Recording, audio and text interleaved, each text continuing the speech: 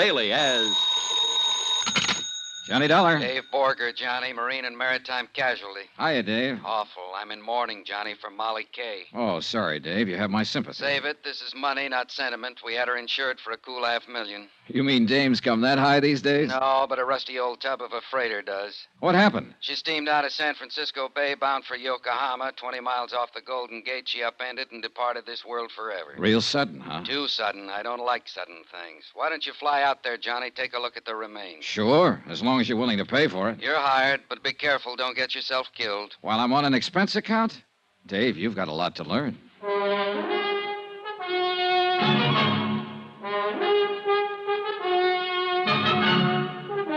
Tonight and every weekday night, Bob Bailey in the transcribed adventures of the man with the action-packed expense account, America's fabulous freelance insurance investigator. Yours truly, Johnny Dollar.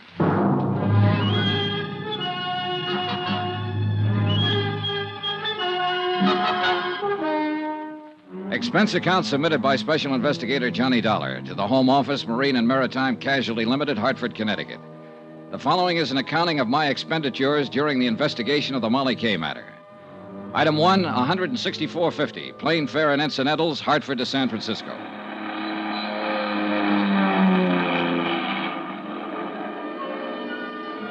It was mid-morning when I landed, and the city on the 7 hills glittered under the bright sun like a fabulous hoard of jewels.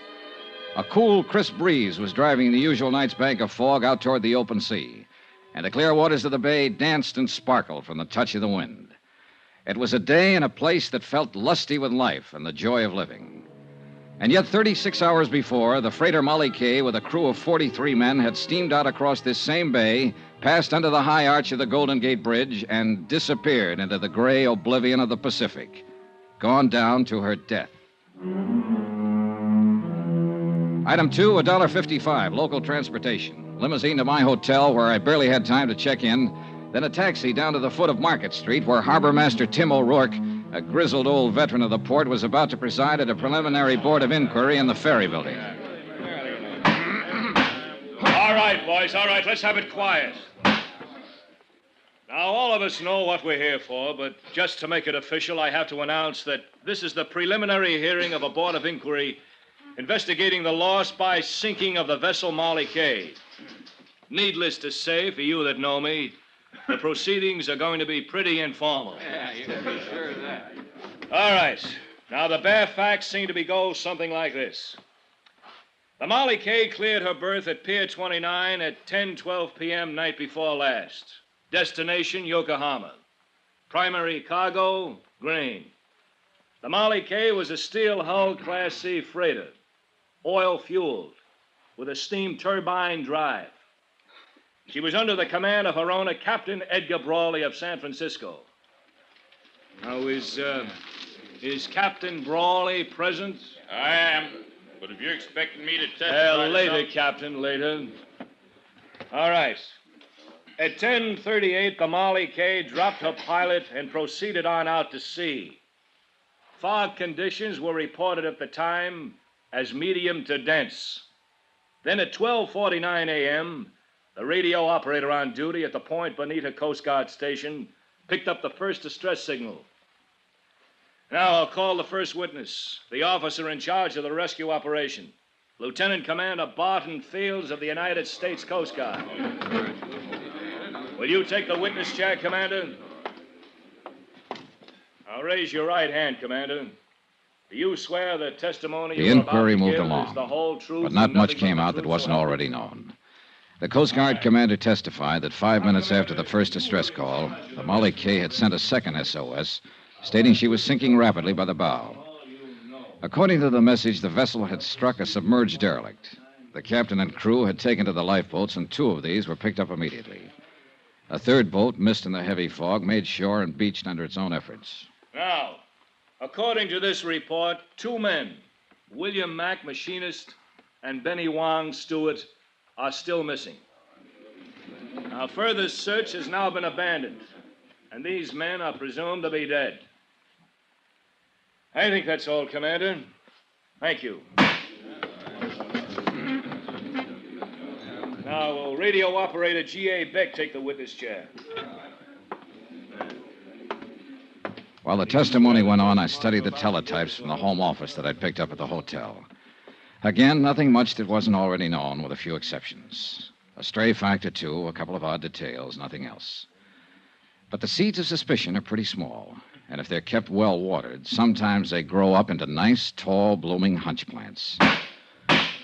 Then Chairman O'Rourke called the witness I was most interested in. Will Captain Edgar Brawley please take the chair? The man who stood to collect $500,000 if the sinking was legitimate.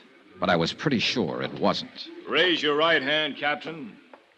Do you swear that the testimony you are about to give is the whole truth and nothing but the truth? I do. You can sit down. He was a man about 50, maybe older, but he had the body of a young bull. Hard, stubborn, belligerent. He figured to be a tough lad to tangle with in court or on the deck of a ship. Now, Captain, will you tell us what happened in your own words? Starting where? From the time you dropped the pilot. Unless something happened earlier that might have some bearing on this case.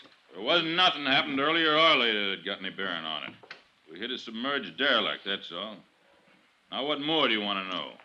Your story, Captain. Just for the record.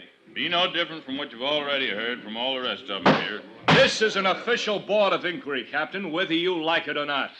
I'll be the judge of what's important and what isn't. Yes, sir.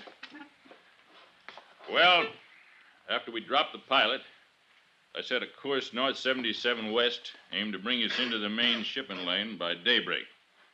Then I assigned the watches, had the deck gear stowed away, opened the trip log, got ready to settle down for the night's run.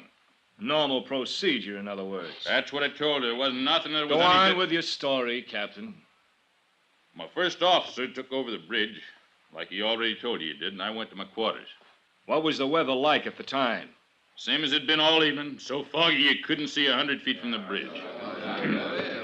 And you took all the usual precautions prescribed for such a condition? Of course. Go on. Well, it was a while before midnight. I was still in my quarters, awake in my bunk when she hit. It was a big crash, like a torpedo had took us, and the lights went out. We started losing the headway, and a couple of minutes later, the engineer cut the engines and pulled his fires. Water had busted right through number 1 and number 2 bulkheads and was rising fast in the boiler room. Must have ripped half the bottom out of her. What did you do next? I called the engine room gang on deck, and, well, then I give the order to abandon ship. She sank less than 10 minutes after we got the boats off. Well, I guess that's about the size of it. Submerged derelict in the shipping lane. It was an accident, pure and simple. All right, Captain. I guess there's nothing Mr. more Chairman. Mr. Dollar? I wonder if I could have your permission to ask the captain a few questions.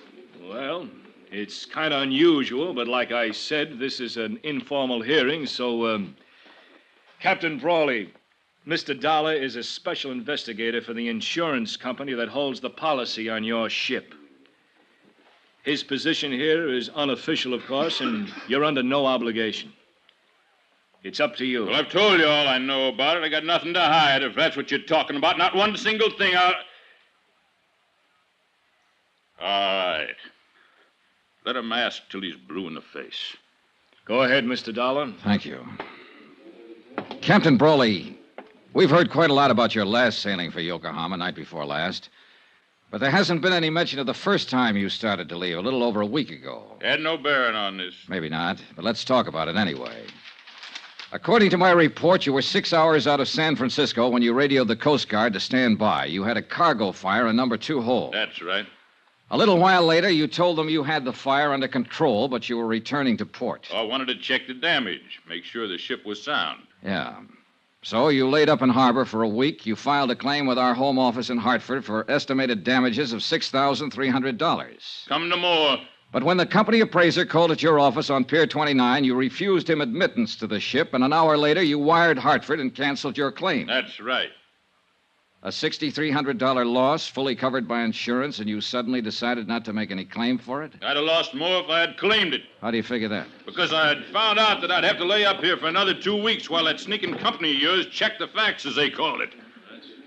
I had a cargo on board. I had a delivery date ahead of me. Couldn't afford to waste 2 weeks. What caused the fire? I don't know. Who found it and reported it? Man named Bill Mack. All right. He was one of the 2 men that drowned when the ship went down. What of it? What are you trying to make out of it? All right, let's quiet down now. Let's have order in here.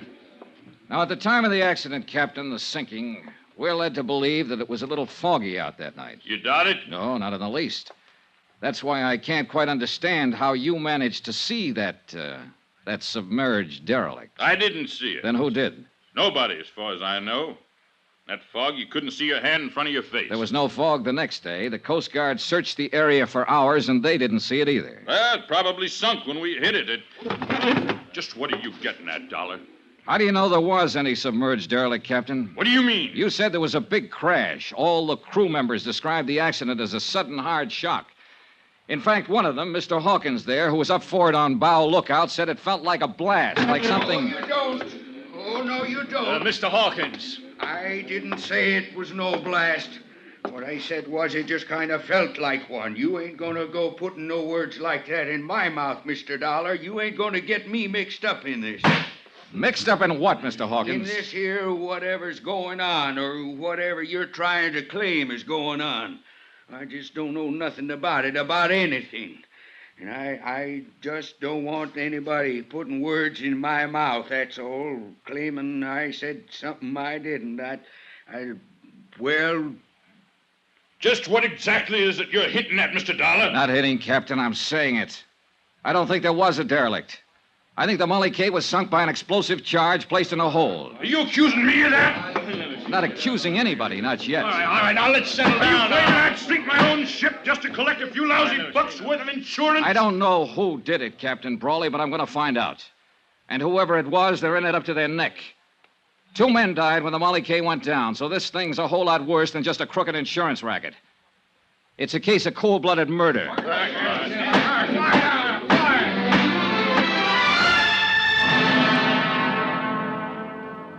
Outside, after the hearing adjourned, I turned west and walked along the Embarcadero.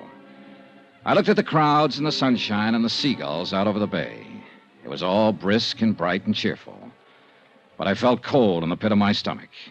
They were scared in there, all of them, scared to death. The smell of fear in that hearing room was so thick you could cut it with a knife. And I meant to find out why.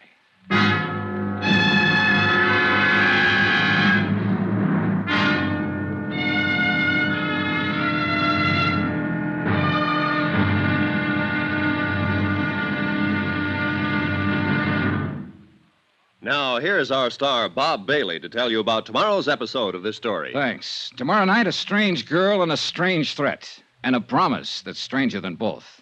Join us, won't you? Yours truly, Johnny Dollar.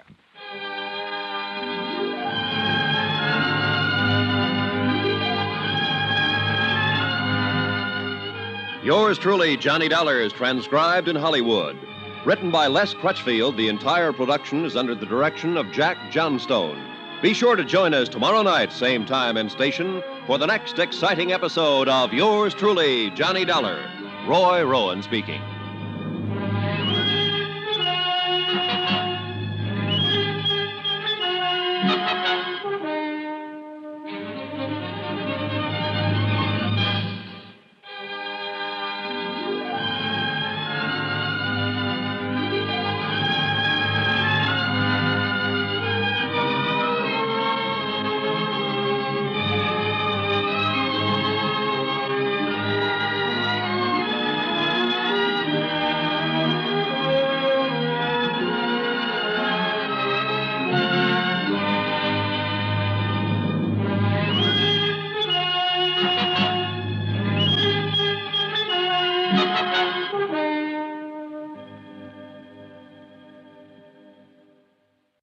From Hollywood, it's time now for Bob Bailey as... Johnny Dollar. You don't know me, Mr. Dollar, but you're going to. Well, I can hardly wait. You won't have to wait. I want you to meet me tonight. Where? On the waterfront. 9 o'clock. Yes? It's dark down there at 9. It might be dangerous. Are you scared? Strange women always scare me. Where on the waterfront? Pier 29. That's where the Molly K was berthed before she sank. Molly Kay was my mother. Meet me at 9? I don't know. Blind dates never work out for me. I'm always sorry afterwards. You won't be sorry this time. Is that a promise? That's a promise.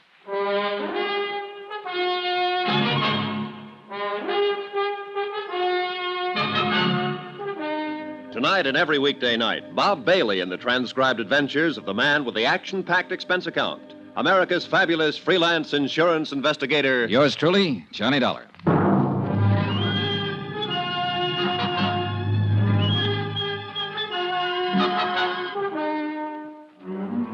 From Special Investigator Johnny Dollar, present location San Francisco, to the Home Office, Marine and Maritime Casualty Limited, Hartford, Connecticut. Assignment, the Molly K matter. Expense account continued. Item 3, $4.65. Food. I needed it. It had been a rough day, rough from the standpoint of legwork. I'd covered most of the usual sources and usual angles, and for all I learned, I might as well have stayed in bed. The freighter Molly K had sailed out of San Francisco Harbor and gone down in the Pacific, and nobody wanted to talk about it. They were all too busy shaking in their boots and looking over their shoulders, scared to death. I was even beginning to look over my shoulder.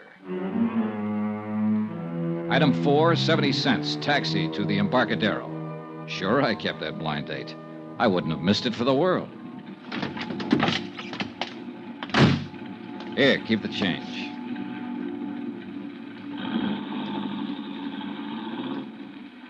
It was dark and lonely along the waterfront.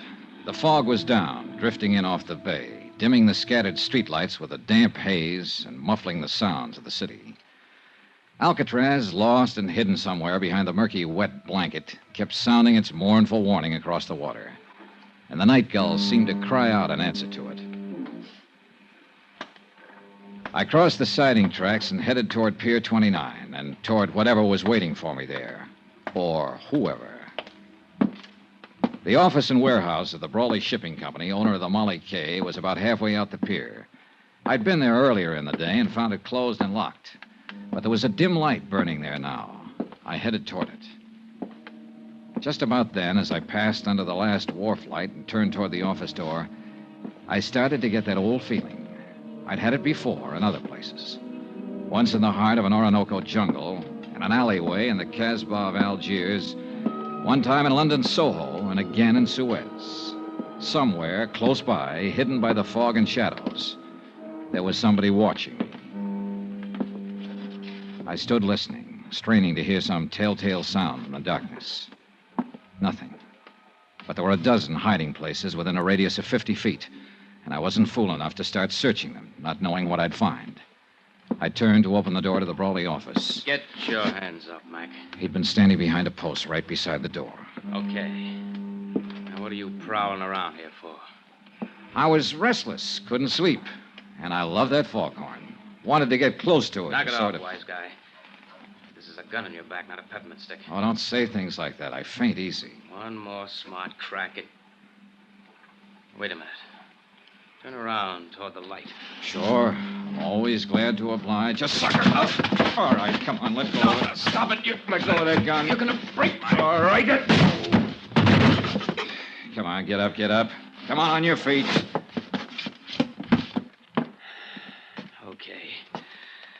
Okay, Dollar. So they're right about you. You are tough. Is that what they say? I've heard it around. Then how come you jumped me? I didn't know it was you, not till you turned toward the light. Just saw somebody was prowling around the office here. Who's there? What's going on? It's all right, Ellen. Dean, what are you doing here? I could ask you the same thing. Why, I just came down to do some work on the books and... Oh. This is that insurance investigator, Johnny Dollar. Yes, I know. What do you mean you know? I asked Mr. Dollar to meet me here tonight. Why? What are you up to? Nothing. I wanted to talk to him, that's all. Down here alone, huh? At this time of night? Dean, suppose we talk about it tomorrow. Okay. That's the way you feel. Not a matter of how... We'll discuss it tomorrow. All right. Oh, the gun, Dollar. Do I get it back? Oh, sure. Here you are. Don't let anybody take it away from you now. Don't worry. They won't. I'll see you tomorrow, Dean. Yeah. Yeah, sure. Come in, Mr. Dollar. I followed her into a suite of offices that were a lot plusher on the inside than they were on the outs. Mahogany paneling, leather chairs, rugs, sofa, an open fire burning. Small, but cozy, like the girl herself. So we talked. The weather, the fog, the weather yesterday, how we like San Francisco, sparring-type talk. Then finally came the tip-off that we were going to get down to business. Would you like a drink, Mr. Dollar? I poured scotch for both of us, and the clink of ice served as opening bell for the first round. Mr. Dollar sounds so oddly formal. Do you mind if I call you Johnny? Johnny it is. And you? Ellen Brawley. I guess I am a little slow in introducing myself. But it upset me. Dean being out there, I mean. And acting the way he did. You're Captain Brawley's daughter. Yes. As I told you on the phone, Molly Kay was my mother's name. Father thought the world of her. It broke his heart when she died. Later, he named his ship after her. And now the ship is gone, too. Yes. Ellen, what about this man you call Dean? How does he figure in this? Dean Sutton, he's an exporter. I've known him for some time. He's not usually the way he was tonight. Jealousy always makes a difference. Jealousy. Sure, it's stuck out all over him. He just does business with my father. It was his cargo that sank with the Molly Kay. Grain, bound for Japan. Oh, I see. I've gone out with him quite a lot, but he takes far too much for granted. I'm a free agent, Johnny. I call my own shots. Yeah, I guess you do. So tonight you call me. I heard about the hearing. How you questioned my father. Accused him of sinking his own ship to collect the insurance. I didn't accuse him. It amounted to that, didn't it? I said I was sure somebody had done it. He put the shoe on his own foot before I even had it out of the box. What makes you so sure? Oh, a lot of little things that don't add up. What little things don't add up, Johnny? Oh, this and that. Did you know your father put a heavy mortgage on the Molly Kay 7 months ago? How did you find out? Bureau of Records, Maritime Division. Know when the mortgage comes due? Next month. He had to install new boilers. That's why he did it. And he'd have been able to pay it off after this last voyage. He'd also be able to pay it off after he collected the insurance and have a lot left over. You're wrong. You don't know my father. No, I don't. Do you know who holds that mortgage? A woman named Lou Tang. That's right. Better known as Shanghai Lou. She owns a nightclub up in Chinatown. Quite a girl. You know her? Very well. All right, Ellen, let's quit circling around and get to the point. What's on your mind? I don't know. Nothing, really, I guess. I just wanted to tell you that you're wrong. About my father, I mean. If the Molly Kay was sunk deliberately, he had no part in it. I'll make a note of that, even though your opinion may be a little bit prejudiced. Well... Are you leaving? Might be a good idea, don't you think? Wait. Johnny. Yeah? I was sort of hoping we'd be friends, maybe. Oh, I feel very friendly toward you. Do you, Johnny? As much as this. That much, Johnny? That's pretty friendly. I told you. I call my own shots. I know. But you didn't tell me you're engaged to Dean Sutton. I found that out from a newspaper file. It was all a mistake. It was his idea. And I thought you always called your own shots. Don't go, Johnny. I promised you on the phone that if you came, you wouldn't be sorry. I'm not. Good night, Ellen. Outside on the pier, the fog was thicker than ever. The wharf lights were dim glows in the swirl of mist, and sounds, even close ones, were muffled and hollow. I couldn't figure Ellen Brawley, at least not completely, where she stood in this and the reason for the pitch she'd made. I left the pier and turned west along the Embarcadero. Mr. Dollar? Huh? Over here. Get out of the light. Evening, sir. You're out late, Mr. Hawkins. Well, I was waiting around. I kind of wanted to talk to you. I saw you come in the taxicab earlier. All right, let's talk. I hope you don't hold it against me, jumping up in the hearing room that way, but I was scared. Scared of what, Mr. Hawkins? I don't rightly know. That's the trouble. But there's something strange going on, Mr. Dollar. And it ain't safe for a man to let on he notices. The whole crew feels the same way. That's why they ain't talking about it. About what? Things that's happened, things that ain't been brought out yet. And I wouldn't be talking neither if Bill Mack hadn't been a mighty good friend of mine. Bill Mack. He was one of the 2 men who went down with the ship. That he did. May he rest in peace. But you're wrong, Mr. Dollar. There wasn't 2 men. Bill was the only one. What? That Chinese steward, Benny Wong, he didn't drown. He was in that lifeboat that got to shore. Then the men in the boat knew it. Why didn't they say so? Well, they was scared to. He disappeared later, and they was all scared to say anything. I don't know what's happened to him since... Here, back of this wall. Keep your head down. I crouched behind the concrete tide wall, my gun drawn, and peered into the darkness, trying to catch some sign of movement behind the blanket of fog, listening for some faint sound that might be the giveaway. Nothing.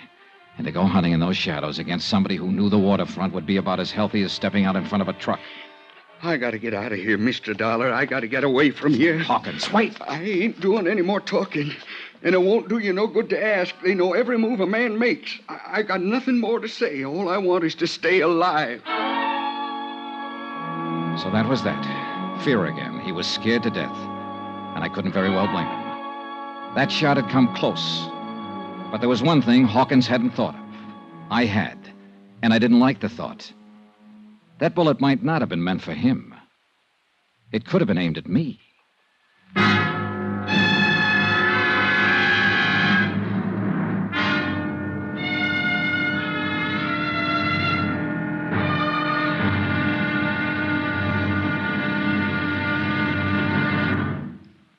Now, here's our star, Bob Bailey, to tell you about tomorrow's episode of this story. Thanks.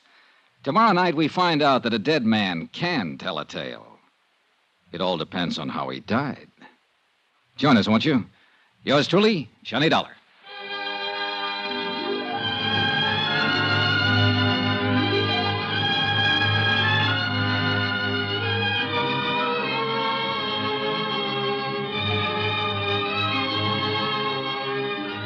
Yours truly, Johnny Dollar, is transcribed in Hollywood. Written by Les Crutchfield, the entire production is under the direction of Jack Johnstone. Be sure to join us tomorrow night, same time and station, for the next exciting episode of Yours truly, Johnny Dollar. Roy Rowan speaking.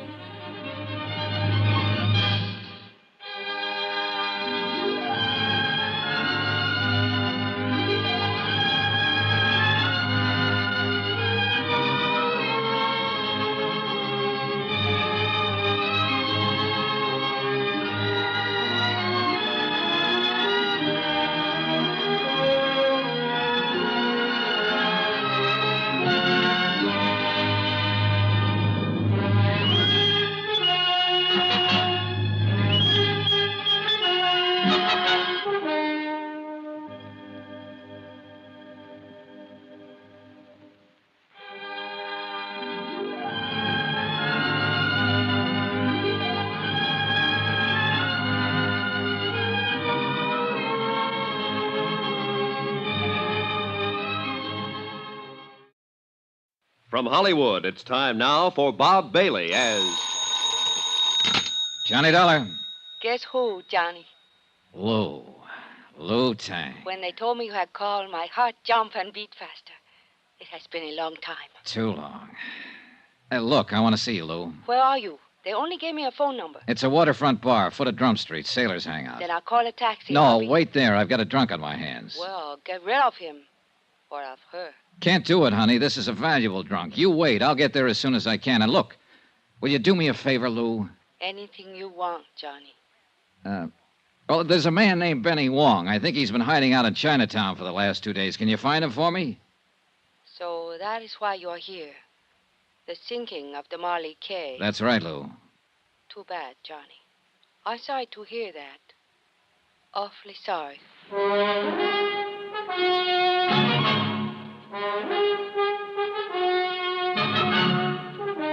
Tonight and every weekday night, Bob Bailey in the transcribed adventures of the man with the action-packed expense account. America's fabulous freelance insurance investigator. Yours truly, Johnny Dollar.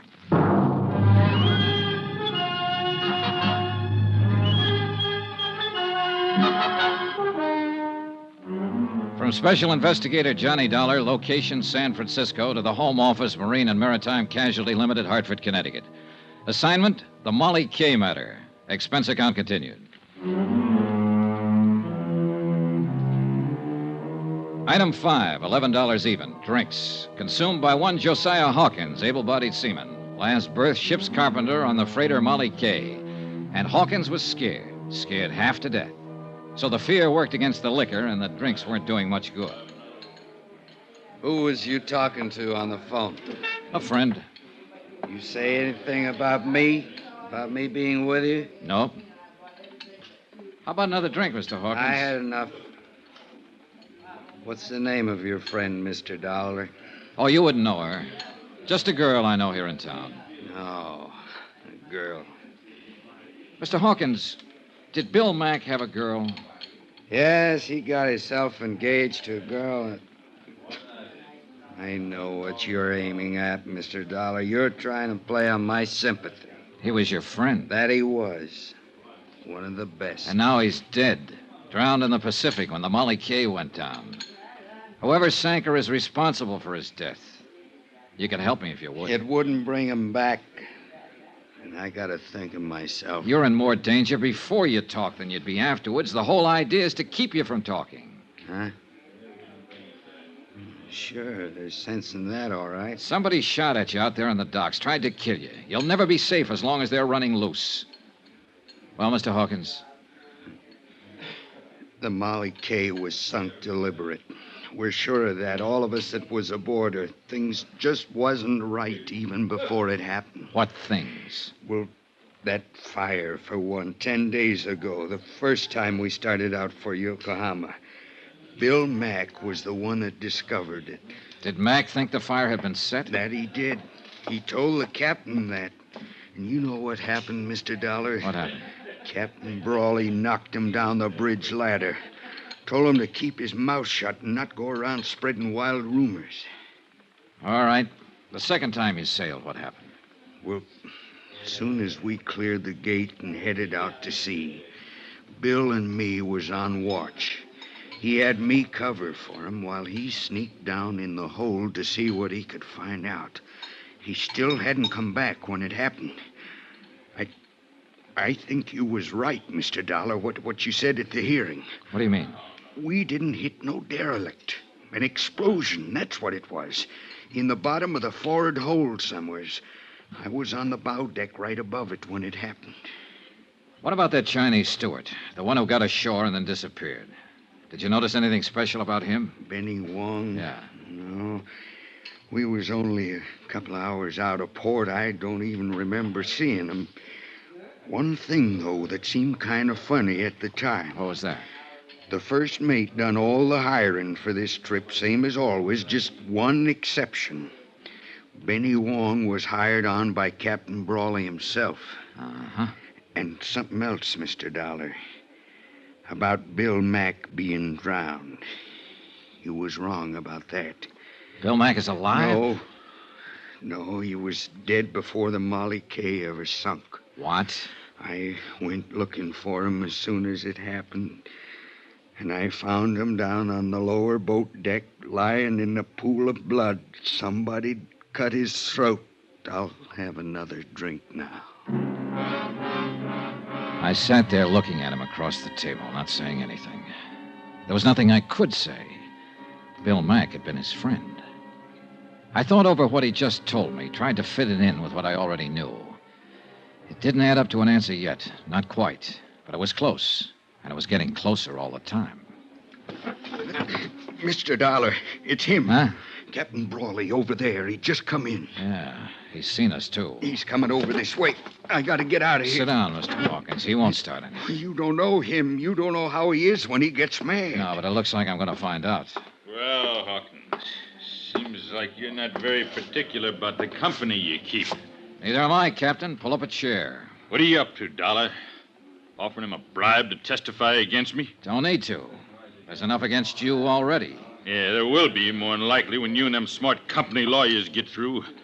You insurance people are all alike. You're right there to collect when it's due you, but you squirm when it comes to paying off. Well, now, that depends on the circumstances, Captain, and in this case, well, I wouldn't go spending that money yet if I were you. That's what you've been telling them, huh? When I've got anything to tell, I'll tell it to the court. Yeah, along with anybody else you can turn against me. Like my own daughter, for instance. She even sneaked around and tried to turn her against me. Not that that took much doing. And Dean Sutton, owner of the cargo. But there's a limit to what a man will take, Dollar. And I took enough already. Now, you better quit pushing me. I'm warning you. All right. Well, take your warning and stick it where it'll do the most good. You've been trying to block every attempt I've made to get to the bottom of this thing. You've dragged your feet every step of the way deliberately. Dollar, nobody talks to me like that. Then it's time somebody did. I think you're in this thing right up to your big fat neck. And if you are, I'm going to pin it on you. Not just for swindling. If you were behind the sinking of the Molly K, I'm going to see to it that you stand trial for murder, too. I warned you once. Look out, Mr. Dollar. Oh, no. All right, Captain. Learn it the hard way. Watch out, he's grabbing the bottle. No. Come and get it, Dollar! Sorry, the party's over right now.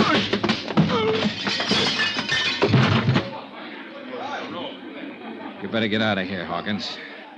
He's not going to feel very friendly when he comes to. You're the only man I ever seen stand up to him, Mr. Dollar. There was one other one. Bill Mack.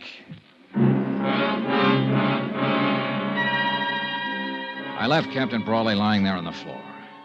They were throwing water on him when I walked out. I hadn't wanted the fight, but there'd been no choice.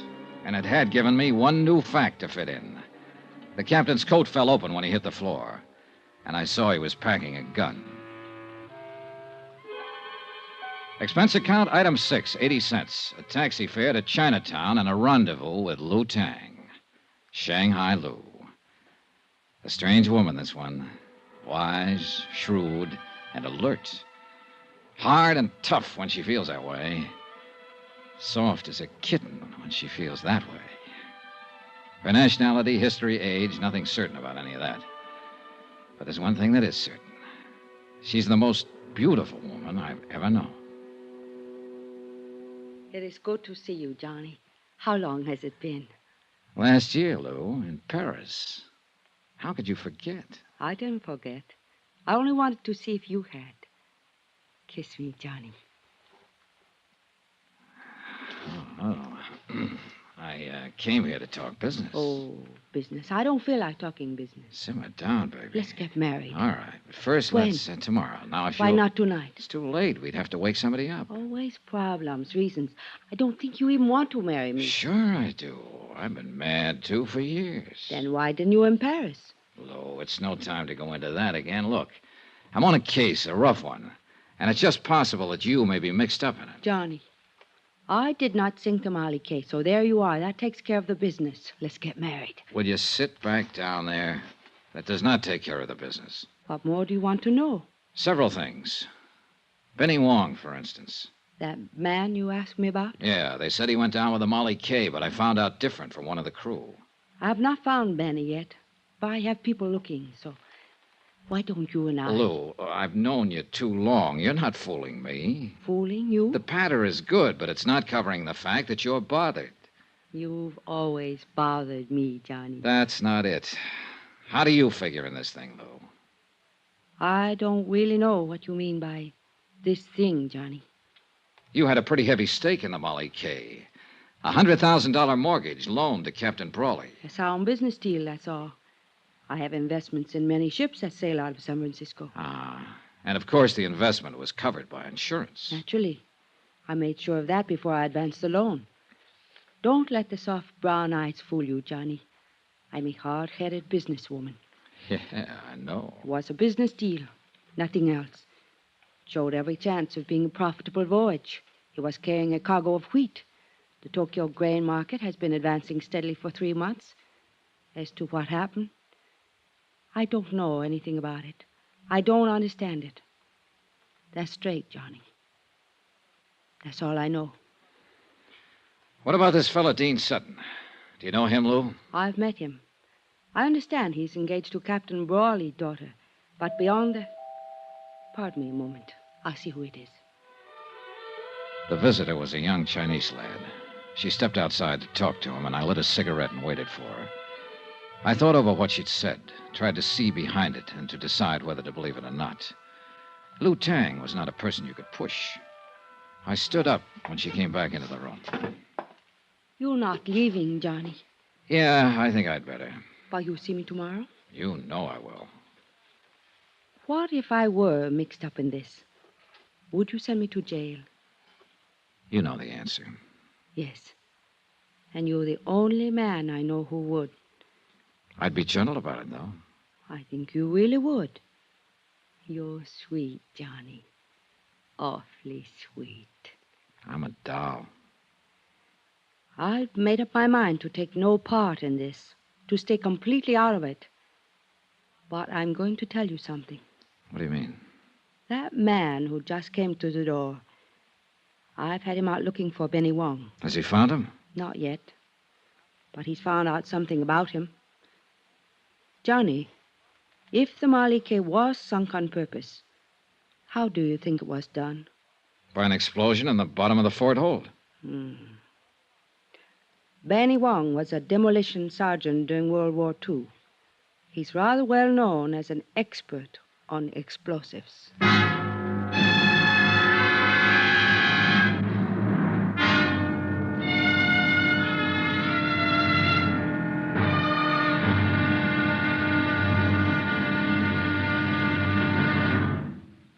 Now, here's our star, Bob Bailey, to tell you about tomorrow's episode of this story. Thanks.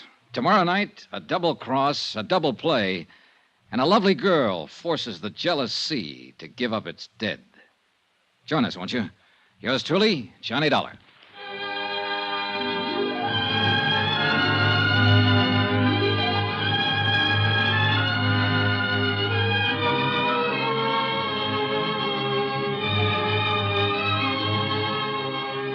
Yours truly, Johnny Dollar, is transcribed in Hollywood. Written by Les Crutchfield, the entire production is under the direction of Jack Johnstone. Be sure to join us tomorrow night, same time and station, for the next exciting episode of Yours truly, Johnny Dollar. Roy Rowan speaking.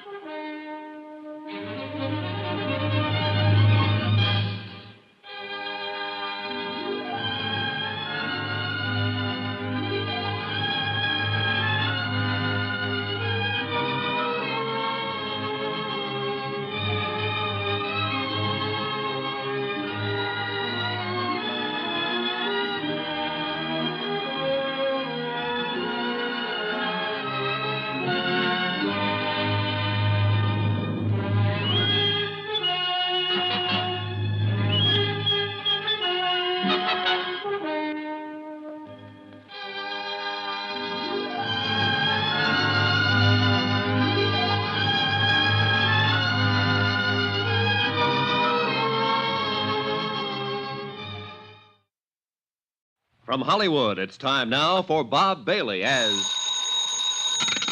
Johnny Dollar. Hi, Johnny. Dan McKay, Harbor Police. Dan, I was planning to drop by and see you about the sinking of the Molly K, but I've been pretty busy since I got here. Yeah, so I've heard. Johnny, you're under arrest. What did I do? Park in a red zone, walk in the grass? I'm not kidding. I mean it. Oh, what's the charge? Now, let's see. Assault and battery, aggravated assault, assault with intent to do bodily injury. Hold it, Dan. That's enough. But you want to know who signed it? I already know. That's practically an admission of guilt. You know that. But I've got witnesses. So is he. Huh? I think you'd better come down and talk about it. Or you'll send out the wagon, is that it? I'm serious, Johnny. All right, Dan. I'll be down.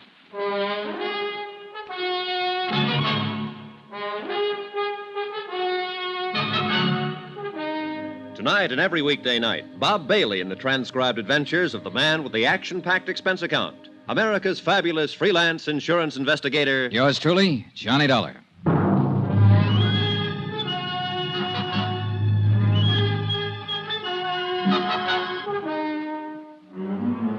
From Special Investigator Johnny Dollar, location San Francisco, to the Home Office, Marine and Maritime Casualty Limited, Hartford, Connecticut.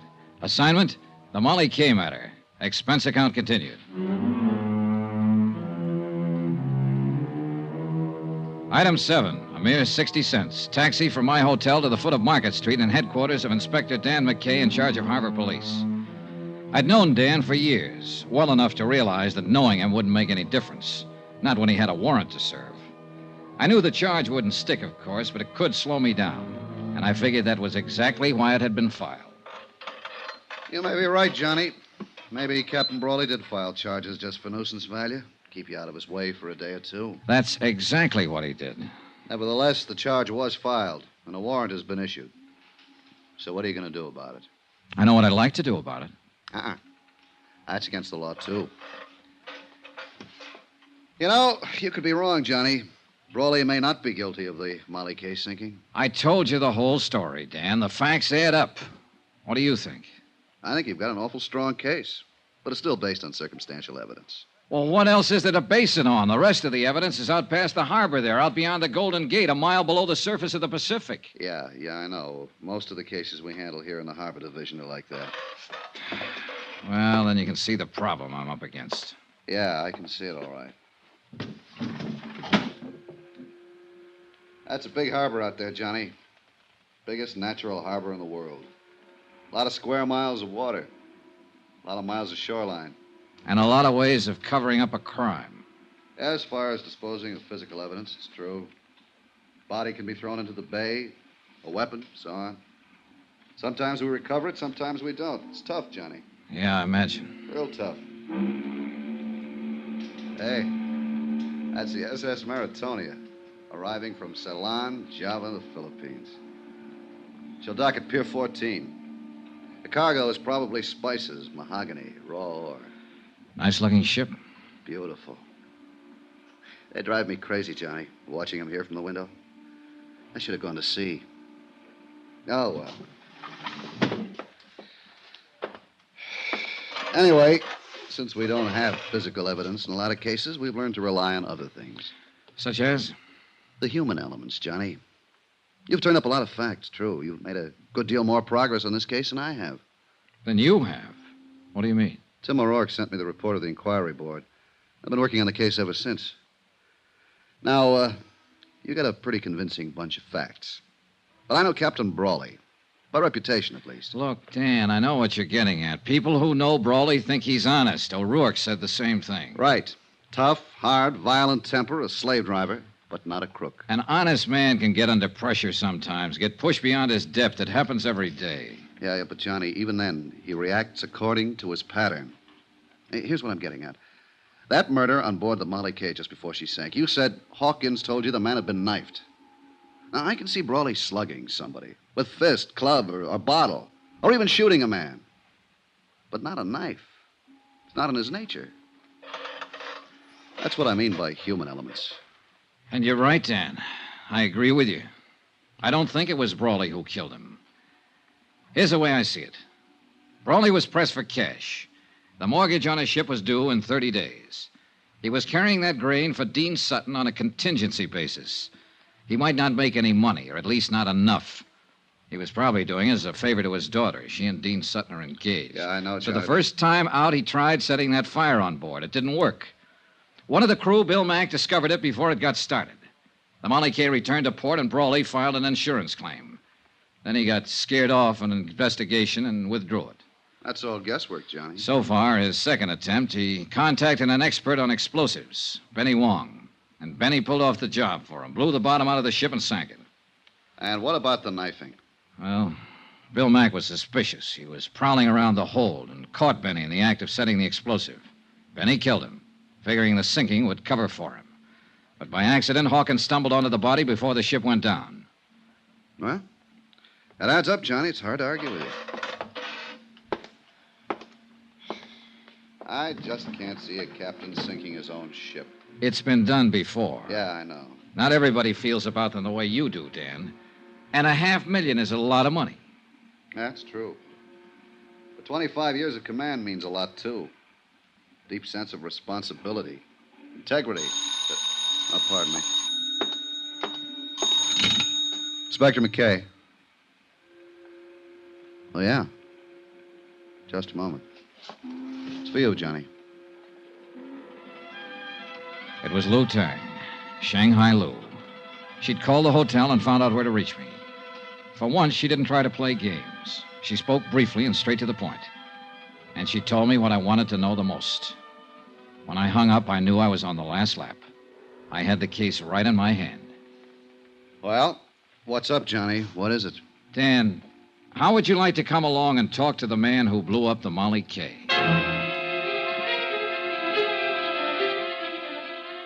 Item 8, 80 cents. Another taxi. A short run from the foot of Market to Fisherman's Wharf. Lou Tang's spies had told her Benny Wong was holed up in a back room of the Fa Song Fish Company out on the docks. And they said he was scared, armed, and dangerous. There's the Fa Song layout, Johnny. Right there, the warehouse in the end. Yeah. Well, let's go around the gangway. Lou Tang said the room is on the back corner. Say, Johnny, why don't you wait here? Let me take him. This kind of thing is part of my job. But he's my pigeon, Dan. I found him first. There's a door at the back. That must be it. Yeah, only one it could be. Besides, I'm under arrest. If you left me alone, I might escape. Yeah, sure. You got a gun, Johnny? Yeah. All right. Let's go. We moved quietly up to the blank wooden door opening onto the gangway over the water. There were no windows in the back wall, so we were certain we weren't being watched from inside.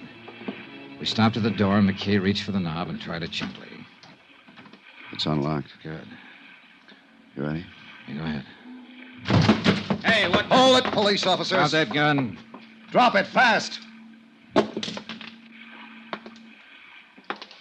This doesn't look much like Benny Wong, Johnny. No, it doesn't. Now, look here. What do you do, Dean? Go around with a gun in your hand all the time? You're making a mistake, Dollar. I don't know any more about this than you do. Any more about what? What are you doing here, Never Dean? mind, Johnny. Here's what he means. Huh? Oh. Well. So we don't talk to Benny. Shot 3 times. Yeah. Any one of the bullets would have done the job. You weren't taking any chances, were you, Dean? I didn't shoot him. I just got here. How did you know where he was hiding? I didn't.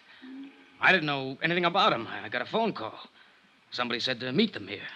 Said they gave me the lowdown on the sinking of the Molly K. What somebody? Who was it? I don't know. Man or woman? Man, I think. Voice was muffled, so I came here to meet them. And we find you standing over a dead man with a gun in your I hand. found him like that. I figured it was a trap. I don't know anything about it. Oh, no, of course you don't. You're just a babe in the woods. Hold it, having Johnny. Barking up a wrong tree. What do you mean? This man's been dead for several hours. Since early morning, I'd say. And he was shot with a .45. This gun of Sutton's is a .32. So that's that. Johnny, what was the caliber of the gun you saw Captain Broly wearing? A .45, Dan. I'll put out a bullet and we'll pick him up. Wind up. The bets were all in. There was nothing more ahead but the showdown. Dan tore up the warrant on me, of course, and I went back to my hotel room to wait it out. That seemed the safest place to be.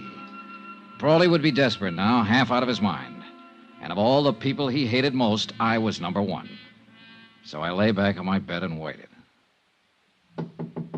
I reached my gun from the lamp table, moved quietly over to the door, and took hold of the key. Who is it? Let me in, Johnny. Ellen. Just a second.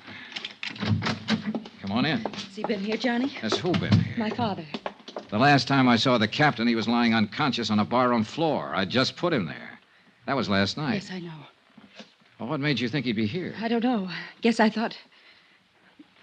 I don't know what I thought. Oh, easy now, honey. I'm scared, Johnny. Hold me, please. I'm so lonely and scared. It's all right, Ellen. Easy now. He came home last night after he fought with you. He was furious. Then he left again, and I haven't seen him since. Does he have his gun with him? I guess so. I don't know. I don't know anything. Help me, Johnny, won't you? Of course I will. Hold me tight. Kiss me. Ellen, Last honey, night look. when you kissed me, I wasn't scared then. I wasn't lonely. Look, honey, would you... Hold me, Johnny. Closer. Wait a second. Johnny Dollar. Dan McKay, Johnny. Yeah, Dan. We picked up Broly on the waterfront a half an hour ago. Thought you'd want to know. What's he say? Denies everything. Says he was home asleep all night. Says his daughter will back him up. I happen to know different on that. Yeah, I figured he was lying. We'd already been out to his house, found his gun. It's been fired 3 times, Johnny, and the bullets match. When Ellen Brawley left my room a while later, I still hadn't told her about her father's arrest. I didn't have the heart. She'd tried her best to protect him, cover for him. She'd have done anything to save him. And yet, the irony was that every move she'd made helped tighten the case against him. The scent of her perfume still hung in the air after she'd gone. It was a strange scent, subtle, disturbing. I began to feel uncomfortable, on edge. There was something familiar about that scent. And finally, I tagged it. I'd noticed that same perfume in the room on the wharf, where Benny Wong lay murdered.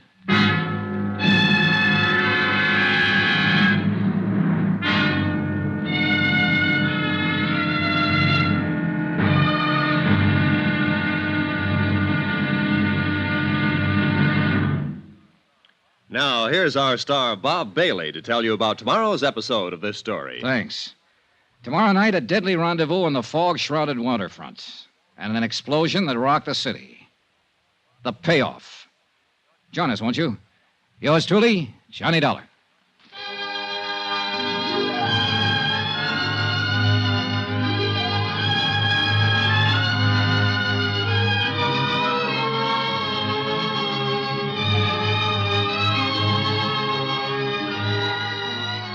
Yours truly, Johnny Dollar, is transcribed in Hollywood. Written by Les Crutchfield, the entire production is under the direction of Jack Johnstone. Be sure to join us tomorrow night, same time and station, for the next exciting episode of Yours truly, Johnny Dollar. Roy Rowan speaking.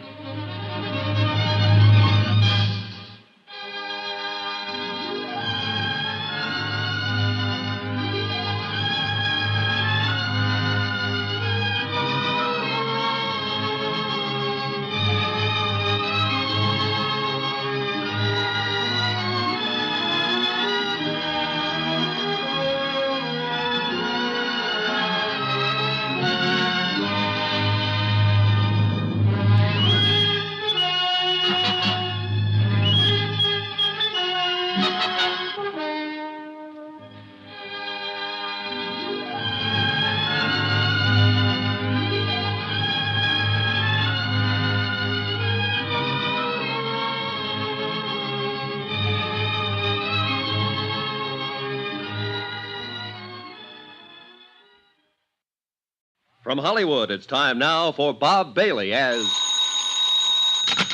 Johnny Dollar. Johnny, I've got it for you. Lou Tang. Good. What did you find out? That prices on the Tokyo grain market did break suddenly, about 3 weeks ago. 3 weeks. Uh-huh.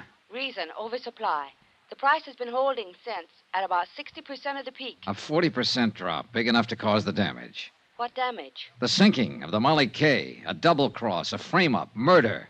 It's as clear as crystal, Lou. Come see me later tonight. Tell me all about it. All right. Or at any rate, come on, tell me about something. About a certain night in Paris, maybe? I think I'd like that very much, Johnny. Wait for me, Lou. I'll be there later. You can count on it.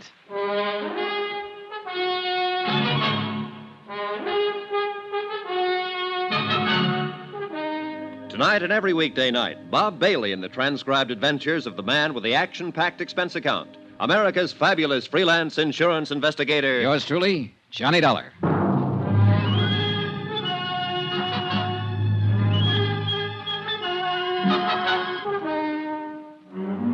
From Special Investigator Johnny Dollar, location San Francisco, to the Home Office, Marine and Maritime Casualty Limited, Hartford, Connecticut. Assignment, the Molly K matter. Expense account, final page. Item 9, 770, long-distance calls to Hartford and New York. I was pretty sure before I called, but I had to check on it. It checked. Item 10, 80 cents, taxi from my hotel to the waterfront office of Inspector Dan McKay, Harbor Police. It's a funny deal, Johnny. I can't figure. Captain Brawley is clammed up tight. Won't answer any more questions. Doesn't want a lawyer. Won't even talk. It's a funny deal. Not when you consider the fact that he's innocent. What? What you said... I know. I argued the opposite. I was wrong, Dan. What is it, Johnny? Just plain stubbornness? No, but that's what it is with Captain Broly. Maybe that's the tip-off, his stubborn bullheadedness. The human elements you mentioned. How you figuring it? If Broly were in a money jam, he'd never scheme and connive at planning a thing like that of sinking his own ship. He's too stubborn. And besides, he wasn't in a jam, I'm sure of it. Well, no, wait a minute. He had a $100,000 mortgage to meet. I finagled some information out of the bank. The Broly Shipping Company has a free balance of nearly $150,000 in cash assets. But look here, Johnny. No, you look. I started out with a motive, and I built a pretty strong case on it. Even you agreed. Everything pointed toward Captain Broly. Sure, because somebody was helping things point toward him. What do you mean? It wasn't just the ship itself that was insured. I'm still lost, Johnny. Keep talking. All right, look. That cargo of grain was also insured. By the owner with another company, not mine. And for top market value, full price. Yeah, well, keep talking. All right. The Tokyo grain market broke just 4 days before the Molly K was due to sail the first time. The shipper stood to lose nearly half his investment if the grain reached Yokohama at that time. Well, it didn't reach there. It's lying out there on the bottom of the Pacific. Net result, instead of taking a loss because of price, the shipper gets full price from the insurance company. It adds up, Dan. Yeah, it sure does. The shipper. I think Captain Broly suspected him, too. That's what kept the old captain on the prod. His ship gone, under suspicion for the sinking, yet not wanting to hurt his daughter. He was caught right in the middle. But keep on holding him to make it look like we still think he's the guilty party. Well, it's that girl of his I feel sorry for, Ellen. She's the one caught in the middle. Yeah, I know. And it's going to be rough on her when she finds out. Engaged to a killer who's been using her to smash her own father. Great setup. Yeah. Well, I'll get a bulletin out. We'll pick up this Dean Sutton and bring him in. Yeah, but you know something? It's going to be awful hard to pin it on him. Need evidence, something definite. Look, why don't you let me have a go at him first? Oh, it's out of the question, Johnny. Of course, if you should happen to find him before we do, well... Yeah, I might just do that, Dan. In fact, I've kind of got a hunch I will. It was a hunch, but it might be a good one. I left Dan's office and walked east along the waterfront, following the long curve of the Embarcadero with its miles of docks and wharves. The night had settled down over the bay and the city, and with it a dark, damp blanket of fog, even heavier than the night before. And because of that and other reasons, I felt cold and lonesome and alone.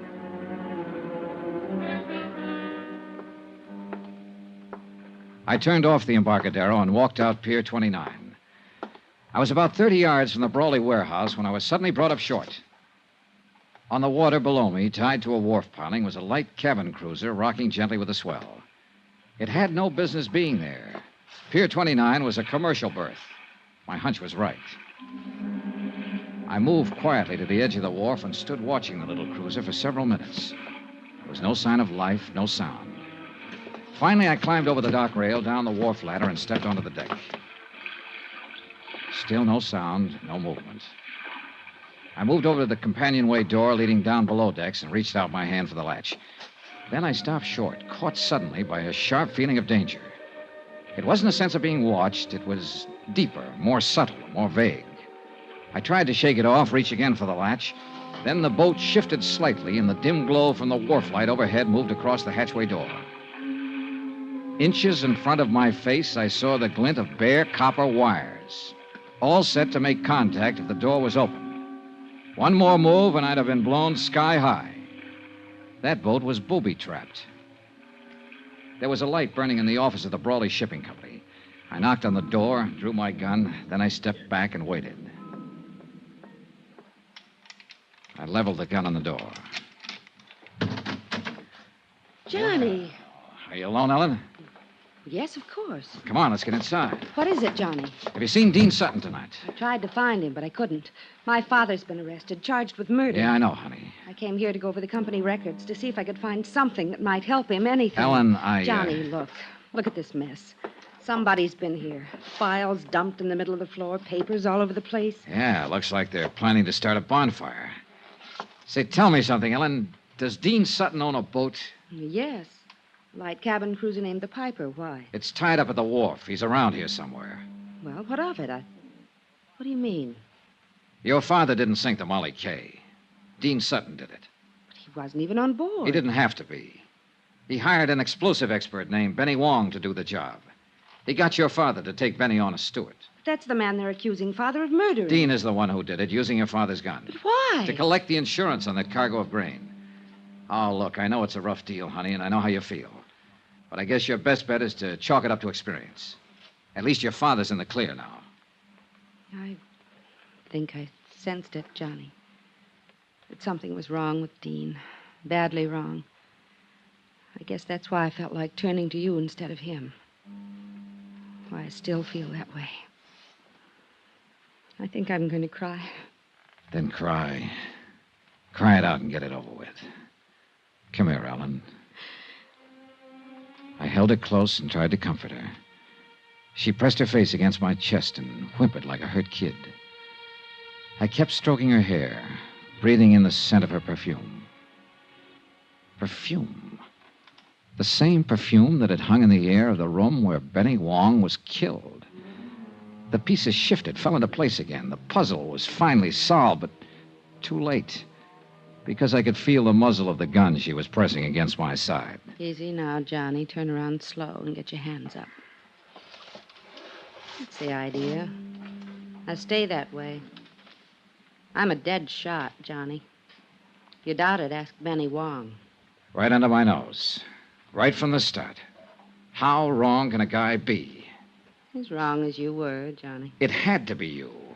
There was no chance for Dean to steal your father's gun and then return it. Not unless you were in on it with him. It was my idea. Dean's too weak to plan a thing like that. He has to be propped up and pushed. And you're just the girl to do it. You ought to know. Yeah, I do now. It's too bad. I like the way you kiss. Any chance of working something out, Johnny? Or are you too honest? So that's it. The next step is to get rid of Dean. And you've already got the trap set. Not yet, but I'll think of something. I'm clever, Johnny. Don't you think so? I heard footsteps coming along the wharf. Dean Sutton. I had only seconds to think of something, so I took a chance, edged back against the wall, inched over closer to the door. That's far enough. Don't push your luck. There's Dean coming now. He went after some gasoline. We're going to build a nice warm fire, and you're going to have a ringside seat. Come on in, Dean. We've got a visitor. Dollar. What do you know? So you walked right into it. Just like a... The chance paid off. He walked between us, blocked Ellen's line of fire, and I jumped him. I grabbed him around the neck, held him as a shield, dragged him back out through the door, out to the wharf. Dean! Break loose! Let me get a shot at him! I was trying to get clear of the light before Ellen could blast me with that gun, and I made it. But Dean broke loose, came in me swinging. He slipped and staggered up against the dock railing. The railing broke, split in two, and we went over the side. We struggled back up to the surface. Dean's hands were clenched on my throat, and I couldn't break his grip. Ellen started firing from the wharf above us, not knowing who she'd hit and not caring. I took a deep breath and dragged Dean under the surface. But his hands were still on my throat, and I couldn't break loose. My lungs were bursting. My strength was going fast. I brought up my knee. He fell away from me. I was free to fight my way back up to the surface. I swam around in circles, getting my breath, watching for Dean, but he didn't come up. He didn't come up for 2 days.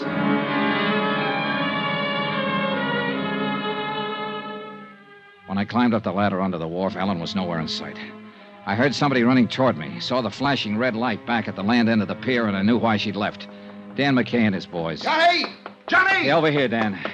Are you all right, Johnny? Yeah, I'm all right. Do you see Ellen Broly? Well, some girl ran up the wharf there toward that cruiser. That boat's got a booby trap on it. Come on, Dan. All right. What's she doing here? She was in on it, too. Dean's in the water, drowned, I guess. Look, there she is, climbing down off the wharf. Ellen, stop. She's on the cruiser. No. Ellen! She's gonna try... Look out! Get down. Flat on your face. If she opens that hatch...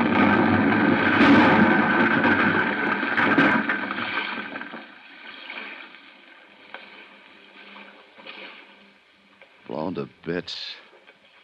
Booby trap. They had it rigged for me, and she... No. She didn't know about it. That wasn't meant for me. They were both pulling a double cross. Dean set that trap for her. End of expense account, except hotel and plane fare back home. Total $547.60. Well, it looks like the company pays off on this one, Dave. The ship owner was innocent. But you'll make it back. I really feel sorry for Captain Broly. He commanded his own quarterdeck for 25 years. Strong and proud and unafraid. He had a wife once named Molly Kay, and a ship named Molly Kay. And he had a daughter, too.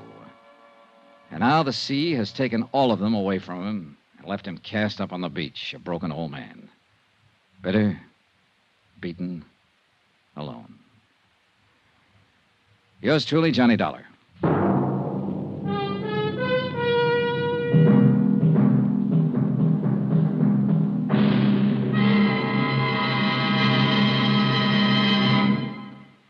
Now, here's our star, Bob Bailey, to tell you about next week's story. Thanks. Next week, the case of a man who didn't exist, except for one thing. He suddenly showed up. Join us, won't you? Yours truly, Johnny Dollar.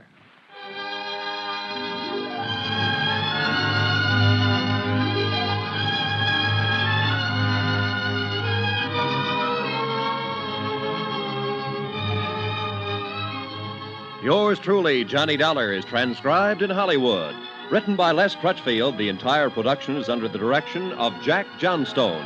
Heard in this week's cast were Virginia Gregg, Peter Leeds, Barney Phillips, Victor Perrin, James McCallion, and Hy Averback. Be sure to join us on Monday night, same time and station, for another exciting story of Yours truly, Johnny Dollar. Roy Rowan speaking.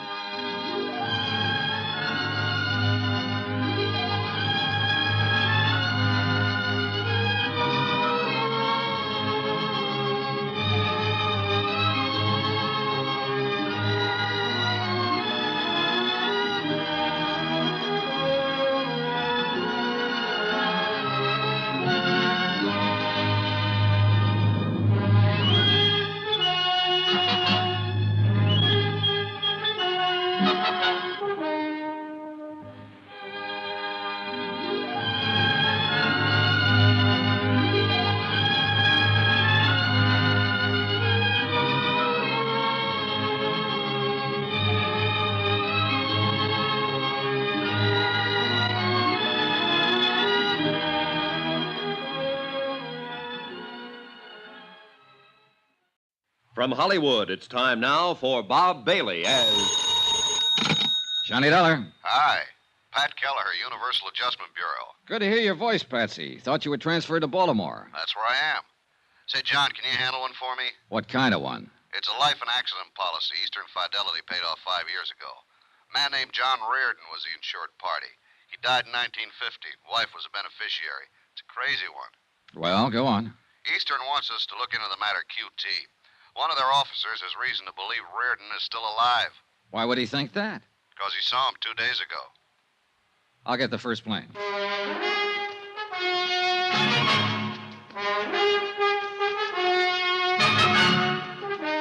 Tonight and every weekday night, Bob Bailey in the transcribed adventures of the man with the action-packed expense account, America's fabulous freelance insurance investigator... Yours truly, Johnny Dollar.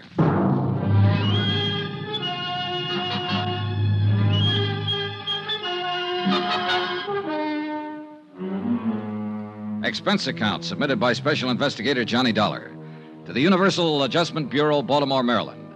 The following is an accounting of expenditures during my investigation of the Chesapeake fraud matter. Expense account item 1, $22.75. Plane fare and incidentals, Hartford to Baltimore. I arrived at 3:15 in the afternoon at Friendship International Airport. It was a cold, gray day. I took a cab directly to Pat Kelleher's office. Good to see you, John. He was 10 pounds heavier. Outside of that, he looked swell. We'll have to have dinner once you meet my wife. Where are your bags? You didn't go to a hotel. I checked my stuff at the airport, Patsy. I didn't know how long I'd be here. Over the Alleghenies on the plane, I got to thinking about the number of alive but dead reports I've investigated at one time or another. They happen all the time, but they never pan out. Yeah, well, this one isn't like that, John. Sit down. Thanks. You know, when a man like Paul Coombs, chairman of the board for Eastern Fidelity, not to mention vice president of 2 oil companies and 1 construction company, when he romps in here and says somebody's still alive, it's supposed to be dead, we got to listen to him. Sure you do, Pat. It's your job. Your job now. Coombs claims he not only saw Reardon, but talked to him. I'll go into that later. Policy was issued in 1944. Mm-hmm. My wife's the beneficiary. Yeah. Elizabeth Jane Reardon, $10,000. 20, John. Double indemnity on the accident clause. Oh. Well, look, I'll look at this stuff later. Maybe you better tell me about that first. Okay. John Reardon was lost in a boat accident out on Chesapeake Bay. When? August 13th, 1950. There were 4 people in the party. They went out for the afternoon on a power cruiser, and the thing exploded in the middle of the bay. Oh, yeah, I may have read about it. Was there a man named Sharpston involved? Yeah. Sharpston owned the boat. He and his wife were aboard, and another man named Blaine. Did all of them go down? That's right. They recovered Mr. and Mrs. Sharpston's body and Blaine's. They never found John Reardon. What caused the explosion? No explainable reason. It was never determined. Oh, there's always a reason. Yeah, well, that probably blew up with the boat, too. As it happened, we conducted the investigation for Atlantic States Limited. They held the insurance on the Sharpstons and the boat. These are our findings in the matter. We found no reason for Atlantic not to honor the claim made by Sharpston's estate. Mm-hmm. How about the other man who was killed, Blaine? His case was adjusted by another company. So that leaves us John Reardon. Yeah. About a month after the accident, his wife filed claim for payment. Our investigation was ended by then. We notified the insurance commission of the circumstances of his death and requested a judgment. Routine. Did it go through all right? Yeah. The appellate court declared John Reardon legally dead after the required 3-year waiting period. Pretty standard when there's no body. Sure. Eastern honored the claim and paid Mrs. Reardon $20,000. So, that's about it. Except that now somebody thinks he's alive. Not just somebody. Paul Coombs. Yeah. And if that's so, Eastern's been swindled for $20,000. Tell me about the beneficiary. Miss Reardon? Mm-hmm. Nice woman. Met her a couple of times. She didn't need money, I can tell you that much. Oh? Yeah, worth over $200,000. Never married again. You say she didn't file her claim until a month after the accident. That's right. She ever give any reason for waiting that long? Well, she was pretty broken up about it. The money wasn't important particularly. Maybe she just forgot. Pat, I've got a question. What's that, John? How can you forget $20,000? Expense account item 2, $10, for drinks I had with Pat Kelleher while we talked some more about the Reardon case. At 7 o'clock that night, I had on a fresh shirt and a press suit. They seemed to impress Paul Coombs, vice president, chairman of boards, etc. Dollar? That's right, Mr. Coombs. Universal Oh, adjustment. yes, of course. Come in. I talked with Mr. Kelleher there. He sent you? Yes, sir. Yes. Oh, yes. I recall your name now. Yeah. Mm-hmm. Well, we can sit here, Mr. Dollar. Now, you hear about John Reardon, of course. That's right. I'm glad they sent a man like you. I'm glad you're the one who's going to look into it. You puzzle me, Mr. Coombs. No, I don't. And that's a compliment to your perceptive abilities, young man. As a matter of fact, you're here because you're only curious about me. You want to have a look at the man who thinks he saw John Reardon alive, right? I suppose so. You don't believe he is alive? I didn't say that. I admire your caution. I'm glad you're the one who's going to look into it because, well, John Reardon was a close friend of mine. Oh, I didn't know that. Yes, I knew him for a number of years. And Mrs. Reardon. He was a fine, sensitive man. I'm sure you'll know how to handle him when you meet him. You sound very certain that I will meet him, Mr. Coombs. There's no doubt in my mind about that. 3 nights ago at the Brown Palace Hotel in Denver, Colorado, I saw John Reardon. I walked up and spoke to him. I talked with him for 15 or 20 minutes. I know it was him. He didn't admit it. He denied it completely. He told me his name was Frank Bauer and that he had lived in Denver ever since the war. Frank Bauer? Yes. I was so certain it was John Reardon, I insisted. He laughed at me, seemed good-natured about it, even bought me a drink. I see. I asked him where he had lived before Denver. He said something about Toledo. I asked him if he'd gone to college there. He told me he'd gone to Ohio State. He told me he was an engineer, a mining engineer. Everything he told me seemed plausible and reasonable, except that all the time I knew he was lying. I knew his name wasn't Frank Bowers. That was John Reardon. How did you leave it with him? Well, the whole thing unnerved me somewhat. I'm afraid I looked like rather a fool. I simply caught my limousine out to the airport and came back here to Baltimore. Did you get his address in Denver? No. Any of his business connections, anything like that? No. Was he alone when you met him? There was no one with him. At the bar, he even ordered his drink the way John always ordered it. You know, like this. Oh, yeah. Well, a lot of people make that signal for 2 fingers of bourbon. Wore clothes the same way, too. Have you spoken of this matter to anyone outside of Pat Kelleher? No. No, I thought it should be looked into before I called up Elizabeth. Elizabeth? Elizabeth Reardon, John's widow. Oh, yes. It'll do no good bothering her just now. I'm afraid she'll have to be bothered. Why? Can't you investigate the information I've given you without upsetting everyone? With this kind of information, somebody's bound to get upset. Look, don't put restrictions on me, Mr. Coombs, or we won't get anywhere. You say John Reardon was a close friend of yours. Yes. I presume his wife was, too. That's right. A lovely, lovely person. Yeah, I'll keep that in mind when I talk to her. Maybe you aren't the man for this. You can get somebody else, Mr. Coombs. No. It's just that I suddenly had a strange feeling about it all. Depressing. If John Reardon is alive, and you seem to be certain of it, then I understand your feeling. How's that? Your friend's party to a $20,000 fraud, not to mention his wife. Possibly he's not as sensitive and she's not as lovely as you thought.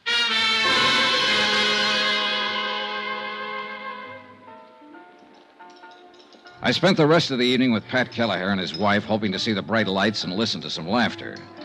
We picked a couple of fancy bistros and started the rounds to watch champagne flow and eavesdrop on the happy stories of success, promotion, and love. But it didn't work. Like the place, John? It's swell. You're as low as a cricket's ankle. Well, today a man kept telling me a friend of his was alive who's supposed to be dead. He told me what a fine fella this friend is, or was. Yeah. 99 times out of 100, I tell him to go jump in the lake, but Paul Coombs comes under the title reliable witness in anybody's book. Give me a match. Here.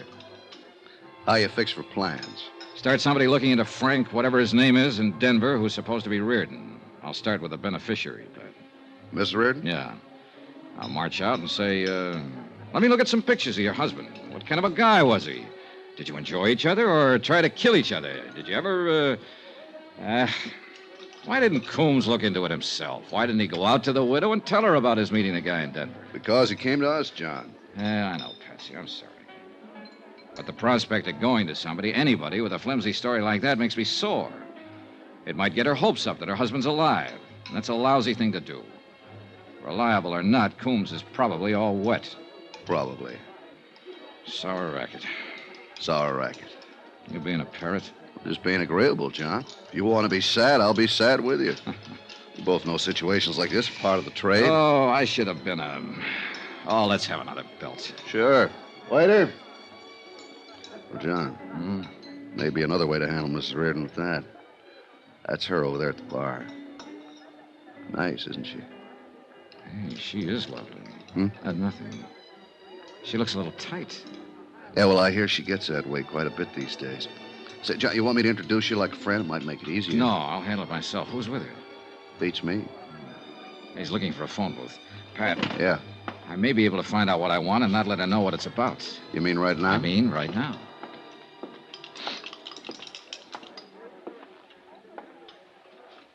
Hello. You're Elizabeth Reardon, aren't you? Why, yes. Oh, probably you don't remember me. My name's Johnny Dollar. We met some time ago. I'm afraid I don't remember, Mr. Dollar. I'm in the insurance business. Don't remember? Well, where was it we met? No, I can't remember. May I sit down? Well, I'm expecting someone who'll be back in a minute. Yes. Would you care for a drink? I have this one, thank you. Oh. How's John these days? John? Your husband, Mrs. Reardon. His name is John, isn't it? My husband's been dead nearly 5 years. Oh, I'm sorry to hear that. I mean, it must be... This is very awkward. That's all right. 5 years. I could have sworn it was just 3 years ago I met you and John. In Denver. It couldn't have been. We were never there. Oh, well, pardon me. I sit here making bad conversation with you, and it's very apparent you're distressed. Look, I'm very sorry I upset you. Is there anything I could do? No. No, Mr. Dollar, you didn't upset me. You look like a very nice person. How long are you going to be in Baltimore? A few more days. Perhaps you'll come out to the house for a drink before you go back. Say tomorrow. Oh, I'd like that, Mrs. Reardon. You can call me. I'm in the book. Mrs. John Reardon? Yes. I will. Again, I'm sorry that I brought Do it. me a favor, Mr. Dollar. When you come to my house for a drink, call me Elizabeth. And please, don't mention my husband's name. I'd appreciate it very much if I never heard it again.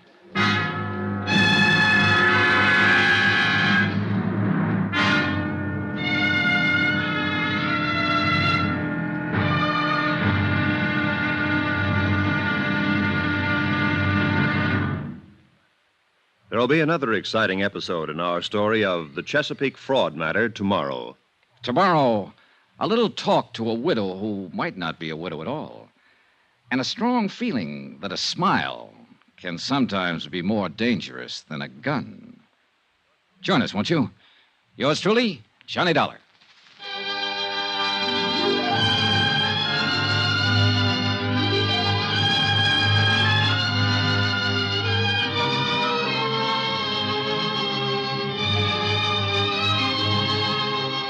Yours truly, Johnny Dollar, starring Bob Bailey, is transcribed in Hollywood. Written by John Dawson, it is produced and directed by Jack Johnstone. Be sure to join us tomorrow night, same time and station, for the next exciting episode of Yours truly, Johnny Dollar. Roy Rowan speaking.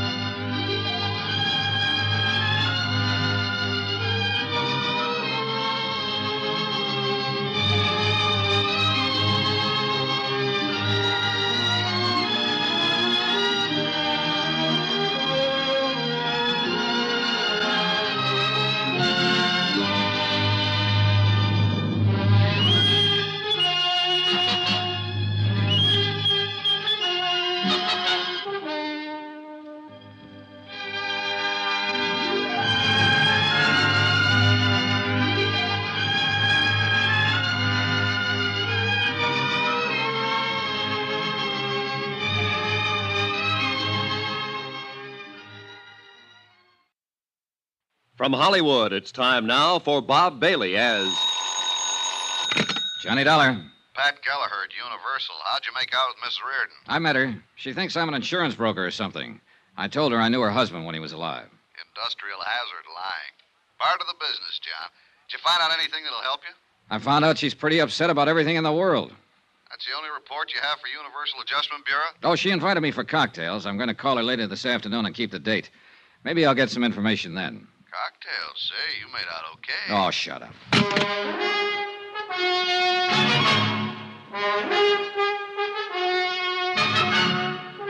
Tonight and every weekday night, Bob Bailey in the transcribed adventures of the man with the action-packed expense account, America's fabulous freelance insurance investigator. Yours truly, Johnny Dollar.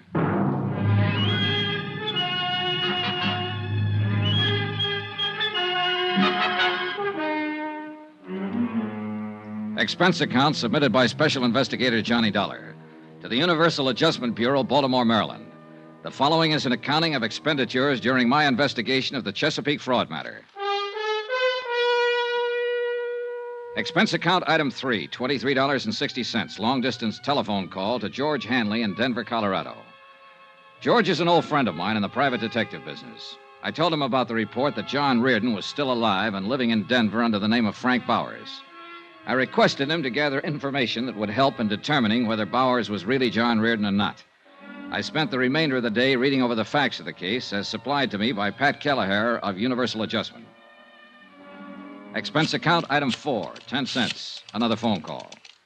This one to John Reardon's widow.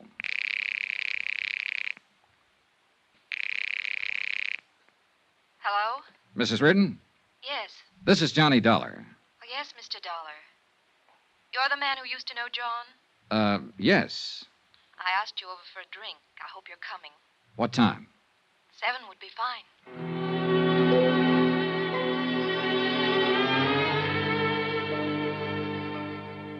I was at her home at 7 o'clock, knocking on the door. It was a nice home, and she seemed like a nice person. Even nicer than the night before. I asked you to call me Elizabeth, Mr. Dollar. I remember her. Yes, you also asked me not to mention your husband's name. I wish you'd forget that. I was upset last night when we met. Forgive me? How's your drink? That's swell. I don't know why, but I feel I should explain myself a little more about saying what I did about John. I was very shocked at his death. I suppose I still am, even though it was 5 years ago. It always disturbs me when I'm reminded of it. Yet it's good to be reminded, I suppose, to know that he really is dead, that he won't come through that door anymore, that he won't telephone me from the office or make any plans with me. Does that make sense? I suppose so. We can drink another one. Sometimes things make more sense with a few drinks. Sometimes they don't make any sense at all, Elizabeth. That's right, too, Johnny. You know, I like you. I like you. Tell me about your business. You said insurance? Yes. You're a broker? Well, not exactly. A salesman? No. I'm an investigator. That must be terribly interesting work. I suppose you travel everywhere. Have you ever been to... She had a nice mouth. Soft, frank, wide-open eyes. A couple of times I was on the verge of telling her exactly what I was working on and why I was talking to her. But I didn't. Somehow I felt comfortable in the house. Over the drinks and music, we eventually got around to John Reardon. She told me of their 4 years' marriage that ended with his sudden death. Gave me everything I could possibly want to have. Why do I tell you all this? I never talked to anybody about it. Oh, I don't know. Possibly because you just want to talk to somebody about it. You're easy to talk to, Johnny. I was 19 when I was married. I'd never known another man. It was wonderful at first. Wonderful all the time, I suppose. I just wasn't grown up enough to realize it. Can I ask you a question? Surely. Did you really love him? Yes.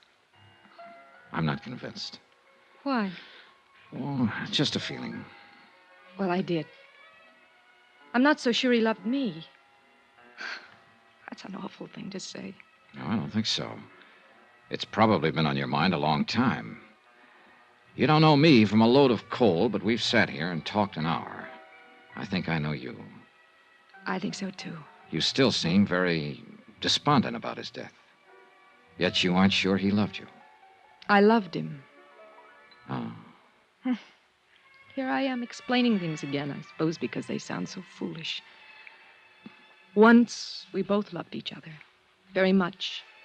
But we kicked it away. We just didn't get along. He was out spending his money on other people, and I was taking up this pastime. Can you tell when I've had too much? No. Thank you. Thank you awfully. Oh, Hugh. Elizabeth. Johnny, this is Hugh Bryan. This is Mr. Dollar, Hugh. Hello, Mr. Dollar. How's your drink, Liz? Fine. Now tell me again, who is this? This is Mr. Dollar. What's your business, Mr. Dollar? I haven't seen you around before. Obviously, you just met Miss Reardon, or you'd never start drinking with her. I wouldn't? No. That's true, Liz, isn't it? He was a friend of John's, Hugh. Well, that's nice. I don't think I ever heard him mention your name. I was a friend of his, too. As a matter of fact, his attorney. Hugh, you don't have to do this in And front since of John is no longer here, I've undertaken to look after some of the problems he left behind him, as an old friend would. Elizabeth, say goodnight to Mr. Dollar. Now, look here, Say Hugh. goodnight to him. He's just leaving. Maybe it's better right now, Johnny. Good night. Do you want me to leave? She just said it would be better. I'll call you at your hotel. Good night. Good night, Mr. No, you still have something in your glass. Finish your drink. Okay. An old friend of John's. That's good. Very good. It is? She picked you up in a bar last night. I saw her. I was with her. You never knew John Reardon in your life. You have no business being here, and I don't like cheap opportunists invading her home. Evidently, you can talk to her any way you want to, and she'll take it. Why, I don't know. But don't talk to me that way. I don't have to take anything. You were just leaving, weren't you? Hugh Bryan was a large, bristling sort of man with a smooth manner. I didn't like him, and he didn't like me. Expense account item 5, $18. Even cab fares, lunches, etc., in and about Chesapeake Bay, talking to the principals connected with the boat explosion death of John Reardon. One of these was Lieutenant Jack Halverson, United States Coast Guard. You want some coffee? If I have to go out in that wind to get it, no. Make it right here for just such occasions. Just a sec, I'll plug her in. There. Brother, someday. It's nice in the summertime. Now, what can I do for you? Tell me about the boat going down. You made out the report for the Coast Guard. You mean the Sharpston's boat? Yeah. We have a reliable witness who thinks that one of the passengers, a man named John Reardon, didn't go down with it at all, that he's still alive. You said you had my report. Those are the facts. But you picked up 3 bodies. Why not the 4th? Why not Reardon's?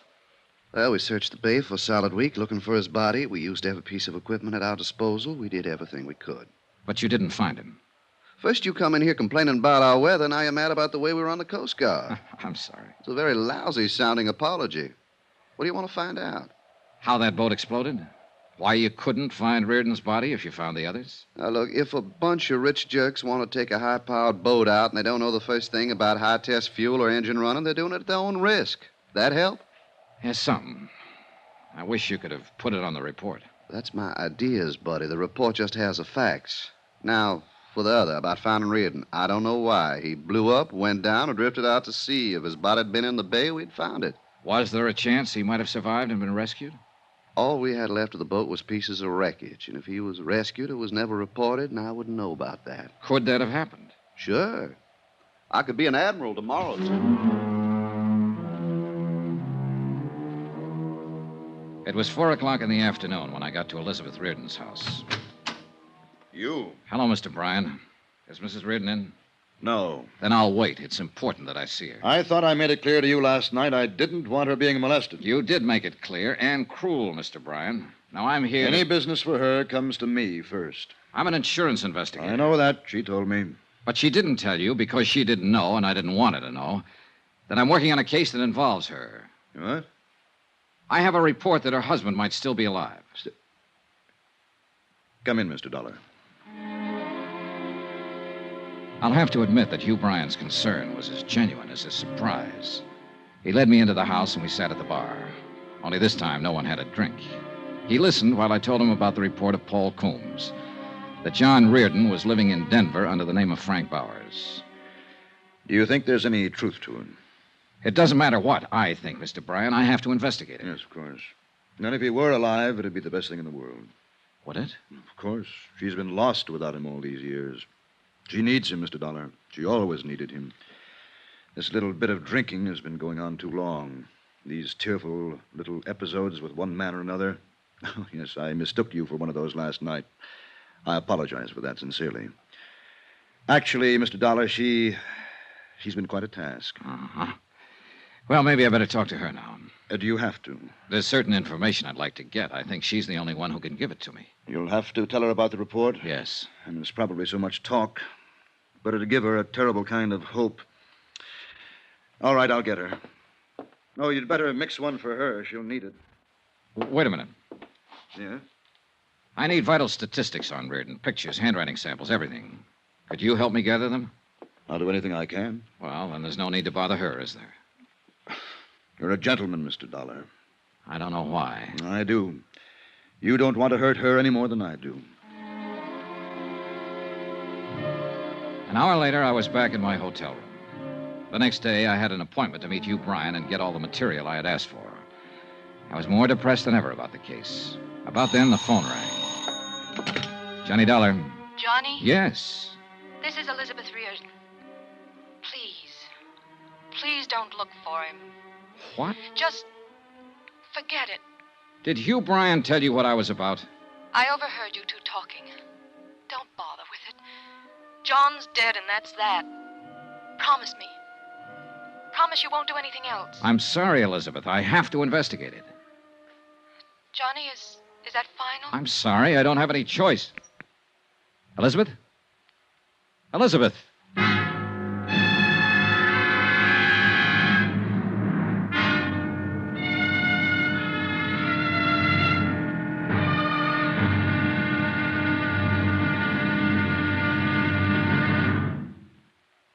There'll be another exciting episode in our story of the Chesapeake fraud matter tomorrow. Tomorrow, a trip to Denver and a look at a man whose gun makes it pretty emphatic that he doesn't want to be looked at. Join us, won't you? Yours truly, Johnny Dollar.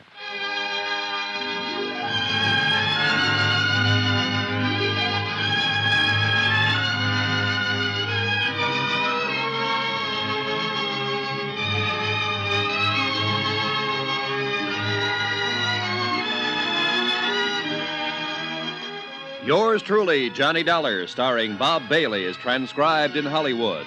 Written by John Dawson, it is produced and directed by Jack Johnstone. Be sure to join us tomorrow night, same time and station, for the next exciting episode of Yours truly, Johnny Dollar. Roy Rowan speaking.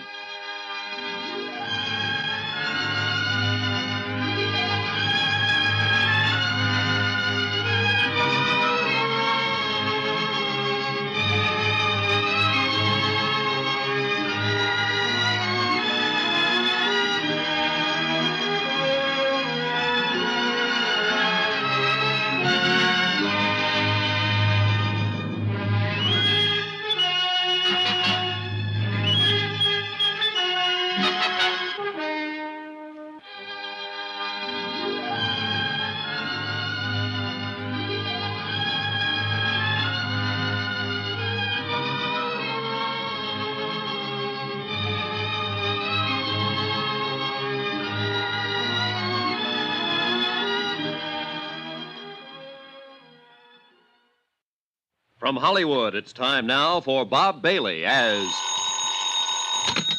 Johnny Dollar. Hugh Bryan, Mr. Dollar. How are you this morning? Not so good. I didn't sleep very well. How'd you do? I think I have about what you want on John Reardon. Well, if you haven't, I can get it from Mrs. Reardon. What? Well, I thought you didn't want to tell her about the report, that her husband might still be alive. She knows. She overheard us talking last night. Oh. Well, what do you want to do? I might as well look at what you have and get this over with. How about an hour from now? I'll be waiting for you.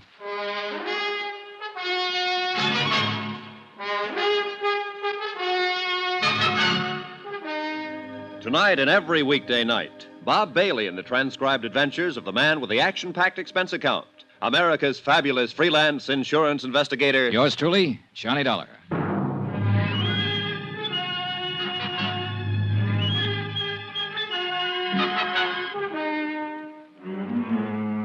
Expense account submitted by Special Investigator Johnny Dollar to the Universal Adjustment Bureau, Baltimore, Maryland. The following is an accounting of expenditures during my investigation of the Chesapeake fraud matter. Expense account item 6, $1.50. One collect telegram from Denver, Colorado.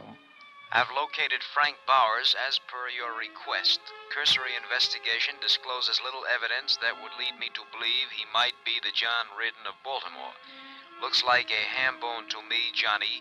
What do I do now? Signed, George Hanley, George Hanley Investigations Incorporated, Denver, Colorado. Item 7, $2. Same thing. Telegram from me. Things are about the same way here. Sit tight. I'll see you in a day or two. Love, Johnny.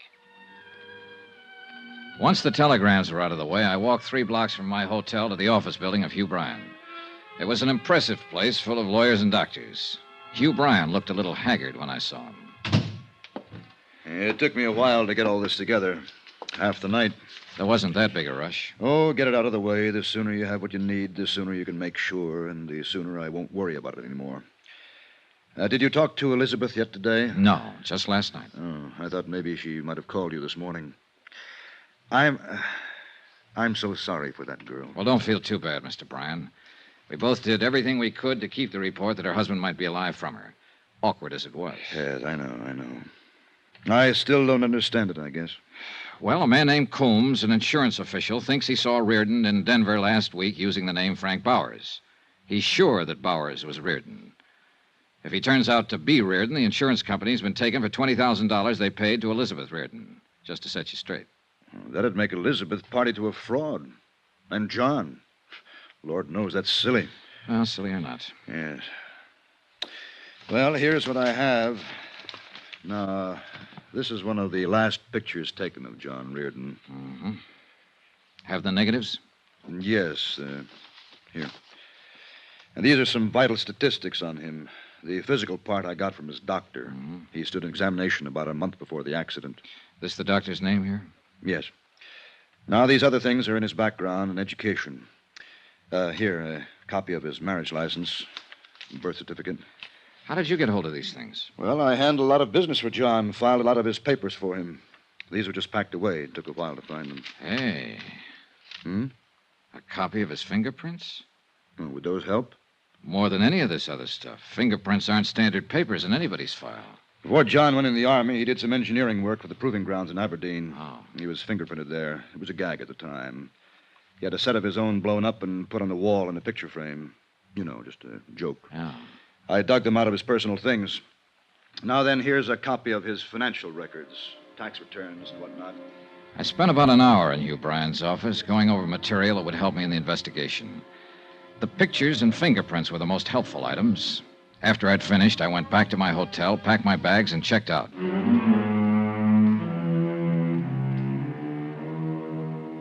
Expense account item 8, $398. My hotel and incidentals in Baltimore and plane fare to Denver. I got there at 9 in the morning. The air crisp, thin, and full of sunshine. I rented a car at the airport and drove into town. A half an hour later, I was talking to my detective friend, George Hanley. How do you like Denver, old pal? I haven't been here for a few years. Doesn't look the same. Bigger and better, huh? They're thinking of putting up buildings as big as those mountains over there. I love it. So does the wife. I'm glad. You ought to try a place like this for a while, Johnny. Maybe I will. Ought to find yourself a girl and settle down. Let's us settle down, Georgie. Huh? Oh, sure. How'd it go? You asked me to look into Frank Bowers. I looked into him as much as I could without talking to him. There you are, Johnny. His bank account, his friends, his troubles, his enemies, everything. Mm-hmm. How about his police record? One traffic violation 2 years ago. Never been in any kind of trouble around here. Gets along fine with everybody. Well, tell me about everybody, Georgie. His laundryman, the milkman, the guy who tends bar in his neighborhood, the man he buys gas from. I talked to all of them. How about the people he works with? Well, he don't do much of that as far as I can see. He's got an office downtown, calls himself a consulting engineer. Goes there once or twice a week to pick up his mail. Well, now, that's a very nice way to be able to live. Is he starving to death, Georgie? No, he's got a good bank account. Makes regular deposits. Money comes from a New York bonding firm. He owns a little two-bedroom house out beyond Park Hill. Paid $38,000 for it. Wow. Sleeps in one bedroom, uses the other one for a kind of studio. Putters around with clay, oils, and according to the nosy dame who lives across the street, he tries to write. How about his friends? Lots of them. Pays his bills, gets drunk now and then, normal. Tell me about his wife. He hasn't got one. Lives alone. Find out who he goes with, Georgie? No. As much as I could find out, he doesn't go with anybody. Enemies? Well, the guy in the cleaning shop hates his guts. Bowers doesn't like his shirts with starch. Did you check out the residency business? As far as I could. He bought that house out in Park Hill in 1951. Paid cash for it. Record of the sale gives his former residence as Toledo, Ohio. Well, how long has he been a resident here?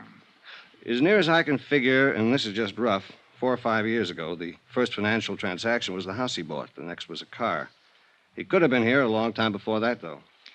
Well, the time element would fit for Reardon. What do you think, Georgie? I think you're probably wasting a lot of money investigating this guy. He doesn't seem like the kind of man who's hiding out from anybody. Here. Look at this photo. Is this Frank Bowers?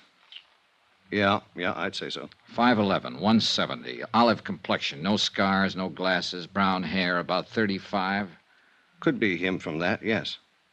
This is a picture of John Reardon, and the description is Reardon's. What do you want to do now? Keep on it.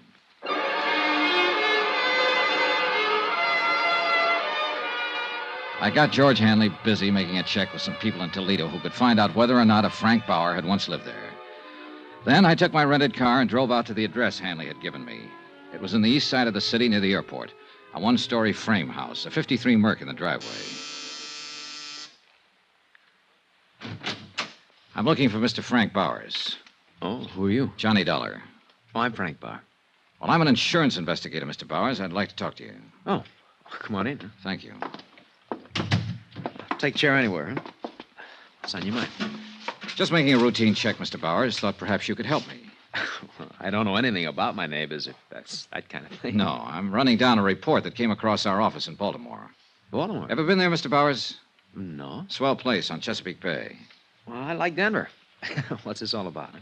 Well, do you happen to remember a few days ago when you were at a place called the Ship's Tavern? Well, that's in the Brown Palace. This was last Friday, to be exact. Should I remember? What'd I do, steal an ashtray or walk out on a check? Well, a man from Baltimore was there that day, Mr. Bowers. His name was Coombs. Paul Coombs. You met him. Well, did I? Yes, right at the bar. You had a drink or two with him. Well, I might have. I don't know whether to admit it or not. What are you getting at? I don't understand this. I know it seems confusing. Maybe this will help. Take a look at this. Mm-hmm. Now, you must admit you look a great deal like the man in that picture. Yeah. Yeah, I suppose I do. Well, I'll be darned. Hey, I'd do it that. You know, this could be a picture of me. That's why I'm here, Mr. Bowers. You see, the company I represent insured the man in this picture for quite an amount of money. His name was John Reardon. He was lost in a boat accident in Chesapeake Bay 5 years ago. The Mr. Coombs who met you at the bar here last week thought you were John Reardon. Well, I don't blame him. But I'm not. Close, though. Now, want to smoke? Oh, thanks. Thanks. Sure. Mr. Coombs was a lifelong friend of John Reardon's. I have his sworn statement here about that meeting with you and the certainty of his identity. You do? Yes, right here. Would you like to see it? Well, not particularly. I understand you went to Ohio State. What year did you graduate? I didn't go to Ohio State. Look, what is this, huh? Well, that's what you told Mr. Coombs. It's in the statement. Oh, I remember that bird now. Oh, I might have told him anything, Mr. Dollar. You know, he's one of those inquisitive kind, real sure of himself. Yeah, I remember. Look, don't tell me they sent you all the way out here from Baltimore. They did. And that guy say so? Mm-hmm. Well, that's funny. Did you go to college, Mr. Bowers? What? I'd like to clear up that detail. Did you go to college? Well, yes. I went to Carnegie Tech, 36 through 40. You haven't lived all your life in Colorado, then. Where else have you lived? Look, do you have any right to ask me questions like this? No, but you'll help me a lot if you'll answer them. Well, why not? Okay, I've lived in New York, Pittsburgh, Kansas City, Toledo, around the country. Came here a few years ago with my health. Seemed good for my asthma. Ever been married? Once in 1942. It didn't last long. Oh, what else you want to know? Well, look, you in a hurry? I can come back later. No, it's not that. Well, look, you seem like a nice guy, Dollar, but it just makes me uncomfortable answering these questions of yours. I appreciate the time you've given me already, Mr. Bauer. Please understand, it's a matter of establishing identity. But you know who I am. I just told you. That's true. I don't like this business much. Is there any way you can eliminate it? The most positive identification would be from fingerprints. Oh? Now, Mr. Bauer, I'm not so much interested in who you are as in proving that you're not John Reardon. If you volunteered a set of fingerprints, it'd save me a great deal of work and you a great deal of trouble. Well, sure, why not?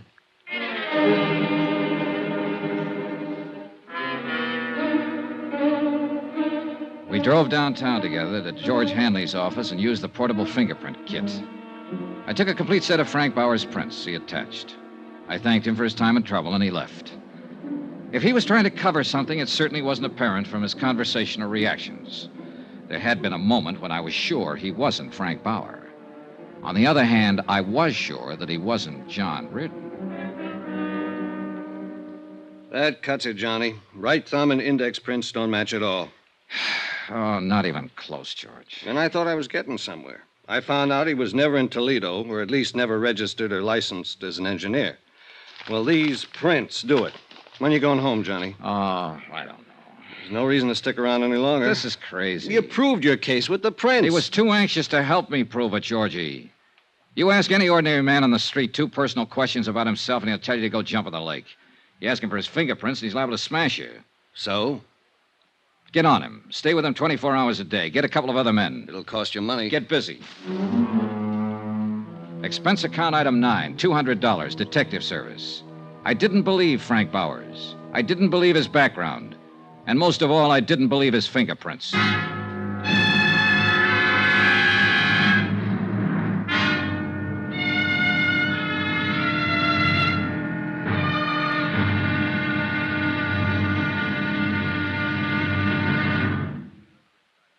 There'll be another exciting episode in our story of the Chesapeake fraud matter tomorrow. Tomorrow, another man comes to Denver. He doesn't check in a hotel or carry luggage. At least not much luggage. Just a .38 Colt. Join us, won't you? Yours truly, Johnny Dollar.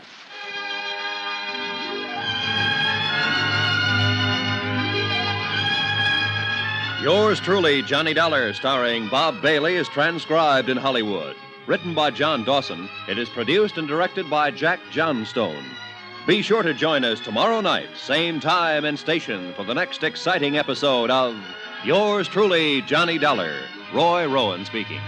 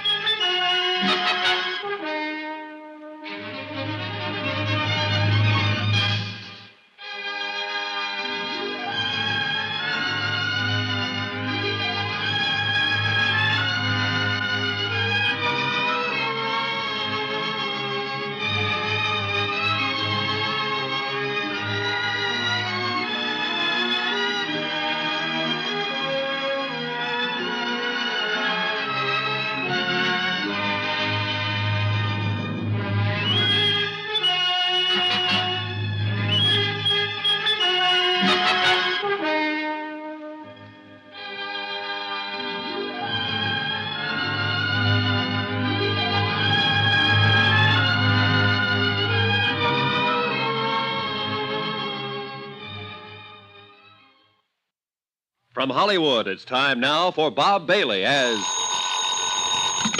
Johnny Dollar. This is Western Union, Mr. Dollar. Message for you from Baltimore, Maryland. Okay, go ahead.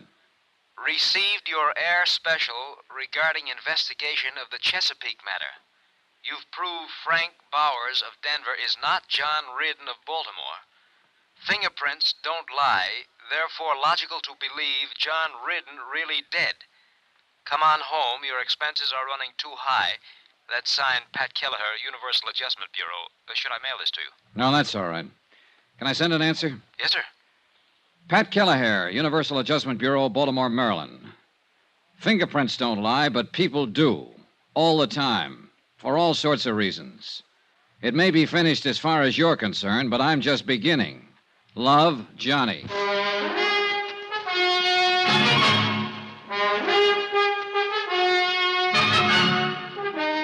Tonight and every weekday night, Bob Bailey in the transcribed adventures of the man with the action-packed expense account, America's fabulous freelance insurance investigator. Yours truly, Johnny Dollar.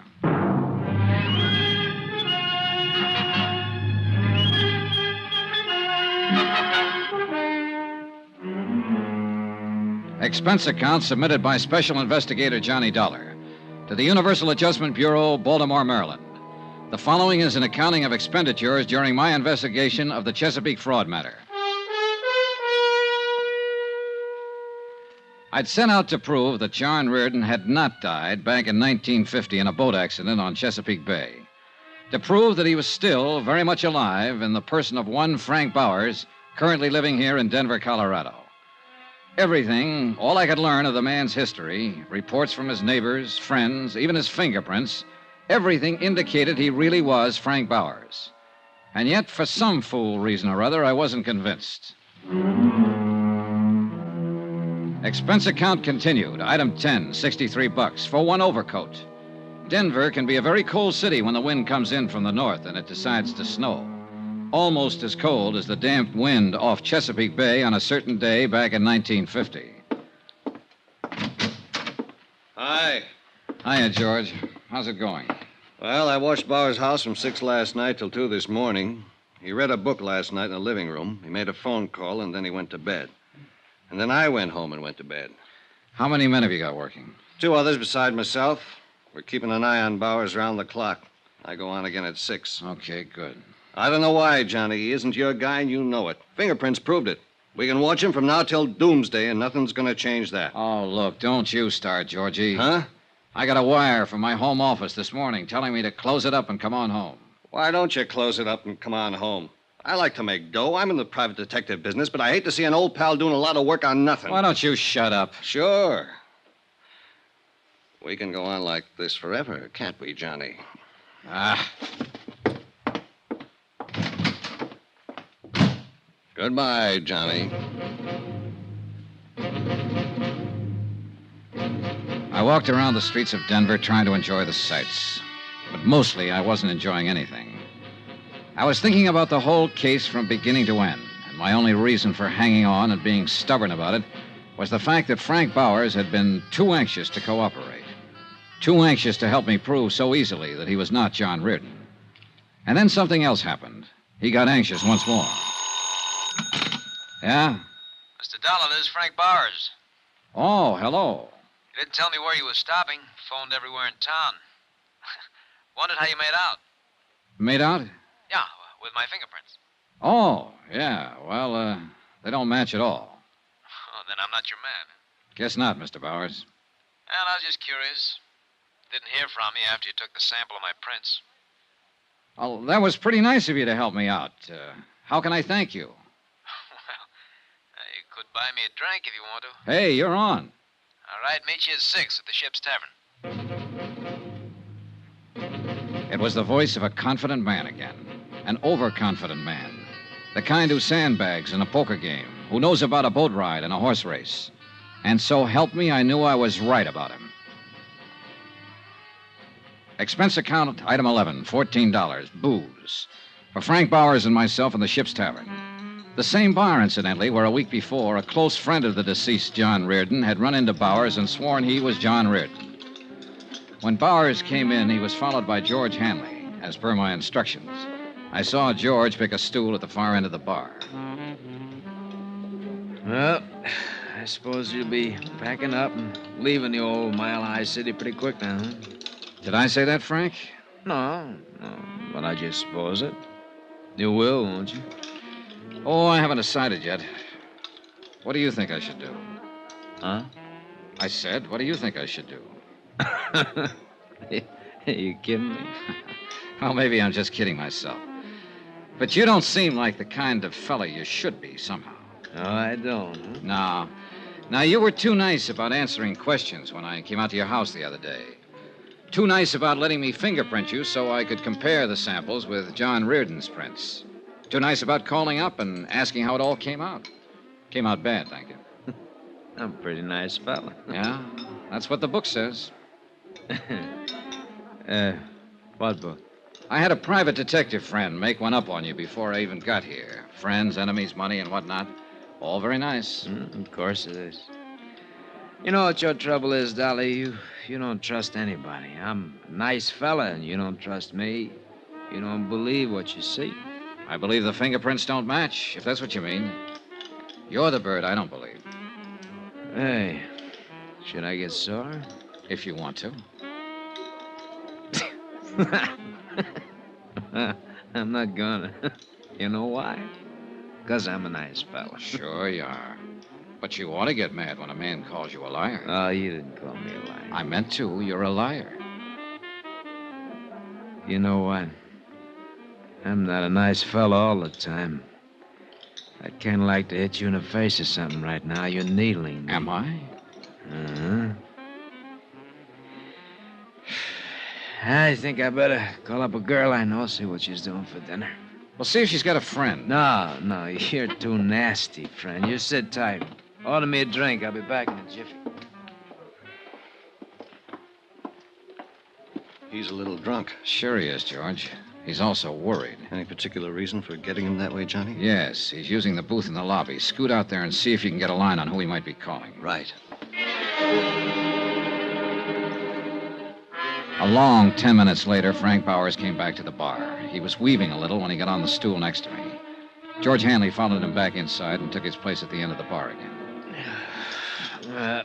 She's busy. Took her a long time to tell you that. She's a girl who takes a long time with everything. Oh, what's her name? Huh? What's her name? The girl you just called. Oh, Rita. Rita. Well, here's to Rita. Come on, drink up. You might have to eat with me. I don't want to drink to Rita, and I don't want to have dinner with you. What do you think of that? Huh? I thought you were a nice fella. Remember? God of blazes. Hold on. Hey! Johnny, you may have something with this bird at that. How come, George? That call he just made, long distance to Baltimore. I got that much. He said he'd never been there, didn't know anyone there. Keep an eye on us, Georgie. You betcha, pal.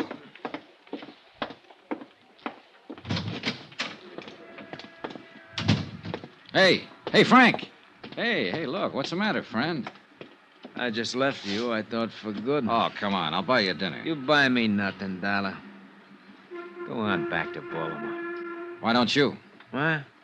Why don't you go back to Baltimore? What's that supposed to mean? Just what it means. Well? Maybe we better talk some more. Fine. My car's in the lot here. Okay. You're after me, aren't you? Well, let's say I met you yesterday to get some facts. Let's say I drank with you tonight to find out what kind of a guy you are. I've done most of the talking up to date. Now it's your turn. Uh-huh. Well? I don't know whether I got anything to say to you. Oh, make up your mind, will you? Look, suppose I were John Ridden. I'm not.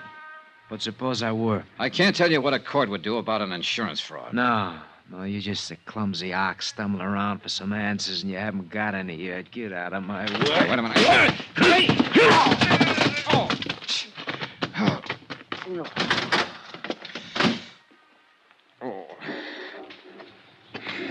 He's a very handy fella. I didn't want to interfere, Johnny. Stay on him. See where he goes, what he does, Georgie. Hurry. You all right, pal? Sure. Hurry. I wasn't all right at all. Frank Bowers was not only big, but fast, and he caught me off guard. I went back through the hotel lobby up to my room and lay down on the bed, and I waited for the phone to ring. Sooner or later, it'd be George Hanley or Frank Bowers' tale reporting some development that had solved the whole case. But the phone didn't ring. Nothing happened. No one phoned, no one came by. I went to sleep about 1 o'clock.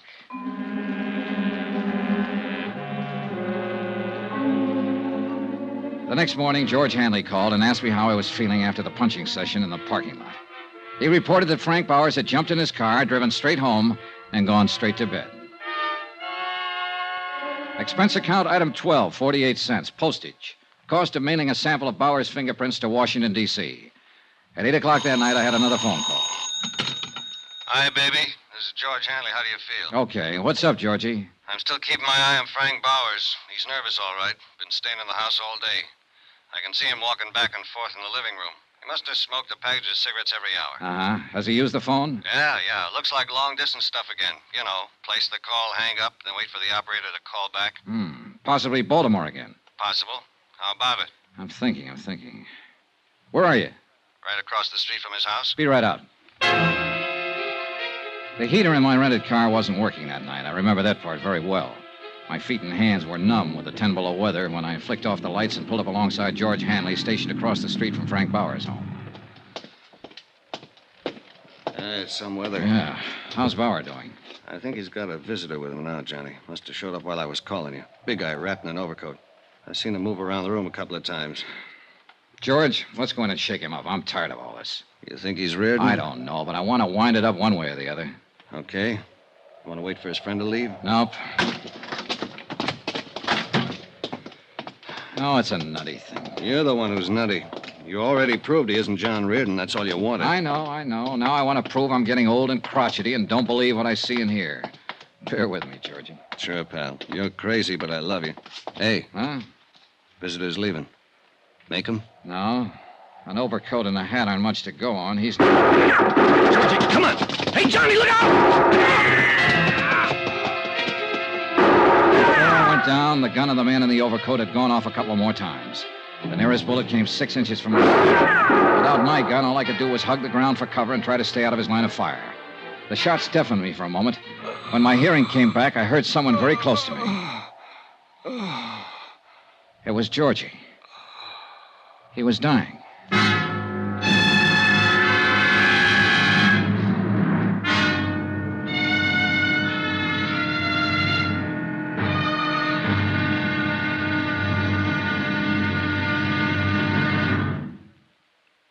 There'll be another exciting episode in our story of the Chesapeake fraud matter tomorrow. Tomorrow, proof that an insurance case is one thing, murder of a pal is something else. Tomorrow, the wind-up. Join us, won't you? Yours truly, Johnny Dollar.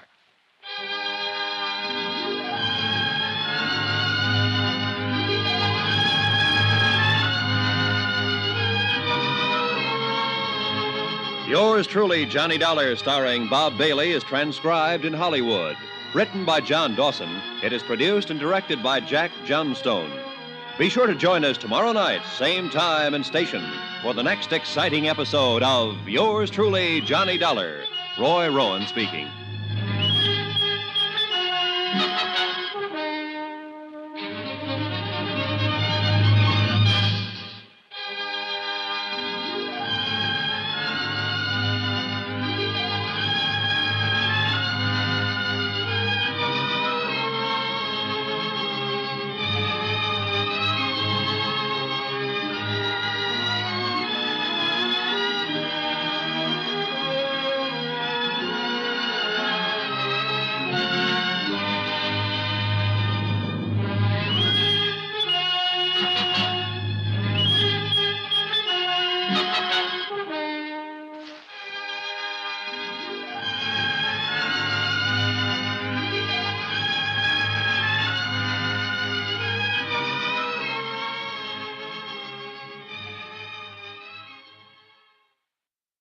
From Hollywood, it's time now for Bob Bailey as Johnny Dollar. This is the operator. Ready with your call to Mr. Pat Kelleher in Baltimore. Go ahead, please.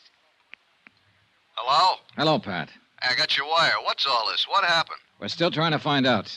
The man calling himself Frank Bowers was killed an hour ago. George Hanley, one of the operatives I had watching him, was killed, too. We've got a vague description of the killer.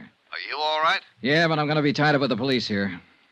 Well, you need money for bail or anything like that, just draw a draft on the company. I'll confirm it. Thanks, Pat. Too bad about your friend. Yeah, he was a good guy.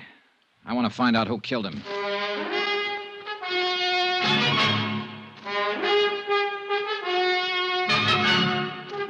Tonight and every weekday night, Bob Bailey in the transcribed adventures of the man with the action-packed expense account, America's fabulous freelance insurance investigator. Yours truly, Johnny Dollar.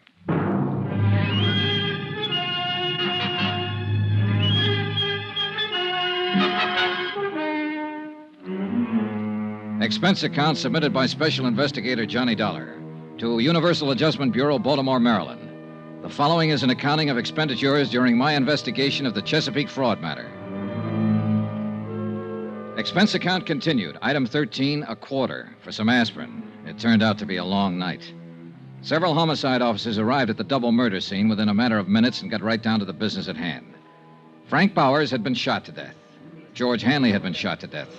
Lieutenant Tom O'Neill was in charge, a big blond man who seemed to know what he was about. Okay, let's see that ID again. Here you go. Insurance investigator, hmm? That's right. Okay. What was your business here with these two men? My home office in Baltimore had reason to believe that Frank Bowers was really a man named John Reardon. Reardon was supposed to have died 5 years ago. I was sent out here to investigate it since there had been a $20,000 claim in the matter. Sure. I hired George Hanley to help me out. He was keeping an eye on Frank Bowers. I came out earlier tonight to give him a hand, and the shooting began. Any idea who did it? A big man in a top coat and a hat. I really didn't get a look at him, Lieutenant. I was busy with George Hanley. Sure. You carry a gun? Sometimes. I didn't have one tonight. You tried to chase the killer? I said I was busy with my friend. Yeah, that's right, you did. Well, how was your investigation coming along? Frank Bowers' fingerprints didn't match the samples I had for John Reardon, but it didn't satisfy me. There were a lot of things about him personally I couldn't accept. I harassed him a little last night, and he got pretty excited and slugged me. This was after I found out he'd been trying to call Baltimore. Who in Baltimore? I don't know. Well, tell me about this harassing. We'll make a check with the phone company. Well, I needled him purposely, trying to scare him into a blunder. I think I was doing pretty good. I'll never know now. Uh-huh. What else you got to say about your case? Well, that's about it, Lieutenant. It is, huh? Well, that's all I got to say because that's all I know about it. Next time, be careful with your needling tactics, boy. I was doing what I thought best on the case. Sure you were. You were doing swell. You let a friend of yours get shot down in front of your eyes. Not to mention the other guy. You can't give us a description of the killer or a hint at the motive.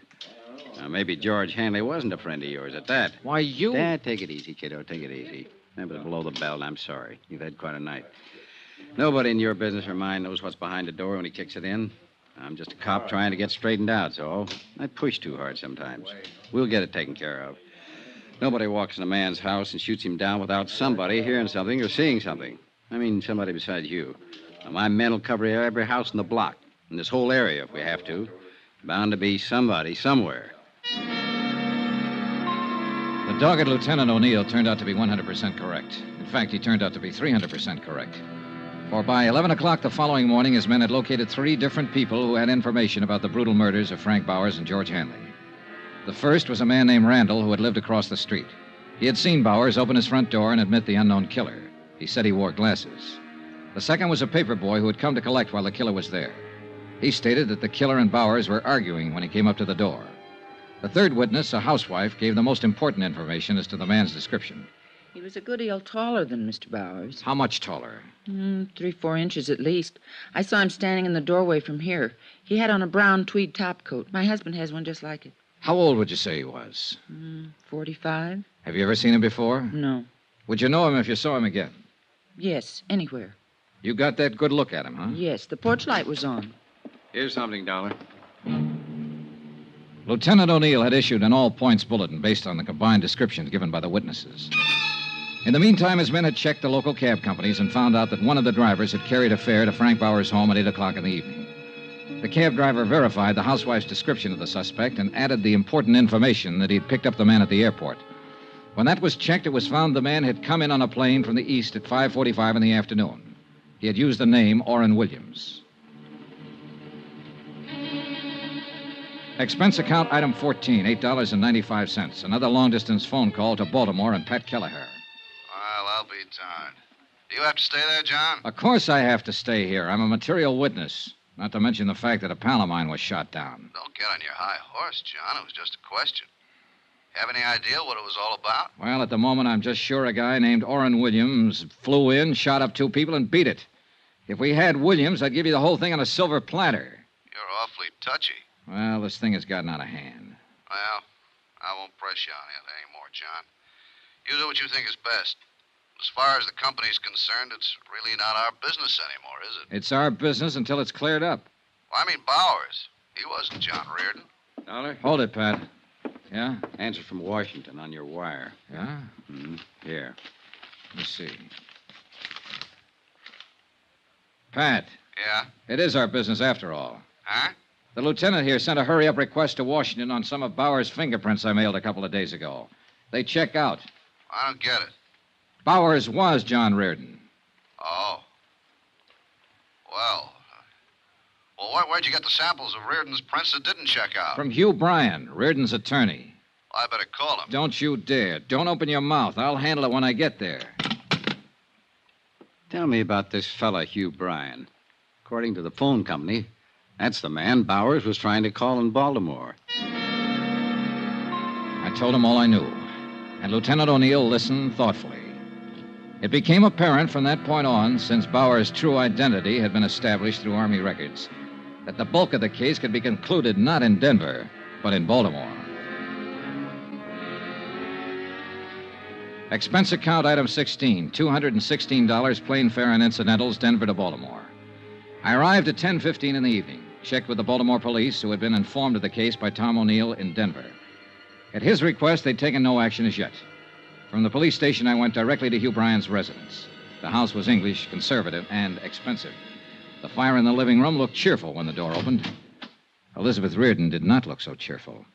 Hello, Johnny. Hello, Mrs. Reardon. Didn't expect to find you here. No, I suppose not. I never expected to see you again. Elizabeth, I have something to tell you.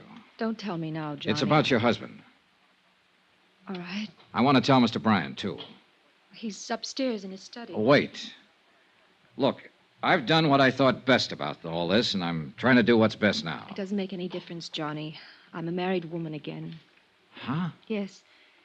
Hugh and I were married this morning. Excuse me. I walked in and watched John Reardon's widow, alias Frank Bowers' widow, now Hugh Bryan's bride, disappear up a column stairway. The news that she had married Hugh Bryan cleared up some of the small doubts in my mind. When Bryan came back down the stairs with her, he looked anything but the happy bridegroom. Hello, Dollar. You're a late caller. Yeah, I'm sorry about that. Congratulations. Thank you. How did you come out in Denver? Everything okay? No, everything's not okay. Well, what's the matter? Do I have to tell you? I'll run along upstairs, Hugh. It's getting terribly late. All right, dear.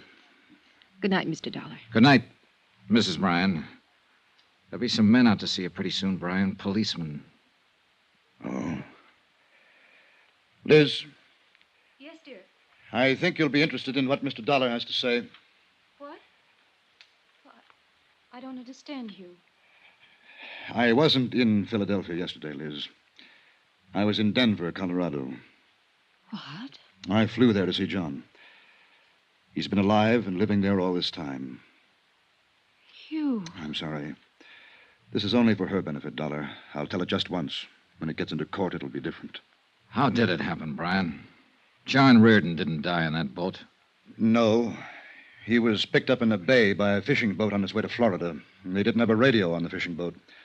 The first port they came to was Charleston. John phoned me from there and told me all about it. Now, this was 10 days after we all thought he was dead. That part was all accident. Sure. The rest of it was a little different. Liz, it was his idea. You've got to believe that. What was his idea?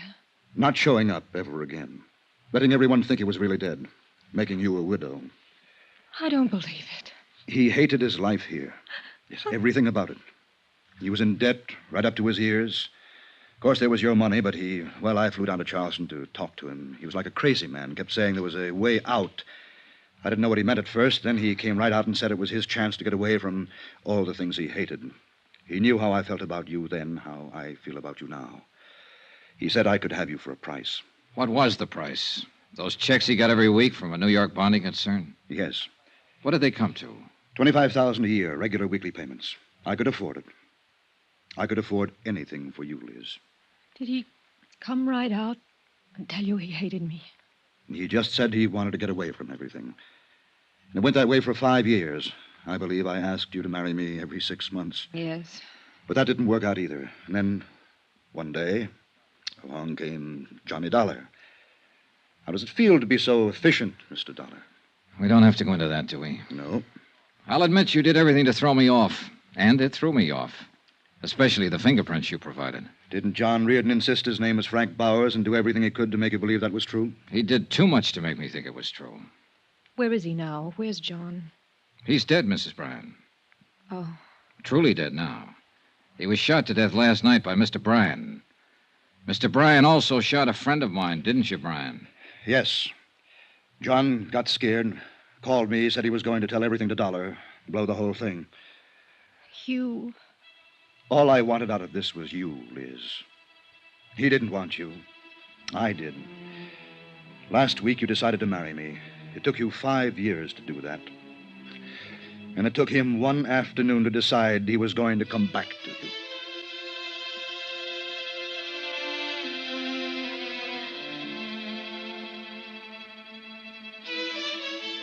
The proof that John Reardon's widow is guilty or not guilty of a fraudulent insurance claim is a matter for Eastern Fidelity to decide. The matter of Hugh Bryan and 2 murders is a matter for the courts.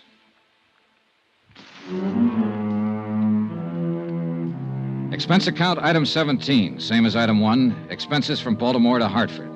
Item 18, $89 even, car rentals, miscellaneous, etc.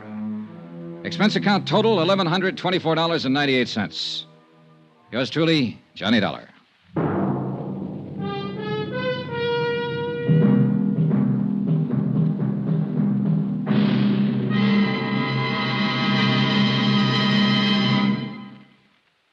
Remember, please, there'll be a new exciting story on Johnny Dollar beginning next Monday. Next week, a quiet, sleepy little town in Mexico and a beautiful senorita that, well, things didn't stay quiet and sleepy for long. Join us, won't you? Yours truly, Johnny Dollar.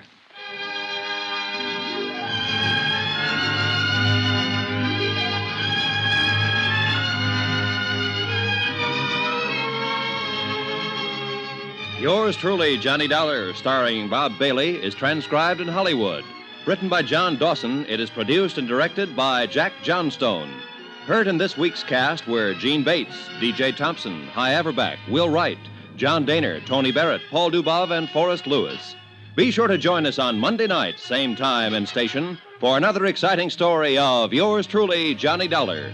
Roy Rowan speaking.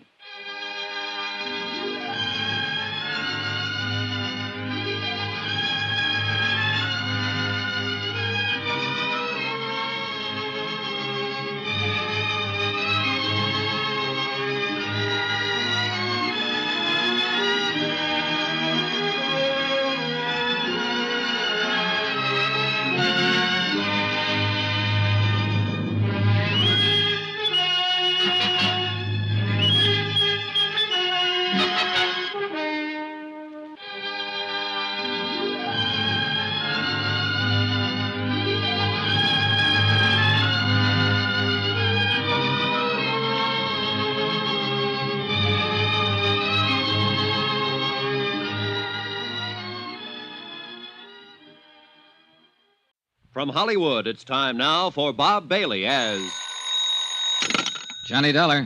Fred Wilkins at Northeastern Fidelity, Johnny. Oh, hi, Fred. I got a case for you. Remember the Alvin Summers embezzlement? Sure, he took off with $75,000 about 6 months ago. Right. We held the bond on him, so we're stuck with it. So? This morning, a guy called from a little town on the west coast of Mexico, Santo Tomas. It was a bad connection, but I gathered he had some information on Summers and Wanted somebody to go down there and talk to him. I nominated you. Then he's expecting me, huh? What's his name? I don't know. Well, how do I contact him in Santa Tomas? I'm afraid I don't know that either. You mean I'm supposed to go looking for somebody whose name I don't even know? How come he's so coy? I don't think it's a case of being coy, Johnny. Before we could get very far into the conversation, the connection was broken off at his end. Okay, Fred, I'm on my way.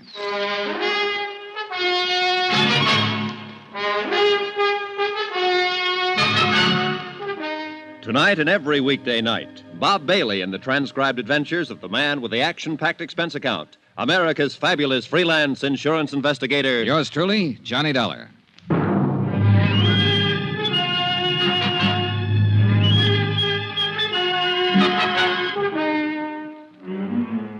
Expense account submitted by Special Investigator Johnny Dollar to the Home Office, Northeastern Fidelity and Bonding, Hartford, Connecticut. The following is an accounting of expenditures during my investigation of the Alvin Summers matter. Item 1, $220, plane, train, and boat fare to Santa Tomas, Mexico. For a town trying to be a resort, Santa Tomas shouldn't be so hard to get to. The last lap was by far the worst. A creaky, twice-a-week boat from Mazatlan. And I may be wrong, but it looked to me like the only outfit interested in making a resort out of Santa Tomas was the big new hotel up on a cliff overlooking the sea, the Playa del Mar. The rest of the town just didn't seem to care. It was a sleepy fishing village.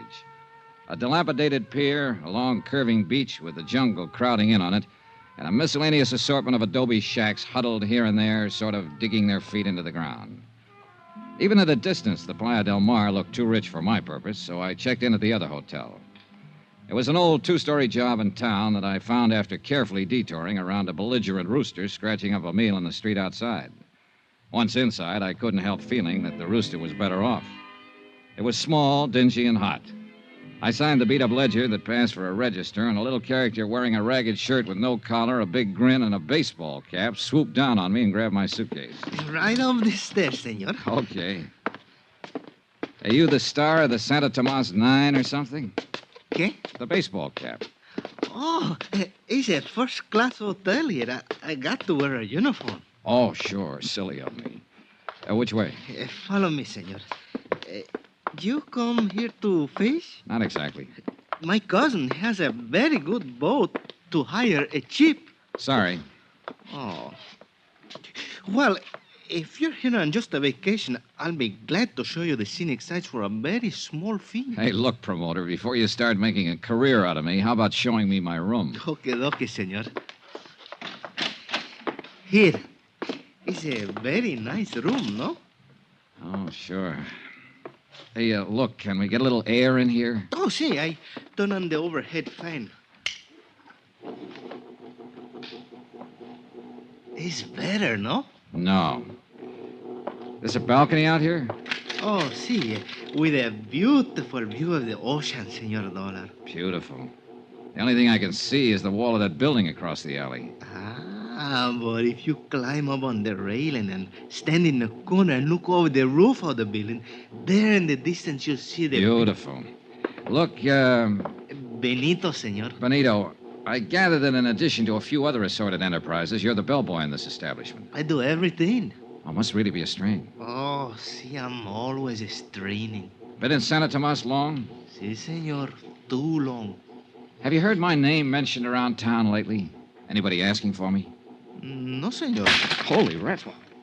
Oh, the door to the balcony. Oh, it's nothing, senor. Only the fan. What? Well, when the fan is on, the door, it blows shut.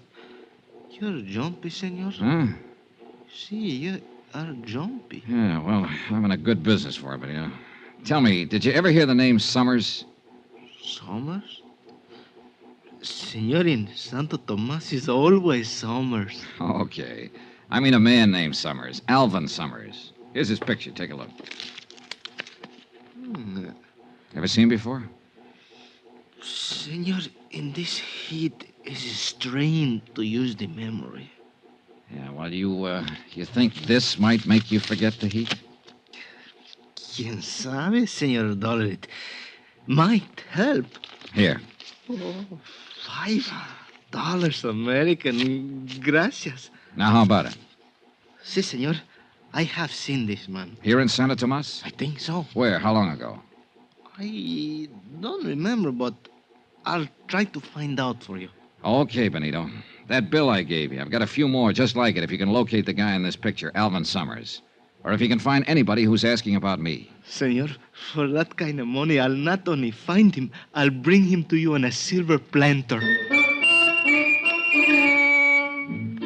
Item 2 on expense account, $5 American to Benito the bellboy. Flying blind the way I was in this deal, I figured I needed all the help I could get. And who knows, Benito just might turn something. After he left, I stretched out on the rickety bed and tried to figure out a plan of operations. I had to make myself conspicuous if I wanted the man who'd called the home office to contact me. On the other hand, if Alvin Summers himself was in the vicinity, I'd have to be pretty inconspicuous to stand a chance of getting anywhere near him. Trying to do both at the same time might not be exactly easy.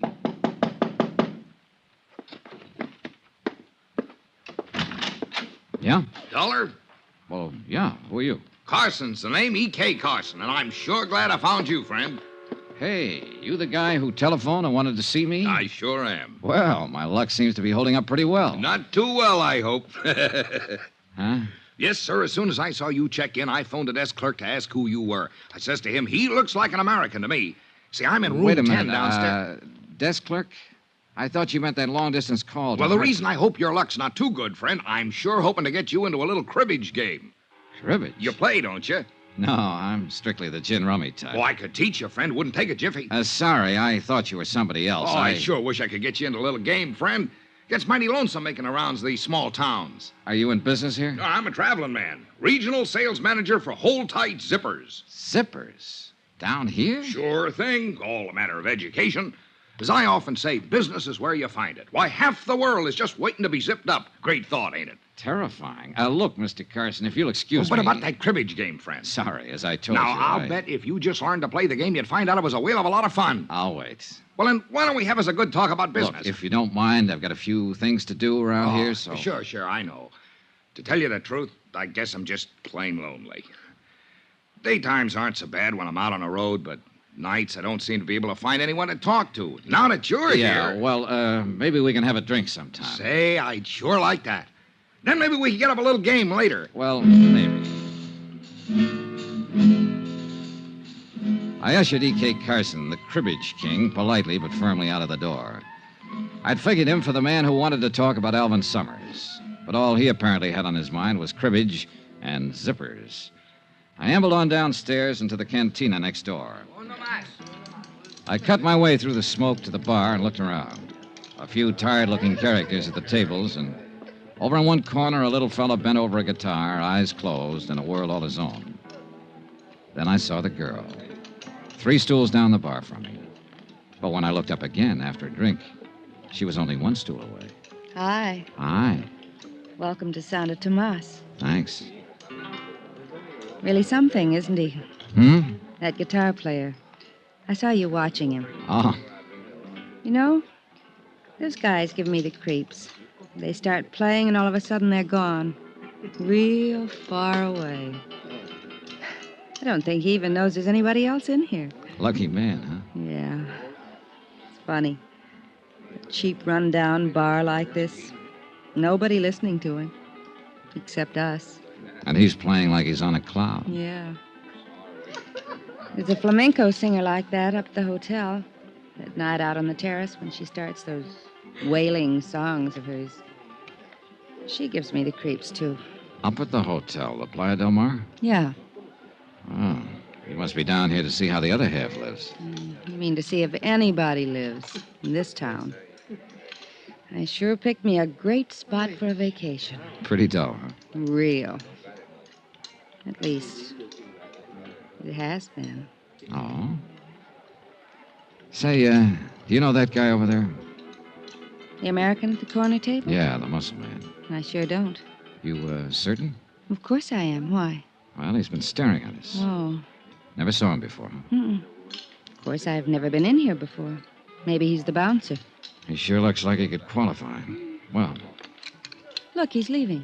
yeah, I guess we made him self-conscious. I guess I'd better leave, too. Where to, Gloria. Johnny? Johnny. I think I'll go back up to the hotel and change. Then what? I don't know. There's a moon tonight. Got a date? Mm-hmm. Me? Mm-hmm. When? On the terrace. Half an hour. She left, and I sat there a drink or two, thinking her over and wondering what her angle was. I was pretty sure she was interested in me for more than my manly charms. And it occurred to me that it might not be too unpleasant finding out what was on her mind. Especially if it could help me locate an embezzler named Alvin Summers. I went up to my room to change. When I got there, I found I had company. Close the door. Well, my friend from the bar downstairs. I said close the door. Okay. Why the gun? Turn around. Face the wall. Okay. Hands against the wall. Hey, look, what do you... Shut up. Well, if you're looking for my gun, it's under my left arm. Thanks. Now turn around. So what's this all about? That's just what you're going to tell me. What's your name? Johnny Dollar. I'll bet. Cross my heart. We'll try again. What's your name? I told you, Johnny Dollar. You can think of a better one than that. Wise up, Buster. It sounds so phony, it's got to be legitimate. And speaking of names, what's yours? I'm asking the questions. You're answering. Okay, we'll play it your way. What are you doing down here, Dollar? Look, I'll make a deal with you. You tell me why you want to know, and maybe I'll be... Don't play games with me, Dollar. Next time you get more than the barrel of the gun. Hey, look, I don't know what this is all about. Okay, we'll cut out the question and answer routine. I know why you're here. Oh? So forget it, Dollar. Drop the whole thing and beat it. Maybe I like it around here. But you won't like it around here anymore, Dollar. You'll learn to hate it. You and that gun put up a pretty convincing argument. I'll give it to you once more, Dollar. Slow and easy so you can get it this time. Go on away. Don't ever come back. If you don't go now, you won't ever go.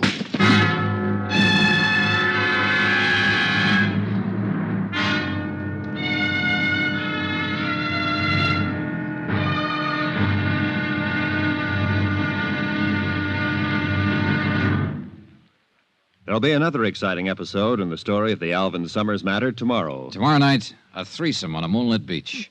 A beautiful girl, me, and a guy with a knife. Join us, won't you?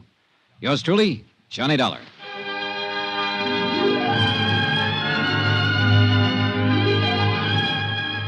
Yours truly, Johnny Dollar, starring Bob Bailey, is transcribed in Hollywood.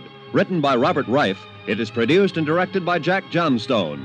Be sure to join us tomorrow night, same time and station, for the next exciting episode of Yours truly, Johnny Dollar. Roy Rowan speaking.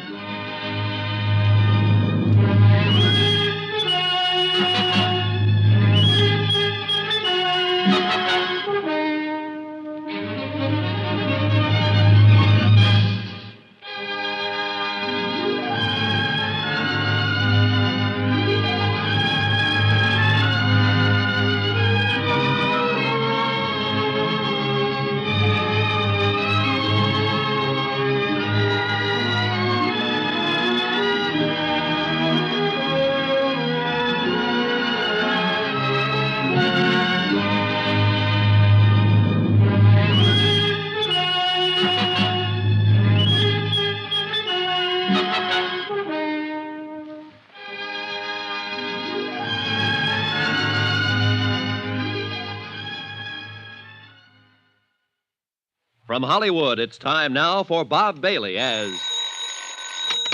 Johnny Dollar. Where have you been, Johnny? I thought we had a date. Oh, Gloria. I'm sorry, baby. I've already had a date. What?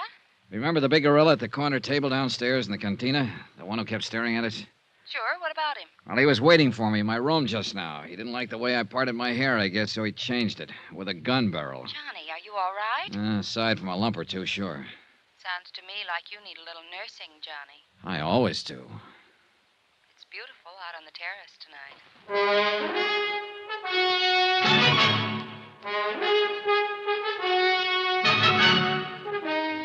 Tonight and every weekday night, Bob Bailey in the transcribed adventures of the man with the action-packed expense account, America's fabulous freelance insurance investigator. Yours truly, Johnny Dollar.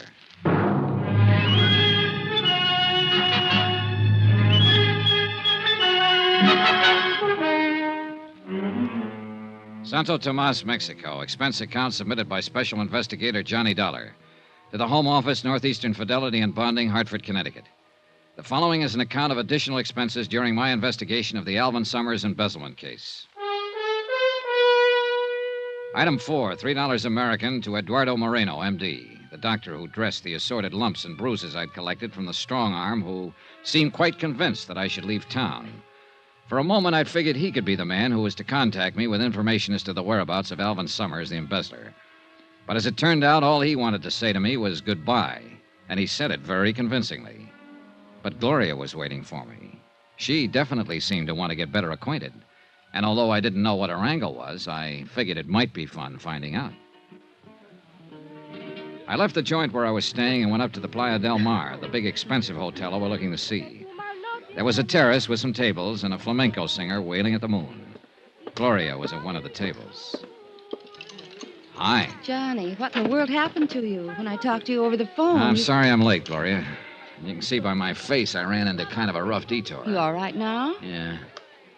Johnny, you said it was that man who kept staring at us in the bar where we met? That's the one. Real charming fella. Muscles, too. What happened? I went to my room to change before coming up here. He was waiting for me, worked me over. The general idea was I should leave Santa Tomas in a hurry. But why? I don't know, yet.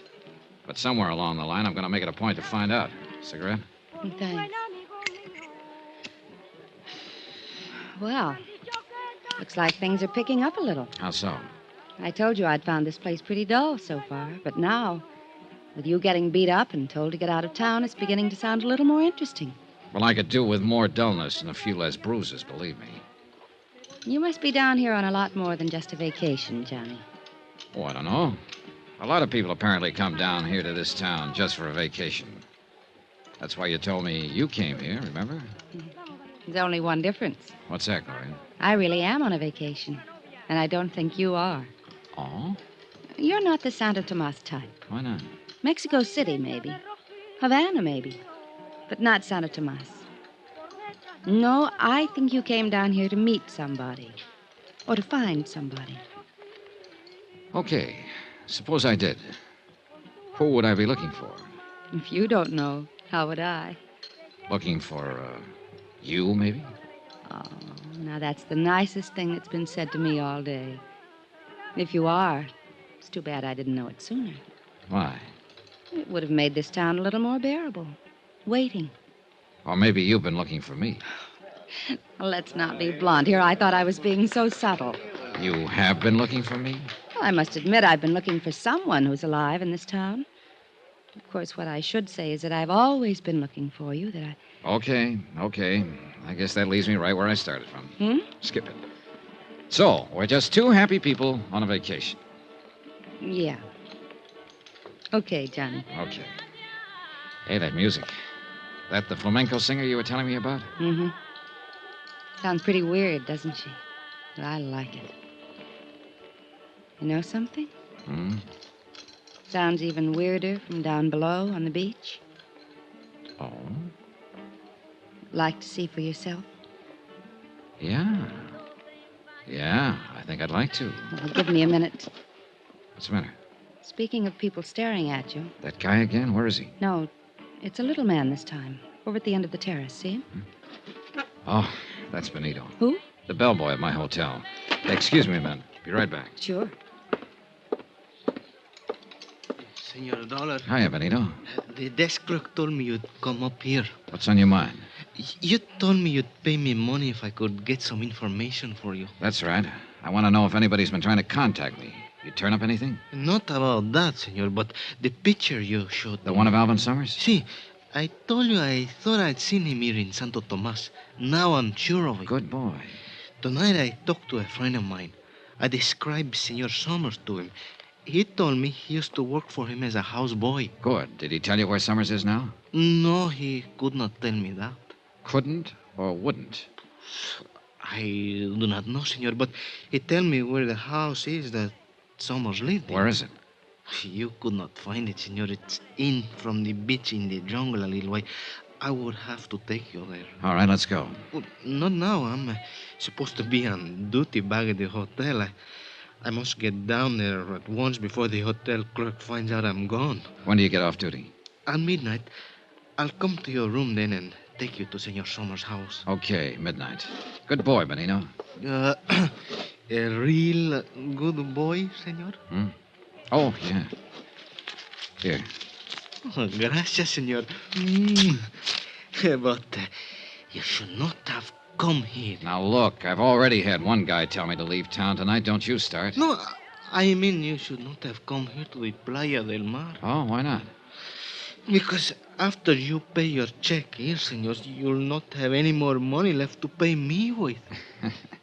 Well, don't worry about it, Benito. I'll bully it through somehow. See you later. Si, senor. Well, hello, Dollar. Oh, no. Carson, E.K. Carson, remember? Sure, the zipper salesman. What brings you up here? Oh, same thing as you, friend. Out doing a little stepping. I thought you told me down at the hotel that you figured half the world was just waiting to be zipped up.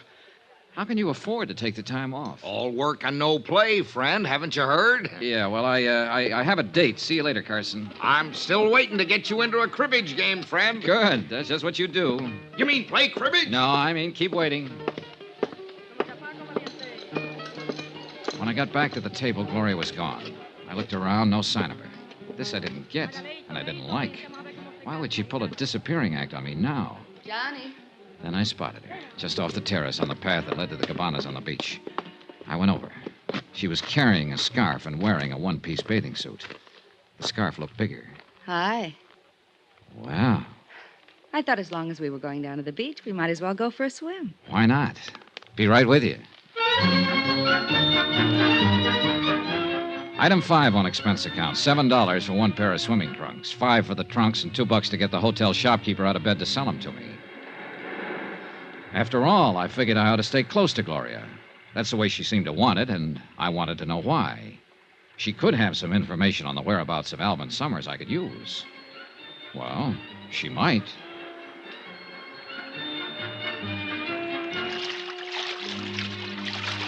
Oh, that was fun. Yeah. Come on, there's a place over against the rocks at the foot of the cliff. Okay. What do we do now? Build a fire and roast marshmallows? I'm sorry, I didn't bring any marshmallows. Oh, it's just as well. I'm strictly the hot dog and beer type anyway. Here we are. This is my place, Johnny. I come down here almost every night. Oh, it's nice. I told you there was a moon tonight. Yeah. And the flamenco singer. Music comes right down the rocks to us. Doesn't she ever get tired? Doesn't seem to. What's she singing about? Do you know? Uh-huh. It's about a man in jail in a little town. His sweetheart tosses a rose to him through the bars. It drives him crazy. Cheerful. There aren't any walls around you, Johnny. Oh? The only trouble is, I don't have a rose. Well, who needs a rose? Johnny. Darling. Gloria, look, You were saying. You know something?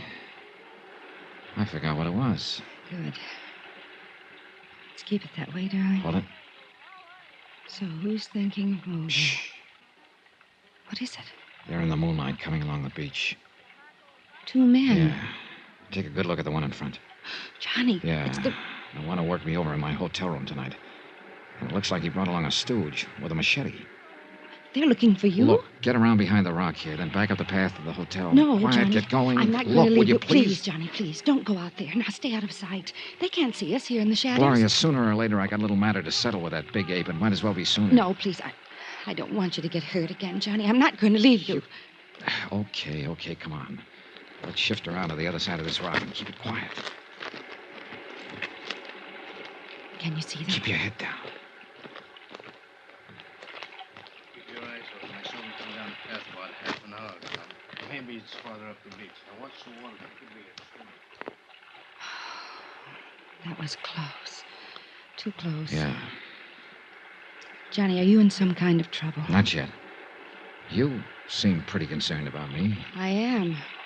You sure that was why you didn't want me to tango with him? Of course. You don't know the guy, huh? I told you I didn't. Why? Oh, I was just wondering if maybe he was a friend of yours and didn't want me moving in on him. Johnny, you're talking crazy. I've never seen him in my life before today in the bar of your hotel. I told you I didn't want you to get hurt again. I mean it. Maybe this will prove it. Well, that's a pretty strong argument. Look, Gloria, I hate to, believe me, but I've got to leave. What? Must be almost midnight. So? So there's something I got to take care of. Oh, fine. I know, I'm sorry. Pretty strange vacation you're on, Johnny. Yeah. So, my timing was terrible. But I had to meet Benito, the bellboy, in my hotel room at midnight to find out more about Alvin Summers' whereabouts. I walked Gloria back up to her hotel and headed for mine. It was a couple of minutes after 12 when I got there. I walked into my room and started to reach for the light switch. Then I froze. The moonlight was streaming in through the louvered door to the balcony, and I could see a silhouette against it. Somebody was out on that balcony, crouching against the door. Slowly, carefully, I eased over to it, then suddenly jerked it open. Benito. And I knew I wasn't going to get any more information about Alvin Summers out of him. After all, you can't do much talking when your throat's been cut.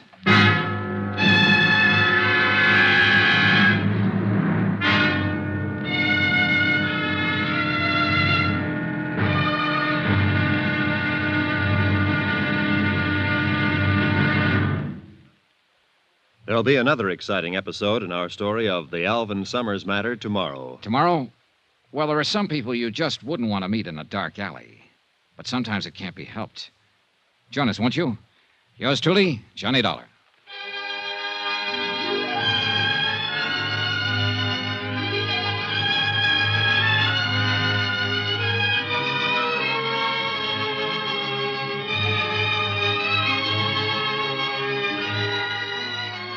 Yours truly, Johnny Dollar, starring Bob Bailey, is transcribed in Hollywood.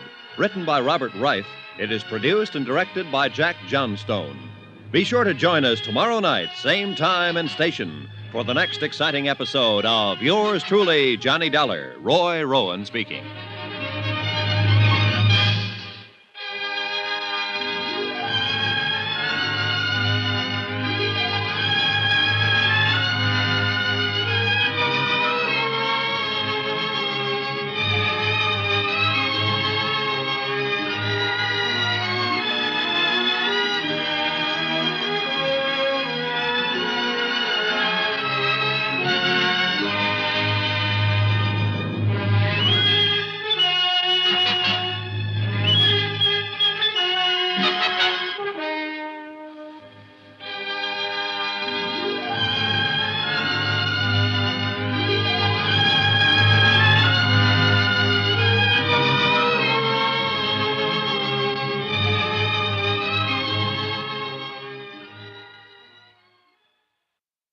From Hollywood, it's time now for Bob Bailey as Johnny Dollar. This is Lieutenant Gomez of the Santo Tomas Police Department. Oh, yeah, Lieutenant. I have been trying to reach you for some time. Sorry, I was out making some funeral arrangements. It is about the dead man that I wish to speak to you, senor. Fire away, Lieutenant. What's on your mind? Precisely the question I was about to ask you. What do you mean? Surely I do not need to remind you that Benito Escanza was found dead in your hotel room earlier this evening. You certainly don't. But I've already told one of your cops the whole story. Perhaps. Perhaps not. I suggest that you come to see me so that we can discuss it further. Is that an invitation or an order? Let us call it an invitation. But if you do not accept, we will have to come and get you.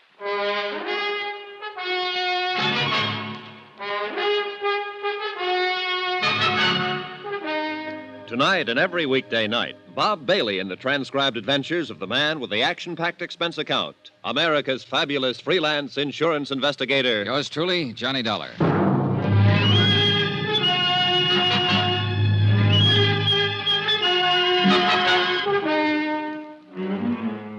Santo Tomas, Mexico. Expense account submitted by Special Investigator Johnny Dollar.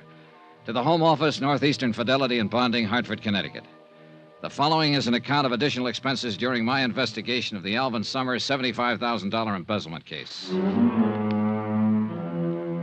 Item 6, $25 American. Funeral and burial expenses for Benito the bellboy. Somebody had to do it, and he apparently had no family. After I made the arrangements with the town's undertaker, I went back to my room and received Lieutenant Gomez's polite but firm invitation to drop in on him. So I went on down to police headquarters. Sit down, Senor Dollar. Thanks, Lieutenant. So? So, the autopsy has confirmed the fact that Benito Escanza died from knife wounds. I didn't need an autopsy to tell me that. It was obvious. But what is not obvious is your part in all of this. Look, the story hasn't changed a bit since I told it to your Sergeant Romero. I went back to my room at midnight. I opened my balcony door and in rolled Benito. His throat had been cut. That is the story. As to what is behind the story, that may well be another matter. For instance? For instance, in a case such as this, everyone is a potential suspect. Everyone, including you. Isn't this being pretty ridiculous, Gomez? Is it? Then perhaps you would be kind enough to tell me if there was some legitimate reason Benito had his throat cut in your hotel room. Well, in the first place, if you're interested in alibis, I've got one. Indeed? Indeed. I was with a girl named Gloria Harris up at the Hotel Playa del Mar all evening. You can check that. Oh, you may be quite certain that I am checking on all your activities this evening, senor. In the second place, if you're interested in motives, I don't have one. No? Why would I want to kill Benito when I was hoping to get some information from him? Information of what sort, Senor Dollar? Oh, I guess I better start at the top, Lieutenant. Here's my card. You're an insurance investigator. That's right. About 6 months ago, a man named Alvin Summers up in the States embezzled $75,000 from the company he worked for. The outfit I'm representing in the deal wrote the bond on him, so they were stuck for the money. $75,000. A couple of days ago, they got a long-distance phone call from down here in Santo Tomas. The man who called claimed that he had information about Alvin Summers. That's why I came down here. Now, who was the man who telephoned? We don't know. I came on the chance that he might contact me here, or that I might get some kind of lead on Alvin Summers' whereabouts. And have you? No, on both counts. Benito said he knew about a place where Summers used to live. He was going to take me there tonight. But apparently somebody had other ideas, and a knife to back them up. I see. And nobody has tried to contact you? Oh, sure. Several people have, but always for the wrong reason. First, there was a man named Carson, a zipper salesman. He contacted me for the purpose of setting up a cribbage game. Cribbage? What is this cribbage? Oh, now, that's something I hope I never find out. Hmm? Then there was a strong arm who bounced me around with a gun barrel and suggested politely that I wanted to leave town. Oh? What did he look like? Well, he was heavy in the shoulders, thick neck, low forehead, short dark hair, scar over the bridge of his nose. Scar?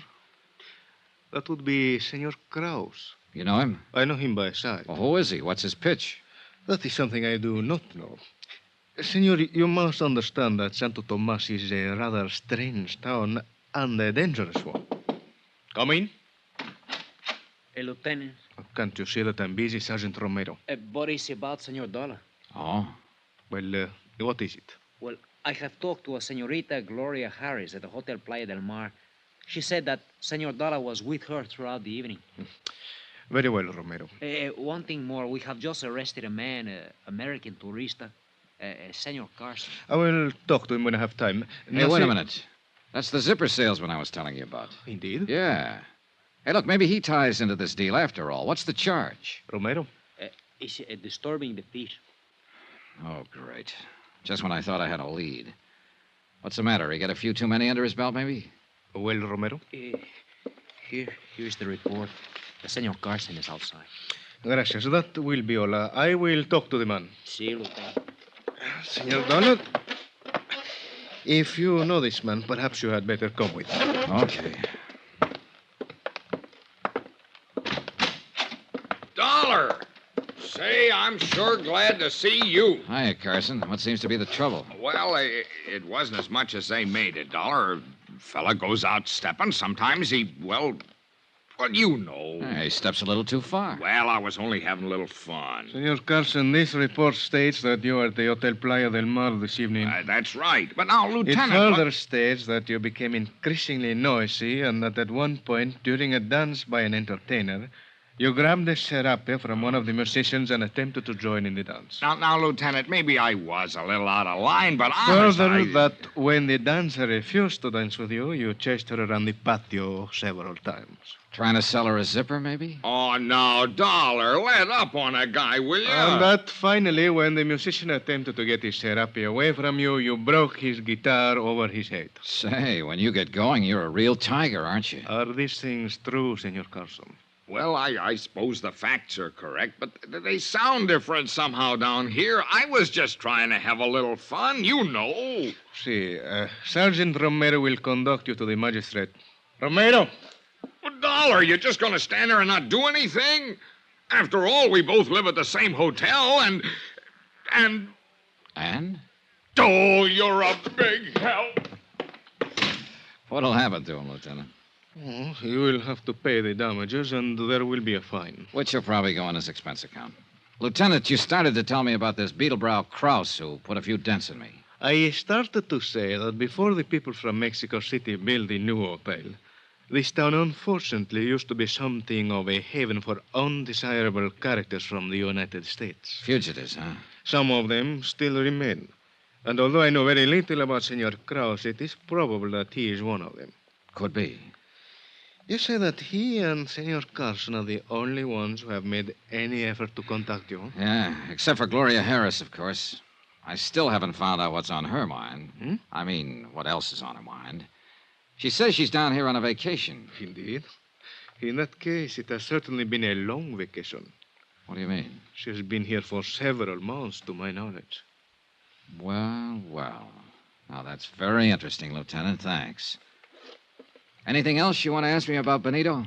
Not at the moment, but I suggest you remain available. You know where to find me. One moment, Senor Dollar. A word of warning. As I told you, this town can be a dangerous place. I would suggest that you be quite careful. Yeah. And one thing I wish to impress upon you. If you are at any time tempted during your investigation to take the law into your own hands, I assure you that you will regret it. Well, in that case, I hope you're around when and if I need you. Whether or not I am available, the warning still applies. Okay. Be seeing you. Johnny, Wow, Gloria. I thought you were tucked in for the night. I couldn't sleep, so I called your hotel. Oh? They told me that the bellboy had been murdered, that you were at the police station, so I came down here. Is there anything I can do? Not for Benito, I'm afraid. He was killed in your room? Yeah. You think he could have been killed by mistake? Mistake? You mean maybe I was supposed to be the target? Hey, it's a thought. Johnny, you're in trouble of some kind. I wish you'd tell me what it is. You're not just down here on a vacation. Speaking of vacations, Gloria, let's... Johnny, what is it? Keep looking straight ahead. There's somebody across the street in the shadows. He's tailing us. Can you see who it is? When he goes past that light, I'll be... Well, what do you know? My old friend Krause again. You mean the man who came to your room and was looking for you on the beach? That's the boy. Funny how he always seems to pop up when I'm with you. Johnny, I tell you, I don't know him. Doesn't matter right now. Come on. Turn into the alley here. Okay. Now keep going straight down this alley and out the other end. Go back to your hotel, and I'll call you there later. I may be a while. What are you going to do? Wait for him. No, Johnny. Look, Gloria, don't give me any argument this time. Get going. After she was out of sight, I ducked into a doorway. Then I waited. Yeah, Krause was following all right. I waited until he got right up to me. Then I dove at him. You! That's right, me. Drop the gun. Drop it. Yeah, this time I'm ready for you, sweetheart. Funny thing about me, Krause. I don't like guys working over me with a gun barrel, ever. All right. Now you're going to tell me what this is all about. Why you've been tailing me. Why you worked me over with a gun barrel in my room last night. I want to hear all about it. You know why. Talk. I said talk. You're not taking me back. Taking you back? I know you came down here after me, but I ain't going back. What are you talking about? I know what happens to a three-time loser. Three-time? Want me back home, you gotta carry me. Hey, wait a minute. You ever hear of a man named Alvin Summers? Oh? How about Gloria Harris? No. You sure about that, Krause? Look, Doc. Look, I'm telling you the truth. Yeah, I guess you are. You're too punchy right now to give me a routine. Yeah, I think I get it. You're wanted in the States. You figured I was a cop and came down here to make a pinch. Brother, right now I sure wish I was. You mean you... No, I'm no cop. I guess I made a mistake. You sure did, Buster. No hard feelings? Oh, no, not at all. I just love the feel of a gun barrel whipping across my face. Krause, I got a nice little piece of advice for you. Next time, you better find out what the score is before you jump into the ball game.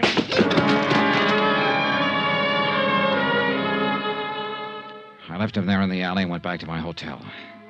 Then, just as I was about to open the door to my room, I heard someone moving around inside. I went quietly down to the end of the hall, out the window, then eased along the balcony back toward my room. Inside, it was dark, but I could make out someone bent over my luggage, searching it. I edged across the room, slowly. Then I lunged. Ah! Hello, Gloria. Johnny. Yeah, Johnny. Helping me unpack, maybe. Look, I can explain, Johnny. You know something? That's just exactly what you're gonna do.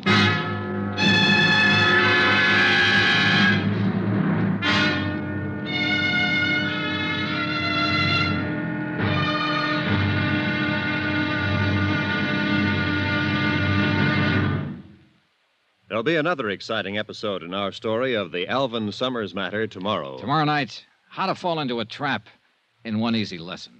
Join us, won't you? Yours truly, Johnny Dollar.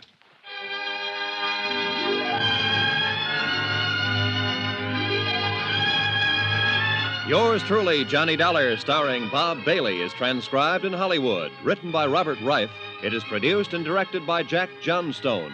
Be sure to join us tomorrow night, same time and station, for the next exciting episode of Yours truly, Johnny Dollar. Roy Rowan speaking.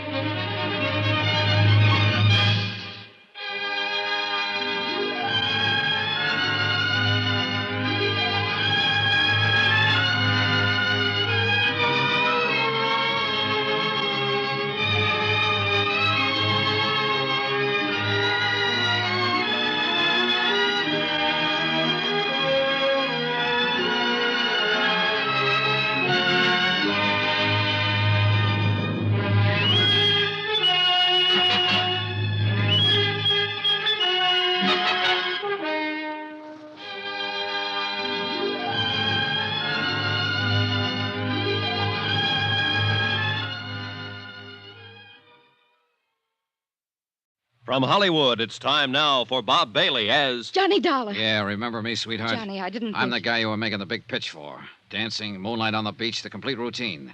Oh, I gotta hand it to you, baby. That was real nice acting. No, it wasn't acting, Johnny. I meant it, all of it. Oh, sure, Gloria, sure. That's why I catch you here and searching my room. That's all part of the big romance, huh? I can explain. And that's just what you're gonna do. Hey, look, Gloria, one guy has already wound up dead on this deal. I've got a strong hunch I'm number 2 man on the list. And this baby I do not want.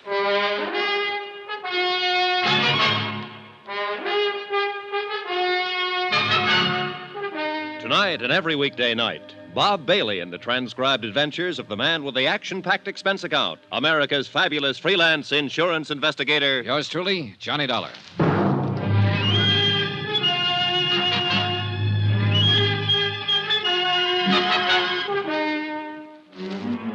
Santo Tomas, Mexico. Expense account submitted by Special Investigator Johnny Dollar. To the Home Office, Northeastern Fidelity and Bonding, Hartford, Connecticut. The following is an account of additional expenses during my investigation of the Alvin Summers embezzlement of $75,000. Item 9, $17.60, business entertainment for one Gloria Harris. Believe it or not, I wasn't going to put that item on the account because I figured it might just possibly be a private romance. But when I caught Gloria searching my hotel room, I knew she tied into the deal somehow. That she could give me information on Summers' whereabouts. Johnny, please. Oh, no, you're not leaving, Gloria, not yet. I'm not trying to get away. Oh, what's the use? You'd never believe me. Why should I? You lied to me. I lied to you once. Only once. When I told you I'm here on a vacation. I'm not. Surprise. The truth is, I'm stranded down here. Stranded? Oh, sure. That's why you're staying at the Playa del Mar, the most expensive hotel in town. I don't mean no money. I mean no passport. Oh. It's true. You got a cigarette, Johnny? Yeah, here. Thanks. Yeah. I've been stuck in this ratty town for 4 months now. Just hoping every day that I could figure out some way or find somebody to help me get back to the States. How come you picked this town? Assuming I believe you. Because I heard that fugitives from the States sometimes came here. I've been drifting around for a year, from place to place. I guess I thought my luck had changed here. Well, it hasn't. How'd you lose your passport in the first place? I'll tell you if you really want to know, Johnny. Personally, I'd rather skip it. It's a long story and not a very pretty one, and it's all in the past. Let's just say I made a mistake about a guy. Okay, Gloria, okay. But there's one little item you haven't told me. Why you were searching my room just now. Because I was trying to find out something about you, Johnny. The reason why you're down here. Why? So maybe I could make a deal with you. Deal? You help me get a passport, and I'll help you. How can you help me? You're looking for Alvin Summers, aren't you? Oh, am I? 6 months ago, he embezzled $75,000 up in the States and took off. Go on. You came down here to find him. You're an insurance investigator. Keep talking. That's all. That's it. Now maybe you wouldn't mind telling me how you know all of... Oh, sure. That report in my suitcase. And the picture. Alvin Summers, I know him. I can help you, Johnny. Where is he? First, I've got to know if you'll help me. The passport? The passport. Well, what do you expect me to do about that? In your business, Johnny, you must meet a lot of people, all kinds. Maybe one of them has an extra passport or two for a price, maybe. All right, I'll see what I can do. That the best you can say? That's the best. Take it or leave it. All right, I'll take it. I haven't any choice. Now, about Alvin Summers. I'll take you there, to Summers' place. Where is it? Down the beach, about a mile below town. Then into the jungle a little way. How come you know where it is? I met Alvin Summers a couple of months ago. Here in Santo Tomas? Yeah. I went there once for dinner. Okay, you take me there, Gloria. First, I'd better go up to the hotel and change. The country's pretty rough on clothes. Okay, I'll meet you at your hotel in half an hour. Johnny, I only lied to you about one thing. The reason I was down here. The rest of it I meant. Last night, on the terrace and on the beach. I meant all of it. Really, Johnny. And I mean this. You know, I'm kind of glad you told me that. See you in half an hour.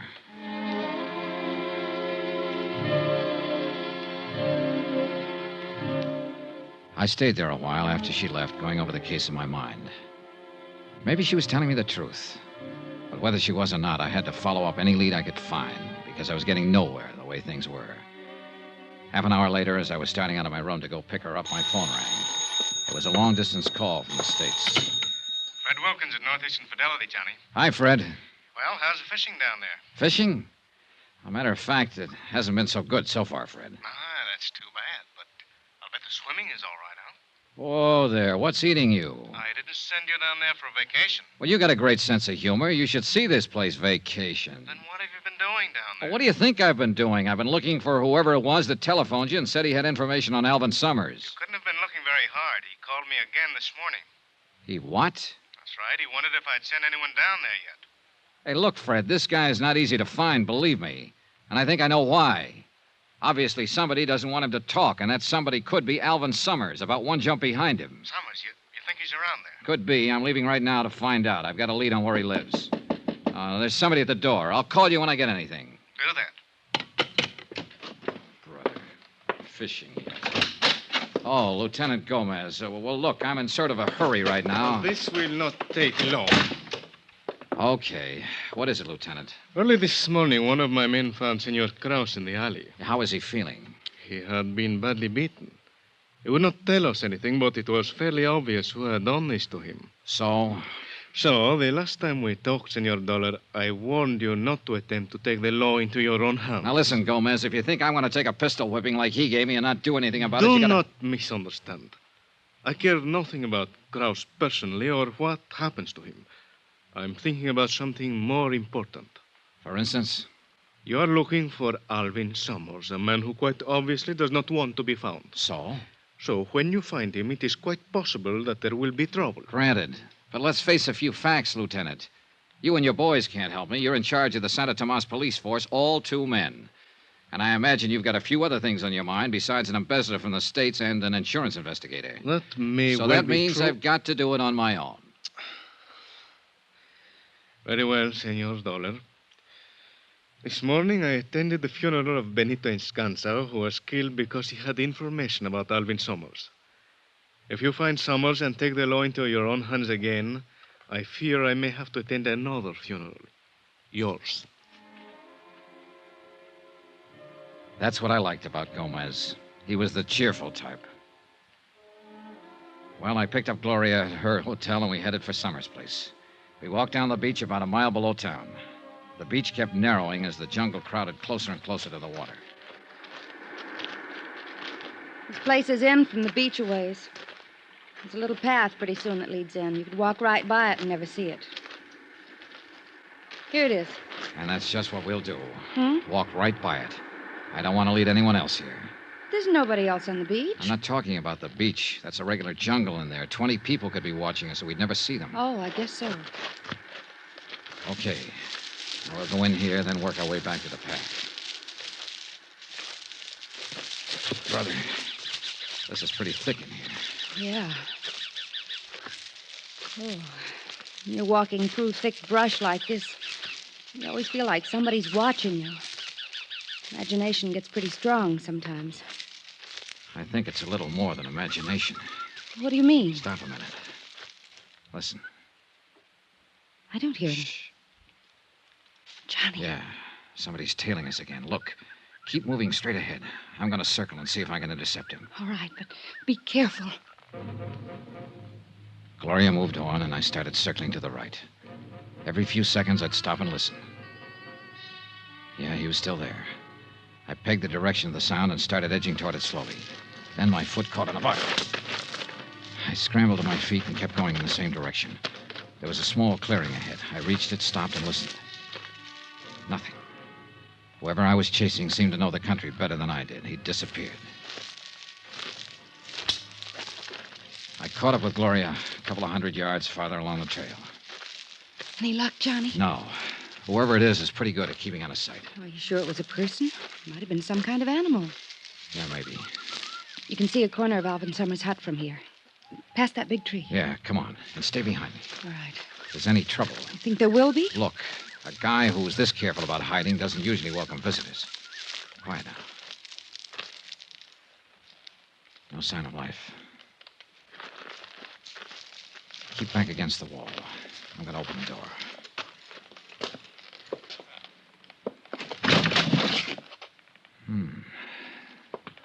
Okay, Gloria. Nobody home, huh? Nobody home. Well, he seems to have a pretty comfortable place here. You like to live in jungles.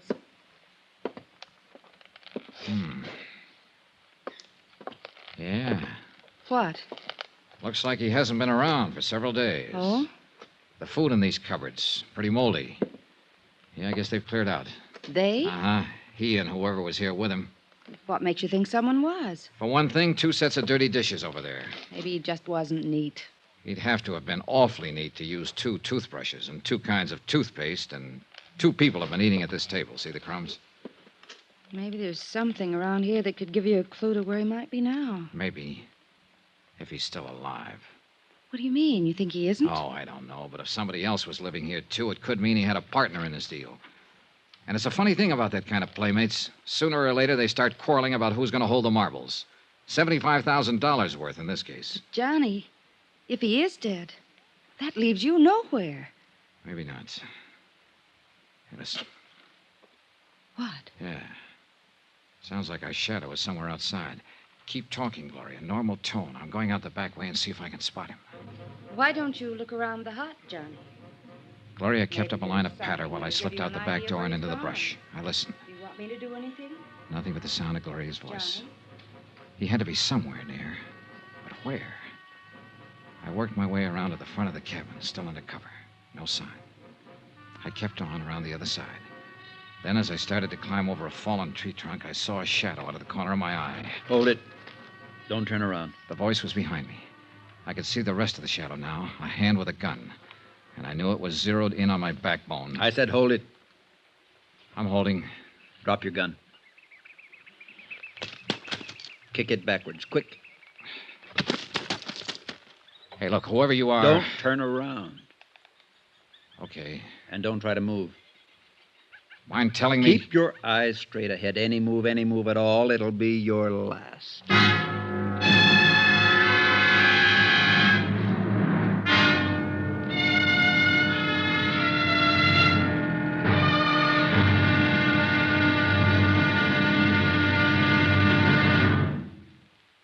There'll be the final exciting episode in our story of the Alvin Summers matter tomorrow. Yes, tomorrow. How to find out what you've been looking for the hard way. Join us, won't you? Yours truly, Johnny Dollar.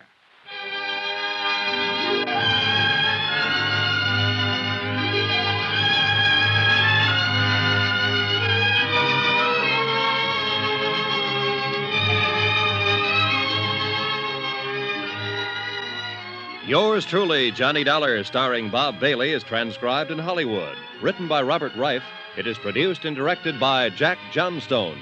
Be sure to join us tomorrow night, same time and station, for the next exciting episode of Yours truly, Johnny Dollar. Roy Rowan speaking.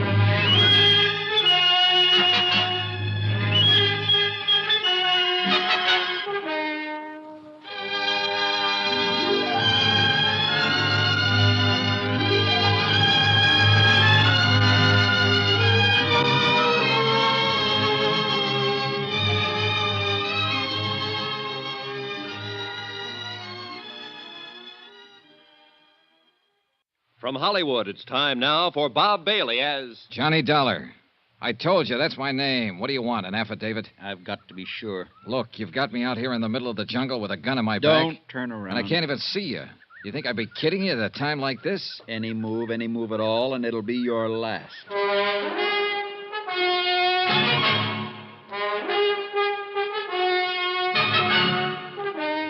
Tonight and every weekday night, Bob Bailey in the transcribed adventures of the man with the action-packed expense account, America's fabulous freelance insurance investigator... Yours truly, Johnny Dollar.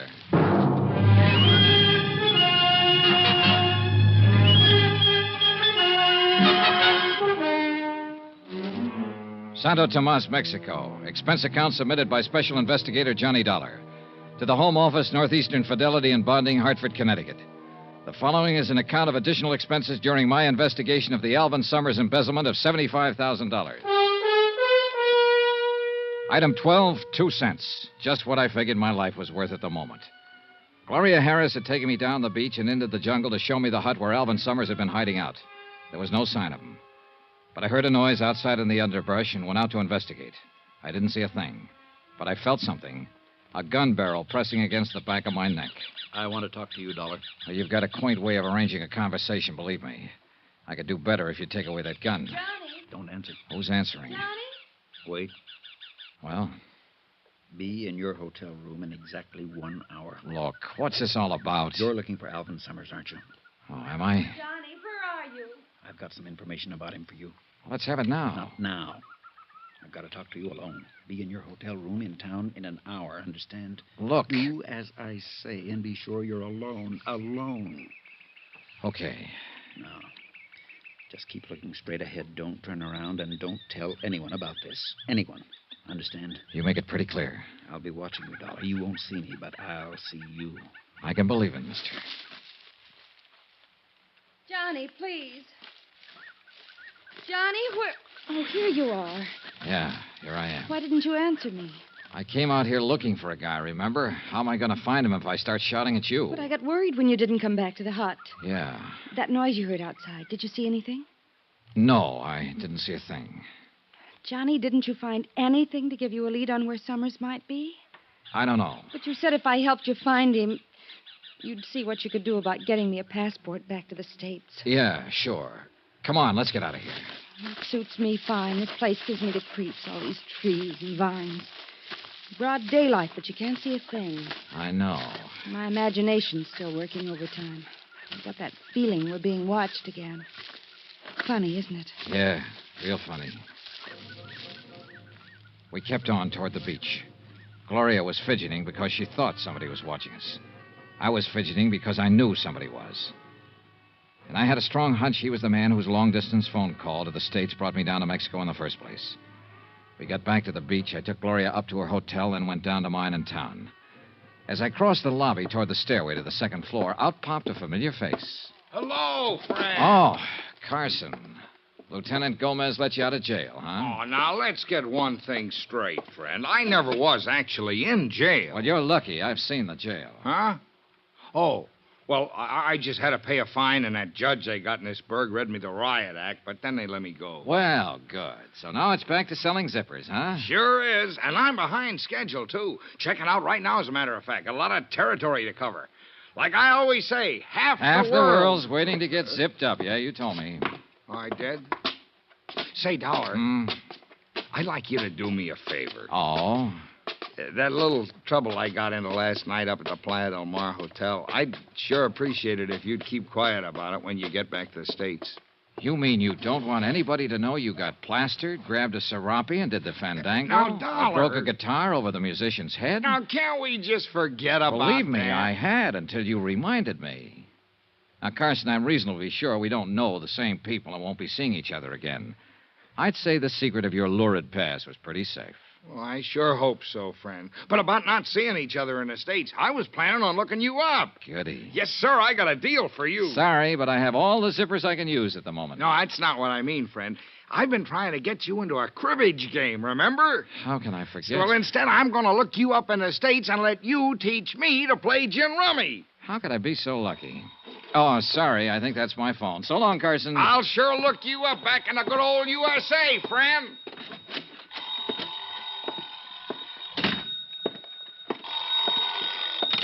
Hello? Hello? Hello? Keep your hands on the table. What? Oh, my shadow again. Anybody follow you? Not that I know of. You're early. I know. And I searched your room. That's become an old Santo Tomas custom. To make sure you really were Johnny Dollar. So now you know. What about it? You can turn around. I don't know. Maybe you'll tell me what... Wait a minute. A decent shave, and you'd match that photo I have in my suitcase. Alvin Summers. Yeah. I'm Alvin Summers. I don't get it. I had you figured for the man who made that long-distance call to the States that tipped me off to come down here. You're right about that, too. You put the finger on yourself? If you want to call it that. Well, what happened? Your deal go sour on you, maybe? Yeah. Yeah, okay, sit down. Take it easy. Tell me about it. I'll turn on the overhead fan. Pretty stuffy in here.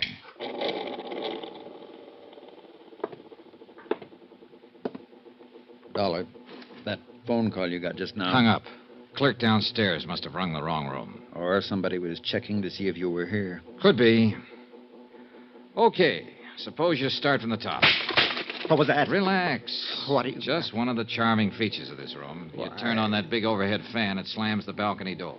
Oh, well, turn it off, will you? I'm kind of edgy. Yeah, sure. You asked me if my deal had gone sour. It went very sour. Oh, I had it all figured out. I was planning it for a year. I was going to embezzle the $75,000 and really live big. Yeah. Instead of that, I spent all my time hiding. Mexico City, Cuernavaca, Tampico, you name it, I was there. Always undercover, always hiding. Did you ever spend much time hiding, Dollar? No, not much. Oh, it's a great life. Great. Every time somebody looks at you on the street, you're sure he's after you, tailing you. You wake up in the middle of the night, you see a shadow outside.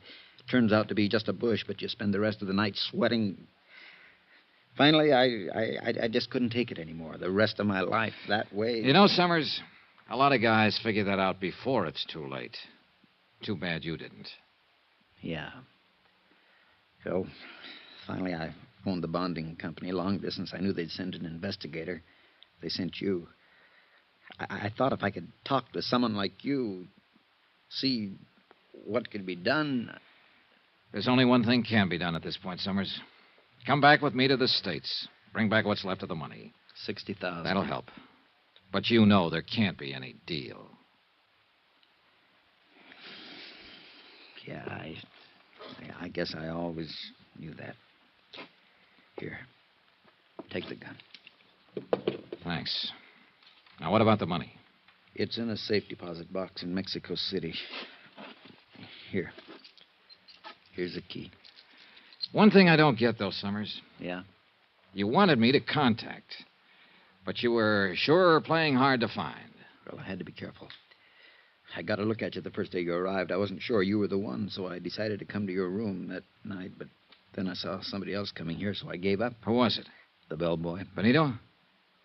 Hey, that'll be just before he got knifed. Oh, no. I wasn't the one who killed him, Dollar. I'm no killer.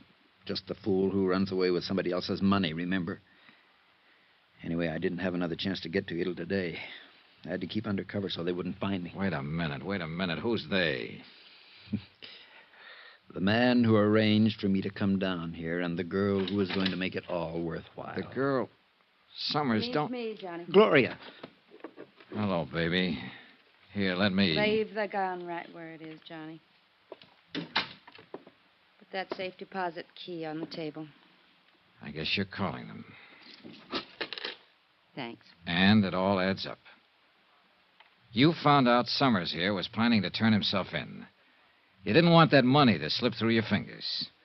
But Summers disappeared from his hideout. You couldn't find him, so you figured you'd let me find him for you. That's right. And it worked. And you're so right about that money. You think I'd give it up now? Gloria. Keep out of it, Alvin. If you want to go back and be a Boy Scout, that's your business. The money stays with me.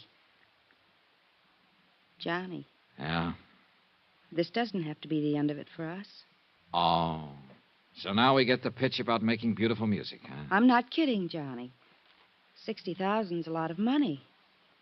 You know, you put on quite an act. Maybe I believed a little bit of it. But if I did, I quit the moment you walked through that door just now. Okay, Johnny, that's enough. I thought maybe you'd be smart, but if you won't, you leave me no choice. No, Gloria, don't. Gloria! The balcony. Out on the balcony. Hold it. Carson. Stay right where you are, friend. Oh, shut up. She's dead. She crossed me. You and she were working against each other. She wanted me to lead her to Summers. You wanted to find him yourself. That's right. And Summers, you took a lot of finding. That's why you killed Benito the bellboy, to shut his mouth.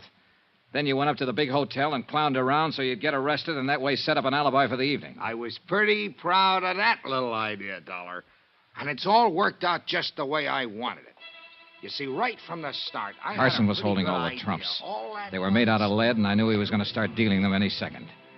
Then I remembered the overhead fan. The switch was right next to my elbow. The balcony door was open, and Carson had his back to it. What are you doing? Just turning on the fan. I need some air. Can you blame me? Yeah. You're sweating, aren't you, Dollar? What's the matter? You losing your nerve? Well, it really doesn't matter. What the... The door slammed. Carlson whirled, and I knocked the lamp off the table. By the time I hit the floor, my gun was out.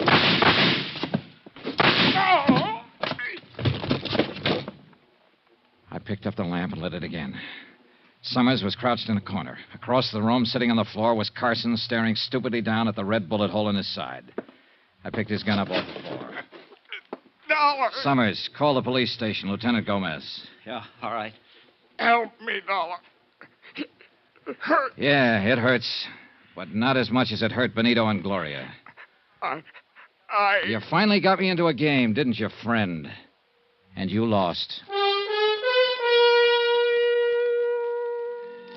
Expense account item 13, double the amount of item 1, $440. Transportation back to the States for Alvin Summers and me. And you know, I turned him over to the authorities as soon as we got back. That's the way he wanted it. Gloria? Well, once in a while I get to wondering if she really meant some of the things she told me. Not that it matters. Conclusion of report. Expense account total $923. Yours truly, Johnny Dollar.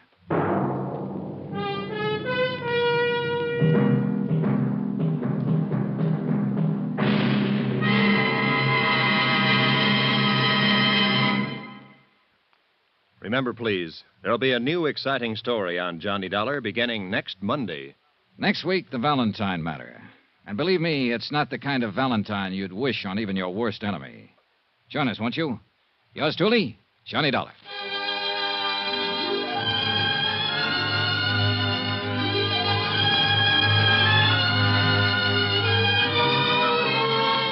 Yours truly, Johnny Dollar, starring Bob Bailey, is transcribed in Hollywood. Written by Robert Reif. It is produced and directed by Jack Johnstone. Heard in this week's cast were Virginia Gregg, Marvin Miller, Don Diamond, Tony Barrett, and Parley Bear. Be sure to join us on Monday night, same time and station, for another exciting story of Yours truly, Johnny Dollar. Roy Rowan speaking.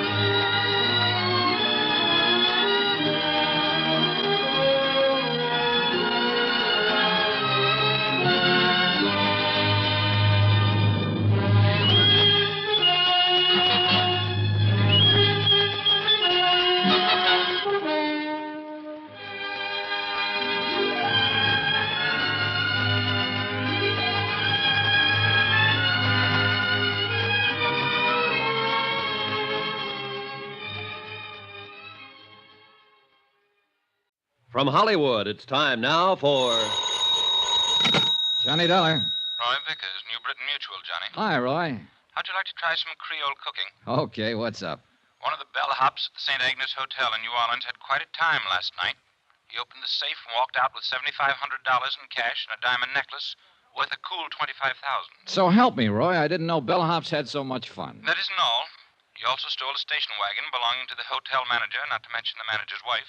What do you want back? Mainly that necklace. It's the property of one of our clients. She was stopping at the St. Agnes and had it stowed in the hotel safe. Any line on the bellhop? Not a trace so far. The wife? Don't be funny. Can you hop a plane down there and see what's happened for us? Sure, Roy.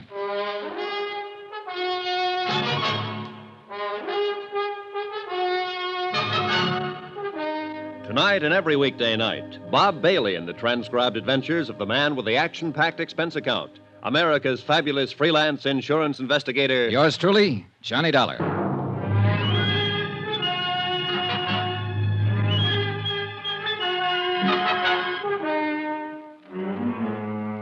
Expense account submitted by Special Investigator Johnny Dollar to the New Britain Mutual Insurance Company, Hartford, Connecticut. The following is an accounting of expenditures during my investigation of the Valentine matter. Expense account item 1, $175 and no cents. Airfare and the incidental costs it takes to get from Hartford to New Orleans. Once there, I was more than surprised to discover the police had wound up the whole case. The prodigal bellhop, along with the $7,500 in cash, the diamond necklace, the station wagon, even the manager's wife, had all been recovered. Everything and everyone tearful, but intact. I reported this development to all parties concerned, phoned the airport for a reservation back to Hartford, which they said would be the following afternoon, and then looked around for something to do. I found a spot on Burgundy Street that seemed to be less crowded than the others and settled down for the evening. That's where it happened.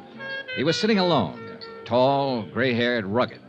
A face full of some 50-odd years, I guessed, and full of some other things no one could guess.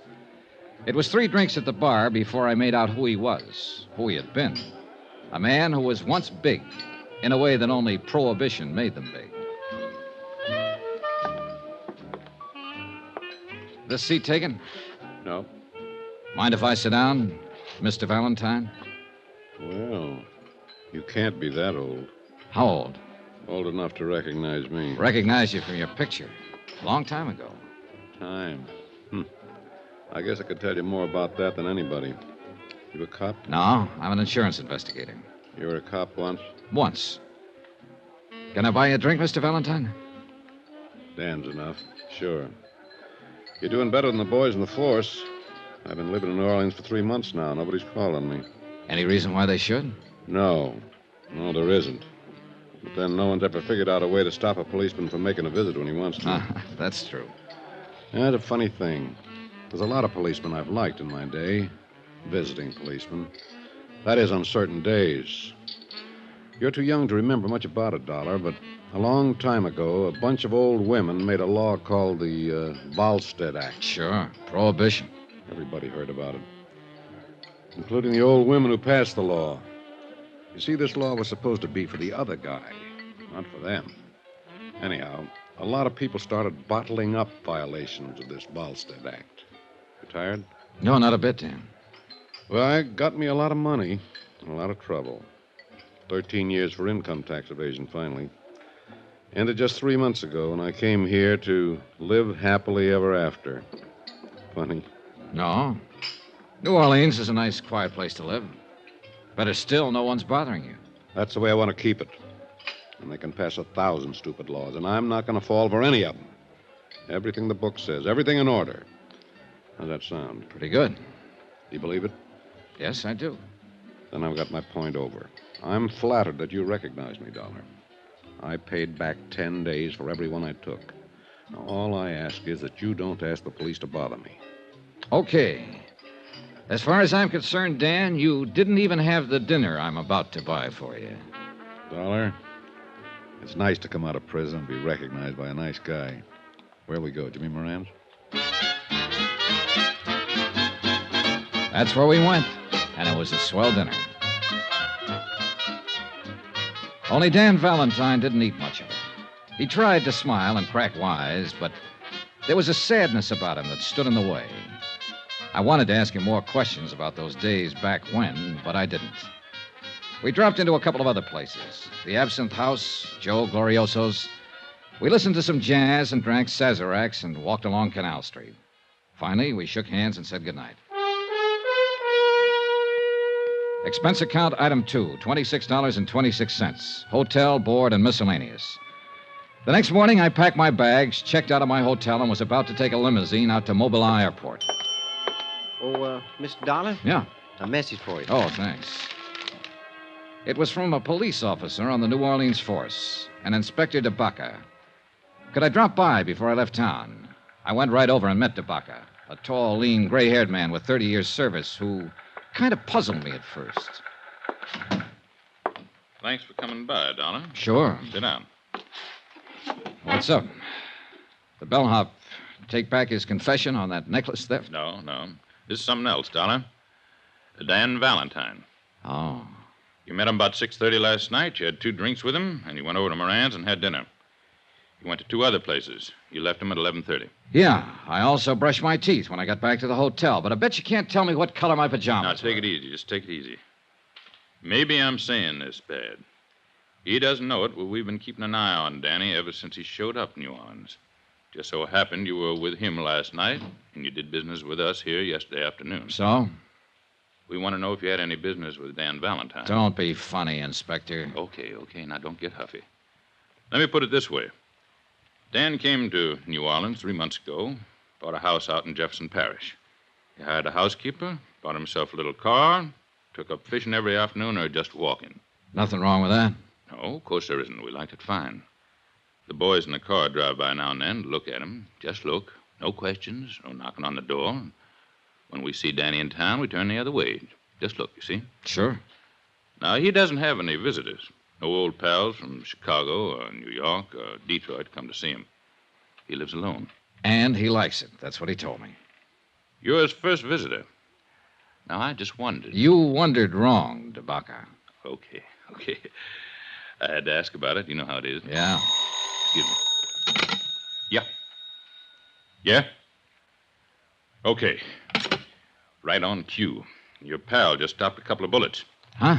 Danny Valentine. Come on. According to the uniformed officer who had put in the call, a newspaper boy had found Valentine lying on the sidewalk and roused the neighborhood. One of the residents had carried him inside. The ambulance crew stood by the bed as we came in. Valentine was lying on his back, the white chenille spread under him changing to a deep red. 2 bullets had ripped ragged holes in one shoulder through flesh and bone. But he was just as self-contained as ever. I got the idea you were going to stay out of trouble, Dan. I didn't know I was in any trouble. Hiya, Dollar. Okay. You went to the police after all? No. The inspector called me in. About you, Dan, but let's forget that for now. How'd this happen? This? Cleaning my gun. You're a loser, Dan. You're not supposed to have a gun. Oh, you know me and the law. We sometimes didn't hit it off. Art, where is the gun? What gun? The gun you were cleaning when you were walking down the street and shot yourself. I swallowed it. Now, look. Somebody's taken a couple of shots at you, Dan. Nobody can tell us anything about it but you so far. We don't want you murdered. Well? Okay, boys. Get the ambulance back. Wait a minute. You're hurt. You're going to the police hospital. No. I've served my time and I'm clean. Being shot at even in this state doesn't make you a criminal. Dollar. Yeah, Dan. Do me a favor. Would you phone a private hospital and have me taken there? Go ahead, Johnny. Take it easy, Dan. I did as he asked. A crew from one of the large private hospitals was out there in a matter of minutes. And an hour and a half later, Dan Valentine was operated on and the bullet successfully removed from his shoulder. I waited around until he was taken to a private room, and Inspector DeBacca waited with me. Dollar? Yeah. Why don't you go back to Hartford? This isn't any of your business. I know. My plane takes off at 4. I'll be on it. Well, why are you waiting around here? Oh, to see how he is, I guess. You pal of yours? I just met him last night. You know that. But you're waiting around? Yeah. You want me to tell you why you're waiting around? You want to make sure he's okay. You met him last night, and outside of what you ever read or heard about him, you don't know him from a load of coal. But you want to make sure he's going to be all right. Well, so do I. Because in that room and on that bed lies quite a man. Well, that about summed it up. No matter what he had been or what he had done, Dan Valentine was quite a man. It was the same thing that had caused me to go over to him the night before and start a conversation. The same thing that caused me to believe his plans for living a quiet life in New Orleans. He came out of the anesthetic a half hour later, and he sent for me. Hi. Hi. They say it's going to be okay. Oh, sure. This is nothing. I just wanted to thank you for giving me a hand. DeBacca could probably help you more. All you have to do is tell him who shot you and why. I shot myself, and just for something to do. Well, look, Dan, I have a fair idea of how tough things were for you and how tough they can be now. But Inspector DeBacca understands it, too. He'll do everything he can to help you. But you have to help him, Dan. DeBacca's a good boy. You're right. You'll tell him who shot you? If there was any way he could help me, I'd let him know first. I'll handle this myself. Guess you'll want to be getting your airplane. Yeah. Good luck, kiddo. Same to you. I went back to my hotel, picked up my bags, and took a cab to Mobilon Airport. My plane had developed engine trouble, and there was going to be a 5-hour delay. I killed time at the bar and in the restaurant and just standing around looking at the field at night. By that time, the newspapers carried the story of the attempt on Dan Valentine's life. It was as skimpy as the story Dan had told himself, and it troubled me. Mr. Dollar. Yeah? Long distance call for you from Hartford. You can take it right in there. Oh, thanks.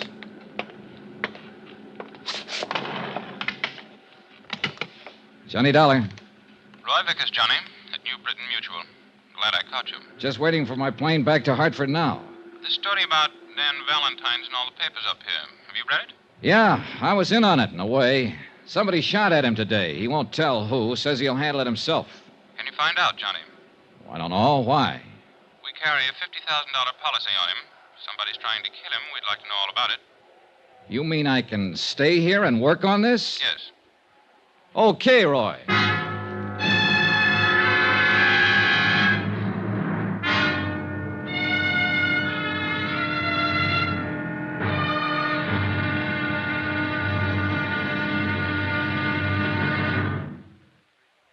There'll be another intriguing episode in our story of the Valentine matter tomorrow. Tomorrow, all the King's men that could be the New Orleans police force try to keep one man alive. And they almost do it. Join us, won't you? Yours truly, Johnny Dollar.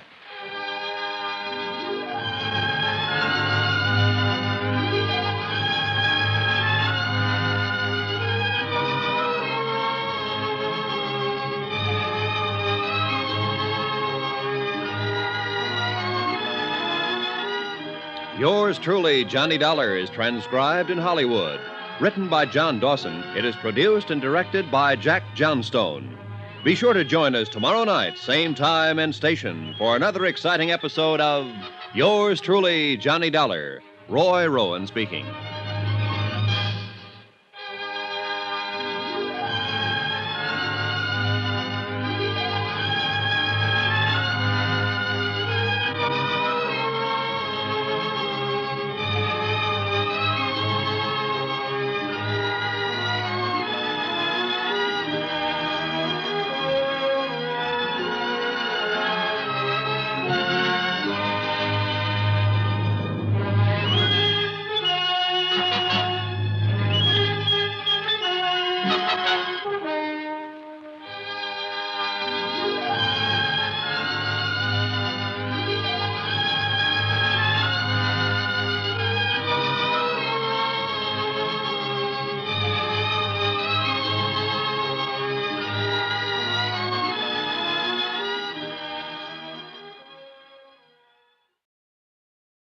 From Hollywood, it's time now for Johnny Dollar. This is Charlie DeBaca down at headquarters. You left a call for me? That's right, Inspector. Thought you went back to Hartford.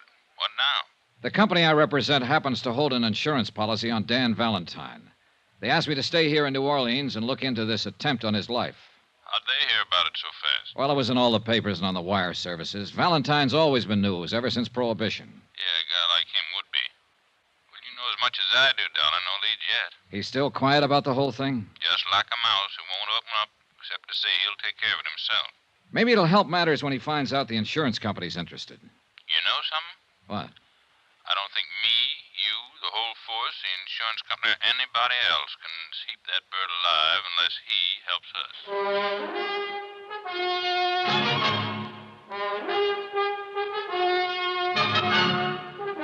Tonight and every weekday night, Bob Bailey in the transcribed adventures of the man with the action-packed expense account, America's fabulous freelance insurance investigator. Yours truly, Johnny Dollar.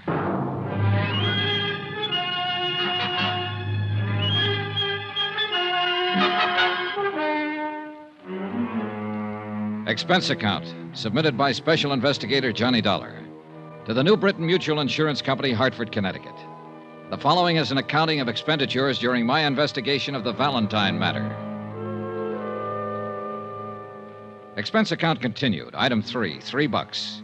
One telegram to Roy Vickers in Hartford requesting a copy of the policy contracts between New Britain Mutual and Dan Valentine, plus the name and location of the beneficiary and any other data on the case.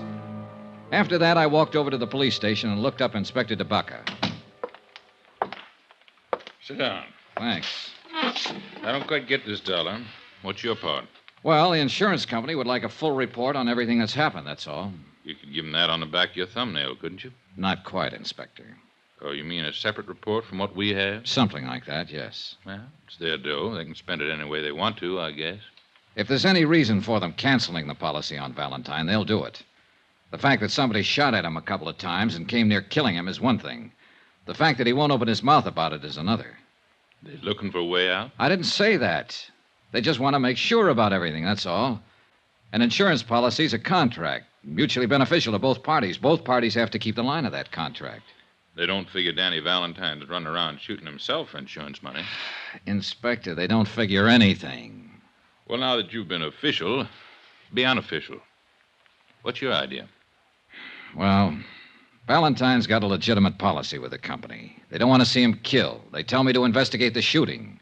Actually, they're telling me to see to it that he stays alive and well. Well, that makes sense. Good luck. If you'll sort of let me tag along on the case, I'd appreciate it. Well, we'll see. Oh, what's the matter now? It just occurred to me. Valentine bought a house out in Jefferson Parish 3 months ago, a couple of days after he was released from a federal pen. Now, he's lived there quiet, minding his own business, keeping his nose out of trouble. Yeah. Well, as long as a man does that, even a man with a background like Valentine's, as long as a man does that, we don't bother him, and he doesn't bother us. Well, so? So what happens? Yesterday, you meet him and have a couple of drinks with him. Hello and goodbye. Boom, boom. He gets shot twice. By somebody, somewhere.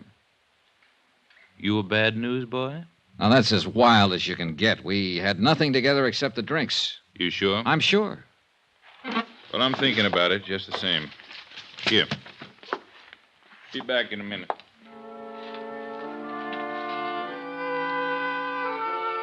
The bulky, thick folder Inspector DeBaca shoved across the desk at me was marked Valentine Daniel. It started in 1915 and was fat with yellowed clippings all the way through 1942. There was a pretty good history of Dan Valentine and the age he lived in. He was born in Ireland and had fought in the Irish Rebellion. He was regarded as both hero and scoundrel. For his own good, he came to America. Somehow, he started out in the wholesale drug business. And understandably, it was an easy step to making prohibition alcohol, and an even easier step to make prison on an income tax evasion charge. The folder mentioned a wife and a daughter who seemed to have successfully avoided most of the newspaper headlines that had involved Dan Valentine. There was one picture of Mrs. Valentine taken in 1928. That's about as far as I got when DeBaca came back into the room, not alone. Interesting stuff? Very, Inspector, very. Well, here's something more interesting. My men have been covering the neighborhood where the shooting happened yesterday afternoon. This man's a witness. This is Mr. Dollar. He's an insurance investigator. It's Willie Blakely. Oh, how do you do, sir? Hope you can help us, Willie. Well, I can try, I really didn't see too much. You see, I was on my milk truck, and I saw this fella, this big fella, walking down the street. What's his name? Dan Valentine. Yes, sir. Well, he was just walking, like for an early morning walk, and then I saw this car come around the corner, and there were a couple of men in it. What kind of car? I think it was a Buick sedan. I'm not sure. It was a black car. You happen to get the license number? No. All right, go on. Well, sir, this Mr. Valentine, he looked up when he saw it coming, and he stopped. You know, kind of funny. No, I don't know. Tell me. Well, you know, like he was surprised. Do you think he was surprised at who was in the car? Yes, sir, that's it. He sort of smiled. Not a hello kind of a smile. Sort of a sad smile. Didn't wave, just stood there. I couldn't see the men in the car by then, so I don't know how they were looking at him. Did you see them as they rounded the corner? Yeah, just a couple of fellas, dark coats and hats. Would you know them if you saw them again? I don't think so, Captain. Okay. 2 men. Yes, sir. So this Mr. Valentine stopped and looked at him and give him this kind of smile. He recognized them, you think? Oh, yeah. And then I heard a noise, you know, something like whack, whack. And Mr. Valentine fell down, and the car drove off. Did Valentine go for a gun? No, sir. What did you do then? Well, I got out of there. Why? I didn't know what was happening. I didn't want to get hurt. You didn't even try to help him? No, sir. I was scared. I didn't know what that whack, whack was, sir. And it took you all this time to tell us about it. Sorry, Captain. Dollar. Yeah. You got something to worry about. Hmm? That noise he was talking about didn't sound like regular gunshots, or he would have said so. Silencer. What else?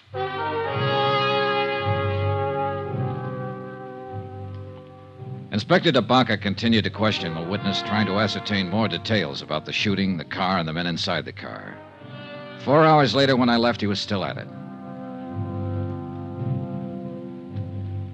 Some more expenses. Item 4, $2.50. Cab fare from police station to hospital.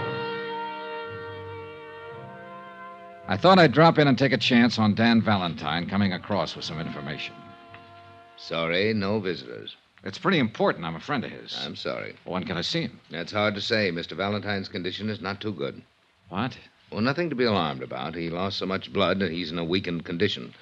The doctor's ordered a transfusion. Oh. You can phone in later if you like. Excuse me. Yes, ma'am?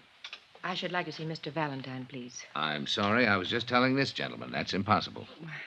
How is he? He needs rest. The doctor feels he'd be better off without visitors at the moment. Thank you.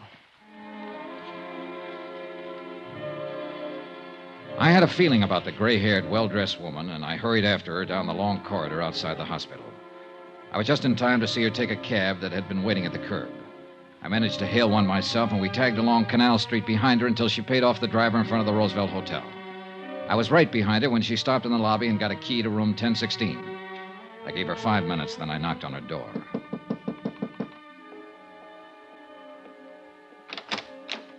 Yes? Hello, Mrs. Valentine. My name's Johnny Dollar. Ann Valentine looked at me for a long time. I had to hand it to her.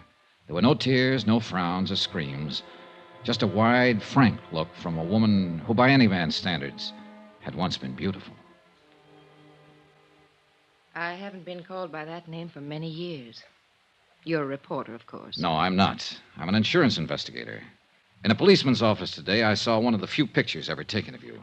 At this hotel, I'm registered under the name of Ann Ward. Ward is good enough for me, Mrs. Valentine. May I come in? Yes. Now, what is it you want, Mr. Dollar? Possibly the same thing you want. To keep your husband alive. I believe that's up to the doctors, isn't it? Not quite. If he was shot at once and he won't help the police find out who did it, there's a reasonable chance he'll be shot at again. Do you know who did it? Well, who it might be. Look, the police have found a witness who describes 2 men as having done the shooting. Can you add anything to that? Mr. Dollar, I haven't seen Dan in over 13 years. I haven't written to him, talked to him, or contacted him in any way, either while he was in prison or these last few months he's been out. I see. It was his idea. But he must have had a reason. He did. Our daughter. Oh. She believes that Ward was her dead father's name. Do I make myself clear? Yeah. I read about the shooting. I caught the first plane here because I thought I might help Dan. My daughter thinks I'm on a little vacation by myself. You don't believe me, do you? Well, in view of what you've just said about not having written to him for 13 years... That was the way he wanted it. I was never ashamed of Dan, never. He was ashamed of himself and how his activities might affect us. He gave me everything I ever had out of life. In New Salem, that's where we live, and live very well because Dan saw to that part of it before he went to prison. We are considered very proper people, Teresa and myself. Dan sacrificed a great deal for that consideration.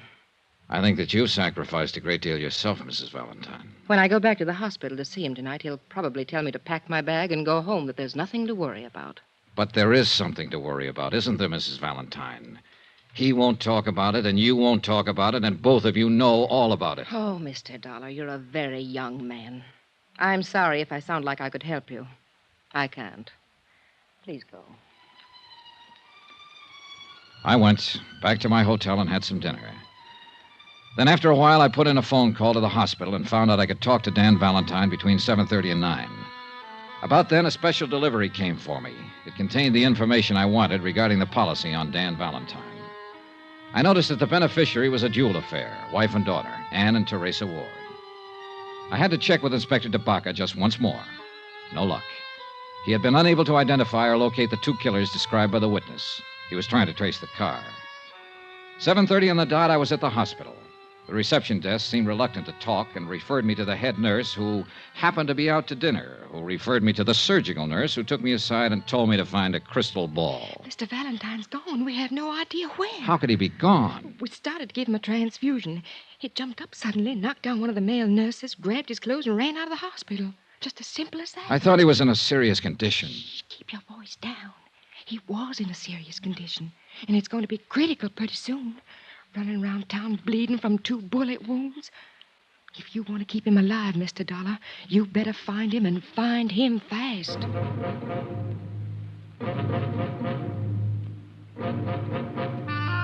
I thought over what Dan Valentine had told me in the hospital earlier about taking care of the matter himself.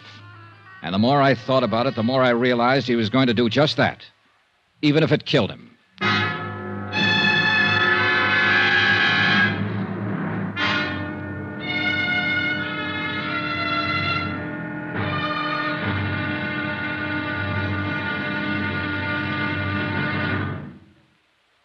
There'll be another intriguing episode in our story of the Valentine matter tomorrow. Tomorrow, what happens to a 30-year-old grudge when somebody explains it with bullets?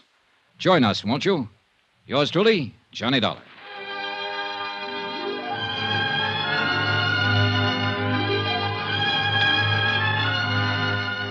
Yours truly, Johnny Dollar, starring Bob Bailey, is transcribed in Hollywood.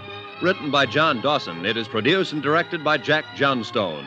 Be sure to join us tomorrow night, same time and station, for another exciting episode of Yours truly, Johnny Dollar. Roy Rowan speaking.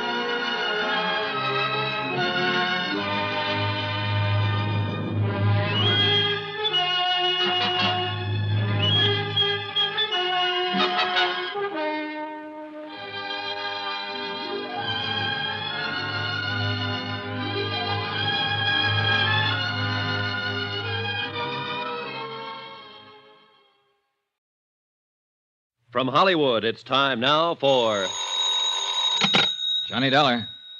This is Ann Ward, Mrs. Valentine. Have you heard anything about Dan? Nothing, Mrs. Valentine. The police are looking everywhere for him. I went to the hospital tonight and they told me he walked out. He might die, Mr. Dollar. I know, Mrs. Valentine. Did you tell anyone I was here in New Orleans? If you mean, did I mention it to the police? No. Thank you, Mr. Dollar. That was very kind of you. But it makes me mad that I didn't, Mrs. Valentine. I know you don't want anybody to find you're related to him because of your daughter. But I also think you could help the police in this situation. You could help them find Dan and put him back in a hospital. Mr. Dollar, would you come over and talk to me, please?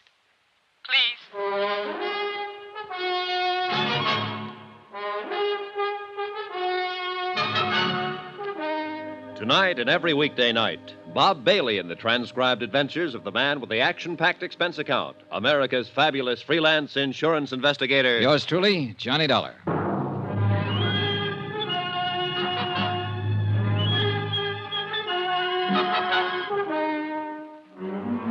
Expense account submitted by Special Investigator Johnny Dollar to the New Britain Mutual Insurance Company, Hartford, Connecticut. The following is an accounting of expenditures during my investigation of the Valentine matter. Some more expense. I believe this is item 5. Yeah, $4. 4 drinks for myself. When the next big shot of the roaring 20s, like Dan Valentine, carries a $50,000 life insurance policy and walks down the street one day and gets himself shot and refuses to disclose who fired the bullets, I have to do the worrying for the insurance company. When he decides to leave a hospital bed minus a pint or two of blood, I have to worry some more. I needed those drinks. You can just say I liked what I'd seen of the guy, and I didn't want him to walk around New Orleans bleeding to death.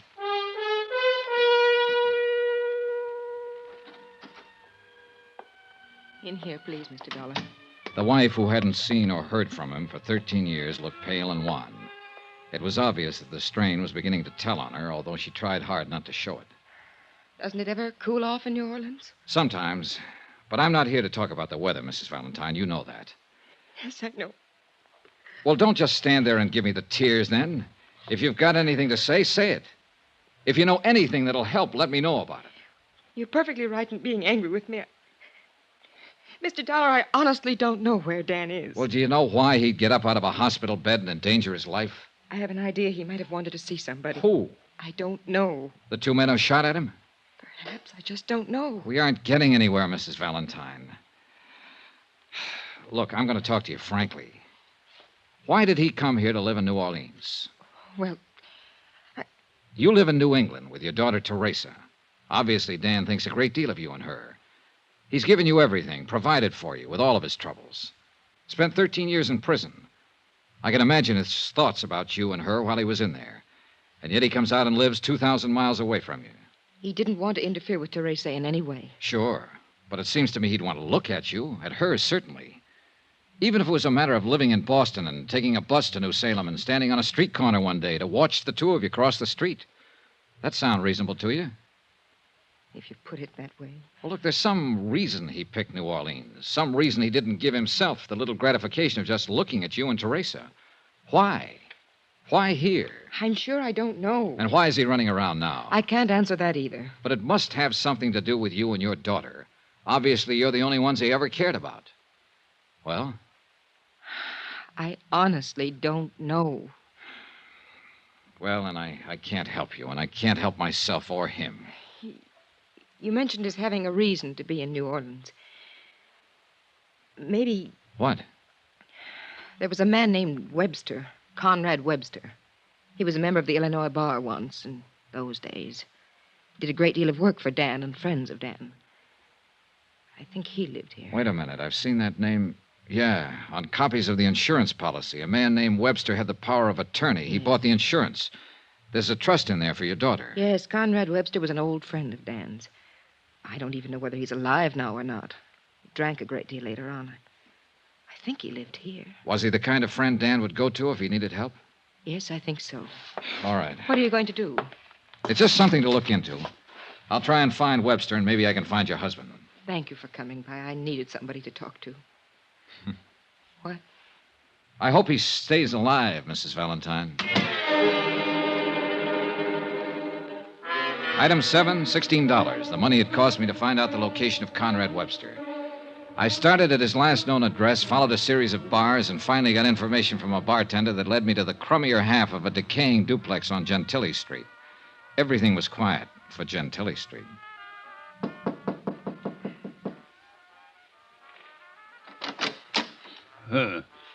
Young man, the drugstore delivers what I need most.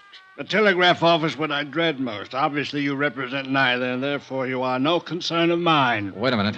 Are you Mr. Webster? Conrad Webster? I am he, and I am drunk and disheveled, and it is 3 o'clock in the morning. I'd like to talk with you. May I come in? You may not. This isn't exactly the hour for making calls, but I did stop by and pick up something to take the edge off. Sid? Huh?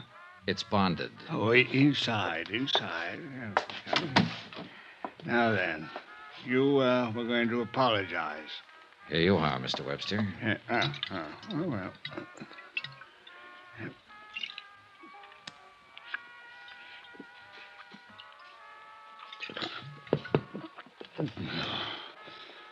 Now then, as long as this lasts, you will last. All right.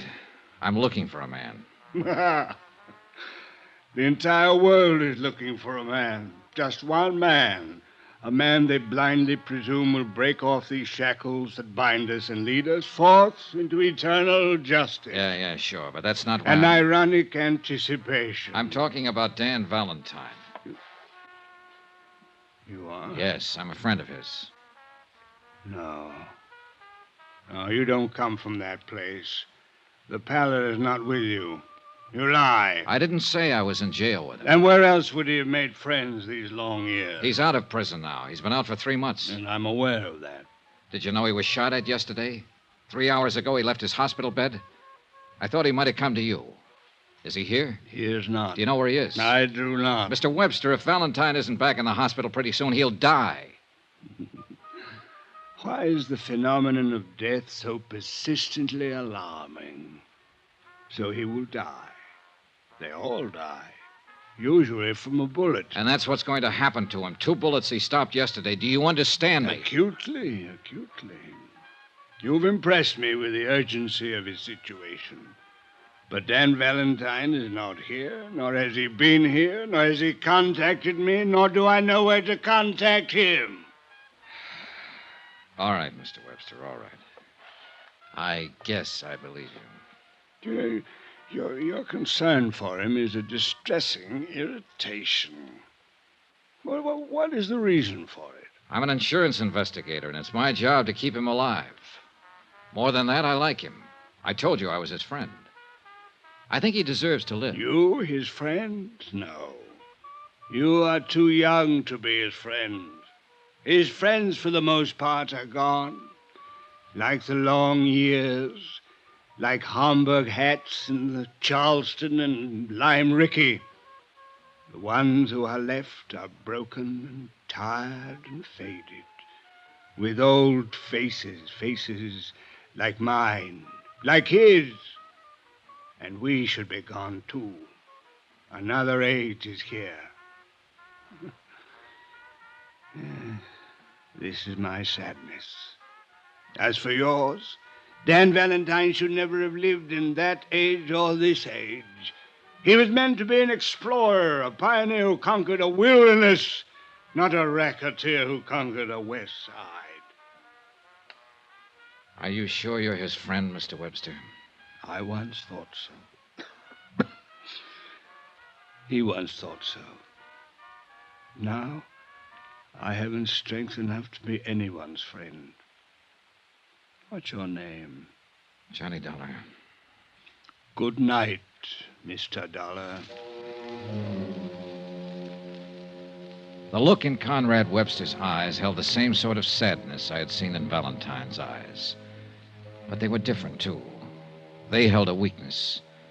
The strong, sad eyes were somewhere else in the city, walking alone, probably looking for two gunmen, and the lifeblood was slowly draining from the body that sparked them. I went back to my hotel and tried to sleep, but sleep wouldn't come. I was still rolling and tossing at 7:30 the next morning when orange juice coffee in the morning paper came up. A nationwide syndicate had picked up the new development in the Valentine shooting and gone to work on it. Among other names they mentioned in giving a resume of Valentine's career were his wife and daughter, living in New Salem under the name of Ward. Hello? This is Johnny Dollar. I just read the morning paper, Mrs. Valentine. Oh, yes. I'm sorry it broke for you this way. That's very kind of you to say so. Maybe it's for the better, anyhow. For years I've been wanting to tell Teresa who her father is, what he's like. I'm going to call her later today. Tell her where I am, explain why I'm here. I think she can take it. You're doing pretty well yourself. Thanks again. Any word yet? No, we still can't find him. Mr. Webster, did you find him? Yes, he wasn't much help. The New England paper said that Mrs. Ward was out of town. Sooner or later they'll find out what town Mrs. Ward is in, I'm afraid. Well, maybe you'd better get another hotel. Use another name. Yes. All right, I'll wait to hear from you. Mr. Dollar. Yes? Thank you. I put in another call to Inspector DeBaca and asked him about developments. Valentine was still unlocated. They were covering drugstores and doctors' offices where he might seek assistance. The two unidentified men who had shot him were still unidentified. The police weren't able to dig up any more witnesses or get any line on the car. By 4 in the afternoon, Mrs. Valentine had still not called me to report a new address. I got worried and went over to the Roosevelt to see what was what. I was surprised to see Inspector DeBaca in the lobby talking to the bell captain. All right, son. If you remember anything else, call me here. Yes, sir, I sure will. Hi. Hi, Dollar. Well, you want to talk first, or you want me to? All right, I'll talk first. Mrs. Valentine's been staying here under the name of Ann Ward. You knew that. Yeah. Why didn't you say anything to me? She asked me not to. Doesn't make any difference now, anyhow. That boy over there called us a little while ago. He said that Dan Valentine came in here this afternoon, went upstairs, came back down 15 minutes later with Mrs. Valentine. They both left together. Yeah, he must have seen the story in this morning's paper and guessed she was in town. That's the way I see it. Well, we're right back where we started from, and I'm about sick of it. We're a little better off. 2 people are easier to find than 1.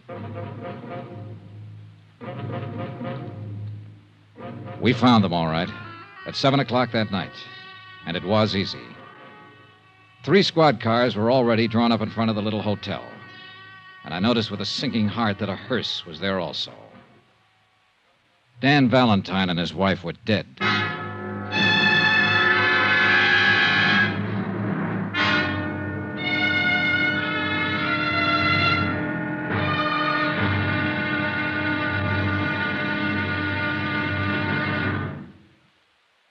There'll be another intriguing episode in our story of the Valentine matter tomorrow. Tomorrow, proof that the murder of Dan Valentine and his wife aren't the only murders to be solved. Join us, won't you? Yours truly, Johnny Dollar.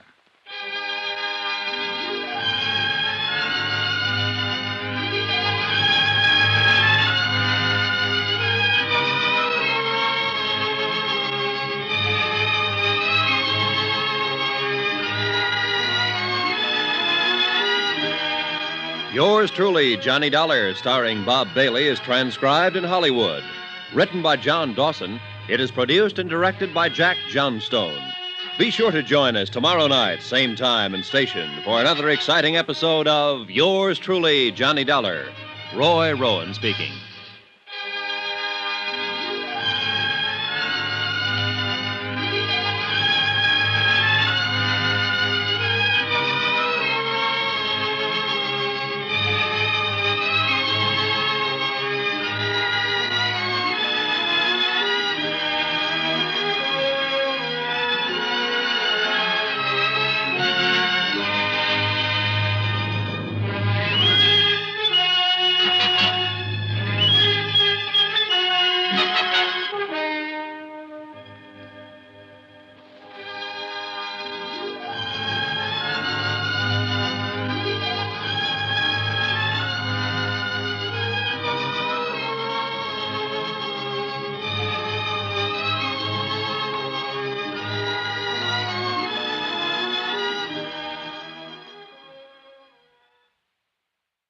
From Hollywood, it's time now for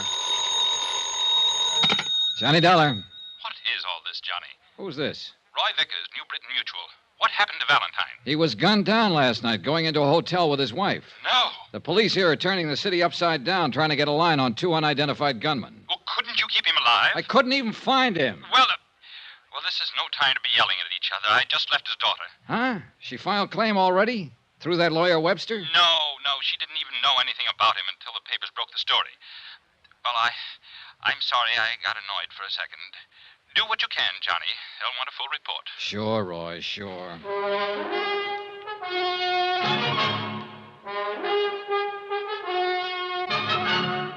Tonight and every weekday night, Bob Bailey in the transcribed adventures of the man with the action-packed expense account, America's fabulous freelance insurance investigator. Yours truly, Johnny Dollar.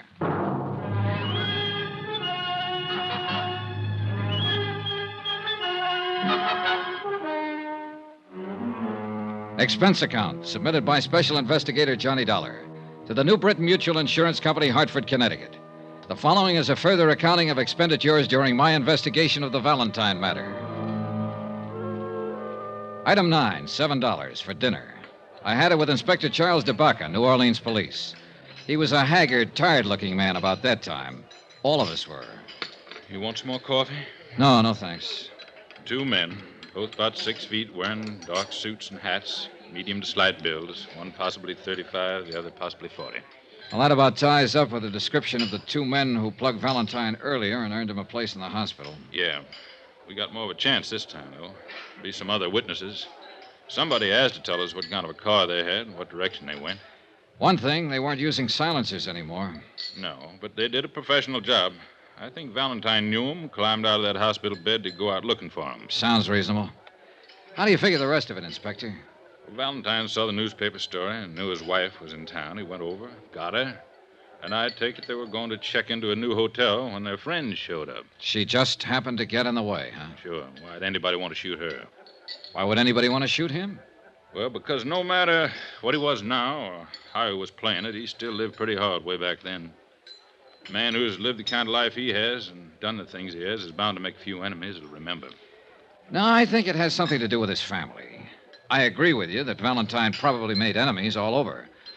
But he wasn't the kind of man to get excited about any of those kind of people. He pretty well knew how to take care of himself and handle trouble.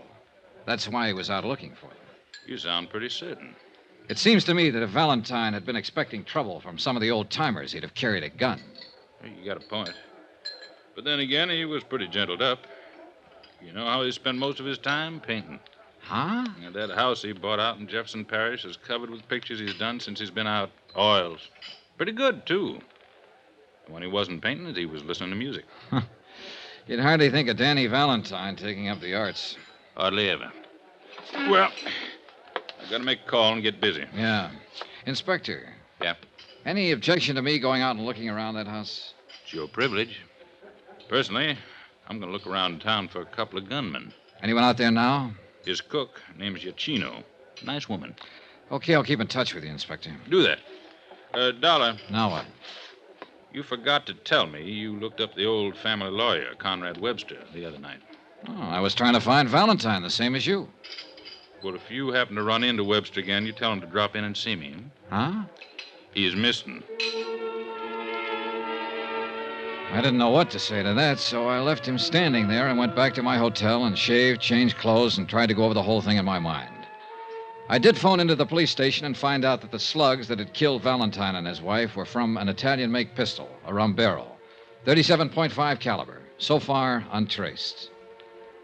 Expense account, item 10, cost of cab, from my hotel to Danny Valentine's house in Jefferson Parish.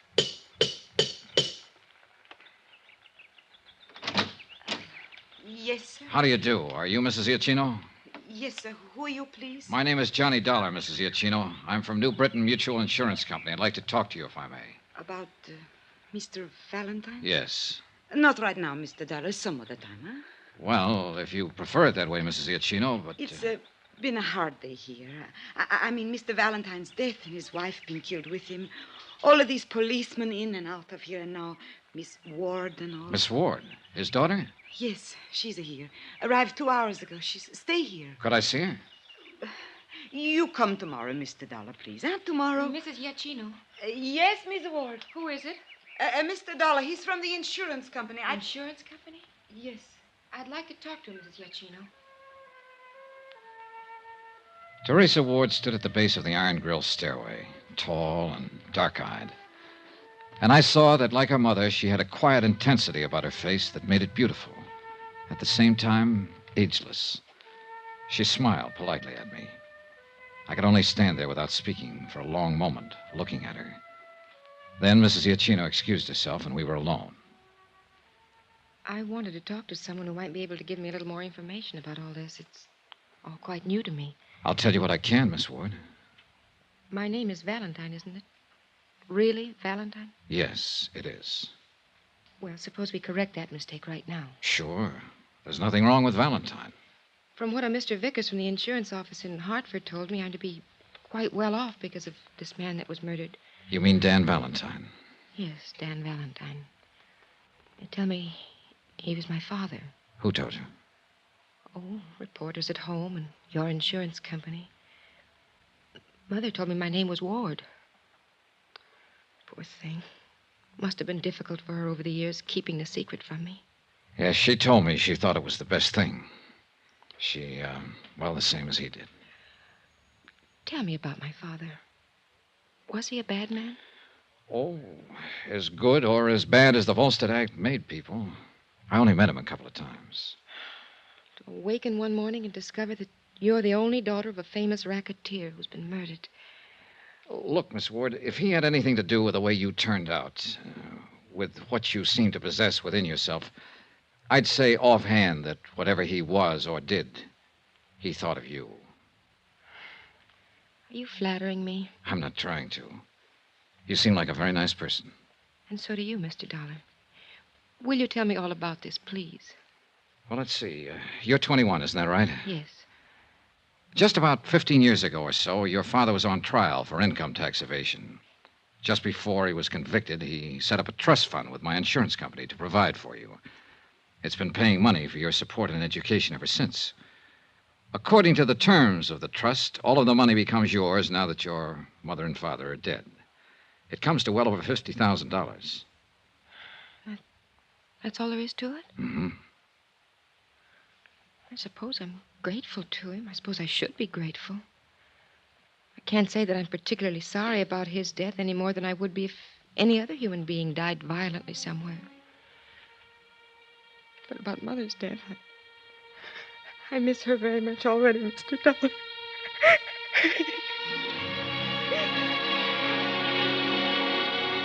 She was holding up pretty well until that point. Then she let go. I held her in my arms and I talked to her. I told her what I knew of her father's life and death.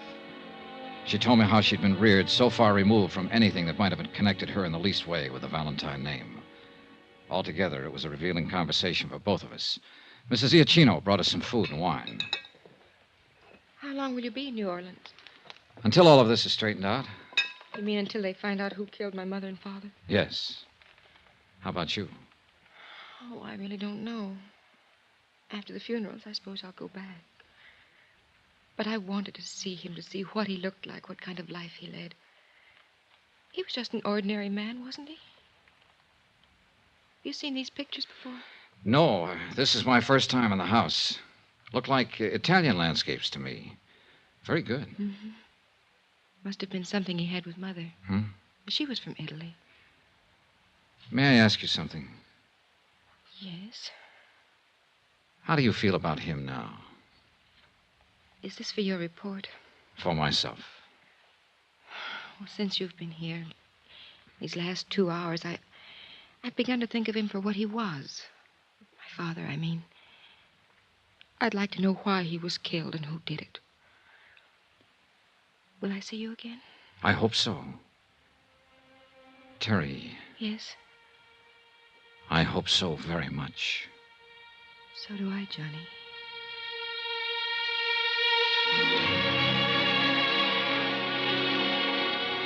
I left her at the door that night with a warm sensation inside of me. Something I certainly hadn't expected in the business at hand.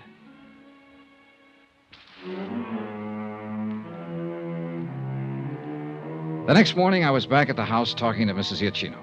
She gave me all the information she could remember about Valentine's activities. All of it accurate, but lacking in any possible clue as to the identity of the two men who had killed him and his wife. I had breakfast with Terry there and helped her with funeral arrangements. Then I spent a solid 12 hours with Inspector DeBacca, who had still not located or identified the two mysterious men. However, there were other developments. This may be something, Johnny. Oh? Conrad Webster's been found. Huh? Up by Lake Punch train. Just identified him. He was shot to death with a 37.5. Italian gun? Yep. Just like the one that killed Dan Valentine and his wife.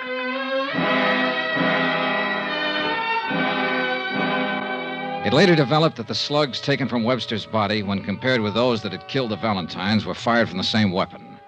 The case took on proportions. Every available bit of information regarding the two ex-big shots of the 20s was located, read, and reread.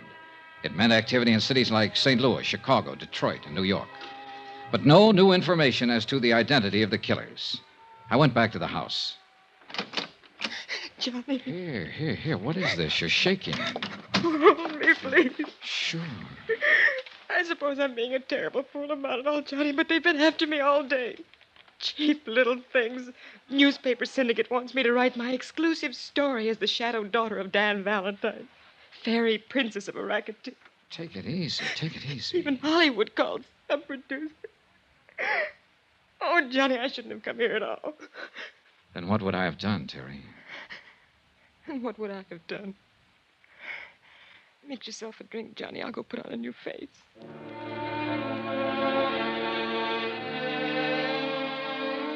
It had become apparent to me in the short time I'd known her that she'd grown to love the memory of her father. Also, that the pressure of all that had happened was beginning to take its toll on her. We were walking down the gravel path away from the house. She was quieted down. I suppose I was thinking how nice it would be to kiss her. I twisted, trying for the gun inside my pocket, but there was nobody to shoot at. The two men who had fired the guns were already out of sight. I was alone with Terry Valentine, who was hanging on the gate. I caught her before she fell. Why me? Johnny, why? She was dead before I could answer.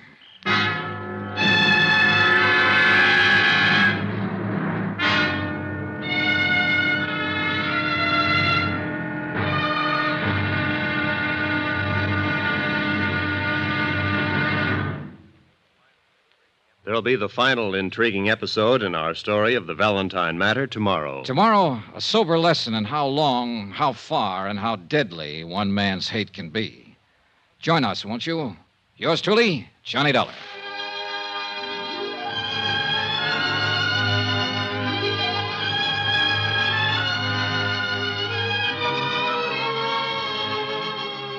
Yours truly, Johnny Dollar, starring Bob Bailey, is transcribed in Hollywood. Written by John Dawson, it is produced and directed by Jack Johnstone. Be sure to join us tomorrow night, same time and station, for another exciting episode of Yours truly, Johnny Dollar. Roy Rowan speaking.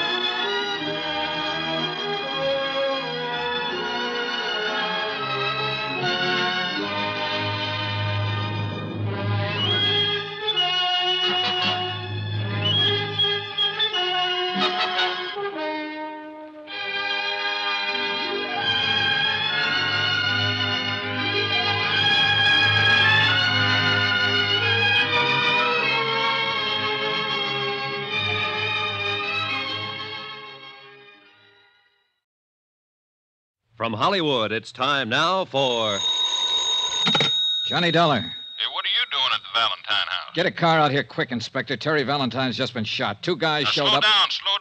When did all this happen? a few seconds ago. Ambulance? No good, DeBaca. She died in my arms. Well, do you think they're still around there? They must be. I'm going looking. Now, wait a minute. This is a police matter. You stay put. I'll have a car there in 5 minutes, and you can...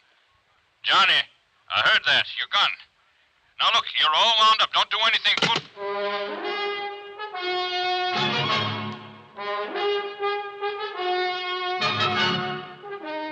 Tonight and every weekday night, Bob Bailey in the transcribed adventures of the man with the action-packed expense account, America's fabulous freelance insurance investigator. Yours truly, Johnny Dollar.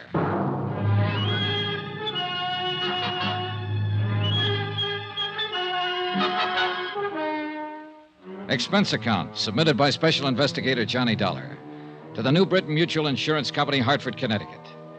The following is an accounting of further expenditures during my investigation of the Valentine matter. Dan Valentine, ex-gangster, and, of course, your policyholder. But then his wife was killed, too. Then his lawyer. Then his daughter. The girl that I... 30 seconds after Terry Valentine died in my arms, I was stumbling down the gravel path that led from her house to the road. It had all happened so suddenly, I can't say that what I did from there on or what I felt was entirely rational. All I know is I hadn't heard a car leave the area, which meant the two killers were still somewhere nearby. Then, in the dim light, I saw the car. A man was climbing into it. Hey, stop! Stop or I'll shoot! Stop!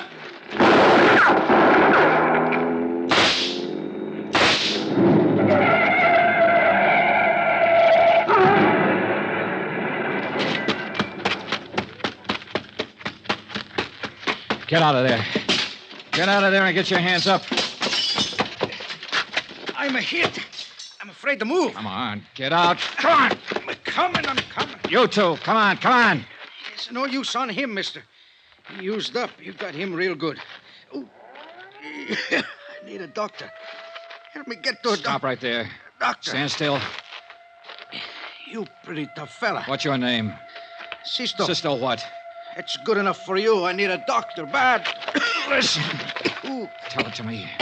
Tell it to me right now. If you don't tell it to me now, you'll never tell it to anybody. Tell it! No. Tell it! I need doctor. Tell it! I die first. Johnny! What is this? Who's he? He's going to kill me. He's going to kill me. Now, you better give me that gun, Johnny. Estate will take care of him. Thanks. I should have done it. I wanted to do it. I know, son. Come on, let's get out of here. But I didn't get out of there. I waited around while they dug the body of the other man out of the smashed-up car, and while they carried the still limp form of Teresa Valentine away.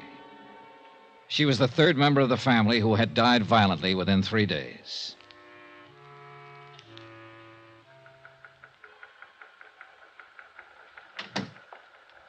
I'm sorry about it, Donna. Inspector, I was hoping I might have been wrong. But she wasn't dead. Oh, you weren't wrong. Which one shot her? Huh? The dead one or the one we still got in the hospital? Oh, I don't know. Both of them, I guess. You don't feel like talking to it. I'm just trying to pin it down. Well, what about him? Can't get much out of him so far. He's in pretty bad shape. Let me ask him some questions, Inspector. I'm no police officer. I don't have to obey any rules. Now, take it easy, kid. You were about to do that once, and we'd be holding you for murder if you'd gone ahead. I know how you feel about Teresa Valentine. Has he said anything at all? Nothing. We found papers on him and the other one that makes them brothers, Sisto and Darby Chianti, from New York. So far, there doesn't seem to be any connection with the Valentines. But people like Valentine make a lot of enemies. But that girl doesn't figure. Yeah. I know you talked to her a lot these last couple of days, Johnny. What'd you say? Oh, nothing that had anything to do with this. You know yourself, she didn't even know her name was Valentine until her father got shot at. Yeah, that could have been an act. And you could have been 20 feet tall. Just trying. Try with that punk you got upstairs in the hospital. We will, Johnny. We will. Just... Pardon me.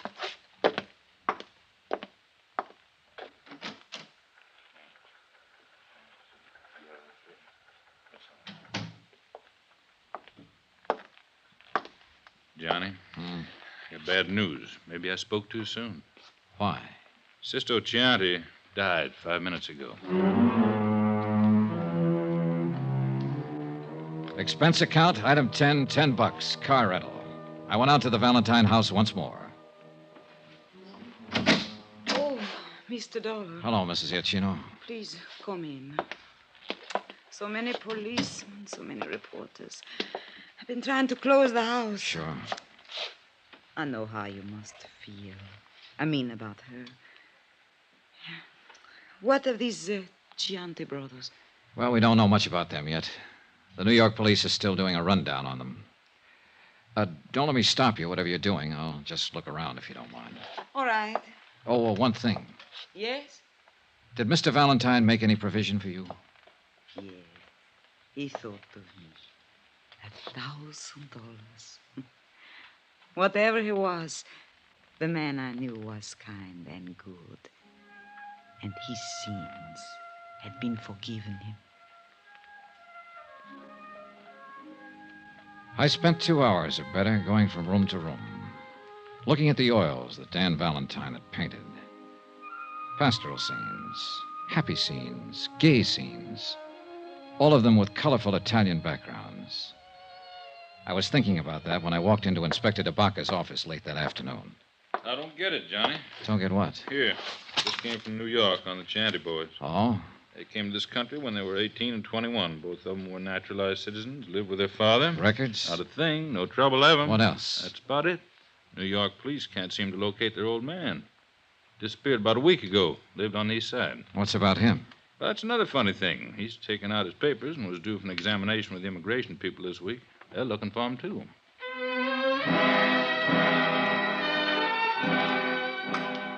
We went out and had dinner together and talked about the case. It had been a strange one.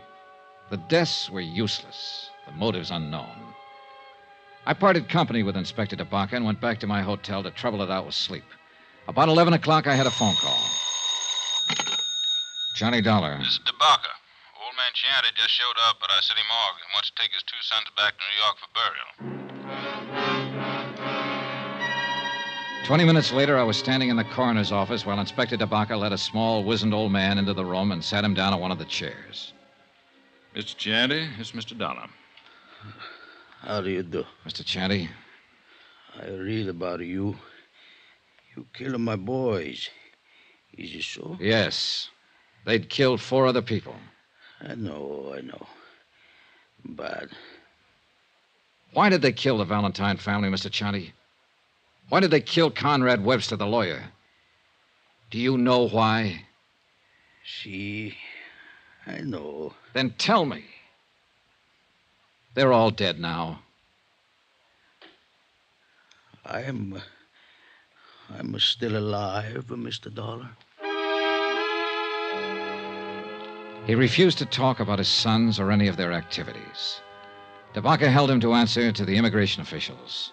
He remained in his cell, silent and noncommittal to all visitors, including the chaplain. I appeared before the coroner's jury the following morning and was cleared of any charges. Pietro Chianti still had said nothing. And he looked at me as though he was going to keep on saying nothing. Mr. Chianti? I see you, Mr. Dollar. More questions? Dan Valentine's wife was your daughter, wasn't she? Wasn't she? All right, you don't have to admit it. I have a copy of the marriage license right here. It came from New York this morning. She was my daughter. Is that all you have to say now? I no talk. Then I will, Mr. Chianti. Because your daughter, Mrs. Valentine, had a daughter herself, Teresa. A lovely, wonderful girl that your 2 sons killed. I happen to know that girl. I might have been in love with her, I don't know. But I do know. She had to die, too. What? This Conrad Webster, Mr. Valentine, and my own daughter and granddaughter, they had to die. All bad. You? See, I order it. You ordered it? And who are you? God? I am the father. When a daughter Mary's a bad man. Only bad can come from it. The granddaughter was then bad. He come to our village many years ago. Take her away. He and the man Webster help him. It lived with me. The stealing of my own flesh and blood. All this time it grow inside of me. I am old, but I keep on living. Only so I can come here and find him and destroy him. And her, and the daughter, and the lawyer man who help him. And I destroyed them through my sons. A whole family. Vendetta. Was that it? If you like. Vendetta. He was a bad man who did bad things. Bad man.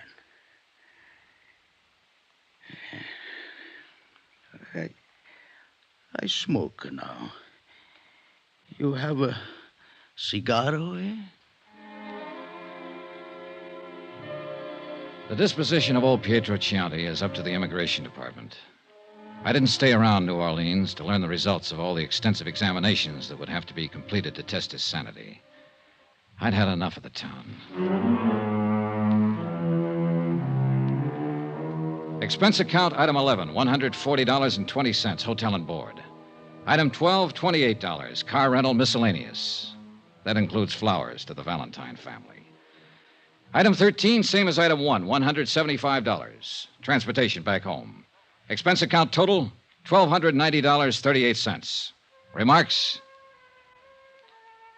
Whenever I close my eyes, I can see a lovely girl standing at the bottom of a long, curving stairway, smiling, because I'm in the room.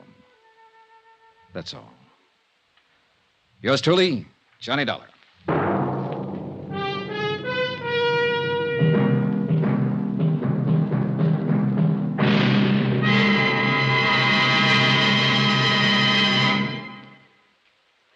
Remember, please, there'll be another exciting story for you beginning next Monday night. Monday, the Lorco Diamond Matter, in which a trip to Algiers makes Come With Me to the Casbah sound like an invitation to a Sunday school picnic. Join us, won't you? Yours truly, Johnny Dollar.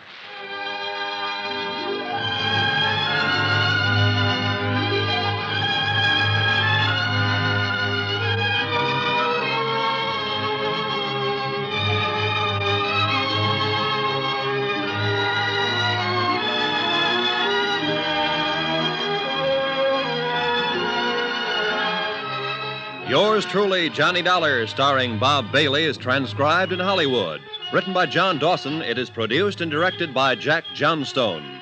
Heard in this week's cast were Lillian Baeff, Betty Lou Gerson, Barney Phillips, Will Wright, Forrest Lewis, Marvin Miller, Jay Novello, and Jack Boyles. Be sure to join us on Monday night, same time and station, for another exciting story of Yours truly, Johnny Dollar. Roy Rowan speaking.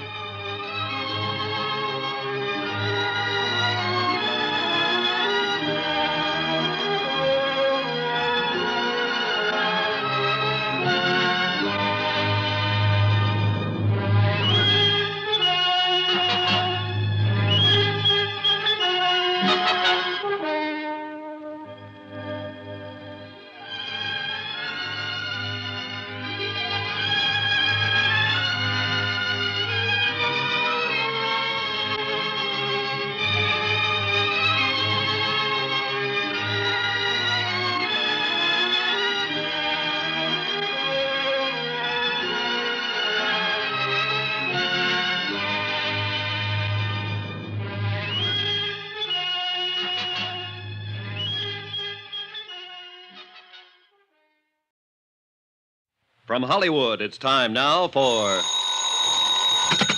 Johnny Dollar. Ben Tyler, Johnny.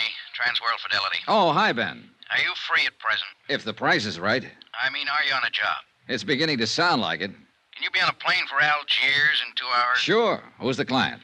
Lorco Limited, Amsterdam. You know, they're the... Diamond Cutters, an old firm. Big-time deals all over the world. Check. What happened? Oh, one of their couriers just dropped dead in the Algiers airport. Oh, too bad. He was carrying a briefcase with $100,000 worth of set stones. Top-grade diamonds. Don't tell me, Ben. Let me guess. That's right, Johnny. The briefcase is missing.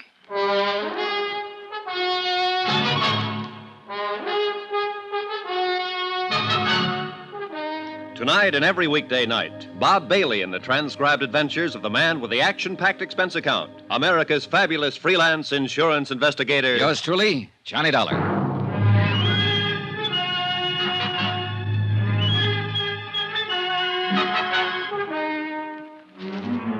Expense account submitted by Special Investigator Johnny Dollar to the Home Office, Transworld Fidelity Company, Hartford, Connecticut. The following is an accounting of my expenditures during investigation of the Lorco Diamonds matter. Item 1, $324.60, transportation. A routine plane flight to North Africa and the city of Algiers.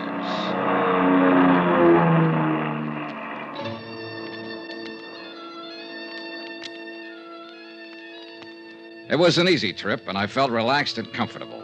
A feeling that was rudely terminated about 10 seconds after I got off the plane. You are Monsieur Dollar, are you not?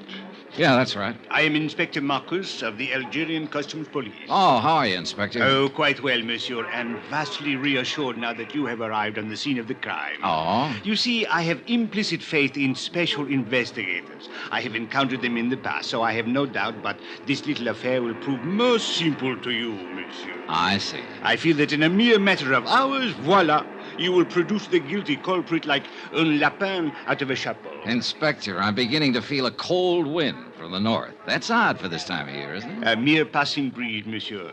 I shall now assume my official attitude. And that is? Extreme courtesy, complete cooperation, and the devoted service of my meager talents. On orders, you understand, from my superiors in Paris.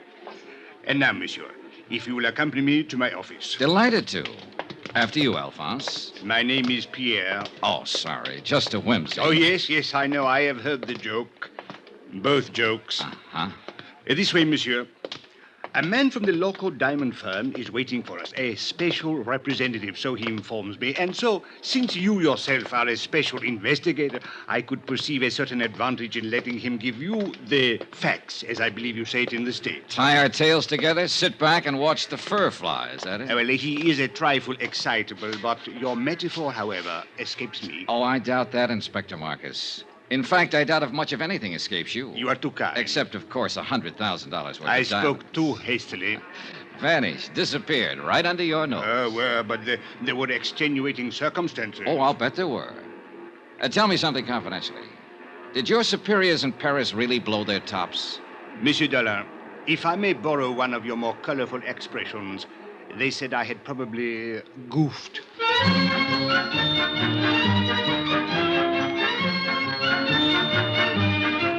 I'd met that same attitude before with local officials. To them, sending in an outsider implied they couldn't do the job themselves. And Inspector Marcus was on an even hotter spot. The air terminal was a port of entry to Algeria, under his jurisdiction, Customs Police. As he said, he'd goofed. Maybe.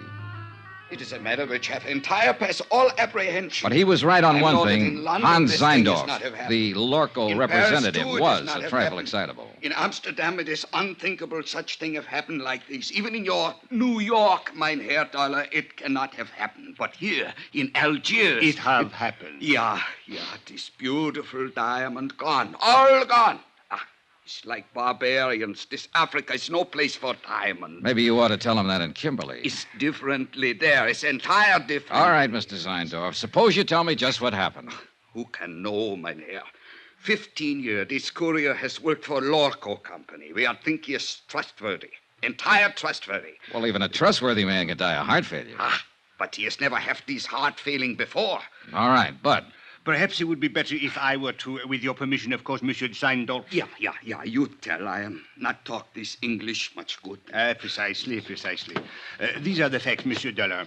The Lorco courier, a man named Paul Gruber, arrived on the plane from Amsterdam yesterday morning. Yeah. Did you know he was arriving? I did not know, but the point is a very clever one.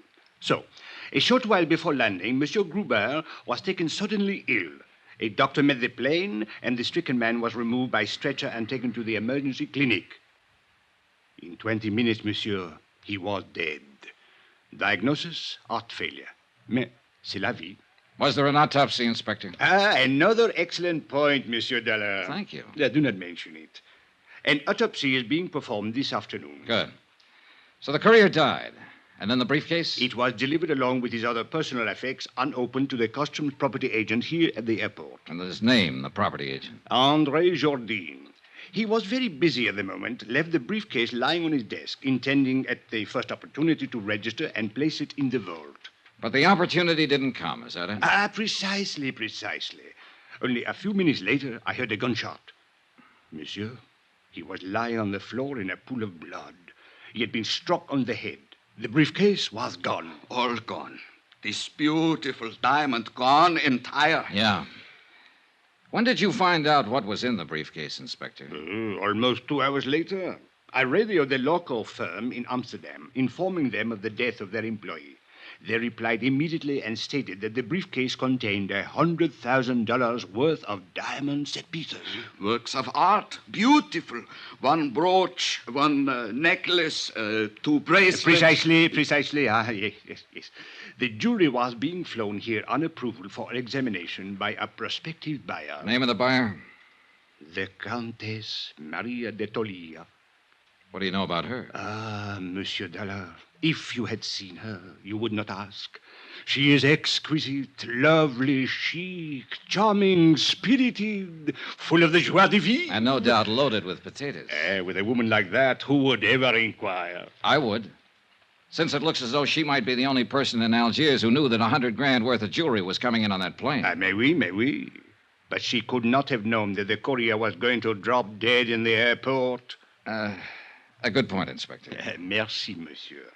What about that property agent, André Jourdain? Any chance of talking to him? But of course, if he is yet able to talk. Then I guess I'll... Talking is not enough, mein Relax, Herr. Mr. Zeindorf. You're covered by insurance. Insurances is money. It's not my diamonds. Oh, well, if you don't want the money, you can always waive your claim. Mein Herr Dollar, are you think that I am crazily, that I am entire crazily? I talked to the plane crew who'd come in on the flight with the dying courier. I talked to Inspector Marcus's men, who'd been with him when he found the property agent lying on the floor of his office. I didn't expect much, and I got just that. But it didn't matter. I figured I may have had my man spotted already. The same old story. An ambitious and underpaid government agent opening a briefcase to register its contents and seeing the diamonds there for the taking. Hiding them quickly, then a fake slugging and firing a gun at a non-existent thief. Yeah, an old story. Expense account item 2, $3.40. Transportation into town and taxi fare to the Hospital of Our Lady of Sorrows. Inspector Marcus had phoned ahead to authorize my visit. One of the sisters led me down the corridor to the door of André Jourdain's room. She motioned silently and then turned away. I stepped inside and closed the door. Monsieur? You're André Jourdain? Mais oui, but yes. What do you want? My name is Johnny Dollar. I'm an insurance investigator. My company is the underwriter on the Lorco diamonds. Why have you come here? Well, to ask a couple of questions. Of course, if you'd like to consult an attorney before I have nothing to conceal, monsieur. What do you wish to know? Just exactly what happened when that briefcase disappeared. I have told it already to Inspector Marcus. Yes, I know. So now would you mind telling it to me? But there is no... Bien. I was working at the files when someone entered my office. I turned around and saw a man standing there, pointing a gun at me. Ever seen it before? No, monsieur. What did he look like? Well, he was quite tall. Heavyset? No, very thin, tall and thin. European, I believe. All right. What did he do? He ordered me to turn around, stepped up behind me, struck me with the gun. I fell against my desk. He grabbed the briefcase and ran to the door. You were still conscious? Oui, monsieur, but in terrible pain. I fumbled for my gun in the drawer of the desk and fired one shot. It is all I can remember. Uh-huh. You hadn't by any chance opened that briefcase? I had been too busy. And you didn't know what was in it? Not until they told me today. Andre, I wonder if you'd mind if I lifted a corner of that bandage and took a look at that wound on your head. If you are careful, it is very painful. Oh, sure, I'll be careful. Lie still now, please. It'll just take a second. I'll lift this edge and... I think I am lucky to be alive. Yeah, very lucky. Okay, thanks. It is nothing. Andre, do you happen to know the Countess d'Atolia? The Countess? Oh, monsieur, she is unquestionably... Yeah, I know. She's lovely, exquisite, charming, chic. Well, thanks for your cooperation, Andre. A pleasure, Monsieur Dollar. Take care of that head. It's the only one you've got. You Americans are so whimsical. Oh, yeah, we're all crazily, entire crazily. My pet theory was starting to limp. That slugging wasn't phony. It had taken 14 stitches to close the cut in Andre's head. Whoever hit him hadn't been kidding. They meant it for keeps. I walked down the corridor and stood waiting for the elevator, thinking it over, trying to figure it out. But no go. I needed more facts. And a moment later, I got more facts.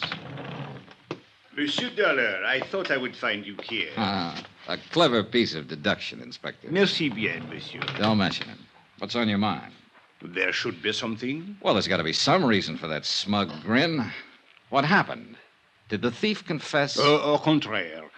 I was on the point of asking what progress you were making on the case. You will be happy to hear none at all. Oh, that is too bad. Inspector. Eh? Extreme courtesy, complete cooperation, the devoted services of your meager talents. Remember? Touché. Actually, I came to tell you that I now have the report of the autopsy. The courier who died of heart failure. Only he did not die of heart failure, monsieur. Except, of course, in a very literal sense. Well, what did he die of? Poison. Well, that was the end of a good theory. The courier had started to get sick on the plane, so the robbery and the murder had been planned well in advance of his arrival. By somebody who'd known he was bringing in diamonds. And so far, only one person fit the bill. As lovely, charming, and chic a suspect as you could ever hope to meet. The Countess d'Atolia.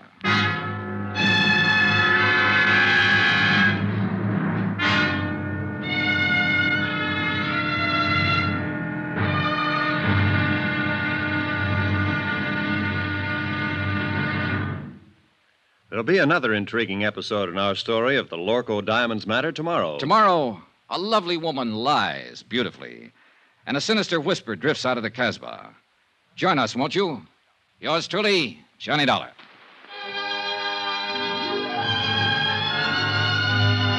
Yours truly, Johnny Dollar, starring Bob Bailey, is transcribed in Hollywood. Written by Les Crutchfield, it is produced and directed by Jack Johnstone.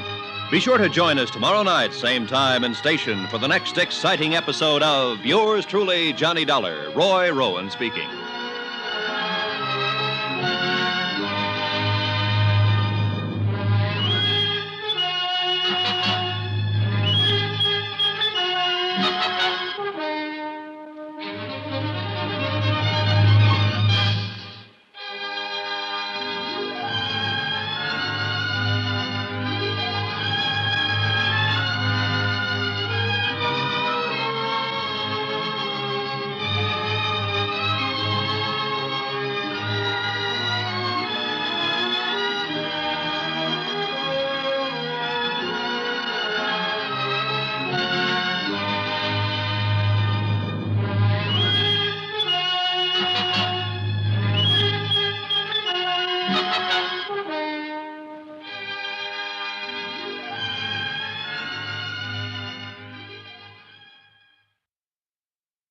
From Hollywood, it's time now for Johnny Dollar. This is the Countess d'Atolia. Oh, yes. My maid tells me that you were trying to reach me by telephone. That's right, Countess. I want to talk to you. Where are you now? At my residence, of course. Did you think I might come running immediately to your hotel, Mr. Dollar? Not after hearing your description. I'm seldom that lucky. What is it exactly that you wish to talk about? $100,000 worth of diamonds and a dead man. I'm a special investigator I for know who you are. I investigate before I call you. Wow, not only beautiful, but clever. This ought to be interesting. I'm afraid I don't entirely understand your flippancy. Then suppose I come over and explain it to you. Say around 8 o'clock? I'll make a definite effort to be here. You know something, Countess? I think it's about time somebody built a small fire right under that lovely little complacency of yours. I'll be there at 8 with matches.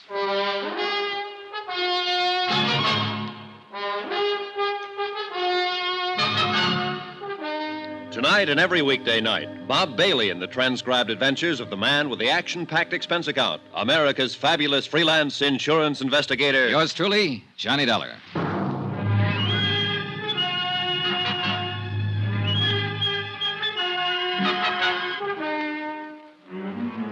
From Special Investigator Johnny Dollar, location Algiers, North Africa, to the Home Office Transworld Fidelity Company, Hartford, Connecticut. Assignment, the Lorco Diamonds matter. Expense account continued. Item 4, $6.80, dinner and appetizers. I'm never any good trying to spar with a lovely female suspect on an empty stomach. I was finishing up on black Algerian coffee and white Algerian brandy when a slightly green-eyed Algerian police inspector sauntered up to my table. Mon Dieu, Monsieur Dollar. You special investigators really do live well. In the lap of luxury. Pull up a chair, Inspector. Join me in a sarsaparilla? It is on your expense account? Be my guest. Merci, monsieur. Bon, my favorite brand. Help yourself. Merci. Anything new? Nothing at all. A complete impasse. Allez, votre santé. Mm-hmm. What about the man who sat next to that courier on the plane? Find out anything about him? I'm still working on it, which is to say, of course, my men are working on it. You police inspectors really do live well.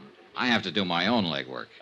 But the glory, Monsieur Dollar, to come into a mysterious affair which has all the local police baffled, and to solve it immediately in one brilliant feat of deduction, to leave everyone gasping with admiration, to make one's exit to the sound of great applause. Not so fast, Inspector. I'm still back there with that brilliant feat of deduction. You have not yet found the solution? Just on the verge. Then I will drink to your success. With your brandy, of course, and with your permission. Go ahead, drink up a storm. But I'm afraid I'll have to leave you pretty soon, but you can still go No, monsieur.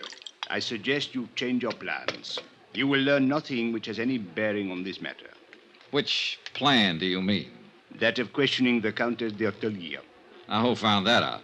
As a matter of fact, she phoned me and inquired about you. Oh, so that's how she investigated me. Went straight to headquarters. Mais oui. Remarkable woman. Talented, beautiful. Et cetera, and so on. And along with it, it's 9 to 1. She's in it right up to her pretty neck. No. She's really not the type. This is an excellent brandy, monsieur. An Algerian brand, I notice. All right, Inspector. Let's bypass the byplay and lay him out face up. I think I prefer it to cognac. I don't know how she does it, but she's got you hypnotized. Just mention of her name and you go into a tailspin, every cockeyed one of you. Exquisite. Lovely. Maybe so, but in my book, she's a real suspect. Elucidate, monsieur. Well, it's simple enough. She's the only person in Algiers, that we're sure of at least, who knew that a shipment of diamonds was coming in on that plane. Why?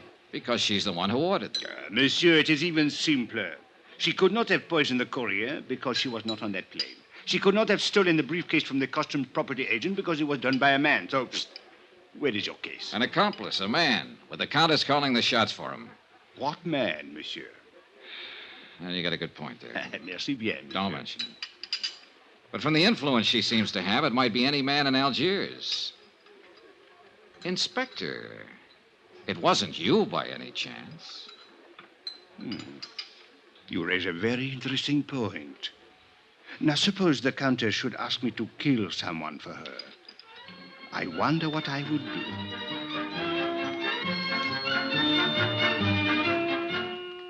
A page boy came into the dining room looking for me.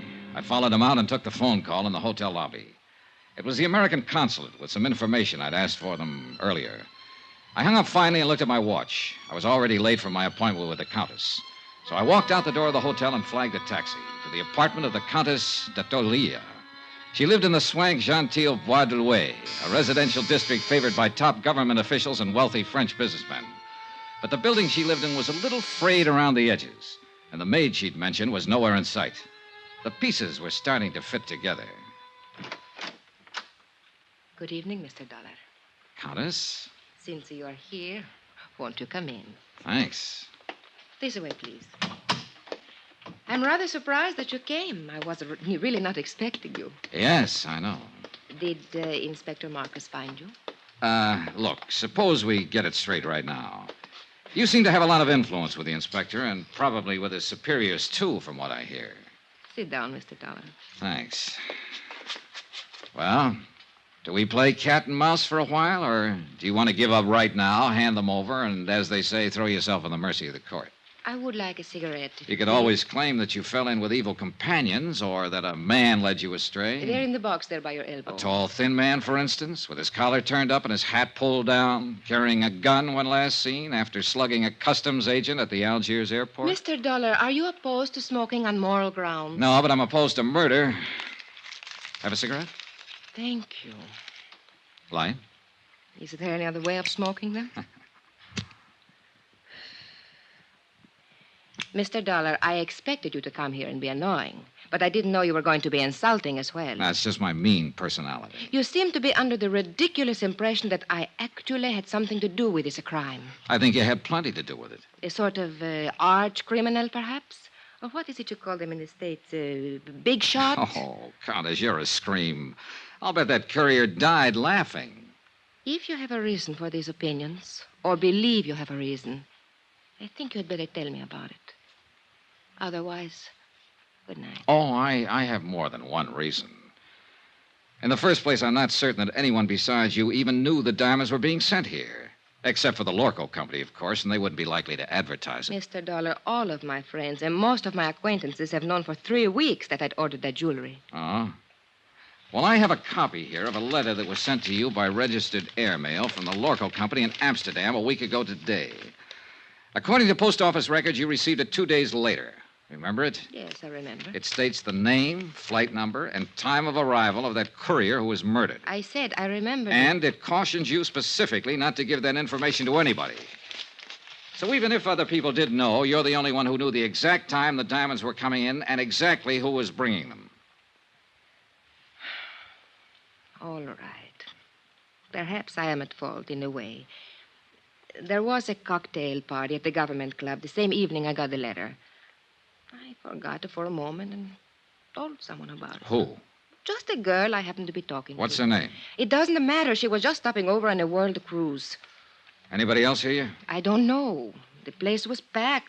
Government men, business people, Army, Navy officers. Anyone might have heard. Uh-huh. Was Inspector Marcus at the party by any chance? Yes, I spoke with him during the evening. Mr. Dollar, I'll admit I was wrong, but there is hardly grounds for... All right, let's get to point 3. The Countess Maria d'Attalia, Italian by birth, title inherited, old family. Goes back through one line, in fact, to Lucretia Borgia. I did not poison the courier. Your family estates were confiscated by Mussolini. Family migrated to Bizerte, and then to Lisbon for 3 years. You left them there and went on to London. Since the war, you've lived in Paris, on the Riviera, back to London, Mallorca, and finally here. Have you been following me, Mr. Dollar? The consulate was pretty thorough. Anyway, you're well known in the international set, accepted everywhere, and apparently able to get along fine on your title and your looks. It is not very pleasant to be dissected while one is still alive. As a matter of fact, you're flat broke. You've been living on credit for the last 4 months. I think you have gone about far enough. And yet 3 weeks ago, you ordered $100,000 worth of jewelry sent to you on approval. How did you plan to pay for it? Get out. Or did you know you wouldn't have to pay for it because it was never going to be delivered? Get out of here. I don't have to listen to this. I don't have to answer your insulting questions. My private affairs are my own concern. So the ice finally melted, and now you're going to blow your top. Get out, or so help me, I'll kill you. You mean me, too? You... Oh, no, hey, put that down. Don't throw that. Why, you little devil. Stay back. Now, let go of me. Settle down, then, and stop throwing things. I will do as I please. It is my house. So sorry. Oh, good Lord. A woman who can even cry beautifully. Leave me alone. Oh, you're unbelievable, baby. The boys were right. You're everything they said you were. Oh, it's too bad. Go away. All right. But before I do... What are you going... No, don't.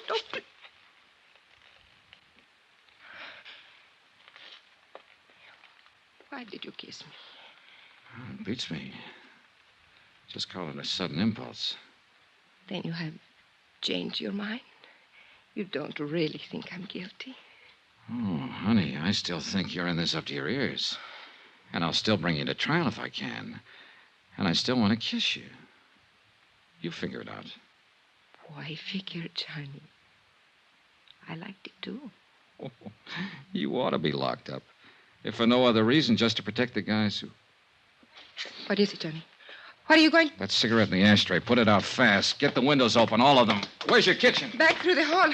Johnny, what are you going to do? Stay alive, if I can. It was gas fumes, one of the bottled gases they use for cooking in the higher-priced apartment districts. The concentration had been building up and finally seeped into the drawing room. If we'd lit another match, we'd have been blown to bits.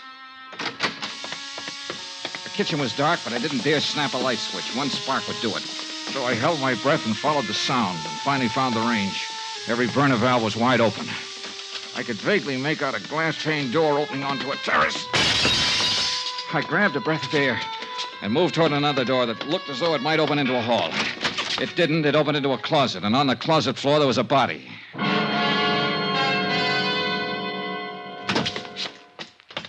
What happened, Johnny? Why did you go... Johnny, who's that? He's a man from the Lorco Company. Name is Zeindorf. Zeindorf? But where did you find him? Out there on the floor of a closet. Why? What was he doing here? You tell me. I don't understand it. He has no business here. What is wrong with him, Johnny? Well, right at the moment, he seems to be a little bit dead.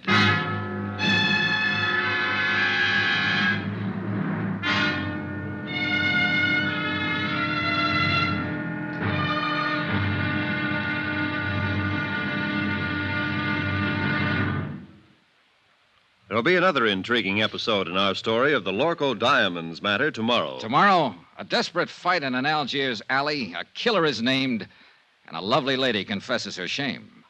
Join us, won't you? Yours truly, Johnny Dollar.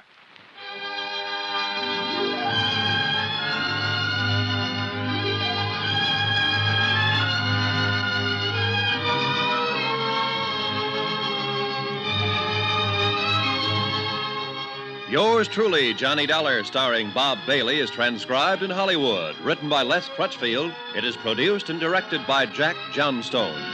Be sure to join us tomorrow night, same time and station, for the next exciting episode of Yours truly, Johnny Dollar. Roy Rowan speaking.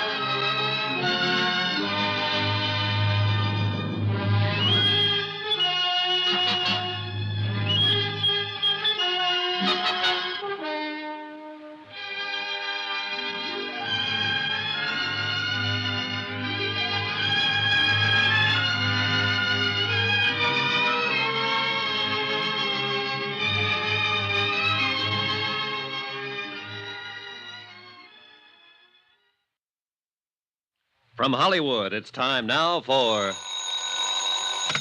Johnny Dollar. Hello? Who is it? Hello? Hello? Johnny, who is it? I don't know, Countess. Maybe they weren't expecting a man to answer, or at least not me. I would not know about that. What about this guy who was lying unconscious in your closet? Would you know anything about that? No, Johnny. I didn't think you would. I'll give him another shot of those smelling salts. I think he's coming too. Good. Maybe he'll know about some of these things. Yes, he will. Some of them. And of course he will tell you. I was hoping it would not be brought out. I did not want you to know. Murder is usually brought out sooner or later. Not murder, Johnny. It is not that simple.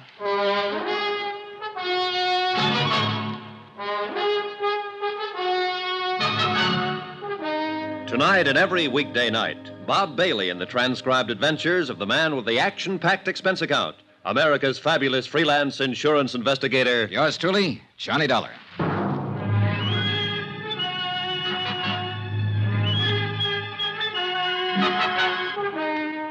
From Special Investigator Johnny Dollar, location Algiers, North Africa, to the Home Office Transworld Fidelity Company, Hartford, Connecticut. Assignment, the Lorco Diamonds matter. Expense account continued.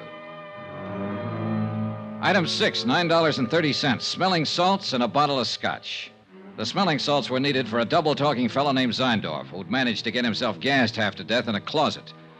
A representative of your client who suffered the $100,000 loss, Lorco Diamonds of Amsterdam. The scotch was for me. Johnny, he doesn't like it. Should I go on holding them under his nose? Yeah, sure. Keep shoving them at him until he's strong enough to fight you off. That's how smelling salts work. A person has to come to in sheer self-defense. Nine, stop. It's more too plenty already. My nose is killed, dead, no more. Maybe you've been poking it into the wrong places. What were you doing in that closet, Mr. Zeindorf? It's nothing.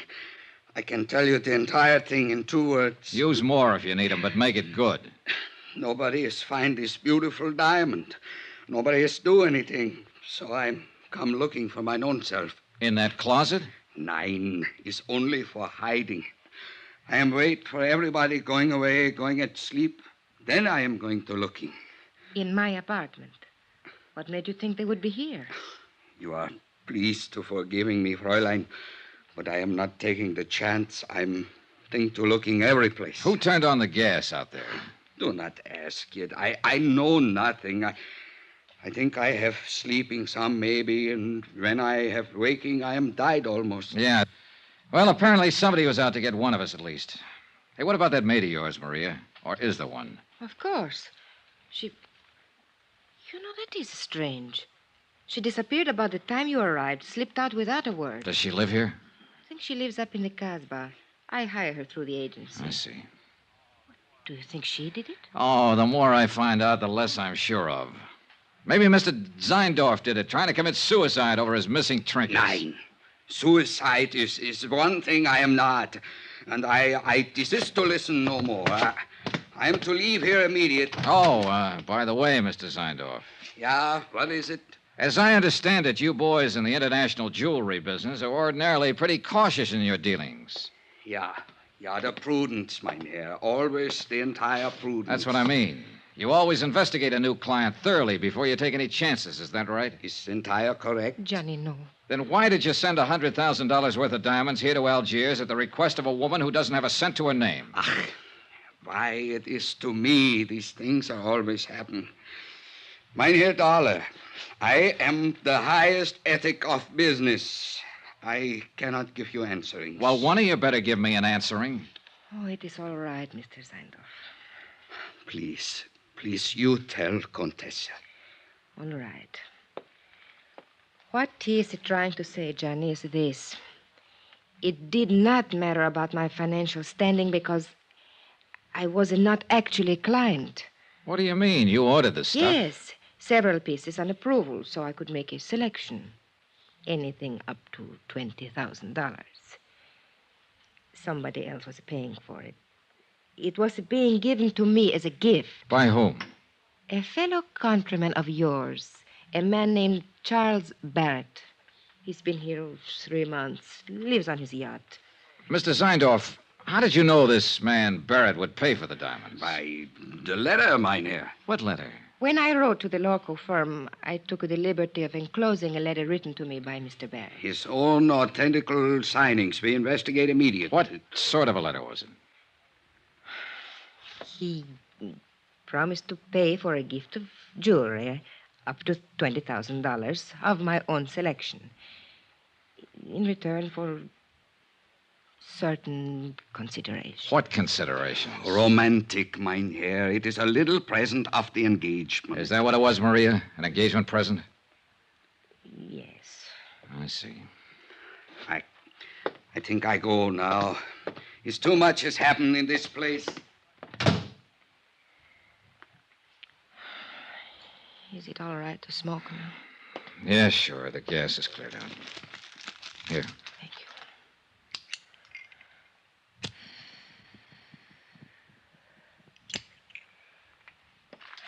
you. I wish you hadn't kissed me, Johnny. I thought you said you liked it. I did. That is why I wish you hadn't. Are you trying to say that...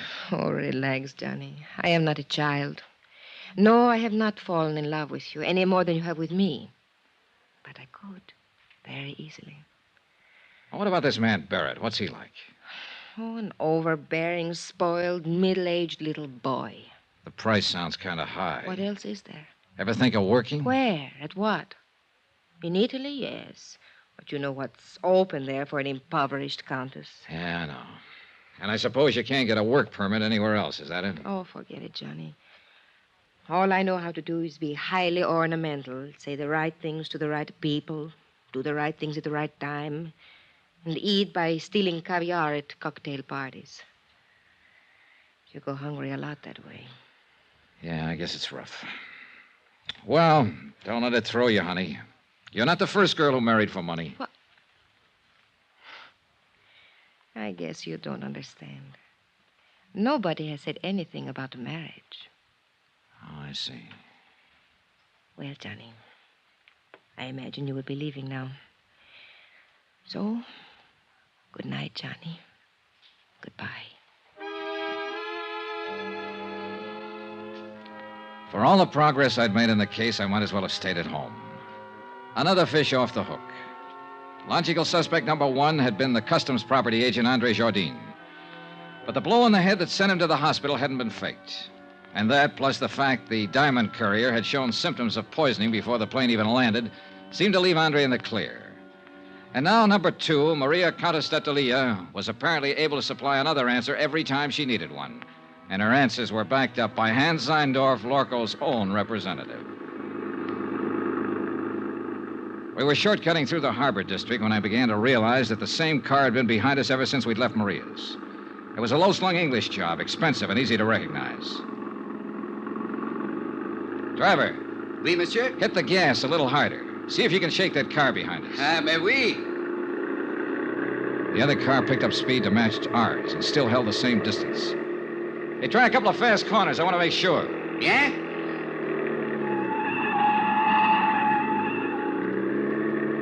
The next place where the street narrows down. Stop fast. Swing crosswise. Block off the road. I want to stop that guy and have a talk with him. Hey, you understand what I mean? Mais oui, monsieur. Just like in the movies. Yeah, well, something like that. Hey, there's a place coming up. Let's have a go at it. You do not worry. I will do it good. Yeah, I only hope we've seen the same movies. Now, monsieur. I was out of the cab fast and running back down the street. The other driver had jammed on his brakes and finally skidded to a stop against the curb.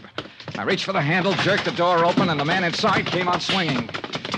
A big man, little on the beefy side, but plenty tough. I didn't know him, never seen him before. He fought silently and fought hard, but he was a sucker for a left. I knelt down on the pavement and started to go through his pockets. I hadn't even noticed the other car pull up. Nom de chien, Monsieur Dollar. Huh? Do you merely plan to rob him, or do you also intend to cook him and eat him? Oh, you really get around, Inspector. A policeman must socialize, monsieur. It broadens the outlook. Come, we walk. My chauffeur will take care of reviving your victim. Do you happen to know the victim? May we? He's Monsieur Charles K. Barrett of Chicago. Maria's ex-boyfriend. Something of the sort, I believe. How did you happen to get here so conveniently? Oh, I was following you. Farther back, of course. Then why didn't you pitch in when the fight started? And spoil such a remarkable display of fisticuffs? Okay. It is true the footwork was mediocre, but the verve, the enthusiasm, the violence, superb, monsieur. I can't quite figure you, Inspector. Well, sometime we must talk about it. Monsieur, you will be most happy to know that we have identified the person who occupied the plane seat next to the diamond courier. Oh? They shared a bottle of wine during the flight. Undoubtedly, that is how the poison was administered. And who is the person? A man named Bobo. Bobo? Oui. He is well known in the Casbah. He is a thief, smuggler, dope peddler, and it is said he can be hired as a killer. Have you picked him up yet? Well, I have not tried to. Why not? Why not? Monsieur, in the Casbah, at the sight of a uniform, everyone vanishes, zzzt, like rabbits in their holes. The Casbah, huh? Another thing. The property agent who was struck on the head, Andre Jardine, he has disappeared from the hospital. Disappeared? How? His window was open. The room was upset. It was very odd. Yeah. Look, Inspector, I think I'll get on back to the hotel and get some sleep. No, as you wish. Yeah, I'll talk to you tomorrow. Maybe. Oh, there is one more thing, Monsieur Dollar. Huh? I think perhaps I should warn you of something in the event you should call again on the Comtesse. Warn me of what? Well, 2 days ago, I installed a dictaphone in her apartment. You what? I must admit I found your conversation this evening most entertaining. Inspector, you are a rat. Oh, please do not concern yourself in the least. I am the soul of discretion. Maybe. Monsieur, I am a Frenchman.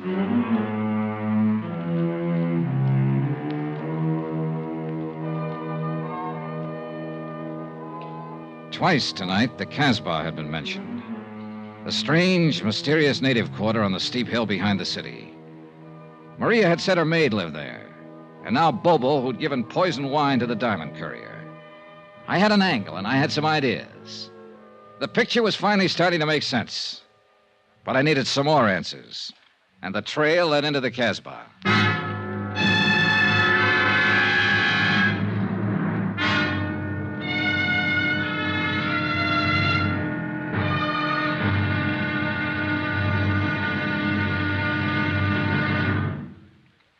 There'll be another intriguing episode in our story of the Lorco Diamonds matter tomorrow. Tomorrow, a bungling fool, a tightening net, and a violent death in a crooked alley of the Casbah. Join us, won't you? Yours truly, Johnny Dollar.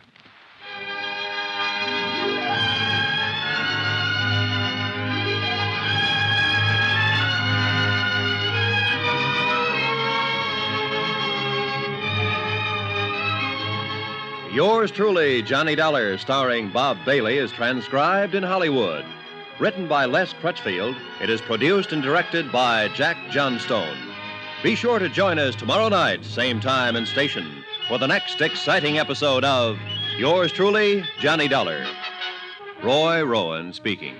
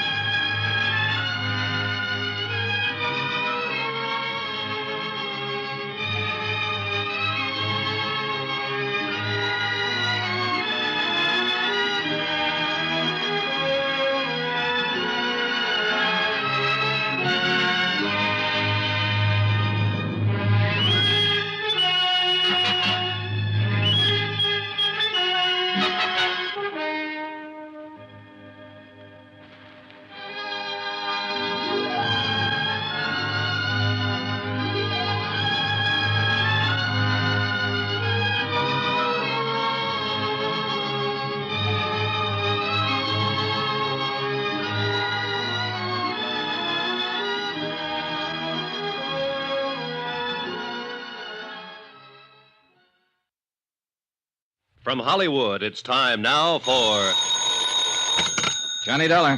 This is Abdul. Abdul? You don't know me. So? I have the little business. Well, I'm so happy for you. Hope it's doing well. Not bad. Okay, you what? You don't know me, but you're looking for me. Now, look, Joe, Abdul. It is a business to get jobs for people, for servants. Oh, the employment agent. Ah. Have you got the address of that girl who worked for the Countess d'Atalia? Oh, sure.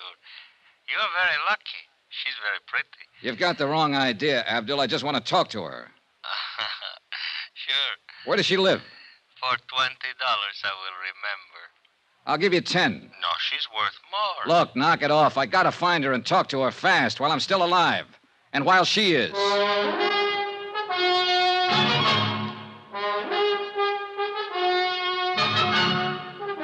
Tonight and every weekday night, Bob Bailey in the transcribed adventures of the man with the action-packed expense account, America's fabulous freelance insurance investigator. Yours truly, Johnny Dollar.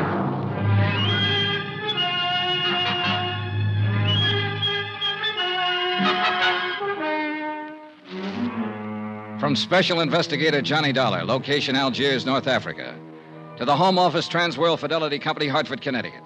Assignment, the Lorco Diamonds matter. $100,000 worth missing. Expense account continued. Item 9, $15 even. Gratuity, tip, gift, bonus. Why kid about it? It was a bribe to a man named Abdul for the address of a girl named Chata, an address up in the native quarter, the Casbah. But the idea wasn't romance, no matter what Abdul thought. 4 hours earlier, in the Countess d'Atelier's apartment, somebody had turned on the gas and tried to kill one or both of us. It was 9 to 1 that the somebody was Chata the servant. I wanted to ask her why. I'd put my coat on and was just on the point of leaving my hotel. I slipped a gun into my side pocket and moved over to the door. Yeah, who is it? Charlie Barrett. The guy you beat the daylights out of a couple hours ago, you know what I mean? No hard feelings, Dal. I just want to talk it over.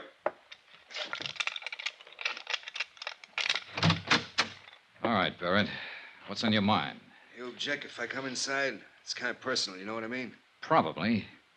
All right, come on in. Much obliged. Hey, I didn't know who you were, but when we got in that little fracas, that cop told me about it afterward. Man, you really got a wallop on you. You make a fella know he's had it, you know what I mean? Is that why you're here, a post-mortem on the fight? No. That's done and over. You whipped me fair and square, as far as I'm concerned. Hey, Barrett, if you've got anything to say, let's have it fast. I'm in a hurry to get out of here. Oh, well, I sure don't want to take up no more of your time than necessary. I know how it is. Of course, I'm on vacation now, but back in Chicago, I'm in the meat business. Look, Barrett, would you At please... least in a way I am. I'm in byproducts, actually. You know what they say? Use everything but the squeal. Well, I'm the fella that cans a squeal, you get it? Oh, brother. What I come here for was maybe to get it straightened out about that dame. Do you mean the Countess d'Atelier? Countess. Them titles are a dime a dozen. I can buy 'em, sell 'em like sausages. Well, what about her? Now, look, neighbor, I was figuring to come here and put it to you man to man. You know what I mean? I know what I'm beginning to think you mean. I figure when you seen my position, you'd want to do the square thing. Like anybody on the right side of the fence would. You with me, neighbor? You better drop that neighbor business. I've moved. Well, Dollar, the thing stacks up like this. Now, I already had my claim staked there before you even got in town. I got a lot of money invested in that dame. Barrett, so help me. I've been taking her around places, you know, feeding her, buying her, one thing and another. Why, I was even going to kick through for a 20-grand chunk of ice for her. Well, she and I had that fight last week. You what? That dame's got highfalutin ideas. What fight? What are you talking about? Well, I just put it to her, cold turkey. I told her she had to quit Jenny flipping around with all those other fellas. Or I just wasn't going to have nothing more to do with her. Well, that made her mad, you understand? She lit into me.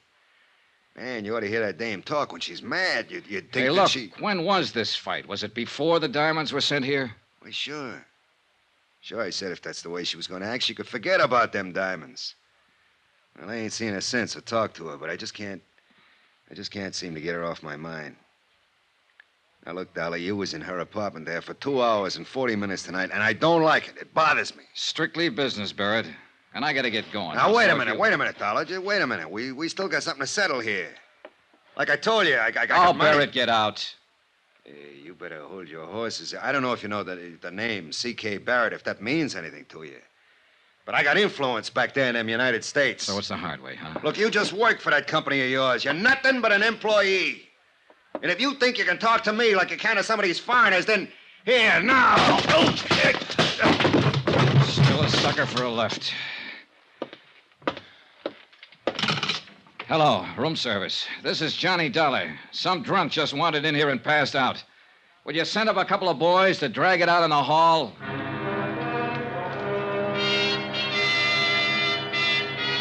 Expense account item 10, $5.30. A tip to the bellboys and taxi fare to the Casbah.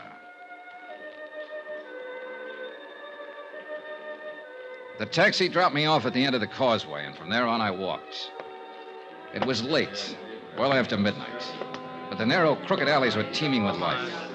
Some of it out in the open, some of it under cover. Small groups of people met together here and there along the cobbled streets. Men of 24 tongues and dialects. And women, too, slipped silently in and out of the dark doorways, or crouched over tables in the dim-lit cafes and coffee houses. Groups usually fell silent when I passed and stared with hostile curiosity. The Casbah, backwash of North Africa. Little known, seldom bothered, and scarcely policed. And for an outsider, especially at night, more dangerous than dynamite. The address Abdul had given me turned out to be a coffee house, but it could still be legitimate. And there was only one way to find out.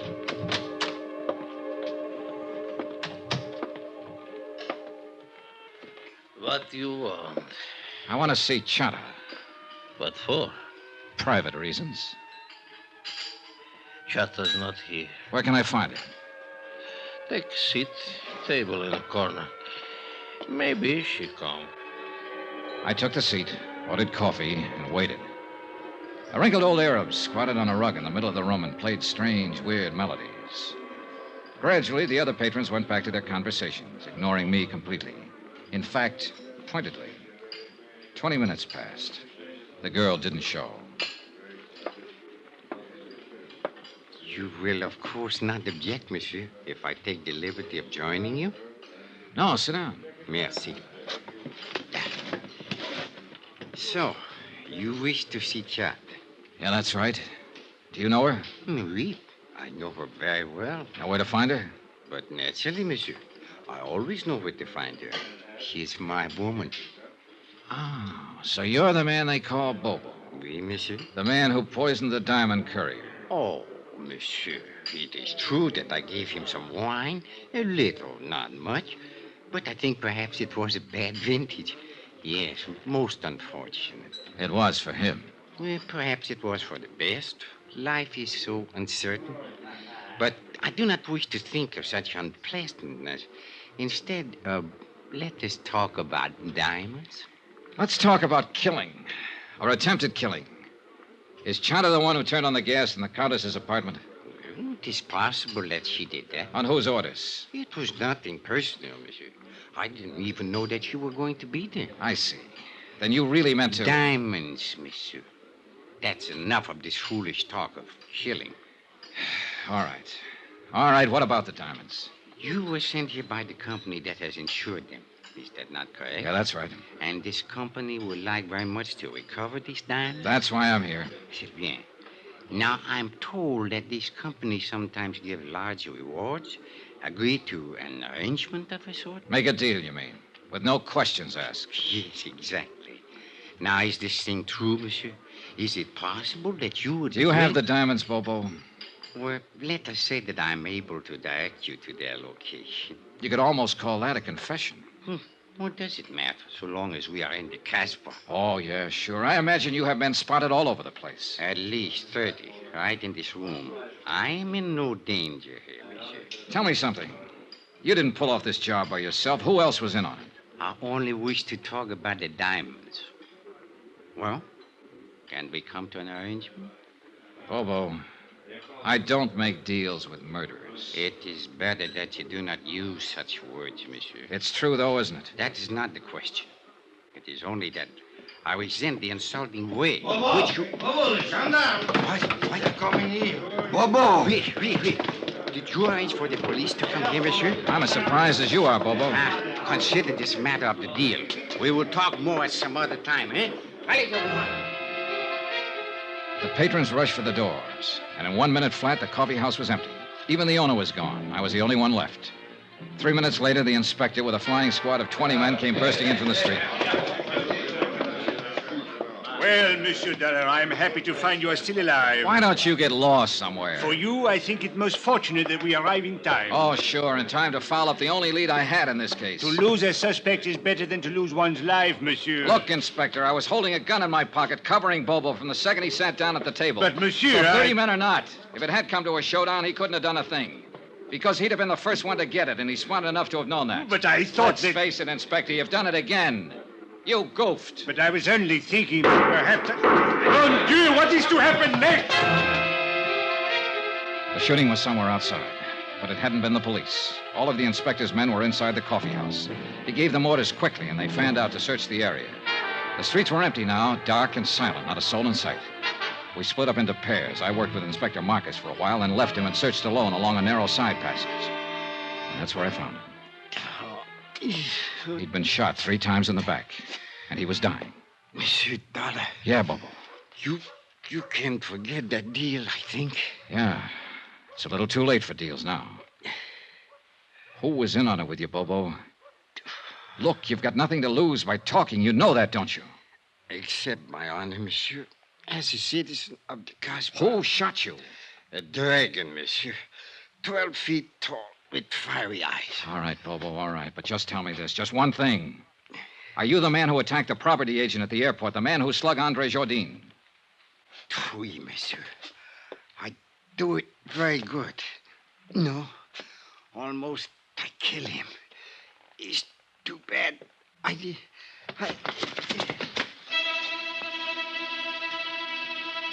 A minute or two later, Inspector Marcus came up, and we stood there looking down at the dead man lying on the stones of the alley.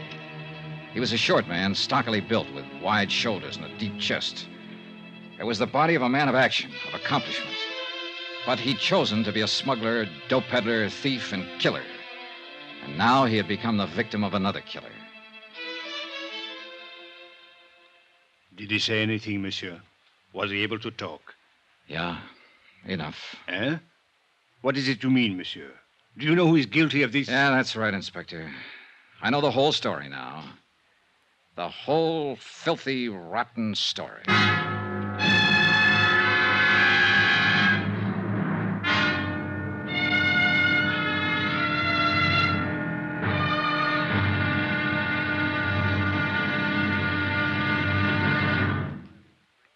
There'll be the final intriguing episode in our story of the Lorco Diamonds matter tomorrow. Tomorrow night, the odds are set. The last chip is down. It's the last spin of the wheel.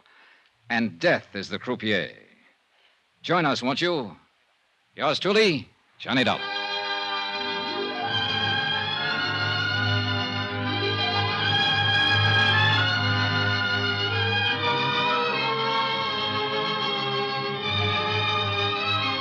Yours truly, Johnny Dollar, starring Bob Bailey, is transcribed in Hollywood. Written by Les Crutchfield, it is produced and directed by Jack Johnstone. Be sure to join us tomorrow night, same time and station, for the next exciting episode of Yours truly, Johnny Dollar. Roy Rowan speaking.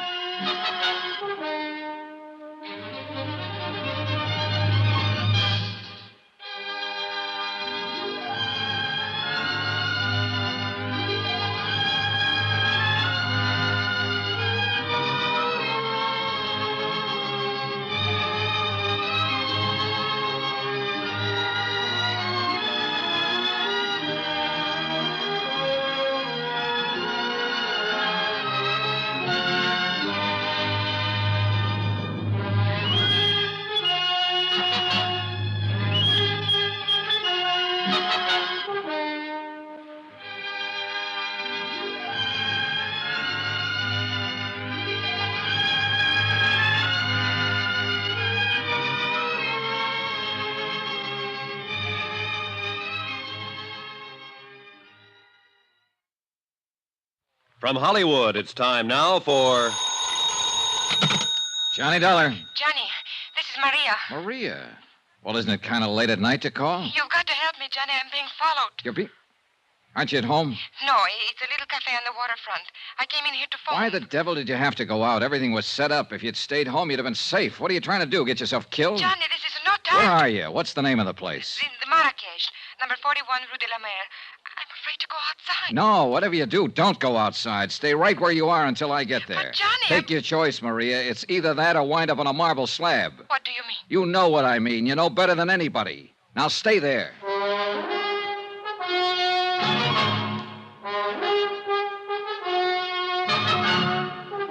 Tonight and every weekday night, Bob Bailey in the transcribed adventures of the man with the action-packed expense account, America's fabulous freelance insurance investigator. Yours truly, Johnny Dollar.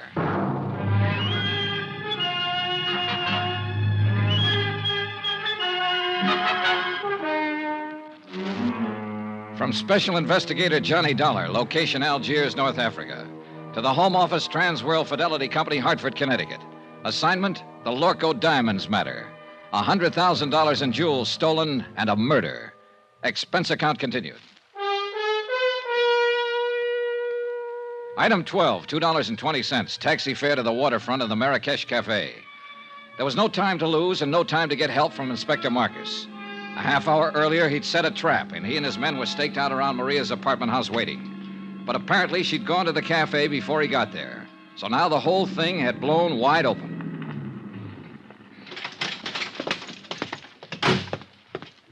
The Rue de la Mer was a dead-end street close to the water, deserted at this hour of night. A couple of dim street lights and a light over the door of the Marrakesh Cafe. Everything else was in darkness. There was no movement, no sign of life. Over here, Johnny. Oh, thank heaven you got here. No trouble so far. Huh? No. Except with that sailor over there. He finally passed out. Well, you're probably used to that kind of trouble. Cigarette? Yes, thank you. Now, what were you doing down here at this time of night? I was visiting a friend. Is that the friend's car parked out at the curb?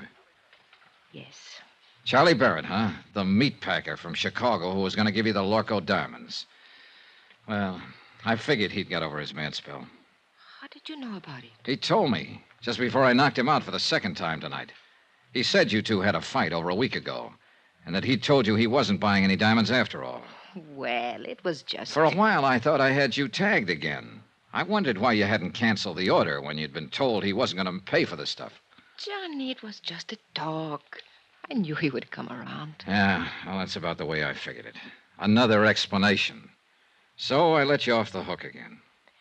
Why, Johnny? Why have you been trying so hard? Trying what? To find some way of involving me in this. Well, the facts just seemed to turn up.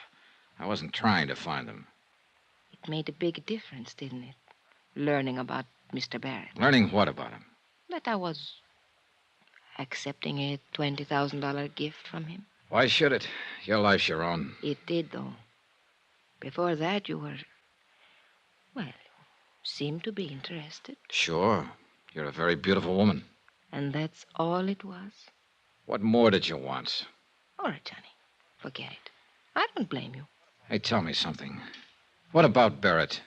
Now that you've kissed and made up, is the engagement back on again? I haven't decided yet, Johnny. Ah.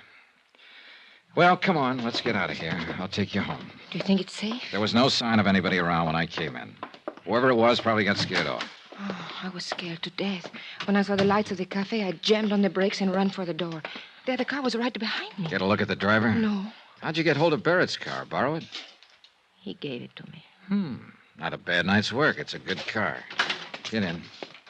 You really play rough, don't you, Johnny? Sometimes. It depends on the... Get down, quick, back of the car.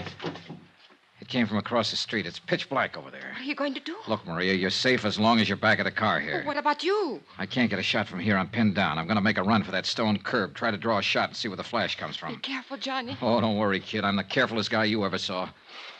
All right, now sit tight. Here goes. Are you all right, Johnny? Yeah, I think I got him spotted. Let's see just how close I can... There's somebody running away. Yeah, so do I. Now, where the devil? Why don't they get some streetlights down there? That car that's starting up. Yeah, I see it. They're getting away. One lucky shot, my... Ah.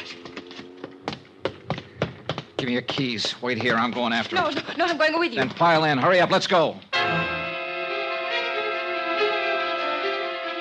A few blocks away, I picked up the taillights of the other car and poured on the gas to keep hanging on. We roared through the empty streets along the waterfront, then swung into the coast road and headed out of the city. The model I was driving had been built for road racing, and barring accidents, I didn't figure the car ahead had much chance of shaking me. It was a narrow, winding road following the rocky edge of the headlands, and the curves were sharp and dangerous, especially at the speed we were traveling. Finally, it happened. The car ahead roared up a steep grade and missed the curve at the top. It rolled over and over, the headlights cutting crazy patterns in the blackness as it plunged down towards the beach. I finally braked to a stop about 30 yards from the wreck, jumped out and started toward it, and just then... the gas tank caught and burst, and the car exploded into a tower of flames. I caught a glimpse of the driver, pinned in the wreck. Then the fire took over and covered him. And I knew one thing was certain. He'd had it.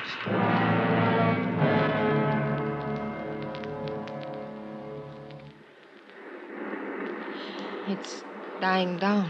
Yeah. The gasoline is all burned now. What a terrible way to die. What way isn't? I guess... Johnny, could I have a cigarette, please? Yeah, sure. Here you go. Thank you. Yeah, light up, Maria, while you watch him burn. What a horrible thing to say. It's quite a relief, though, isn't it, knowing you're safe now? Well, of course it's a relief when someone has just tried to kill you and now you know that they... That's true, but it's not what I meant. I don't think I understand you. What I meant was you're safe because now he won't be able to talk. Able to... Who won't be able? Do you mean you know who's in that car? Of course, and so do you. It's the customs property agent, Andre Jardine. Andre? Sure. Who else would have any reason to kill you, since he was the only one left after... Oh, I guess you haven't heard about it yet. Bobo's dead, too. What? Who is Bobo? Your other partner. Andre shot him in the back earlier tonight up in the Casbah. So you're doubly safe now, Maria. They're both dead. And for everything else, you've got an explanation. With just one exception. I don't even know what you're talking Oh, about. now, don't be modest. Actually, it was quite a scheme, whether you thought it up or Andre Oh, did. you are out of your mind. The idea was to make sure the diamond courier died, either on the plane or at least before he got through customs. That way, the courier's briefcase would be sent to Andre's office. Then Bobo was to help Andre fake the stick-up. But Bobo turned out to be a tough cookie. This may be true, Instead but of sticking to plan, he decided to go for broke. When he slugged Andre, he tried to make it stick, but Andre managed to reach his gun, so he ended up in the hospital instead of the morgue. What has all this got to do with me? Then Andre got the idea of a double cross. He left the hospital, went into the Casbah to look for Bobo. He found him, and he killed him. I still don't see His next step was a natural, to knock you off and keep the whole take for himself. We expected it, and we were ready for him. Inspector Marcus is staked out right now at your apartment house, waiting for Andre to show up. We didn't know you'd already gone out earlier. Well, all of this may be true, Johnny. But why do you insist on trying to fit me into the picture? Because that's where you belong. I mentioned the fact that you'd been able to come up with an explanation every time you needed it, with just one exception. What exception? Both Andre and Bobo have tried to kill you this evening. Why? Unless you were in on this thing. What reason would they have? Well, I don't know. Of course. Why should I know? I don't know why they tried to kill me, Johnny. Oh, a good answer, Maria. And it'll probably work. Yeah, you figured that one out fast. I don't know what you No, mean. of course you don't. Well, Who has the diamonds? I will before morning. Johnny, why couldn't you... Knock it off, kid. You got the wrong guy. It won't work with me. It could. Sure, I know. You're beautiful, charming, lovely. And you're rotten. Rotten right to the core.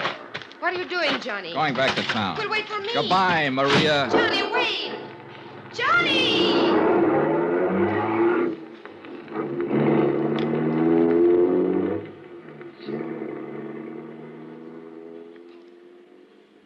An hour later, I was out at the air terminal in the customs property office watching Inspector Marcus open a vault.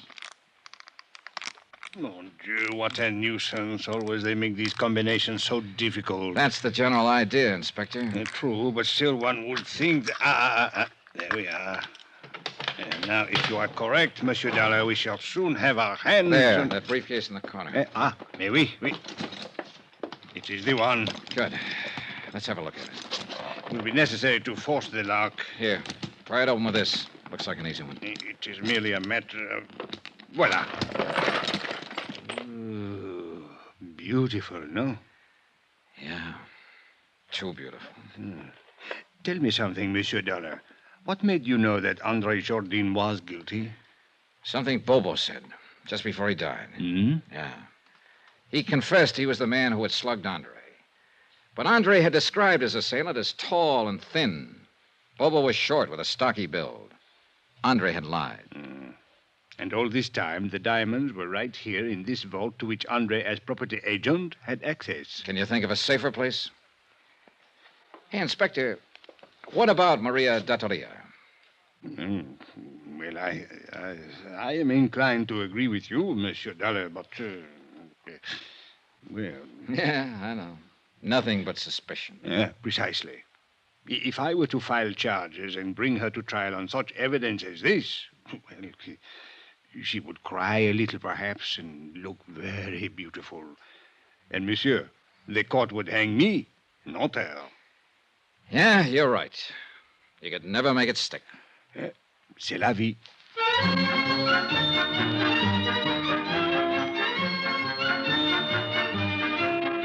Expense account item 13, $624.80. Hotel, meals, and incidentals in Algiers and transportation back to the States. Expense account total $1,214.60. End of expense account. End of report. Remarks? Social item. To be circulated widely. The Countess Maria D'Attolia was married yesterday to C.K. Barrett, a big tycoon in the meat business. The happy couple will make their home in Chicago. All companies in that area who may be asked to underwrite insurance on the life of C.K. Barrett don't. Yours truly, Johnny Dollar.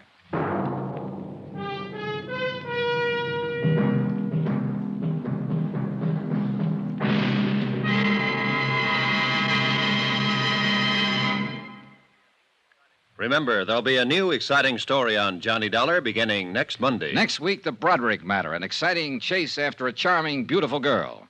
After all, who wouldn't? Join us, won't you? Yours truly, Johnny Dollar.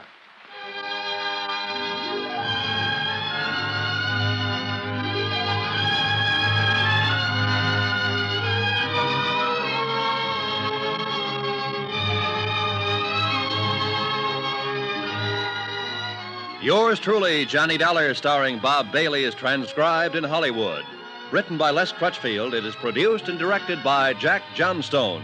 Heard in this week's cast were Lillian Bayef, Jack Moyles, Victor Perrin, C.K. Barrett, Lawrence Dobkin, Forrest Lewis, and Jay Novello. Musical supervision by Amerigo Marino.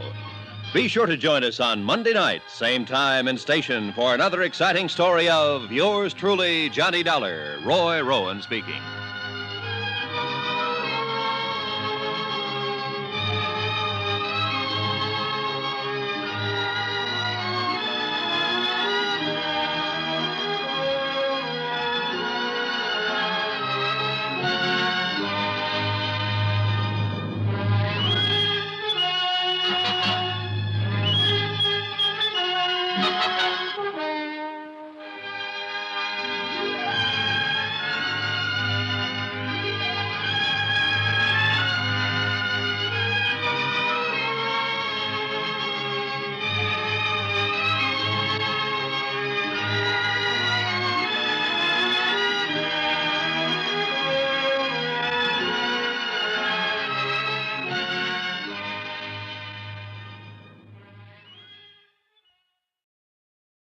From Hollywood, it's time now for Johnny Dollar. My name's Steele, Mr. Dollar. Claims Division, Eastern Trust Insurance Company. Steele? You don't know me, Mr. Dollar. People at Universal Adjustment suggested I contact you. Thought you might be interested in helping me pay off a claim. Okay, tell me about it, Mr. Steele. One of our policyholders passed away last month, and we can't seem to locate his beneficiary. She just doesn't seem to be around. Maybe she doesn't want the money. Everybody wants money, Mr. Dollar, especially insurance money. Be there in an hour.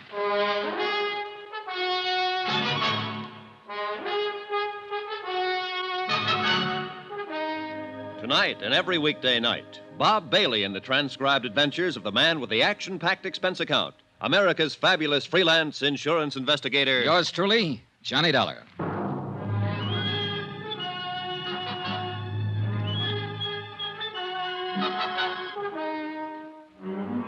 Expense account submitted by Special Investigator Johnny Dollar to the Eastern Trust Insurance Company Claims Division, Hartford, Connecticut. The following is an accounting of expenditures during my investigation of the Broderick matter. Expense account item 1, 25 cents bus fare. My apartment to the Eastern Trust Insurance Building in the office of Robert Steele. He was a big sandy-haired man in a tweed suit. We shook hands, looked each other over, and then got down to business. Now, Mr. Dollar, the deceased policyholder was named John Smith. John Adams Smith, age 67. Died in City Hospital, Charity Ward, 22nd of last month. Death certificate. Mm-hmm. Pneumonia. And other things. What other things? The intern who signed that certificate said Smith was pretty run down. Evidences of malnutrition, possible TB history. Not noted here, Mr. Steele. Doesn't make any difference. Smith was able to stand the exam for the policies when they were issued in 1943. Uh-huh. You got him there? Yes. 1,500 total. Beneficiary, Lorraine Broderick. She the one you can't locate? She's the one. Any other possible heirs, family or anyone? No, Smith was all alone. No problems there. Any other material that might help to find Lorraine Broderick? Well, this stuff here, it might help you. I don't know. I just don't know. Well, you sound discouraged, Mr. Steele. $1,500 isn't a lot of money, and the chances are Lorraine Broderick won't even remember John Adams Smith when you do find her. But I hope you do. I'm explaining this badly. Look here. You see? Mm-hmm. And here. And here. It's the same all through the book. Smith was absolutely religious about his payments. Never missed a one. Never let it slide one day. Now, I bet I've got the record of 20,000 policy buyers. But none of them reads like that. I'm impressed, Mr. Steele. Can you tell me why Smith died in a charity ward if he was this conscientious? He didn't have any money or friends or home. He made his living selling papers. Oh. We wouldn't have known about his death except for the fact that the coroner's office called us. What can you tell me about his beneficiary? Lorraine Broderick was just someone who stopped and talked to him one day while he was selling papers. She was 11 years old at the time. What? Yes. The agent who sold the policies used to buy his papers from the old boy. One day, Smith stopped him and said he wanted to do something nice for a nice little girl named Lorraine Broderick. So he began taking out the policies. The agent have any more background on that part of it? No. Lorraine Broderick met Smith that one afternoon and helped him sell his newspapers. Smith never saw her again after that. 1943. She must be 23 or so now. Well, I hope she grew up to be the kind of person he thought she was then. Oh, hardly any of us fill out the promise we have at 11 years, Mr. Steele. Then that isn't what I mean. I mean, if he met her that one day when she was a little girl and he made this gesture toward her, and it was tough for him to make those payments all those years, I hope she deserves it.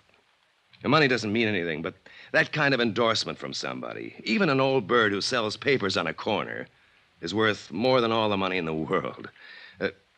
Does that sound foolish, Mr. Dollar? Not a bit, Mr. Steele. Not a bit.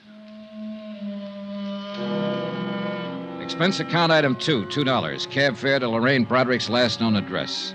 1485 Cushing Street, a broken-down apartment house that had probably never seen better days or better neighbors. The owner and manager of the building recalled that Paul and Mary Broderick, parents of Lorraine, had been killed in an automobile accident in 1948. The manager did not know what had become of Lorraine. She had moved out of the apartment 2 days after the funeral. No forwarding address. Expense account item 3, 4 bits, more cab fare. This time 7 blocks away to Pulaski Street, and a dingy cluster of red brick buildings that were yielding slowly to time and wear. I arrived at 3 on the dot. I don't think high schools ever change much. At least this one was no different than the one I'd been in way back when. The persistent smell of pencil sharpeners, ink, discarded lunch wrappings.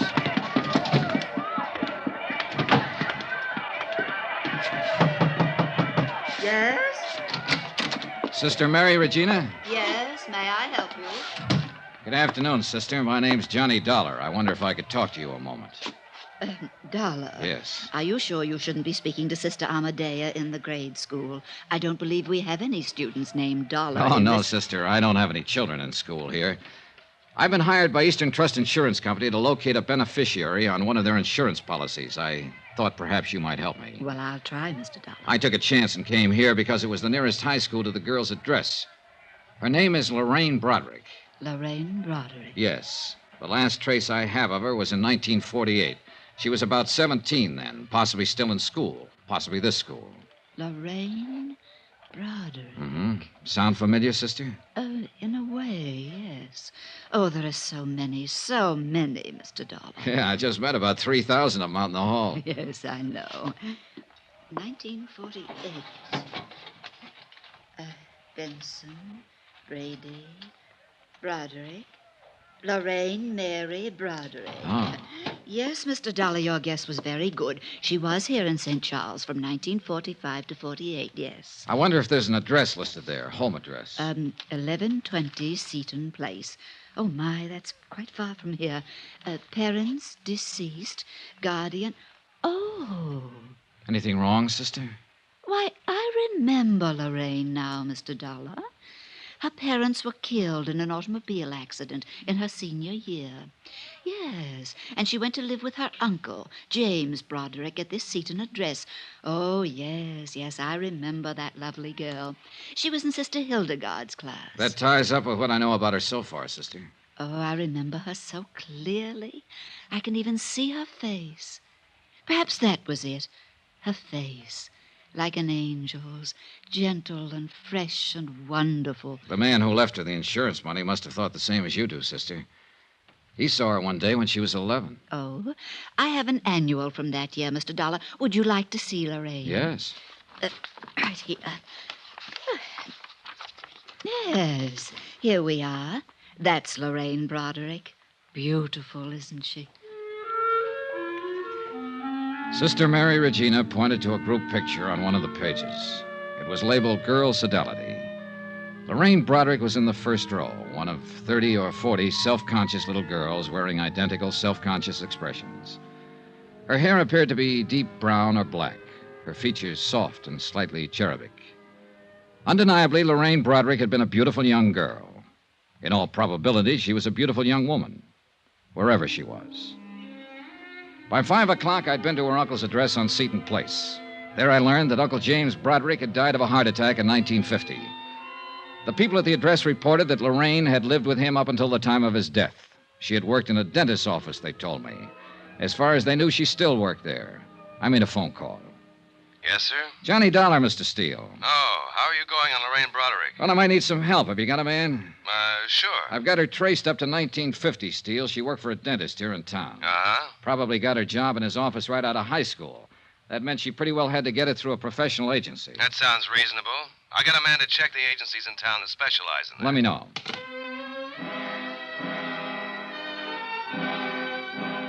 The next day, I was back in St. Charles High School making up a list of names and addresses belonging to students who had been in Lorraine Broderick's graduation class. Out of the 10 names I chose at random, I was able to locate only 2. Both girls, both married. Both remembered Lorraine Broderick. Neither of them had seen her since graduation. Neither of them was able to furnish any helpful information. Expense account item 5, 10 cents, 1 phone call. Steele again. You want to take this down, Dollar? Yeah, okay. David Pollard. That's Dr. David Pollard. 2950 Tremel Lane. Lorraine Broderick went to work for him as a receptionist in 1949. Got it? Got it. What's his office address? Suite 210, Majestic Building.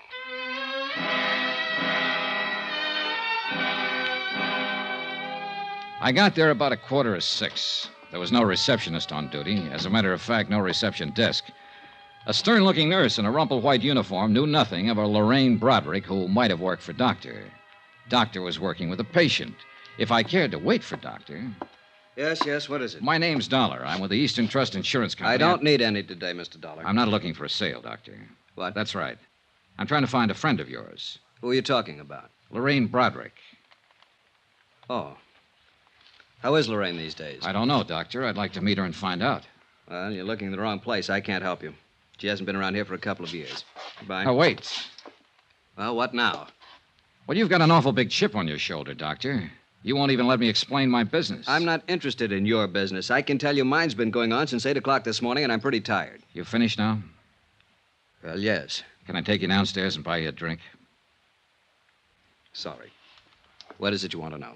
Where I can get in touch with her. I don't know. She quit without notice a couple of years ago. Just didn't come back. Too bad, too. Do you have any idea where she might have gone? Just what is this for? To pay her some money we owe her. We can't locate her anywhere. Well, I'm sorry, but neither can I. Are you still trying? Not anymore. All I know is she just left one day about 2 years ago. She had a little apartment over on the west side. The manager told me she'd pulled out bag and baggage, and I haven't heard from her since. Were you on good terms with her, Doctor? Doctor? I'll take the drink.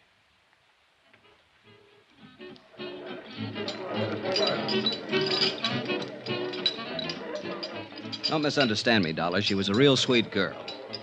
But there was something about her. I don't know.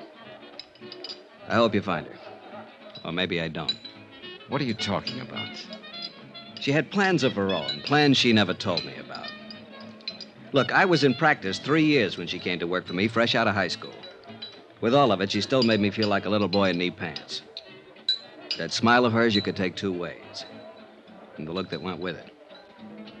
I'm sure she's met a lot of men since she walked out on me, and I'll bet all of them have found out the same thing. What's that? That they've been taken. You mean money?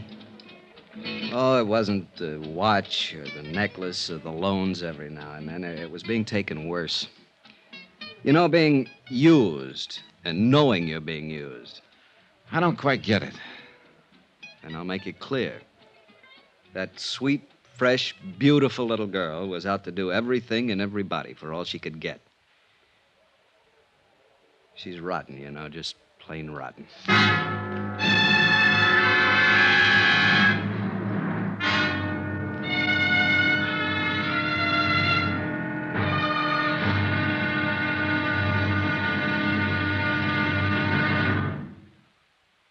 There'll be another intriguing episode of the Broderick matter tomorrow. Tomorrow, the expense goes way up.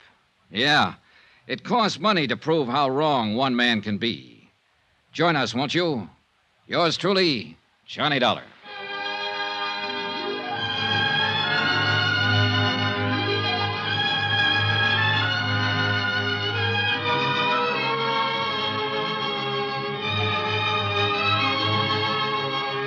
Yours truly, Johnny Dollar, starring Bob Bailey, is transcribed in Hollywood. Written by John Dawson. It is produced and directed by Jack Johnstone. Be sure to join us tomorrow night, same time and station, for the next exciting episode of Yours truly, Johnny Dollar. Roy Rowan speaking.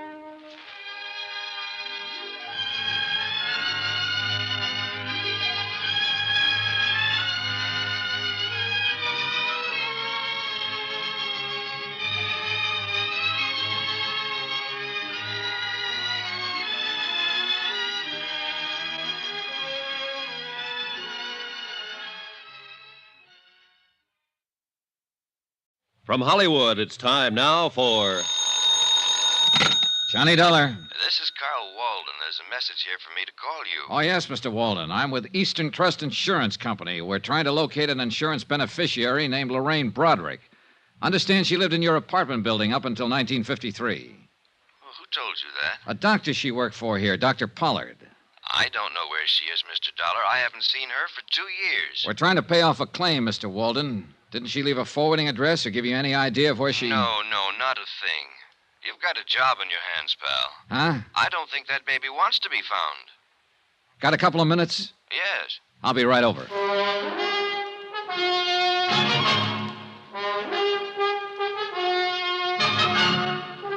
Tonight and every weekday night, Bob Bailey in the transcribed adventures of the man with the action-packed expense account, America's fabulous freelance insurance investigator. Yours truly, Johnny Dollar.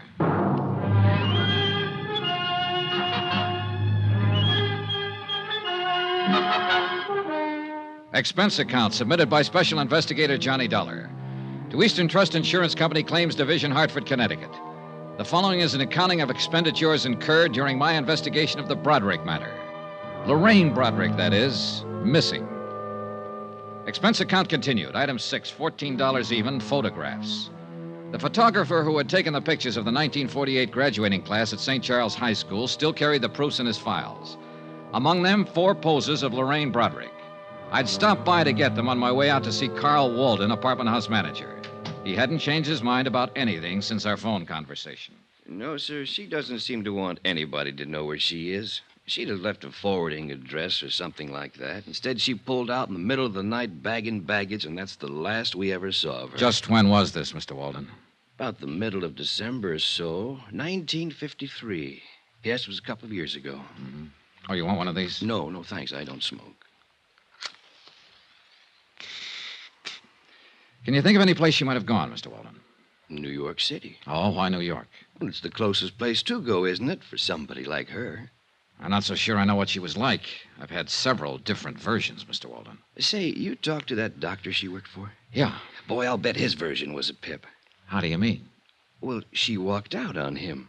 That poor guy was around here several times asking if we'd heard from her, if she'd written us a change of address. He didn't say it, but I think he had it real bad for her. Oh? Oh, yeah. And I didn't tell him about the other guy either. Well, suppose you tell me about the other guy, Mr. Walden. Well, why not? Well? Well, about a week before she left, I saw her in the hall a couple of times with this other guy. Big, gray-haired man, wore Homburgs and things like that. An older man, is that what you mean? Oh, no, not old. 45-ish, maybe. You know, expensive-looking character. Drove a caddy the size of a freight train, New York plates. He'd buy and sell this place with his pocket money. Happen to know his name? No. He never came around again after she moved out. But they were sure chummy while he was here. At least a couple of times I saw them together. Can't blame him. She was okay. Did she owe you any rent when she left? Nope. Did she give you notice she was vacating? Nope, just left. A note or anything? A $50 bill on the desk in an envelope addressed to me. That's all. That's it. Well, was she friendly with anybody else in the building? Well, not that I know of. People here keep pretty much to themselves. You know, it's a funny thing. What's funny? That old boy with the Homburg. I wonder why he never came around looking for her. Good question.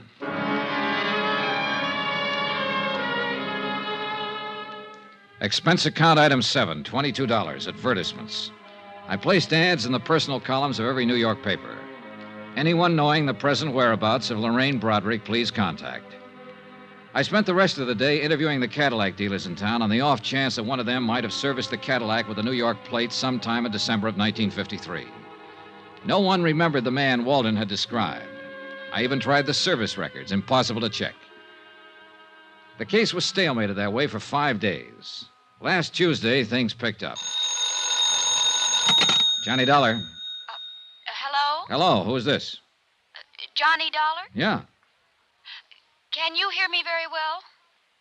Johnny, I'm calling from New York. Hey, who is this? Why, it's Lorraine. Lorraine.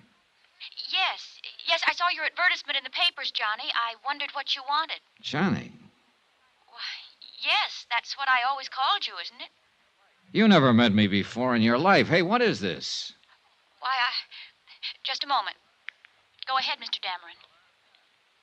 Mr. Dollar? Yeah. Just what is your business with Lorraine Broderick? I want to find her to pay off an insurance claim. Now, who are you? I see. I'm sorry. I asked my secretary to say she was Lorraine. I've been listening on the extension. I'd like a little more explanation than that, Mr. Dameron, William Dameron, 424 East 47th Street. I know how all this must sound to you, Mr. Dollar, but I'm not trying to confuse you. Well, I am confused. Do you know Lorraine Broderick? Yes. Then let's take it from there, Mr. Dameron. Expense account item 8, $15. Transportation and incidentals, Hartford to New York, for the purpose of seeing Mr. William Dameron, whoever he might be, and trying to gather further information concerning Lorraine Broderick, wherever she might be. 424 East 47th was a 30-story job that housed, among other things, the Union Brokerage Company. This happened to be located on a ground-level suite. It also happened that Mr. William Dameron was president of same. He looked about the way I expected. Of course I knew Lorraine Broderick, Mr. Dollar. I apologize again for that awkward subterfuge on the telephone. You say you represent an insurance company? That's right. May I see your credentials? Well, sure. Here you are. Investigator. Thank you. We're trying to pay off on a policy, Mr. Dameron. A man named John Smith left Lorraine Broderick a small estate of $1,500. I see. Can you tell me where she is right now? I'm afraid I can't. Oh, sit down, Mr. Dollar. Sit down, please. Oh, thanks. I take it you knew her in Hartford. That's right, I did. She came here to New York with me. Oh? Let me assure you, there was nothing improper about it. I met Lorraine when she was working for a dentist there, a doctor, whatever it was. I happened to have had a little dental trouble on a trip there. I found the dentist and I met her. When I suggested she drive to New York with me, I did it with the understanding that we were to be married here. Uh-huh. You couldn't have known her very long, Mr. Dameron. A week. No one could have been more surprised than myself at my own conduct. And still more surprised when once we arrived here, Lorraine disappeared. Yeah, that seems to be a habit of hers. Tell me about it, Mr. Dameron. Look, you're talking to me, not the insurance company. Very well. It was Christmas Eve of 1952. Lorraine was staying with my sister Pauline up in Westchester County. I picked her up about 6 o'clock that evening to go to a party out on Long Island. Between here and Long Island, we stopped for gasoline. I left the car for a moment, and when I came back, Lorraine was gone. And, well, that's it. Did you see her or hear from her after that? No, I didn't. Did she leave a note in the car, a message of some kind? No. I don't quite get this, Mr. Dameron. You were going to be married after you knew her only a week. You brought her here to New York, and a few days later, she just stepped out of your car in a filling station and disappeared. It's quite reasonable from her point of view, I suppose. But not from mine. It doesn't make sense. Did you have a fight, an argument or something? Oh, no. Well, what was it? Nothing. I don't think I would ever have argued with Lorraine. Lovely, gentle, sweet. Yeah, I know. What about her things? What things? Well, her clothes out at your sister's. Didn't she send for them, or what? No, she only had 2 small bags. They're still there as far as I know. Well, what did you do? Did you call the police? No, why? Well, I would if a girl I was going to marry disappeared like that. No, I'm afraid a call to the police would have been, well, rather awkward, a man in my position. Let me ask you this. Do you have any idea why she walked away? Yes. Perhaps it's of no practical value to you, though. Any information I can get will be helpful, Mr. Well, all right, then. I think Lorraine was frightened. Of what? Of life, Mr. Dollar. Not people or circumstances, but life. Yes. You say that with a lot of conviction. Yes. Lorraine had always been, well, a poor girl. She lived with a rather decrepit uncle for a time after her parents were killed in an automobile accident, she said. And I think that I offered her the happiness and security she had always longed for. But I also think she was not mature enough or adjusted well enough to accept it. This is of no value, is it? Well, it might be. Can you tell me if she ever spoke of any ambitions? Maybe she wanted to go on the stage or become a nurse, something. Lorraine simply wanted to be my wife and live here. I can see you find that difficult to believe when I'm almost old enough to have been her father. But that is not the reason Lorraine walked away from the car that night. Believe me, Mr. Dollar, unless I'm terribly mistaken, she was very much in love with me and wanted to marry me. Have you tried to find her, Mr. Dameron? No, I have not. I waited around the filling station that night hoping she'd return, but I didn't report the matter to the police, as I said before. I intended to hire private detectives to locate her, but then I gave that up, too. I'm afraid I don't understand this. If you loved her... Would this make it more understandable? Lorraine was a rational, normal human being when I left her in that car. No one forced her away from it, or me. The man at the filling station said she merely stepped out and disappeared down the street. She left of her own free will, for her own reasons. I think I see your point. Thank you. I've hoped that one day she would appear at my door, contact me, come to me. But she hasn't. The most matchless woman I've ever known. Is there any way I can help you more concretely? If you could tell me the exact location of that filling station. Yes, I believe I can do that, but why? Last place she was seen alive. Oh, that word alive. Just a word, Mr. Dameron. Have you spoken to many people who knew her? A few. The dentist she worked for, an apartment house manager, principal in her high school. Mm-hmm. Yeah, I think they all told me the truth. The what? The truth. You know, how it actually was. What really happened. Oh, Mr. Dameron, she would have run out on you in Westchester, taken a cab from your sister's place with her luggage, or she could have come to you and called off the marriage. Mr. Dollar, Now, looking at you and talking to you, anyone would be impressed by the fact that you're a reasonable and understanding man. I am. She could have left you a dozen easier ways, Mr. Dameron, but it doesn't stand to reason that she'd step out of a car on Christmas Eve on the way to a party and disappear. With no luggage, with the clothes on her back, and no more. Women don't do things like that. They want an overnight bag, a change of clothes, somewhere to go to. It doesn't make sense. But that's exactly what she did. They don't do it that way unless there's a mighty good reason. A real gilt-edged reason, Mr. Dameron. Something that says what's ahead is better than what's being left. How much did she swipe? What? What did she take? How much? Close to $6,500. $6,500. Lovely, sweet, gentle. She took it from the wallet in my overcoat while I was talking to the filling station attendant. I would have given it to her gladly. All of this, everything. But she had to steal it from me. She had to steal it from me like some common little thief. There's truly no fool like an old fool. Is there, Mr. Dollar?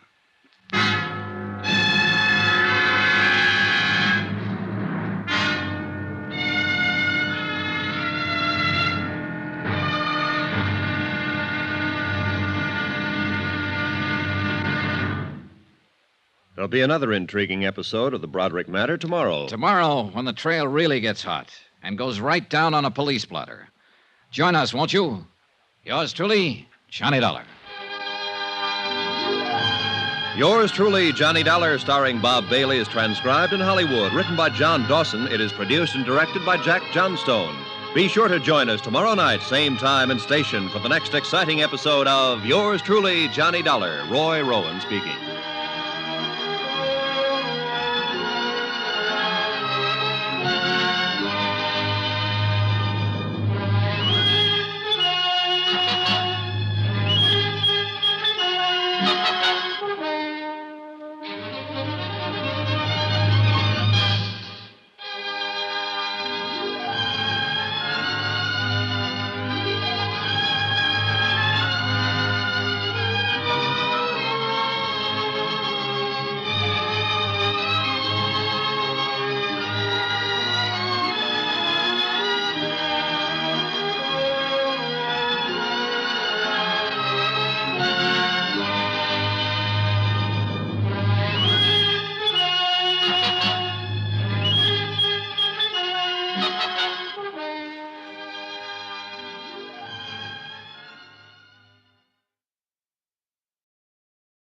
From Hollywood, it's time now for Johnny Dollar. Bob Steele, Eastern Trust. How's New York? Fine, but I haven't found Lorraine Broderick yet. How about your lead? What was his name? Dameron? He hasn't seen her since Christmas Eve, a couple of years ago. She walked out on him with $6,500. What now? You, want to keep on with it, Mr. Steele? Sure, we have to pay her off, even if it is only $1,500. But you sound like this was all the farther you want to go. It might be at that. Oh, what did you say? Look, a sweet old man left a nice little girl $1,500. Apparently, I'm looking for a grown woman who isn't very nice anymore. Beside the point, isn't it?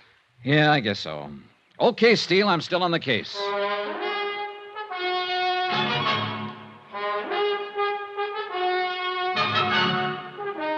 Tonight and every weekday night, Bob Bailey in the transcribed adventures of the man with the action-packed expense account, America's fabulous freelance insurance investigator. Yours truly, Johnny Dollar.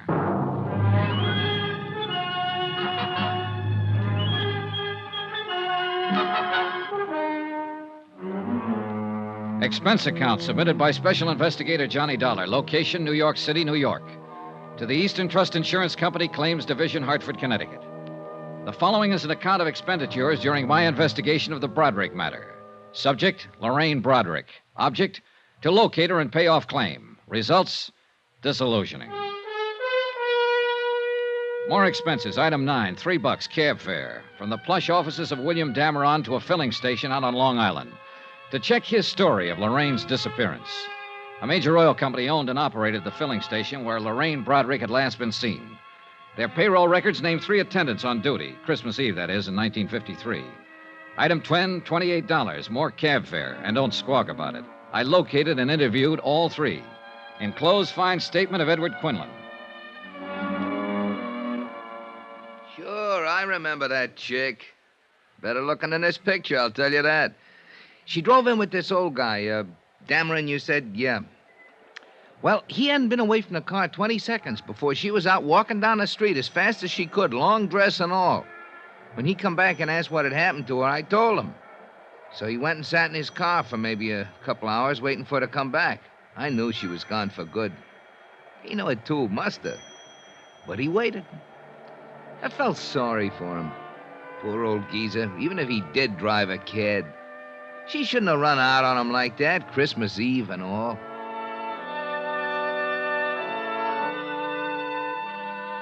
Pauline Dameron Whitfield, sister of William Dameron, living up in Westchester County, verified her brother's story. Lorraine Broderick had left all of her clothes and bags at her house. Mrs. Whitfield had not heard from her or seen her since Christmas Eve, 1953. A check of the luggage revealed no information that would be helpful in locating Lorraine Broderick. The following morning at the New York Police Department downtown, I requested a missing persons investigation on Lorraine Broderick. She was booked in under an alias, Jane Brown. When I got to court, she gave her right name, Lorraine Broderick. What was the charge, Sergeant? Misdemeanor, drunk, disturbing a peace. $25 in night court, April 25th, 1953. That the only time she made the blotter? Yep. What's the address, Sergeant? 1346 Yardley. 1346 That's 2 Yardley. years ago. Thanks. At the address on Yardley, I learned that Lorraine Broderick had moved 18 months before. Again, there was no forwarding address, but the landlady turned out to be quite talkative. I'm glad she moved away from here, Mr. Dollar. I'd like to help you find her, but I'm awful glad she moved away. Why do you say that, Mrs. Gaines? Noisy. Parties all the time. I run a quiet place, you know. Yeah, I'm sure you do. When she first come here to rent the apartment, I thought she was the quiet type. Nice. She looked like she was just out of finishing school or something like that. Oh, she couldn't have been more than 20 years old. Well, maybe a little more, 22. She told me she was a secretary. She worked in Manhattan. Well, I let her have the apartment, of course. She paid her rent in advance, in cash. But once she was in, it was a different story. Yeah. Did she tell you where she worked in Manhattan? No, she never quite got around to mentioning that. Anyway, she couldn't have worked very hard. All the dates she had, night after night, honestly. Do you happen to know any of them, Mrs. Gaines? I do not. Big, noisy parties. Well, did she go with any particular man? A smart little girl like that sticking to just one man? I don't know whether she was very smart at all. Was she friendly with anybody in the building? Nope. Any idea where she might have gone from here? Nope. All I can say is I'm glad she don't live here no more. I went back to police headquarters. It had occurred to me that hardly anyone is ever arrested for being drunk and disturbing the peace alone. I was right. The night court files revealed that Lorraine Broderick had been arrested with 5 other people, 3 men and 2 women. I took down their names and began to check them out. Number 3 down the line was a man named Tyler in the hosiery business. Yes, he remembered Lorraine Broderick very well. No, he hadn't seen her for 6 months, but he could tell me where she lived. He'd seen her going in and out of an apartment on 61st Street several times. He gave me the address. The boy will take your bags. Willie? Yes, sir. May I help you? I'm looking for a Miss Lorraine Broderick. Broderick? Yes. I'm sorry, sir. We have no one by that name registered here. That's funny. I thought at first you were going to say Lorraine Bradley. We had a Mrs. Bradley here at one time. Oh. Did Mrs. Bradley look anything like this picture? Yes, that's Mrs. Bradley. Bradley, huh? How long ago did she move out? 4 months ago, anyhow. You have her forwarding address? No, sir, I don't. I wish I did. Huh? Mrs. Bradley wrote us a bad check for her rent. We've been trying to locate her. Did you report it to the police? Yes, sir. I understand she's been quite active along those lines. They're looking for her, too. For the 3rd time in one day, I was back at police headquarters, this time inquiring about a Lorraine Bradley. There were 5 wants on her for passing bad checks. Gave it up about 4 months ago here in New York, looks like. Then we got a buzzer from Chicago. She was there for a couple of weeks. Wrote about $600 in wallpaper. San Francisco people are looking for her, too. Here's something came in yesterday. Last job in Santa Barbara 3 days ago. Expense account item 11, $4.05. 1 long-distance phone call to Mr. Steele at Eastern Trust in Hartford. Using the name Bradley, huh? Yeah, it's probably just a phony. No record of a marriage in New York City to anyone that name. I looked. What's wrong with her, anyhow? I don't know. Well, you better get out to the coast and find out. Item 12, $38, hotel, board, and miscellaneous while in New York City. Item 13, $258.60, New York to Santa Barbara. A little town by the Pacific that impressed me as not caring one thing about the rest of the world. Sun, sea, a pleasantly crowded harbor, some sprawling hotels, 2 lush green golf courses, and acres of smug, expensive homes. At the police station, a Sergeant Martin was out, so I went over to the Harbor Inn to meet the latest victim of Lorraine Broderick's talents, a hotel operator named Harrington. Tall, gray-haired, slack sport shirt, suntan, and sandals. I suppose I'm avoiding this business and your questions because I still feel quite chagrined about this whole thing. Pretty understandable, Mr. Harrington. On the face of it, You'd think I'd been in the hotel business 30 seconds instead of 30 years, the way she took me. Well, if it's any comfort, she's done the same thing in several cities and as many hotels. No comfort, thank you. She was that good, huh? Brother, she was the best. She pranced in here as big as life, probably didn't have a nickel in the purse. What's more, for the whole 4 days she was here, she didn't break stride once. Only the best of everything. Uh-huh. Let's see, she gave you a check for $813, is that right? Painfully right. And I took it. No questions. Every night in the dining room, she'd order champagne, special dishes. That'd give you some idea of how she carried on. Yeah, I get the idea. I've seen my share of grifters and bad check artists, but she tops them all. Perfume, clothes, luggage, conversation. Can I ask you a question? I'm humiliated already. Go ahead. She checked in here alone, registered as Mrs. Lorraine Bradley, Beverly Hills, right? That's right. Well, now, didn't it strike you as odd that a woman would check in a place like this, a resort hotel, alone, stay 4 days, and meet no one, see no one? You're wrong. She didn't keep to herself. Became friends with at least half a dozen guests in the place. And the way she was throwing my money around, why not? She picked up all the tabs. She threw me off right from the start. Let's talk about that. Start at the top, please. Well, she showed up last Wednesday night in a cab loaded down with luggage. Probably wrote a bad check for that someplace. Probably. She came swinging into the lobby with the cabbie following her. Told the night clerk she wanted to see me. When I came down the stairs, she yelled, "Harry," ran up, kissed me, asked me how my wife was. You beat that. No. One of those tricks that your mind plays on you, I suppose. I actually thought I did remember her from somewhere. Pretty good. What was her story? She said she was on her way back from Lake Tahoe, wanted to rest up. Something about just getting a divorce, being awarded $3,000 a month alimony. That impressed me. It would impress anyone, Mr. Harrington.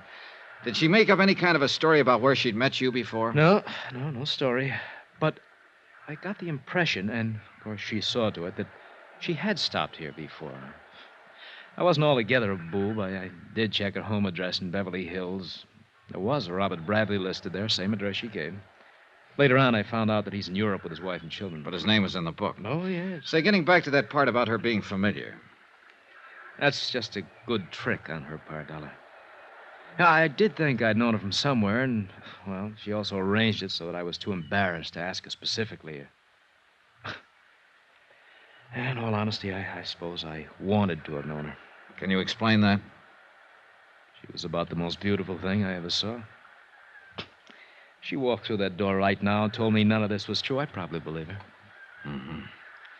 Do you have a copy of her hotel account? I'd like to look it over. Why? Oh, the phone calls mostly. Maybe she contacted someone we can trace. Mm-mm.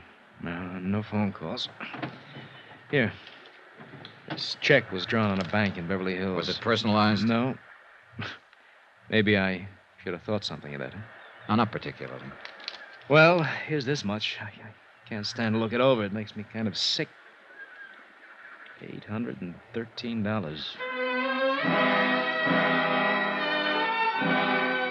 I spent another hour with Mr. Harrington as he distastefully covered the items on the bill she'd paid for with that bad check. Later that afternoon, I met with Sergeant Martin, Santa Barbara Police, who reported that a woman answering Lorraine's description had passed bad checks in Burlingame, Santa Maria, and Ojai, California. Expense account item 14, $102.85. Transportation to Monterey and Santa Cruz, where I interviewed 2 other hotel managers who had filed complaints. Their stories were pretty much the same as Harrington's, down to the pretended familiarity, the divorce, and alimony details. Item 15, $4.15, long-distance phone call, Steele again in Hartford. That you, Johnny? Yeah, Mr. Steele. I've been hopping around all over the state. Policeman in Santa Barbara called here trying to find you, Sergeant Martin. He says he's got a line on her. Huh? He's done it again. Hop down to Malibu Beach. The man who runs the seaside inn there found out her check was bad 15 minutes after she left. Now get started. You shouldn't be more than an hour behind her. Mr. Steele, I'm on my way.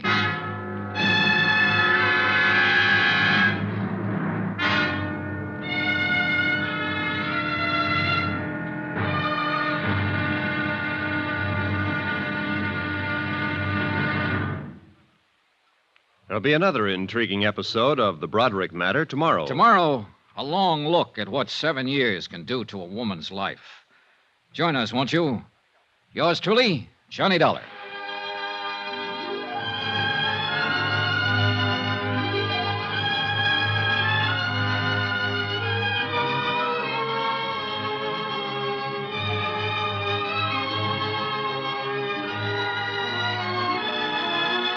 Yours truly, Johnny Dollar, starring Bob Bailey, is transcribed in Hollywood. Written by John Dawson, it is produced and directed by Jack Johnstone. Be sure to join us tomorrow night, same time and station, for the next exciting episode of Yours truly, Johnny Dollar. Roy Rowan speaking.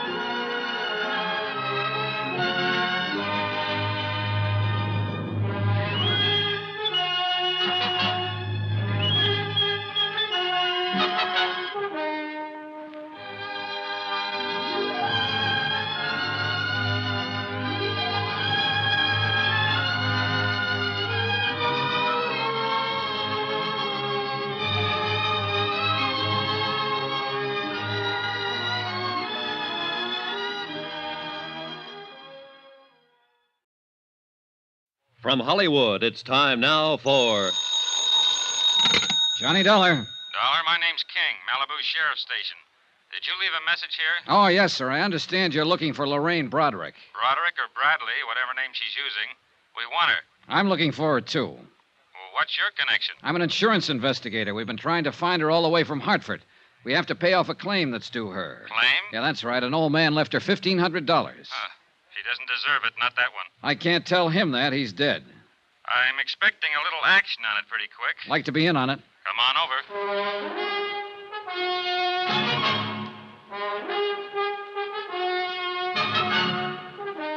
Tonight and every weekday night, Bob Bailey in the transcribed adventures of the man with the action-packed expense account, America's fabulous freelance insurance investigator. Yours truly, Johnny Dollar.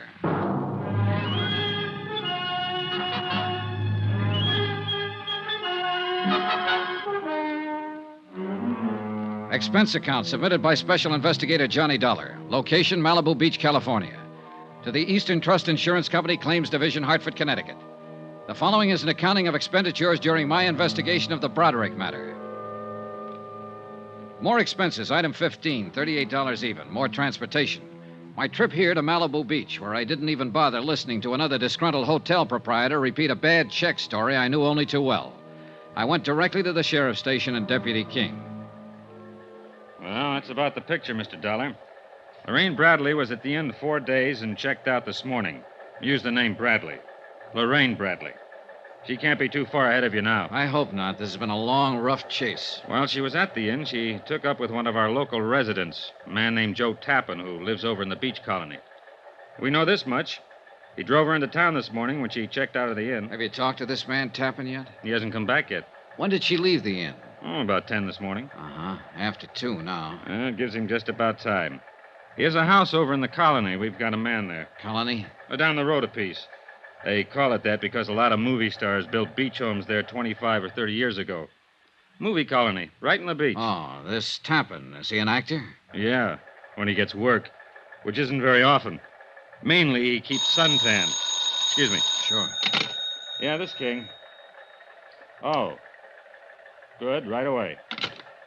Tappan just drove up to his house. Let's go. I went with Deputy King to talk with Joe Tappan. He turned out to be a healthy, muscular man in his mid-30s. By the time we got there, he was in trunks and sunglasses, sitting on a porch at the front of his house. He was a little stunned by the news we brought him. What? Lorraine a phony? But are you sure about this, Sheriff? That's the man at the Seaside Inn. Oh, no. No, I don't believe it. Is this Lorraine? Go ahead, look at it. Well, that looks like Lorraine. Yes, but I can't be sure. She's older. Well, I mean, the girl in this picture's pretty young. It's her, all right. Mr. Dollar's been looking all over the country for her. Hartford, New York City, up and down this coast. Well, come on. Let's go up to the house. I thought I knew her pretty well. How long did you know her, Mr. Tappan? Well, not long, but I knew her. I really did. When did you meet her? The first night she checked into the Seaside Inn. 4 days, then? Yeah. Want something to drink? No. No, thanks. Well, I think I'll have... No. I don't want to talk about her.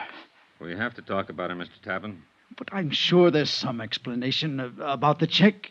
She'd have to explain quite a few checks. Right, Dollar? Yeah, that's about it. Mr. Tappan, I understand you drove her into Los Angeles this morning. That's right. I took her to the Beverly Glen Hotel. Did she check in there? No, she just dumped her luggage. She told me she didn't know whether or not she'd have to go to Chicago tonight. Something about a house she owned there that had to be rented or sold. Uh-huh. Did you leave her there at the Beverly Glen? No. She made a phone call and said that she had to meet her lawyer. Did she say where? A bar in Hollywood. The Topper, I think it was, on Cahuenga Boulevard. I drove her over there and left her. When was this? A couple of hours ago, I guess. About noon. How was she dressed? Black, strapless, wore a fur stole. Did she mention any names, tell you anything about herself? Oh, yes. She told me that 6 months ago, a little boy was killed in an automobile accident. He was only 2 years old. She said that was the thing that broke up her marriage to this Bradley. Uh-huh. And she told me that she needed to believe in something again. Someone. And that she needed someone to believe in her. Well, there wasn't any little boy or any husband, Mr. Tappan. There have been a couple of men I've talked to, a dentist in Hartford, a businessman in New York, who felt the same way as you do about her. Well, even with what you told me, I believe what she said. Why, she cried a little when she was telling me. Oh, I don't care how you look at me. I don't think that anyone could invent a story that tragic without some sort of basis. A good liar can see a story in a newspaper like that one and adapt it for his own needs. But I am an actor, sir, and I can tell when other people are acting. She wasn't. She... Well, go on, Mr. Tappan. Look, I've got a suggestion for you. What's your name? Dollar. I've got a suggestion for you. Try believing what people tell you sometime. It'll do something for that habit you have of bearing down with your eyes. Okay, the next time I have 2 weeks off. What? See you, Mr. Tappan. I drove into Hollywood with Deputy King. At the Beverly Glen Hotel, a worried clerk was still wondering what to do with the 14 pieces of luggage Lorraine Broderick had deposited there earlier. No, she was not registered at the hotel. No, she hadn't phoned in and given him any instructions. Deputy King made arrangements for a man to cover the lobby in case she showed up to claim her things, and we went into the Topper. What'll it be, gentlemen? Police. I'd like to talk to the man who was on duty here at noon today. Oh, that's me, sir. Is anything wrong? This is Mr. Dollar. We're trying to locate a woman who's been using the name Lorraine Bradley. We were told she was in here around noon today. Nope, I don't recognize that name, sir. About 5'5", dark brown hair, brown eyes, 24 years old, wore a black strapless summer dress and a stole. Yeah, it's 24. No. Nobody like that in all day. No, so noon is a pretty slow time, sir. I'd have noticed if anybody like that came in, I think. Have you been on duty all that time? I came on at 10. That's when we opened. Are you sure this is the right place, the Topper? Now, this is the place. Well, I wish I could help you, sir, but I'm sorry. Excuse me, will you? Yes, sir. Well, we struck out. One thing. What's that? That luggage at the Beverly Glen. Yeah. We'll keep an eye on it.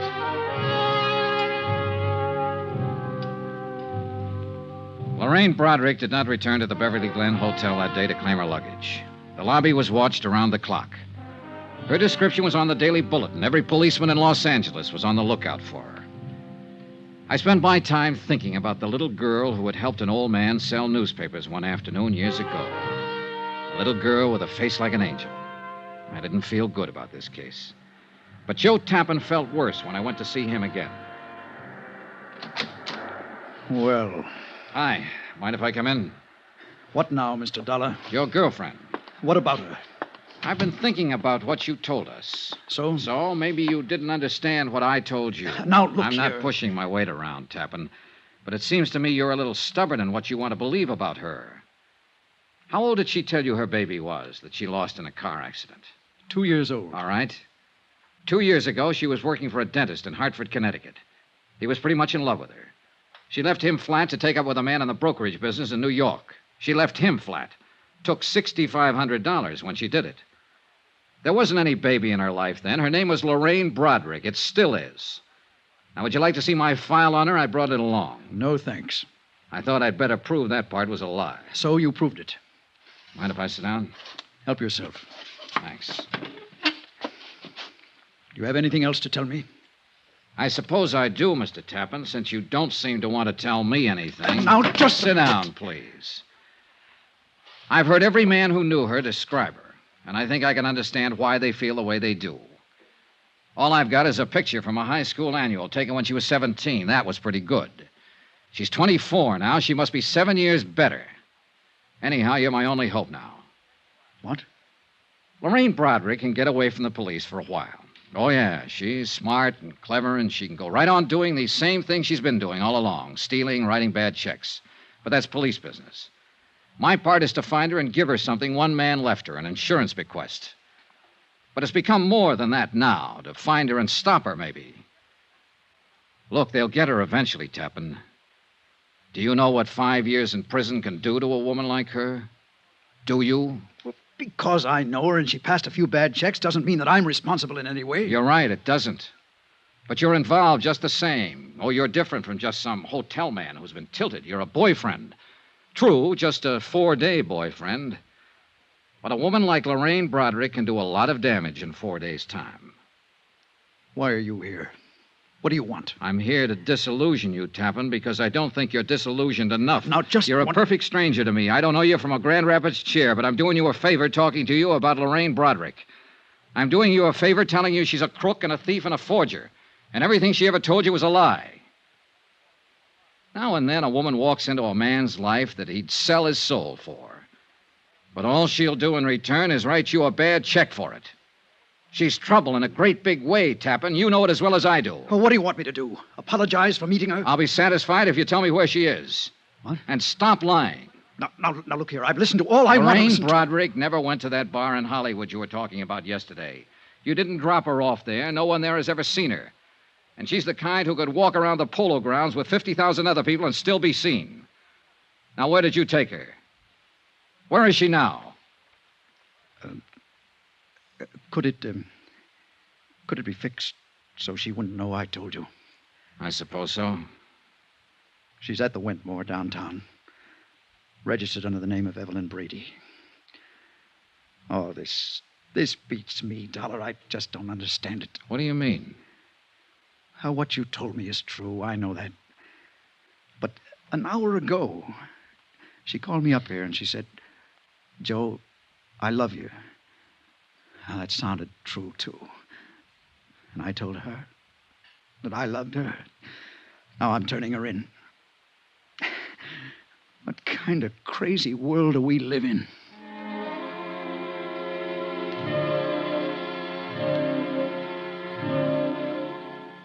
Expense account item 16, $14. Cab fare from Malibu to downtown Los Angeles in the Wentmore Hotel. A second-rate old-timer on Figueroa Street. A little different from the swank spots where Lorraine Broderick had lived so gaily. The clerk told me she was in 1302. I walked down the hall to Lorraine Broderick's room. The door was standing partially open. All of the lights seemed to be on. Hello?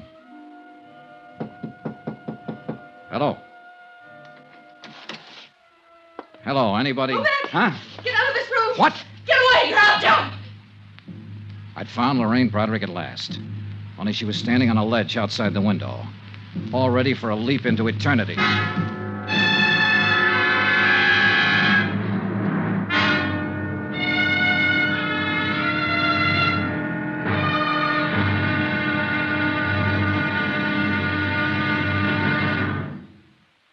There'll be another intriguing episode of the Broderick matter tomorrow. Tomorrow, the end of the trail. For me and for Lorraine Broderick. Join us, won't you? Yours truly, Johnny Dollar.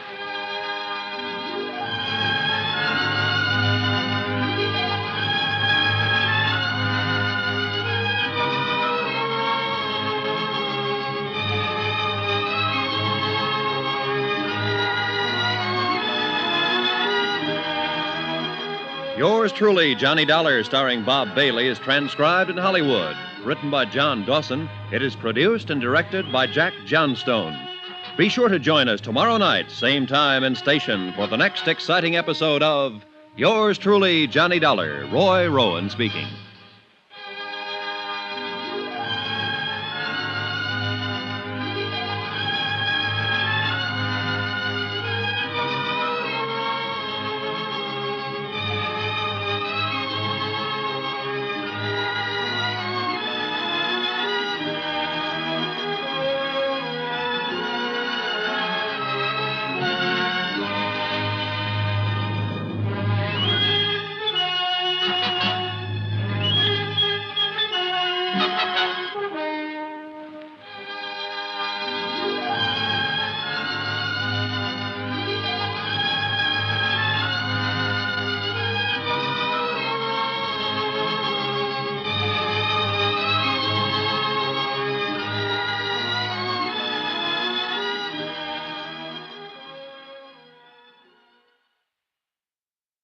From Hollywood, it's time now for Johnny Dollar. Room 1302. This is the desk clerk. I have a call here. Never mind the call. You call the police. You call the what? Call the police and tell them to hurry. There's an attempted suicide up here. Who is this? Shut up and do as I tell you. Now, just a minute. It won't do you any good. It won't do you any good at all. Wait a minute. Police, you, who cares? I'm going to jump anyhow.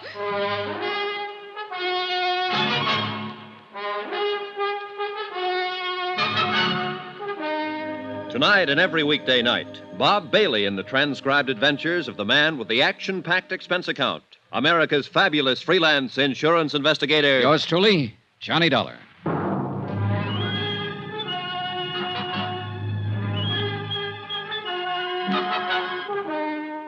Expense account submitted by Special Investigator Johnny Dollar. Location, Los Angeles, California. To the Eastern Trust Insurance Company Claims Division, Hartford, Connecticut. The following is an accounting of expenditures during my investigation of the Broderick matter. An old man in Hartford died and left $1,500 insurance money to a little girl who had been nice to him one afternoon back in 1943. My job, get the money to her. Even if she might take it and jump off the 13th floor ledge of a building. Don't come any closer. I'll jump. Lorraine. Don't come any closer. It's cold out there. Don't you think you should come inside? I'm going to jump. Stay away now. Don't try to grab me. All right. All right, I'll do anything you say, Lorraine. Okay. What are you doing? Taking off my coat. Standing out there, it must be cold. Here. You take my coat. Don't come close. I'm not. I don't want your coat. All right, Lorraine. I never saw you before in my life. How do you know my name? I've seen you. No, you haven't. I remember people. And watch out. Just going to light a cigarette. I can light a cigarette, can I? Do you want one? No. Can I have one? Suit yourself. Are you a policeman? No. Where did you see me? In a picture. In your high school annual at St. Charles. St. Charles? What do you know about St. Charles? What's your name? Johnny Dollar? Are you from Hartford? Yes. Let me see your face in the light. Over there. Don't come near this window. Don't come near, or I'll jump right down there. That's right there. No, you aren't from Hartford. I never knew you. You're lying to me. No, I'm not. As room clerk of this hotel, I'm entitled to know. Oh. Go away! Get out of here! Get out of here or I'll jump! What? Get out. Go on, get out. Yes. Did you call the police? No, but I will. I heard you tell him about the police. I don't care. They can't stop me. Nobody can stop me. No, I suppose not, Lorraine. You can jump any time you want to. I can't stop you. I wanted somebody to call the police. I want them all down there. When the crowd's big enough, I'll jump. And I'm not afraid to do it. I'm not afraid. I know that. Lorraine, why don't you come away from the edge? I won't hurt you. Everybody hurts me. You would, too. Why do you want to jump, Lorraine? I have my reasons. Look. There's a couple of people down there who see me. They're looking up here. They'd like to see me jump. Look, they're stopping other people. They'd all like to see me jump. I don't think they'd like to see that at all, Lorraine. Oh, yes, they would. Those people down there would love to see it happen. You'd like it, too. No, I wouldn't. I want you to live, Lorraine. You're afraid, aren't you? Yes, I am. Why? Dying is something all of us face. If you die here tonight, it makes me a little afraid of dying. I don't like to be afraid of anything. Neither do I. You must be afraid of something. I'm not afraid of anything. I've never been afraid of anything. I'm going to jump down there, and that proves I'm not afraid. I don't believe you, Lorraine. I think you were afraid to love Dr. Pollard in Hartford. I think you were afraid to marry William Dameron in New York City. I think you've been afraid of everything and everybody that was good for you for a long, long time. Don't come closer. Would you like to talk to a priest, Lorraine? No. Look, sometimes a priest can help you when you're all You're mixed. so worried I'm going to jump off here any minute you'd say anything or try anything.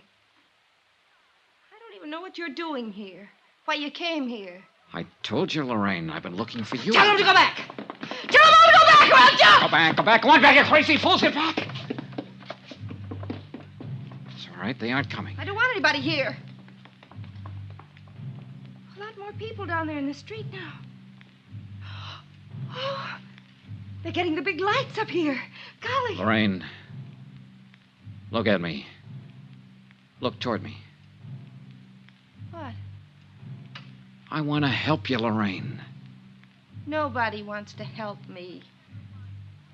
Nobody's ever wanted to help me. You're wrong. Then why did Mama and Daddy die? Why did they have to die? Why did Uncle Jim die? Why was I left alone? Why didn't I have anybody? You did have somebody. You had Dr. Pollard if you wanted him. You had William Dameron. Did you meet William? Yes, sure, last week. He's still very much in love with you, Lorraine. After I stole money from him and walked out on him? Oh, the money meant nothing to him. He still loves you, Lorraine. He told me so. I don't love him. I never loved him. He thought so. He was just nice. Why did you leave him that way? I'm no good. I never have been. You know. I've never been any good to anybody. You're lying to me about him. Would you like to talk to Dameron? I can get him on the phone. No, I don't want to talk to him or to anybody I know. But after I jump, you can tell him something for me. Sure. Tell him I meant to send the money back to him. I didn't. You can tell him I loved him. He'd feel good if you told him that, I think. All right. Go back! I don't care who you are! Go back or I'll jump right now! Wait! Close that hall door. If you want to see me jump, you'll have to watch from the street, down there with the others. Close it! Was he a policeman? I suppose so. I don't know. He looked foolish. Oh, Lord, he looked foolish. Yeah, well, we all look foolish at one time or another. It passes. Do I look foolish? Yes. Yeah, you look foolish. You're not going through with this. You know that for the first time in my life, I know exactly what I want to do, how I want to do it. I'm going to jump. Somebody's on the roof out here. They have a net. A big net. From what I know about you, I thought you always knew pretty much what you wanted to do in life. Oh, that's funny. Oh, that's very funny. I knew what I wanted in life. I never knew anything. And it's all botched up. Mama and Daddy died. I should have died, too. I should have been with Mama and Daddy when they were killed in the car. Well, it won't be long. I'll be with them.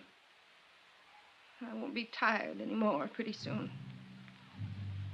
Those men with a net up there. Lorraine, wait. Wait for what? You said you talked to people who've known me, who know what I was and what I am. Well, I didn't turn out the way they wanted me to, did I? I didn't even turn out the way I wanted to be. Look at me. Why should I wait? One man had more faith in you than anybody else. They're trying to lower that He was an man. old man named John Smith. He sold papers back in Hartford. Old John Smith. Lorraine, I think I'd better... you met him one day when you were a little girl. You helped him sell his papers one afternoon. It meant a lot in his life, an awful lot. Do you remember him? No. You were 11 years old. You lived on Cushing Street. Yes. I went downtown after school one day to look in the windows. I had a nickel and I bought a paper from that old man. He had tobacco juice on his lips. I talked to him. He told me all about selling papers. He said I was a very nice little girl. He asked me my name and where I lived. He talked about school and about growing up. He told me I'd grow up someday and be a lovely woman. He said, lovely woman. He was very nice. He was the nicest man I ever knew. And I only knew him that one afternoon. Where is he? He's dead, Lorraine. Dead? He left you all his money. Insurance money. It comes to $1,500. You're lying. No, Lorraine. He wanted you to have it. He worked very hard and sacrificed a great deal to make sure you'd have it. You're making all this up. It's all a lie. Only that afternoon. It was an important afternoon. Here, look. What? Don't come closer. These prove I'm from the insurance company. Here's the check. Throw them over. All right. Go ahead. Pick them up. I won't make a move. What do you think now? That old man. That poor old man. Oh, that poor old man. Easy. Easy.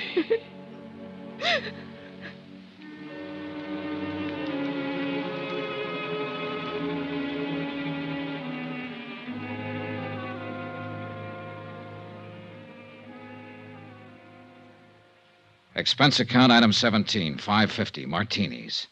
I needed them. It was my first and I hope my last half hour with an intended suicide. Attach find insurance check payable to Lorraine Broderick for $1,500. The psychiatrist who examined her believed that she will make a complete recovery in time. Until such time, she's not classified as a responsible person. I notified two parties of the events at the Wentmore Hotel. One, Mr. William Dameron in New York City, who arrived in Los Angeles yesterday morning. Two, Joseph Tappan, who has already secured legal counsel for Lorraine Broderick when she answers the bad check charges against her. As you know, in matters like this, restitution is usually preferred to prosecution. Expense account item 18, $185. Transportation back to Hartford. Total, $1,132.14. Yours truly, Johnny Dollar.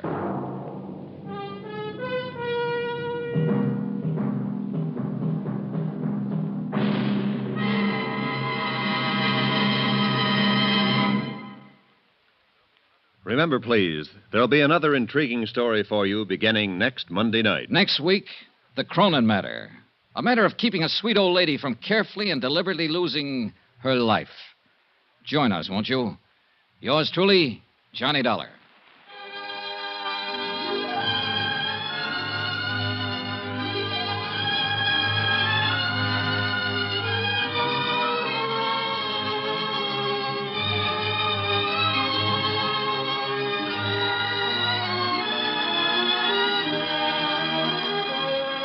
Yours truly, Johnny Dollar, starring Bob Bailey, is transcribed in Hollywood.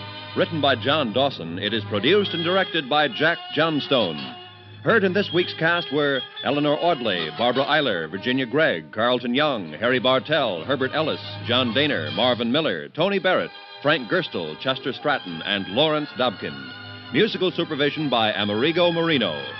Be sure to join us on Monday night, same time and station, for another exciting story of yours truly, Johnny Dollar. Roy Rowan speaking.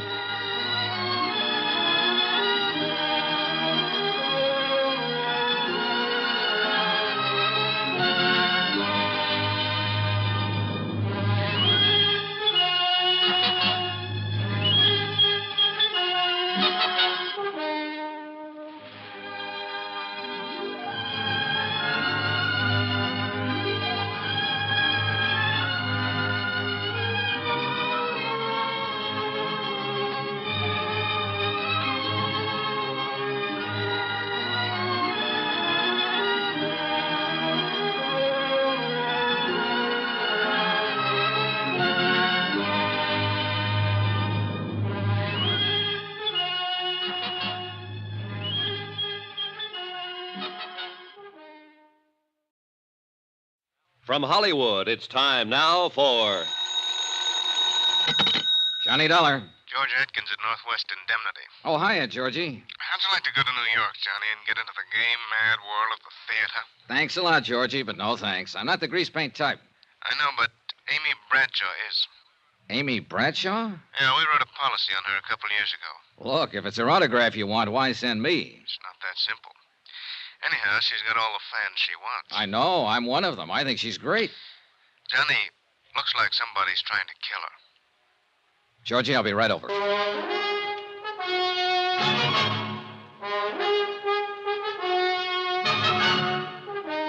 Tonight and every weekday night, Bob Bailey in the transcribed adventures of the man with the action-packed expense account, America's fabulous freelance insurance investigator. Yours truly, Johnny Dollar.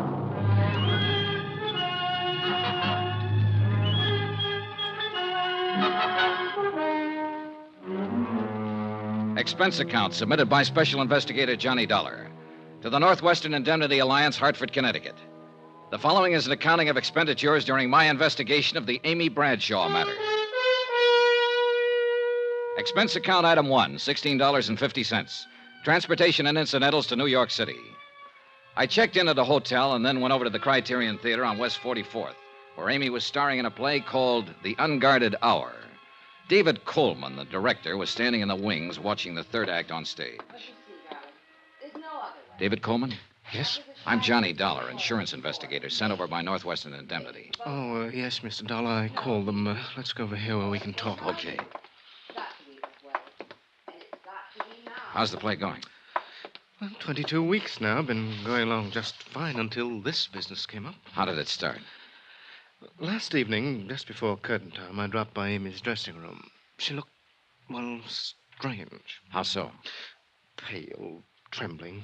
She was staring at a note in her hand. It sounded like some sort of crank note. You know, you are an evil woman. You will be punished by sudden death, unquote. Have you reported this to the police? Oh, no. I was afraid that if I did, it might get into the papers, and we don't want that kind of publicity. I see. How about if I talk to Amy after the show? I told her you'd be down, and she'll talk to you. Oh, good. Well... Mr. Dollar, the strain of this whole thing's beginning to show up in her performance. She's making mistakes, and it rattles the cast, especially the young ingenue, Sheila Mitchell. Mm-hmm. Well, I'll see what I can do. There's always the possibility that it is just a crank note and that Amy will never hear any more of it. Well, that's what I'm hoping. But we might as well face another possibility. That somebody close to Amy is using the crank note as a cover. Has that thought ever occurred to you? Why, no. No, it hasn't, Mr. Dollar.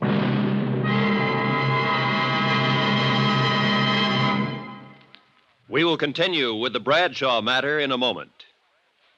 Friends, how'd you like to thrill your favorite youngster with some of the most exciting toys of the year? Picture the breathless excitement of any child surrounded by 6 gaily colored balloon-like giant animals up to 3 feet long, and all for the low, low price of just $1. Now, first you get Bounco the clown with round pot belly and funny nose. Next comes Hoppy the Australian kangaroo. Third, there's Roscoe the roller skating bear. He's 2 feet tall and looks almost like real. Fourth, there's Whitey the fat indoor snowman. And fifth, Mortimer the giant mouse, 18 inches long and sure to scare the whiskers off any cat. That's 5 different giant animals. But now, hold your breath for the most sensational toy of all, the star of the whole Christmas season, the jolly giant talking Santa Claus, guaranteed to make everybody's Christmas a merrier one. He's a big roly-poly happy Santa. He stands erect on 2 legs, is actually over 3 feet tall and 32 inches around. Best of all, he actually talks. Just pull the tape and he says, "Merry Christmas" for all to hear. He's the biggest, merriest talkingest Santa ever, sure to please your youngsters and spread good cheer.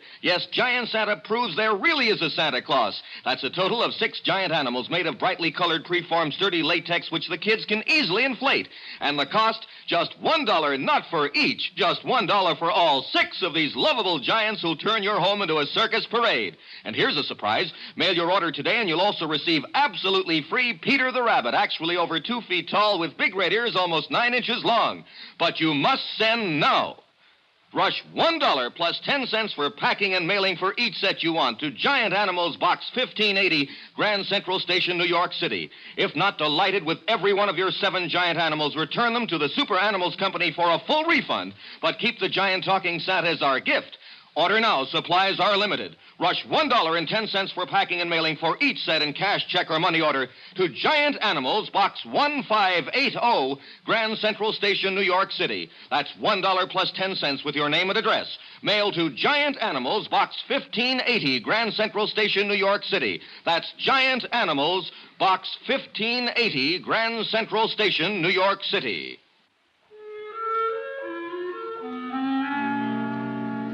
I waited for Amy Bradshaw in her dressing room at the theater. 15 minutes later, after the final curtain, she swept in. Oh, there you are, Mr. Dollar. I'd never seen her from closer than the 15th row So sorry before, I kept you and waiting. needless to Did say, you I see was the show? impressed. Ghastly But I didn't have a chance to say Didn't so. you think the second act I didn't have a sagged when chance we to say rushed the anything. third? Oh, well, that's the way it goes. If you'll just give me a minute to get some of this makeup off. Now? Now. Hi. Hi. I knew it was only a question of time until you ran down. Oh, I'm sorry. I guess I get a little overcharged out on the stage. Sure. Listen, it's nice meeting you, Mr. Dollar, and I know why you've come down here, but I think you're wasting your time. Oh? This whole thing's really pretty silly, you know. I hope so, Miss Bradshaw. You mean Amy. Okay, Amy. Say, look, how about having a drink with me somewhere? We can talk about it. I'd love to, but I'm afraid I have a date tonight. Could we make it tomorrow, maybe? Sure, okay, anytime you... Excuse me. Come in. Oh, Mike. Oh, hello, Amy. I'm sorry. I didn't know you had company. That's all right. This is Johnny Dollar. Johnny, Mike Pomeroy, my agent. Mr. Pomeroy? How are you? What'd you think of it tonight, Mike? Well, they seem to like it okay. Oh. Tell you what, Amy, I'll see you tomorrow, eh? Tomorrow, Mike? I've got a few things I got to take care of tonight. Contracts to go over, you know, things like that. Oh, of course. Well, glad to meet you, Dollar. Night, Amy. Is that offer of a drink still good, Johnny? Well, sure, but I thought you said you have... Oh, sure, let's go. Thanks for understanding. Anywhere in particular? There's a little place right down the street, small and quiet. Good. Oh, What's the matter? would you mind if we crossed the stage and went out the other door? Oh, no. Why? I think someone's waiting for me outside this exit. Oh. Sort of a friend of mine, Porter Kane, but he can be a little wearing, and I'm rather tired. Sure. I could see him through the open door. A thin-faced, rather elegant-looking man in a black Homburg. We went out the other side and down the street to a bar a few doors away. Item 2 on expense account, $4, drinks. After the first one, Amy relaxed a little. I wanted to get her talking about herself, and it wasn't too tough to do. There's not really much to tell about me. I've been acting a long time. Sometimes it seems too long. I've come a long way. Some people would say up. I hope it is. You make it sound pretty simple, Amy. I guess we do what we have to. All of us. I had to act, so... So, just like that, huh? Just like that. You've always gotten everything you wanted, haven't you? I think so. Hasn't anyone ever gotten in your way? No, Johnny, that's never happened. If it did... It looks to me like somebody's standing in your way right now. What do you mean? That threatening letter you got the other day. I told you, the whole thing's silly. There's nothing to it. Now, that's what you told me, but I don't think you believe it. Okay. So maybe I have worried a little about it. I wouldn't have if it hadn't been for... Oh, it was probably only my imagination. What was, Amy? Well, last night after the show, I felt like walking a little. I went west on 44th Street to Times Square, and as usual, it was crowded. I stood on the curb waiting for the light to change, and suddenly I got shoved out into the street. Oh? Right out into the traffic. I jumped back just in time. You see who did it? How can you tell in a crowd like that? I know. It was probably only coincidence that it happened right after I got that note, but... Oh, Johnny, I still just can't believe anybody's really trying to do me harm, but... I guess what's been making me nervous during the performance is staring out at that blackness past the footlights, wondering if there's somebody out there who hates me. Uh-huh. I guess I can't stand being hated, Johnny. I've got to be loved.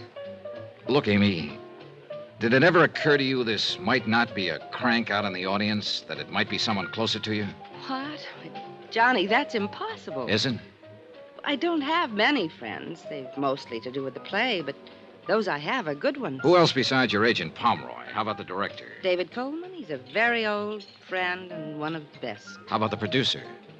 Emery's the last person in the world who'd wish me harm. On a dollars and cents basis, if nothing else. He and Dora both. Dora? His wife. I like her very much. Does she like you?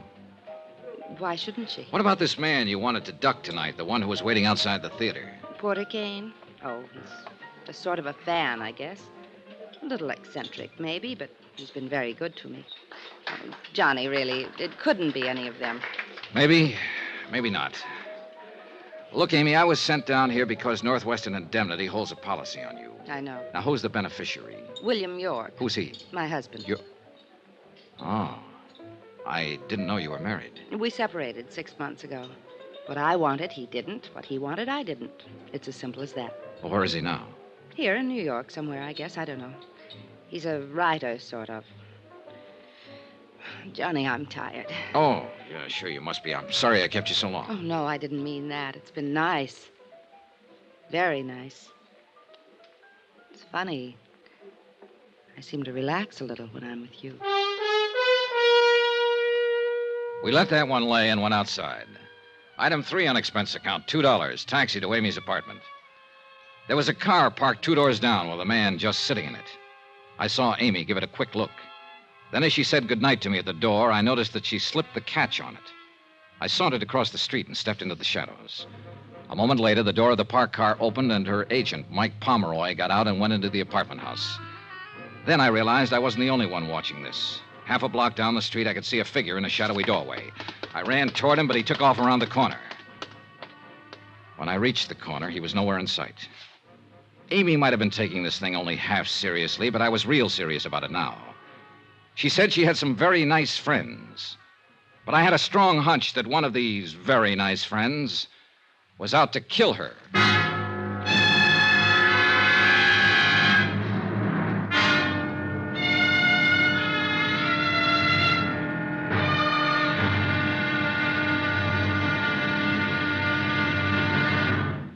Johnny Dollar will be back in a moment to tell you about tomorrow's episode. Friends, send for your set of some of the most exciting toys of the year. 6 giant inflatable toys for only $1, some up to 3 feet tall. You get Bounco the Happy Clown, Hoppy the Australian Kangaroo, Roscoe the 2 feet long roller skating bear, Whitey the fat indoor snowman, Mortimer the giant mouse 18 inches long, and last but not least, the great giant talking Santa, a roly-poly giant over 3 feet tall and 32 inches around the belly that actually says Merry Christmas out loud when you pull the tape. That's 6 sensational giant toys for only $1, made of sturdy, gaily colored latex that the kids can easily inflate.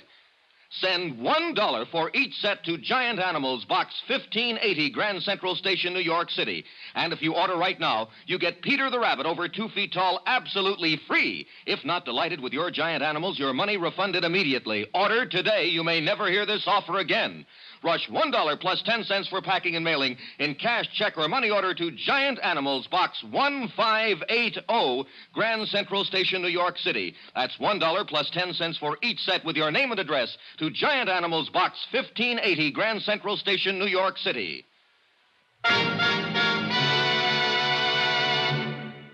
Now, here's our star to tell you about tomorrow's episode of the Amy Bradshaw Matter. Tomorrow, the Criterion Theater again, and a third-act curtain that wasn't in the script. Join us, won't you? Yours truly, Johnny Dollar. Yours truly, Johnny Dollar, starring Bob Bailey, is transcribed in Hollywood. Written by Robert Reif, it is produced and directed by Jack Johnstone. Be sure to join us tomorrow night, same time and station, for the next exciting episode of Yours truly, Johnny Dollar. Roy Rowan speaking.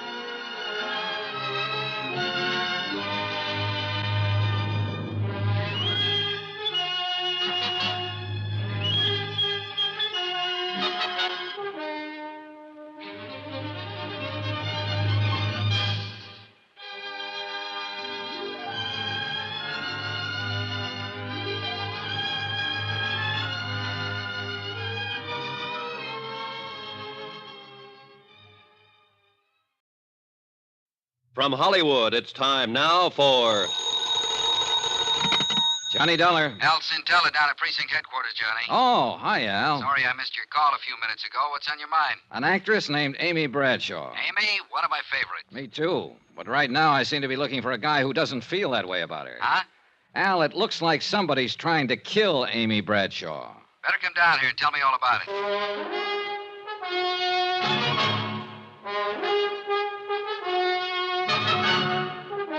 Tonight and every weekday night, Bob Bailey in the transcribed adventures of the man with the action-packed expense account, America's fabulous freelance insurance investigator. Yours truly, Johnny Dollar.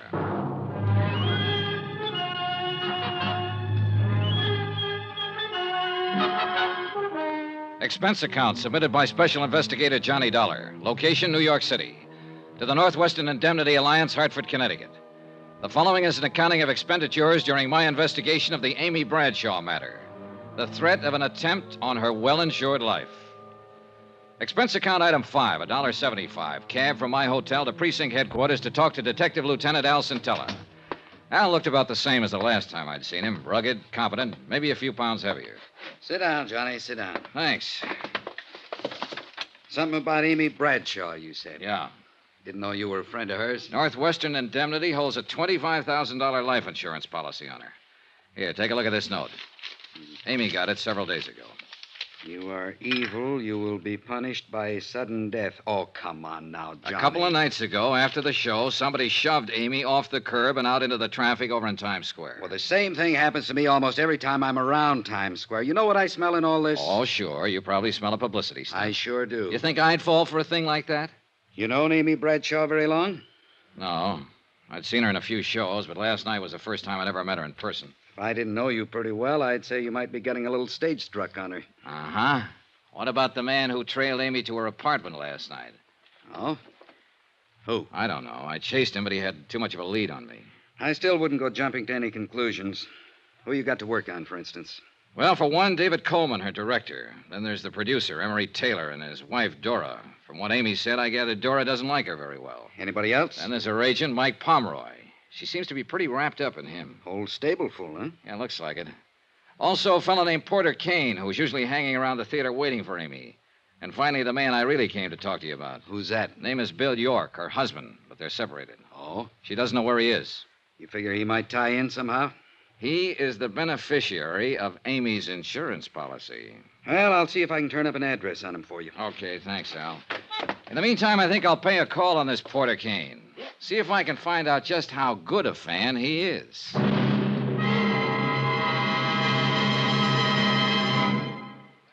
We will continue with the Bradshaw matter in a moment. Friends, how'd you like to thrill your favorite youngster with some of the most exciting toys of the year? Picture the breathless excitement of any child surrounded by 6 gaily colored balloon-like giant animals up to 3 feet long, and all for the low, low price of just $1. Now, first you get Bounzo the Clown with round pot belly and funny nose. Next comes Hoppy the Australian kangaroo. Third, there's Roscoe the roller skating bear. He's 2 feet tall and looks almost like real. Fourth, there's Whitey the fat indoor snowman. And fifth, Mortimer the giant mouse, 18 inches long and sure to scare the whiskers off any cat. That's 5 different giant animals. But now, hold your breath for the most sensational toy of all, the star of the whole Christmas season, the jolly giant talking Santa Claus, guaranteed to make everybody's Christmas a merrier one. He's a big roly-poly happy Santa. He stands erect on 2 legs, is actually over 3 feet tall and 32 inches around. Best of all, he actually talks. Just pull the tape and he says, "Merry Christmas" for all to hear. He's the biggest, merriest talkingest Santa ever, sure to please your youngsters and spread good cheer. Yes, Giant Santa proves there really is a Santa Claus. That's a total of 6 giant animals made of brightly colored, preformed, sturdy latex, which the kids can easily inflate. And the cost, just $1, not for each, just $1 for all 6 of these lovable giants who'll turn your home into a circus parade. And here's a surprise. Mail your order today and you'll also receive absolutely free Peter the Rabbit, actually over 2 feet tall with big red ears almost 9 inches long. But you must send now. Rush $1 plus 10 cents for packing and mailing for each set you want to Giant Animals, Box 1730, Grand Central Station, New York City. If not delighted with every one of your 7 giant animals, return them to the Super Animals Company for a full refund, but keep the giant talking Santa as our gift. Order now. Supplies are limited. Rush $1.10 for packing and mailing for each set in cash, check, or money order to Giant Animals, Box 1730, Grand Central Station, New York City. That's $1 plus 10 cents with your name and address. Mail to Giant Animals, Box 1730. That's Box 1730, Grand Central Station, New York City. Giant Animals, Box 1730, Grand Central Station, New York City.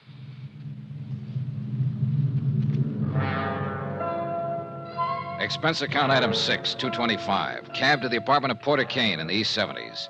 It was an expensive-looking place. I got there about noon, but Porter Kane was just finishing breakfast, accompanied by Chopin. May I offer you a cup of coffee, Mr. Dollar? Oh, thanks. A black, please. Yes. Now, you came to see me about Amy Bradshaw, I believe. That's right, Mr. Kane. I represent Northwestern Indemnity Alliance. They hold a policy on Miss Bradshaw. You perhaps want some sort of character reference on her? You, might put it that way. Well, in that case, you couldn't have come to one better qualified than I. You see, Amy is my career at present. Afraid I don't understand, Mr. Kane. Well, some years ago, I was relieved of the sordid but customarily necessary task of working for my bread and butter. The result is that I've been able to devote myself to a fascinating hobby.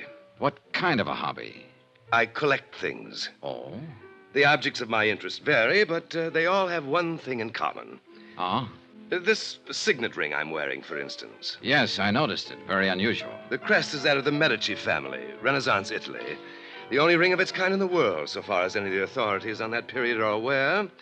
That vase on the table, the painting on the wall, that sculpture. One of a kind, huh? Precisely.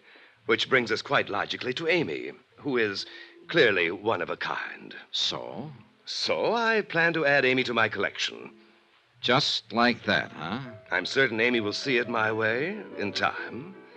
And I have time. Now, if you'll excuse me, I must dress for the matinee. Will I see you again, Mr. Dollar? Yes. You probably will, Mr. Kane. I was glad to get out of the hothouse atmosphere of Kane's apartment. Real weird, this character. And I had a hunch I'd better keep an eye on him. Item 7, $1.65. Cab fare that evening to the Criterion Theater. I arrived half an hour before curtain time and headed for Amy's dressing room. Then, as I approached her door... You listen real careful. I'll give it to you once again.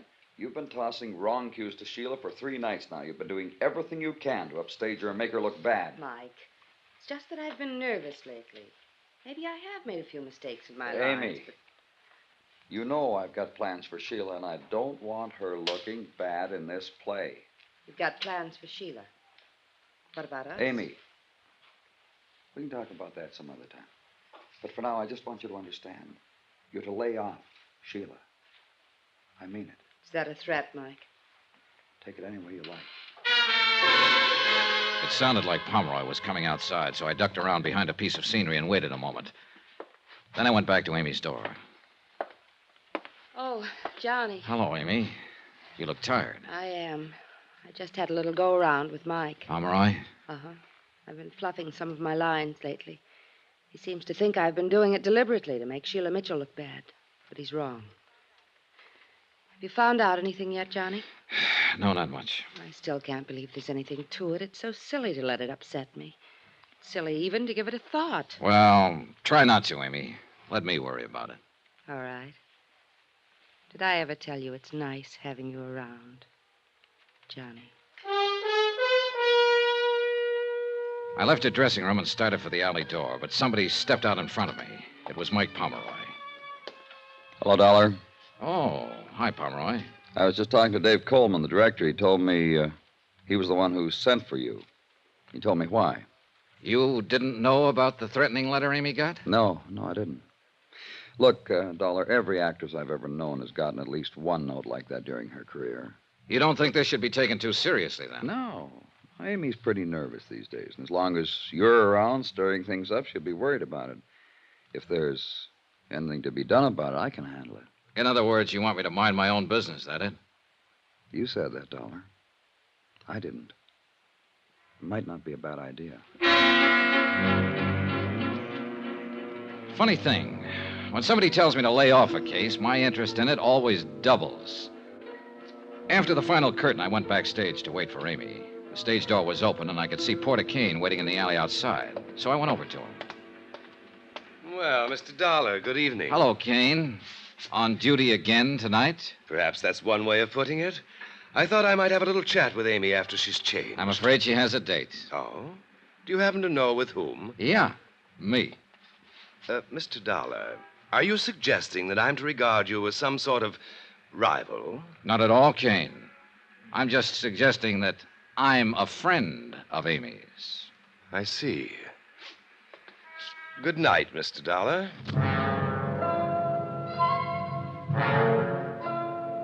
After Kane left, I stood beside the stage door and tried to figure out some of the angles on this case.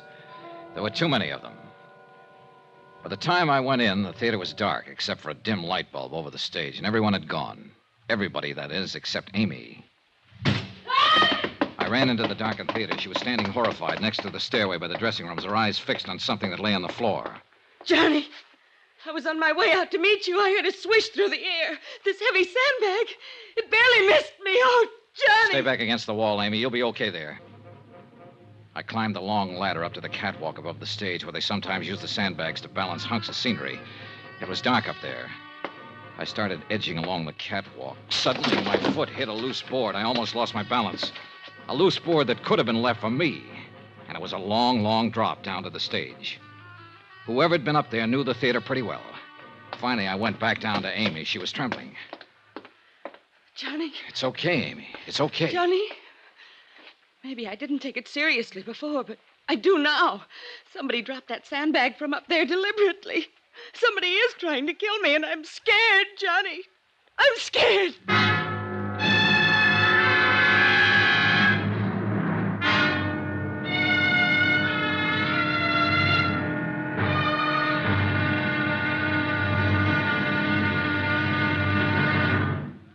Johnny Dollar will be back in a moment to tell you about tomorrow's episode. Friends, send for your set of some of the most exciting toys of the year. 6 giant inflatable toys for only $1, some up to 3 feet tall. You get Bounco the Happy Clown, Hoppy the Australian Kangaroo, Roscoe the 2 feet long roller skating bear, Whitey the fat indoor snowman, Mortimer the giant mouse 18 inches long, and last but not least, the great giant talking Santa, a roly-poly giant over 3 feet tall and 32 inches around the belly that actually says Merry Christmas out loud when you pull the tape. That's 6 sensational giant toys for only $1, made of sturdy, gaily colored latex that the kids can easily inflate. Send $1 for each set to Giant Animals, Box 1730, Grand Central Station, New York City. And if you order right now, you get Peter the Rabbit over 2 feet tall absolutely free. If not delighted with your Giant Animals, your money refunded immediately. Order today. You may never hear this offer again. Rush $1 plus 10 cents for packing and mailing in cash, check, or money order to Giant Animals, Box 1730, Grand Central Station, New York City. That's $1 plus 10 cents for each set with your name and address to Giant Animals, Box 1730, Grand Central Station, New York City.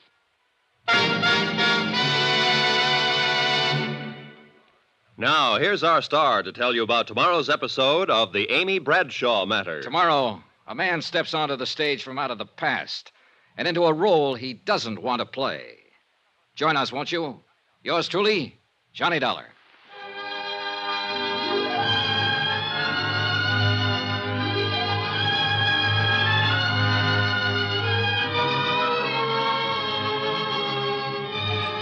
Yours truly, Johnny Dollar, starring Bob Bailey, is transcribed in Hollywood. Written by Robert Reif, it is produced and directed by Jack Johnstone.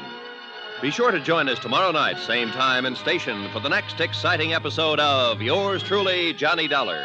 Roy Rowan speaking.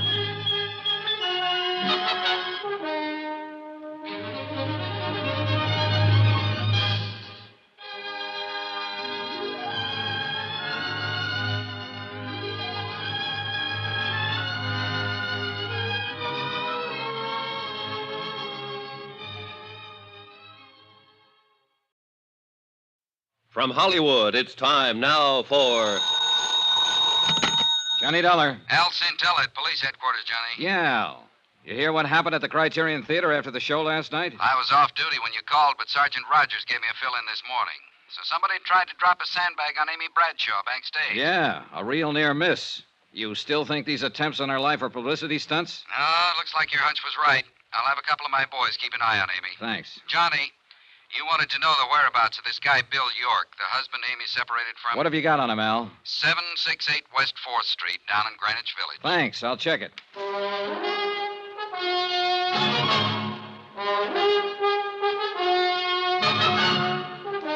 Tonight and every weekday night, Bob Bailey in the transcribed adventures of the man with the action-packed expense account, America's fabulous freelance insurance investigator. Yours truly, Johnny Dollar.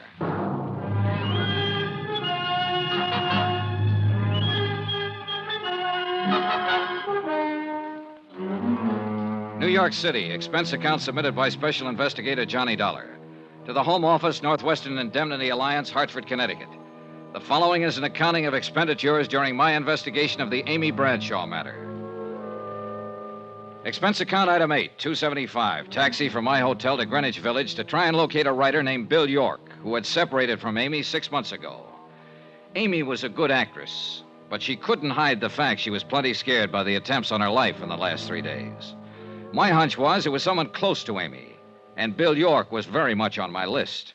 After all, he was the beneficiary on her life insurance policy. I hadn't been to this part of the village in 2 or 3 years, but from the looks of it, it hadn't changed a bit. Defiantly shabby and run down. A few beards here and there, a few gals with long, straight hair.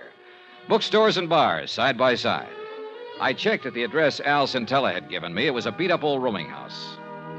Come down here to interview the famous writer, something like that? Not exactly. Too bad. Here I thought you wanted to carry my message to America. No, I'm afraid that's a little out of my department, Mr. York. Amy did mention that you were a writer. I can tell you exactly what she said. She said, you know, Bill's a writer, sort of, right? Well, as a matter of fact. Amy always felt it necessary to apologize for me. That was one thing about our marriage that was always so charming. Well, look, I didn't come here to discuss your marriage, York. I don't know what you're so bitter about. It's none of my business, but... Why, Dollar, what do I have to be bitter about? Here I am, an artist, living an unfettered life of freedom in Greenwich Village. What more could I ask? I guess I haven't read any of your books. Don't worry about it. You're in good company. You and the publishers. Oh, that's too bad. Must make a little problem in the grocery department. Oh, that doesn't worry me. You see, one can always manage to live comfortably in hock. Oh? And if one is willing to hock his soul, of course the returns are much greater. I don't get you. That's not surprising, because nobody else but me would call it my soul. It's just the manuscript for an unpublished novel. 3 years of work and sweat and pain. But my clever pawnbroker, Mr. Pomeroy, has a fair idea what it means to me. Mike Pomeroy, Amy's agent? Charming chap. Quite shrewd. In other words, if you could raise some money, you could get this brainchild of yours out of hock from him. Tell me, how long's it been since you've seen Amy? Several months. Why? You haven't been uptown near her apartment the last few days, huh? No. You sure? Of course. Anything else? No. Not for now.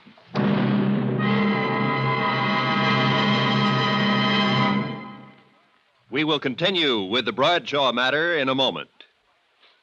Friends, how'd you like to thrill your favorite youngster with some of the most exciting toys of the year? Picture the breathless excitement of any child surrounded by 6 gaily colored balloon-like giant animals up to 3 feet long, and all for the low, low price of just $1. Now, first you get Bounzo the clown with round pot belly and funny nose. Next comes Hoppy the Australian kangaroo. Third, there's Roscoe the roller skating bear. He's 2 feet tall and looks almost like real. Fourth, there's Whitey the fat indoor snowman. And fifth, Mortimer the giant mouse, 18 inches long and sure to scare the whiskers off any cat. That's 5 different giant animals. But now, hold your breath for the most sensational toy of all, the star of the whole Christmas season, the jolly giant talking Santa Claus, guaranteed to make everybody's Christmas a merrier one. He's a big roly-poly happy Santa. He stands erect on 2 legs, is actually over 3 feet tall and 32 inches around. Best of all, he actually talks. Just pull the tape and he says, "Merry Christmas" for all to hear. He's the biggest, merriest, talkingest Santa ever, sure to please your youngsters and spread good cheer. year. Yes, Giant Santa proves there really is a Santa Claus.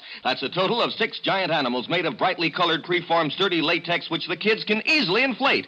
And the cost, just $1, not for each, just $1 for all 6 of these lovable giants who'll turn your home into a circus parade. And here's a surprise. Mail your order today and you'll also receive absolutely free Peter the Rabbit, actually over 2 feet tall with big red ears almost 9 inches long. But you must send now. Rush $1 plus 10 cents for packing and mailing for each set you want to Giant Animals, Box 1870, Grand Central Station, New York City. If not delighted with every one of your 7 giant animals, return them to the Super Animals Company for a full refund. But keep the giant talking Santa as our gift. Order now, supplies are limited. Rush $1.10 for packing and mailing for each set in cash, check, or money order to Giant Animals, Box 1870, Grand Central Station, New York City. That's $1 plus 10 cents with your name and address. Mail to Giant Animals, Box 1870. That's Box 1870, Grand Central Station, New York City. Giant Animals, Box 1870, Grand Central Station, New York City.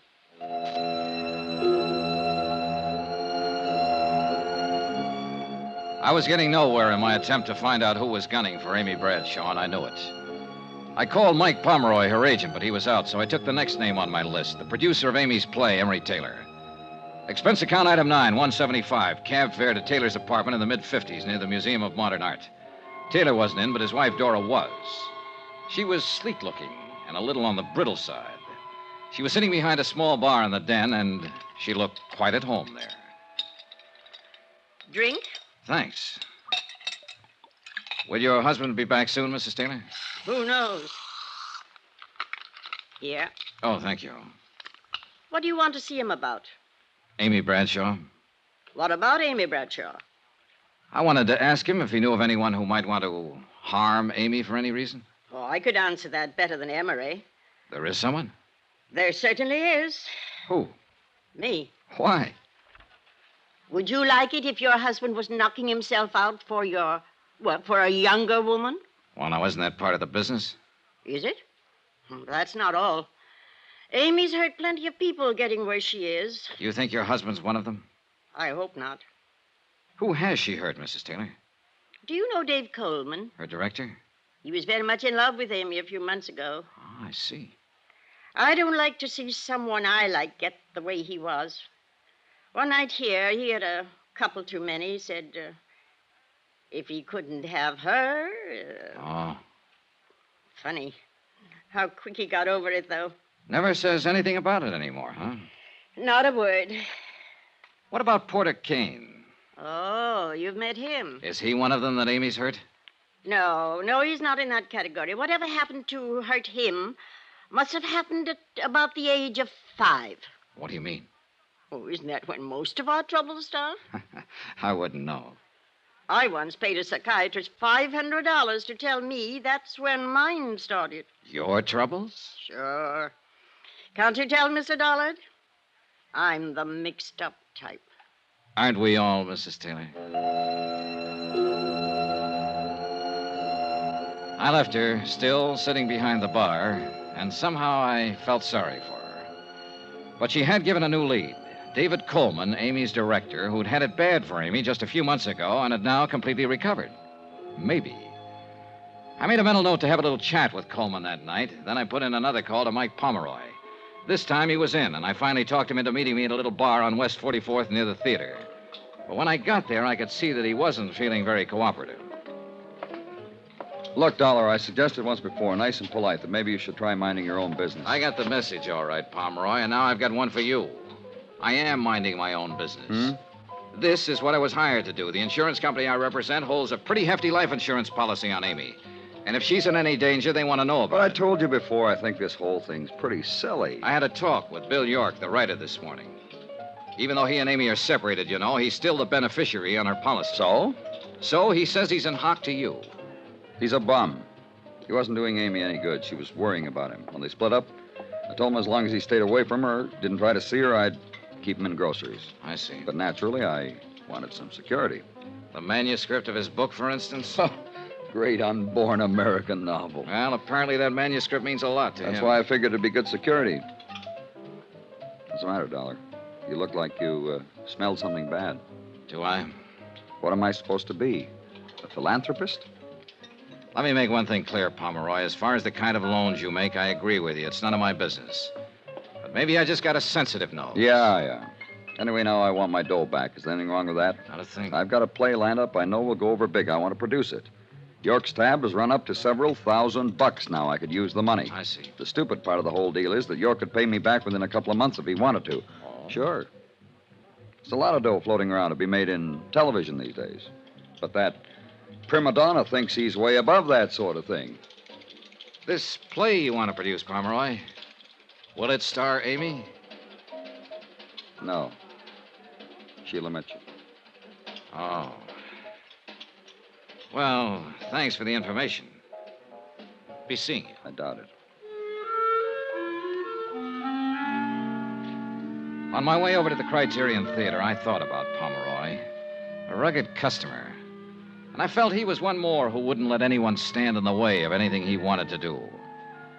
After the show, I picked up Amy backstage and took her back to her apartment. She looked very tired and didn't say much. We said goodnight at the front entrance, and I started walking along the sidewalk. Then I spotted somebody in the shadows across the street again, watching. I could tell from his hat and coat he was the same one who'd been there the night before last. I kept on walking until I reached the corner, then circled halfway around the block to an alley and edged up on him from behind. He didn't see me until I dove at him. Well, Bill York. Oh, what are you doing here? So you haven't been near Amy for a long time, huh? Except tonight and the night before last, watching her apartment? Darling. Come on, York, start talking. And it better be good.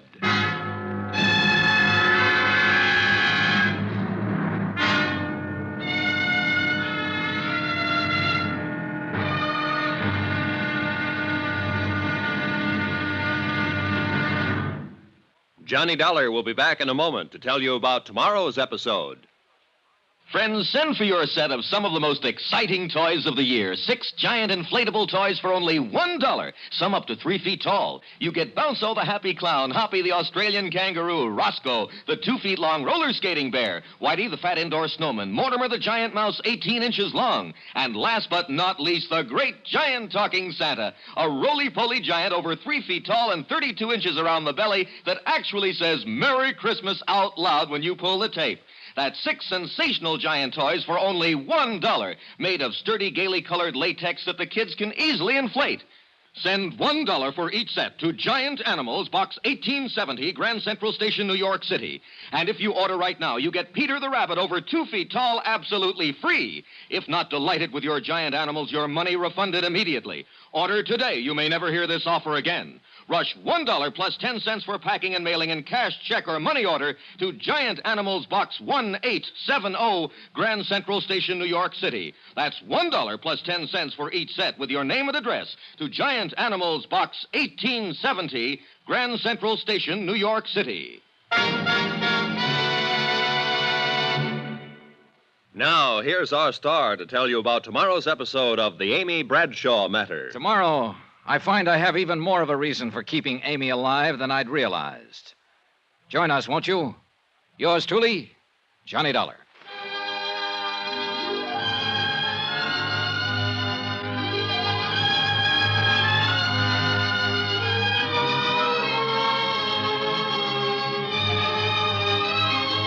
Yours truly, Johnny Dollar, starring Bob Bailey, is transcribed in Hollywood. Written by Robert Reif, it is produced and directed by Jack Johnstone. Be sure to join us tomorrow night, same time and station, for the next exciting episode of Yours truly, Johnny Dollar. Roy Rowan speaking.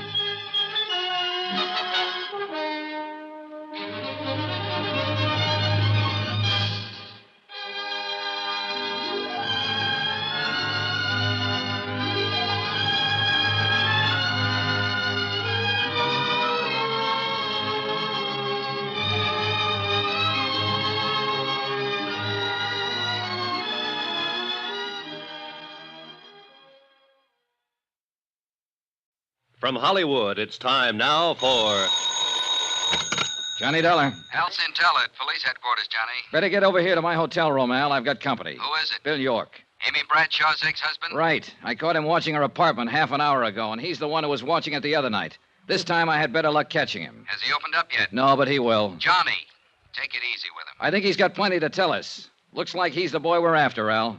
I'll be right over.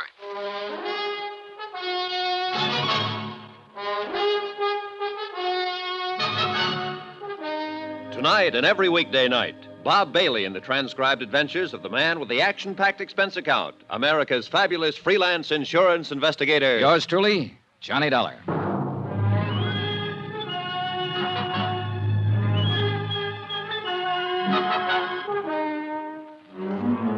New York City. Expense account submitted by Special Investigator Johnny Dollar.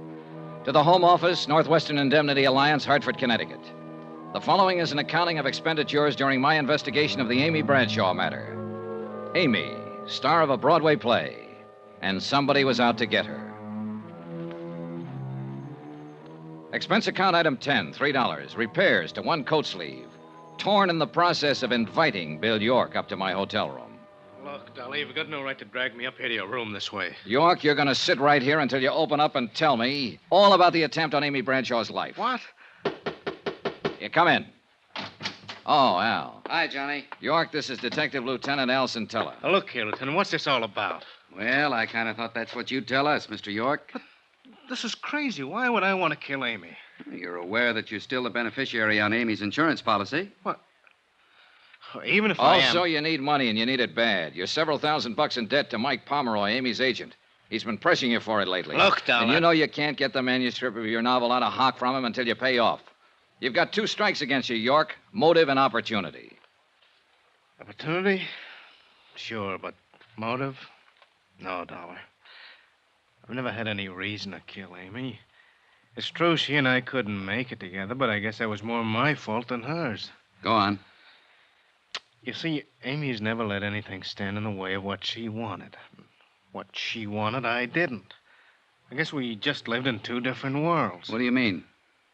She's always been a success, and I've always been a failure. You still haven't explained why you lied to me, York. Lied? When I talked to you this morning, you told me you hadn't been near Amy for a long time. But when I caught up with you in front of her apartment tonight, I realized you were the same one who was watching it night before last. How about that, York? You fellas don't believe me much. What do you mean? Sure, once in a while I go stand outside her apartment house, look up at the light on the window, maybe think a little about how things might have been. That's all. Maybe you better come downtown with me, York. We'll check your story further. If you're clean, you got nothing to worry about. All right, Lieutenant. Sergeant, take Mr. York down to the car and wait for me there. Johnny? Who else have you talked to? Oh, everybody close to her. But the one who interests me most is her agent, Mike Pomeroy. He can be a pretty rough customer when he wants to. And he thinks Amy's standing in the way of a career for an actress he's currently interested in. Let's talk about somebody else for a moment. Oh. You, Johnny. I think you're getting a little bit out of line. What do you mean?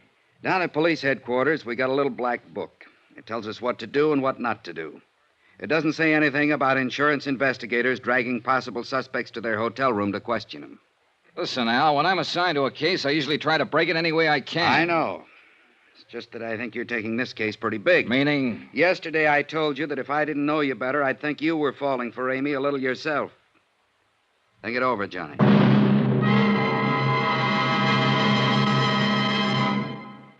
We will continue with the Bradshaw matter in a moment.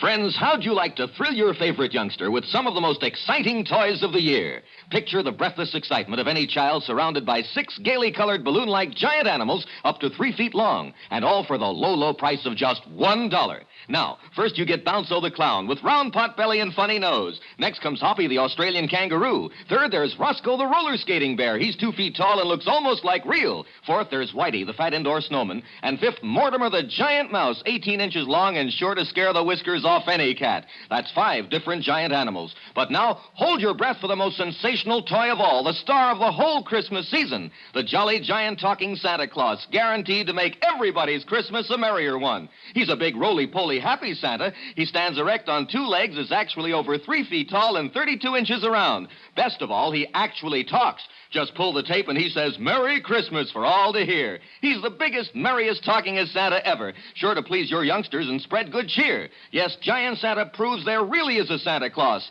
That's a total of 6 giant animals made of brightly colored, preformed, sturdy latex, which the kids can easily inflate. And the cost, just $1, not for each. Just $1 for all 6 of these lovable giants who'll turn your home into a circus parade. And here's a surprise. Mail your order today and you'll also receive absolutely free Peter the Rabbit, actually over 2 feet tall with big red ears almost 9 inches long. But you must send now. Rush $1 plus 10 cents for packing and mailing for each set you want to Giant Animals, Box 1907, Grand Central Station, New York City. If not delighted with every one of your 7 giant animals, return them to the Super Animals Company for a full refund, but keep the giant talking Santa as our gift. Order now. Supplies are limited. Rush $1.10 for packing and mailing for each set in cash, check, or money order to Giant Animals, Box 1907, Grand Central Station, New York City. That's $1 plus 10 cents with your name and address. Mail to Giant Animals, Box 1907. That's Box 1907, Grand Central Station, New York City. Giant Animals, Box 1907, Grand Central Station, New York City.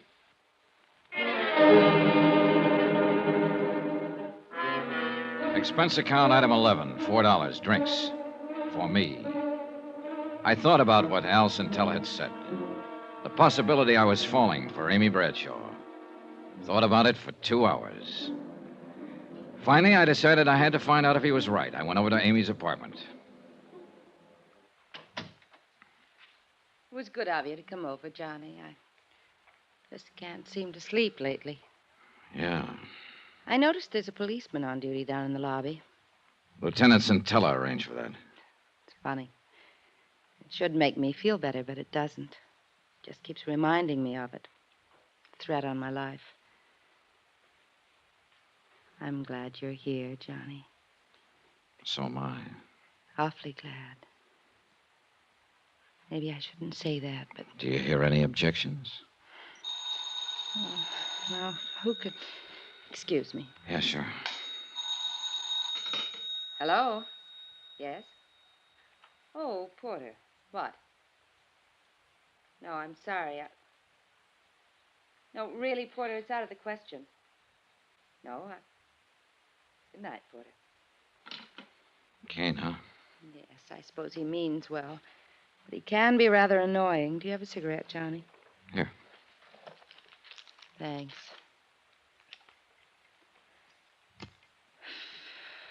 You seem rather quiet tonight. Oh, just thinking, I guess. It's funny. A meeting like this. Yeah. Just a few days ago, I didn't know you at all.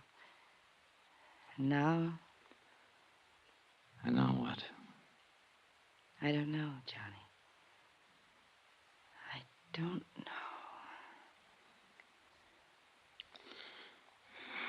Amy. It was a mistake, Johnny. I'm sorry. Was it? Yes.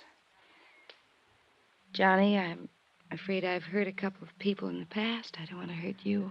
Don't worry, you won't. And that's the wonderful thing about being an actress. You play so many parts. The kiss, that was playing a part, huh? Even if it weren't, Johnny, it'd be no good. There'd always be something between us. It's right over there on the mantel. The clock? Yes. We can't turn it back. If I'd met you a long time ago before Mike, but I didn't. No. So? Is the clock so bad, Amy? It is to an actress. Sometimes I pretend it isn't there. You ever do that, Johnny? No, it doesn't do any good. But you can try. You can live a whole life trying. Isn't that really what we all do? I don't know. We go along playing our parts, doing what we have to do, pretending the clock isn't there. But all the while it is. And though we keep on fighting against it, we know we can't turn it back. We can't even stop it. One thing I'd accomplished, I guess. I'd decided I wouldn't be seeing Amy anymore after this case was wound up. Winding it up, though, was another question, and I was still as far from home as ever on it. But I couldn't seem to get Porter Kane and his quaint little hobby of collecting things out of my mind. Why, good evening, Mr. Dollar. Hello, Mr. Kane. Come in, come in. Thanks. I know it's late. I'm sorry. Not at all. As a matter of fact, I was hoping I'd see you again. I don't want to keep you. I see your hat and coat. No, I'm not going out. I've just come in. Oh. You said you were hoping you'd see me again? Yes, I enjoyed our other little chat very much. I suppose you came to talk some more about Amy Bradshaw. Matter of fact, Mr. Kane, I came to talk about you. Splendid. And about your hobby. Collecting. A fascinating hobby, Mr. Dollar. You take it pretty seriously, don't you? I've devoted most of my life to it. And I may say that I've succeeded rather brilliantly with it. Each item in my collection is incomparable, without equal. Yeah, one of a kind. And that, of course, is precisely why Amy is necessary to complete the collection. The crowning and final edition. Final? Yes. For your information, Mr. Dollar, when I've acquired Amy, I intend to cease my hobby. Oh. She will complete my collection. Without her, though, it is still incomplete. Mind if I ask you a couple of questions, Mr. Kane? Not at all. You seem to have been pretty successful with your collection. Have you ever run up against an item you wanted but couldn't get? Of course not. That just doesn't happen. Has it ever happened? I can't remember that it ever... Yes. Yes, it did happen once. When? When I was 9 years old. A playmate of mine had a lollipop that I admired greatly. He wouldn't give it to me, and he wouldn't sell it to me. What did you do? I did the only logical thing there was to do. I smashed the lollipop, Mr. Dollar.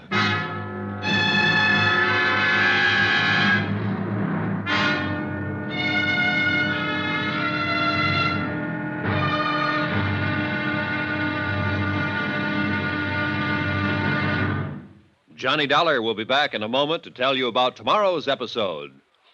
Friends, send for your set of some of the most exciting toys of the year. 6 giant inflatable toys for only $1, some up to 3 feet tall. You get Bounso the happy clown, Hoppy the Australian kangaroo, Roscoe the 2 feet long roller skating bear, Whitey the fat indoor snowman, Mortimer the giant mouse 18 inches long, and last but not least, the great giant talking Santa, a roly-poly giant over 3 feet tall and 32 inches around the belly that actually says Merry Christmas out loud when you pull the tape. That's 6 sensational giant toys for only $1, made of sturdy, gaily colored latex that the kids can easily inflate. Send $1 for each set to Giant Animals, Box 1907, Grand Central Station, New York City. And if you order right now, you get Peter the Rabbit over 2 feet tall absolutely free. If not delighted with your giant animals, your money refunded immediately. Order today. You may never hear this offer again. Rush $1 plus 10 cents for packing and mailing in cash, check, or money order to Giant Animals, Box 1907, Grand Central Station, New York City. That's $1 plus 10 cents for each set with your name and address to Giant Animals, Box 1907, Grand Central Station, New York City. Now, here's our star to tell you about tomorrow's episode of the Amy Bradshaw matter. Tomorrow? Well, it's the wind-up, and a pretty rough one. Join us, won't you? Yours truly, Johnny Dollar. Yours truly, Johnny Dollar, starring Bob Bailey, is transcribed in Hollywood. Written by Robert Reif, it is produced and directed by Jack Johnstone. Be sure to join us tomorrow night, same time and station, for the next exciting episode of Yours truly, Johnny Dollar. Roy Rowan speaking.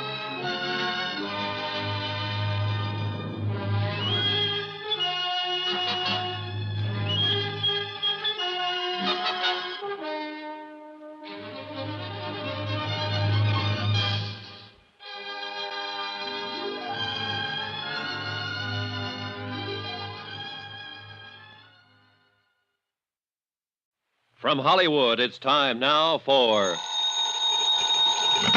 Johnny Dollar. It's Amy Bradshaw, Johnny. Amy, it's 1 a.m. Anything the matter? Yes, can you come over right away? Sure. Your apartment? No, I'm in my dressing room at the Criterion Theater. At 1 o'clock in the...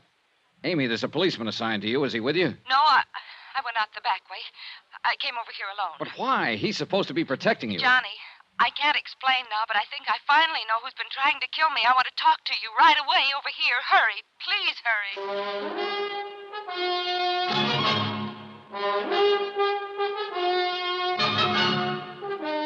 Tonight and every weekday night, Bob Bailey in the transcribed adventures of the man with the action-packed expense account, America's fabulous freelance insurance investigator. Yours truly, Johnny Dollar.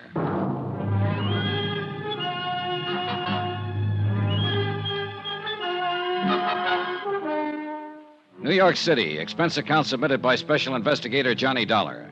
To the Home Office, Northwestern Indemnity Alliance, Hartford, Connecticut. The following is an accounting of expenditures during my investigation of the Amy Bradshaw matter. Expense account item 12, $5. Taxi from my hotel to the Criterion Theater on West 44th. $2 for the fare, $3 for getting me there in 5 minutes. Amy had sounded plenty scared over the phone. The cab skidded to a stop in front. I caught a glimpse of somebody at the other corner of the theater. It looked like Porter Kane. I couldn't be sure, and I didn't have time to find out right now. Backstage, it was quite dark, and I had to feel my way through some... The shot came from the direction of Amy's dressing room. Mike Pomeroy, her agent, was lying on the floor, dead. There was a gun on the floor, too, just inside the door. Johnny!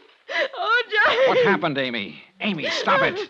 Tell me what happened. The door. Door? The shot, it came from the door. I ran outside the dressing room, across the stage, into the alley. No one in sight. Back inside, I found a light switch. So I phoned Al Centella at police headquarters, told him what had happened. Amy was quieter now. Johnny. Amy, look. I know it's tough for you to talk right now, but you've got to try and tell me. I know.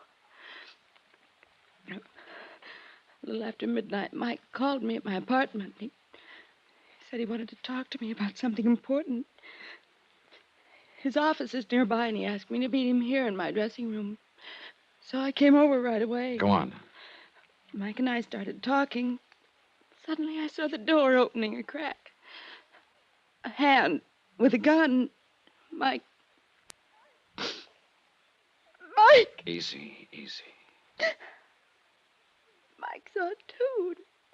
He dove in between me and the door. And collected the slug. He fell against the door, and it slammed on the hand. The gun dropped.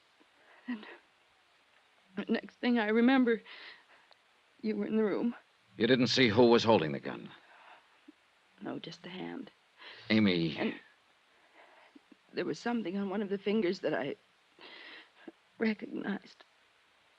A large signet ring? Yes. Yeah. It belonged to the guy out on the sidewalk. Porter Kane.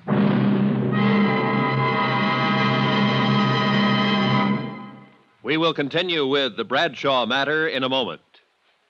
Friends, how'd you like to thrill your favorite youngster with some of the most exciting toys of the year? Picture the breathless excitement of any child surrounded by 6 gaily colored balloon-like giant animals up to 3 feet long, and all for the low price of just $1. Now, first you get Bounzo the clown with round pot belly and funny nose. Next comes Hoppy the Australian kangaroo. Third, there's Roscoe the roller skating bear. He's 2 feet tall and looks almost like real. Fourth, there's Whitey the fat indoor snowman. And fifth, Mortimer the giant mouse, 18 inches long and sure to scare the whiskers off any cat. That's 5 different giant animals. But now, hold your breath for the most sensational toy of all, the star of the whole Christmas season, the jolly giant talking Santa Claus, guaranteed to make everybody's Christmas a merrier one. He's a big roly-poly happy Santa. He stands erect on 2 legs, is actually over 3 feet tall and 32 inches around. Best of all, he actually talks. Just pull the tape and he says, "Merry Christmas" for all to hear. He's the biggest, merriest talkingest Santa ever, sure to please your youngsters and spread good cheer.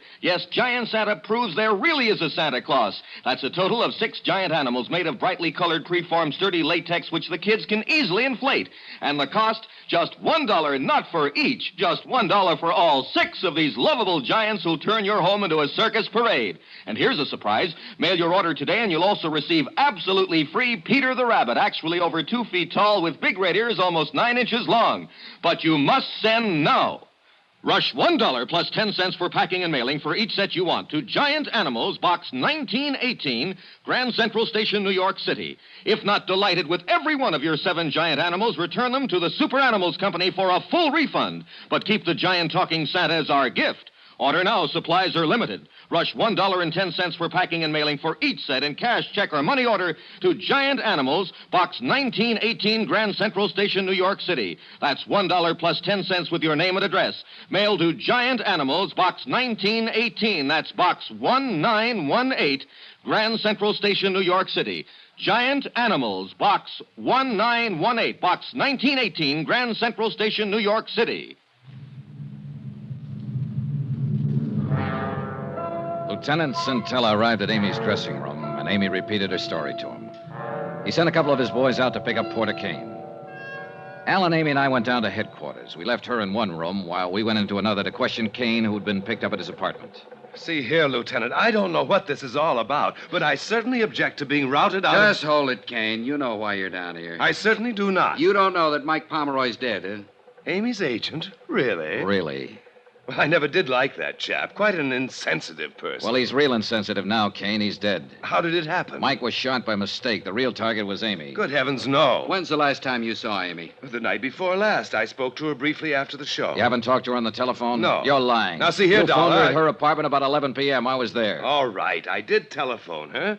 I suggested she meet me somewhere. I told her I'd wait for her outside her apartment. Go on. I saw her come out later by the alley, so I followed her to the theater, thinking she meant for us to talk there. But then I heard a shot. So you admit being in the vicinity? Well, yes, but I definitely did not go into the theater. Didn't you?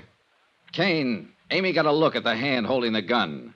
There was a ring on one of the fingers. Ring? Your ring. She's completely mistaken. That's a very distinctive ring. It's not one that anybody be mistaken about. See here, Lieutenant, all of this wild supposition is based on the assumption that I had a motive for wanting to kill Amy. You told me what your motive was when I talked to you last evening in your apartment. What do you mean? I asked you what you'd do if you wanted something for your collection and couldn't get it.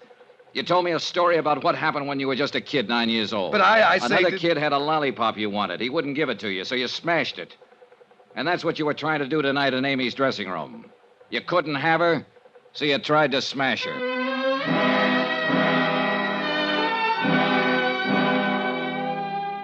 There wasn't much point in my hanging around.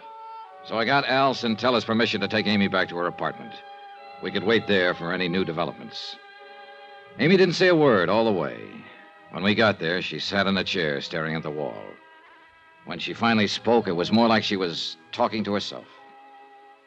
He's dead. Amy, He's dead because of me. stop talking that way. Mike Pomeroy jumped in the way of a bullet. If he hadn't, you'd be dead. Would have been better that way. Stop it, Amy. Johnny, Yeah. I think... You think what? Oh, just a minute. I'll get it. It was Al Centella down at police headquarters. When he finished talking, I didn't say anything. There wasn't anything to say. After I hung up, I stood there a moment, staring out the window. It had started to rain. I felt old and tired and empty and sick.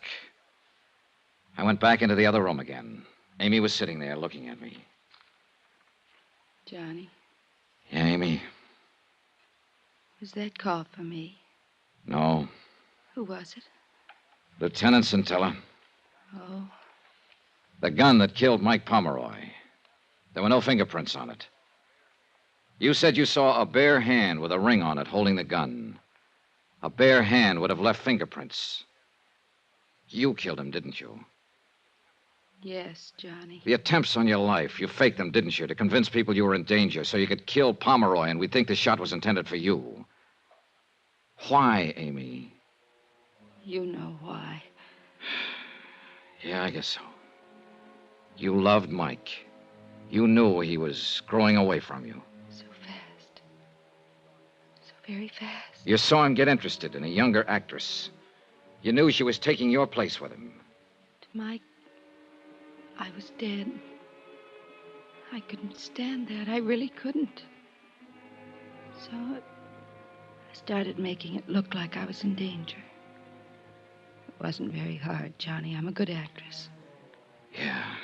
After a while, I almost began to believe I was in danger. Something was after me, was hunting me. It finally caught up with me, and I did what I did. Which of us is the hunter, Johnny? And which is the hunted? Amy, Yes. I think one of Lieutenant Centella's men is waiting for you out in the hall. All right. Just one thing, Johnny. What is it? I'll need something now. Something. Don't forget me, Johnny. Give me that. That you can count on, Amy.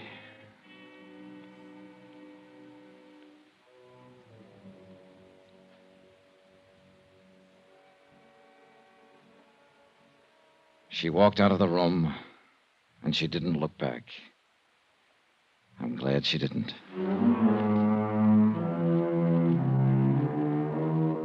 Expense account item 13, $16.50. Transportation and incidentals from New York back to Hartford.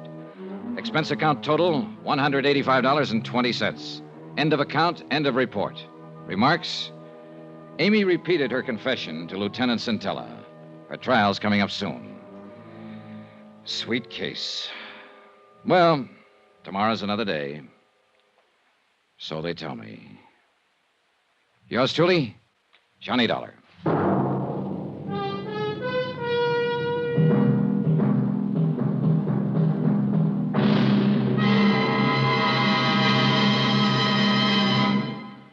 Johnny Dollar will return in a moment to tell you about next week's intriguing story. Friends, send for your set of some of the most exciting toys of the year. 6 giant inflatable toys for only $1, some up to 3 feet tall. You get Bounso the happy clown, Hoppy the Australian kangaroo, Roscoe the 2 feet long roller skating bear, Whitey the fat indoor snowman, Mortimer the giant mouse 18 inches long, and last but not least, the great giant talking Santa, a roly-poly giant over 3 feet tall and 32 inches around the belly that actually says Merry Christmas out loud when you pull the tape. That's 6 sensational giant toys for only $1, made of sturdy, gaily colored latex that the kids can easily inflate. Send $1 for each set to Giant Animals, Box 1918, Grand Central Station, New York City. And if you order right now, you get Peter the Rabbit over 2 feet tall absolutely free. If not delighted with your giant animals, your money refunded immediately. Order today. You may never hear this offer again. Rush $1 plus 10 cents for packing and mailing and cash, check, or money order to Giant Animals, Box 1918, Grand Central Station, New York City. That's $1 plus 10 cents for each set with your name and address to Giant Animals, Box 1918, Grand Central Station, New York City. Now, here's our star to tell you about next week's exciting story. Next week, a case with a great big question mark. Accident, suicide, or just plain murder? Join us, won't you? Yours truly, Johnny Dollar.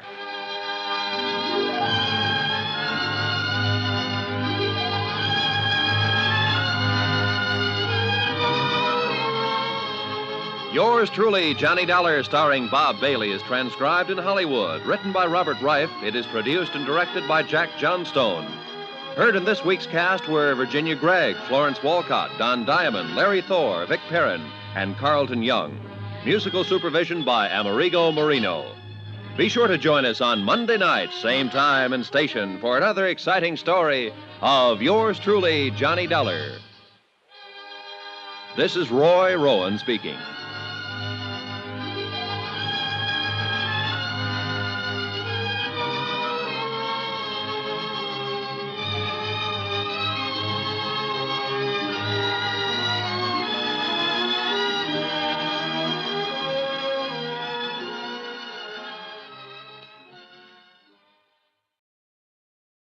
From Hollywood, it's time now for Johnny Dollar. Tim Connors, John boy. Congratulate me. Congratulations, Tim. What for? I just had another boy. 7 pounds, 12 ounces. Hey, you like cigars? Sure. Well, come on down, pick one up. Oh, maybe you better pack a suitcase, too. I got one for you out in Culver, Montana. Where's that? I just told you, out in Montana somewhere. We have a debt policyholder there named Henderson. Henderson, huh? Yeah. Now, we don't know if he was murdered, committed suicide, or had an accident. Well, what does it look like? All 3. Okay, Tim, be there in an hour.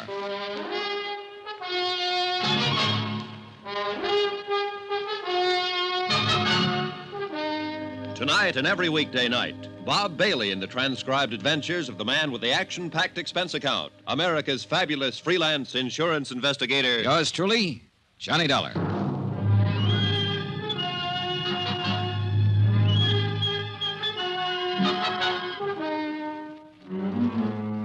Expense account submitted by Special Investigator Johnny Dollar to Paramount Insurance Adjusters, Hartford, Connecticut.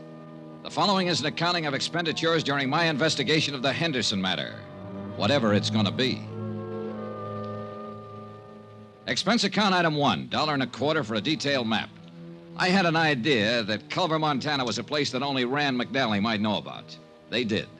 I found it tucked up in the high northern corner of the state near Great Falls. Hey, where's your bag? Home. I told you to pack it. Now, look, Give me a cigar, Tim. Tell me about the new boy and the new case. Okay, have a chair. There you are. I wouldn't smoke it if I were you. Terrible. Cost me $2 a box. Hey, you know something? I'm thinking of naming the new boy Johnny. Oh, tough case, huh? Yeah.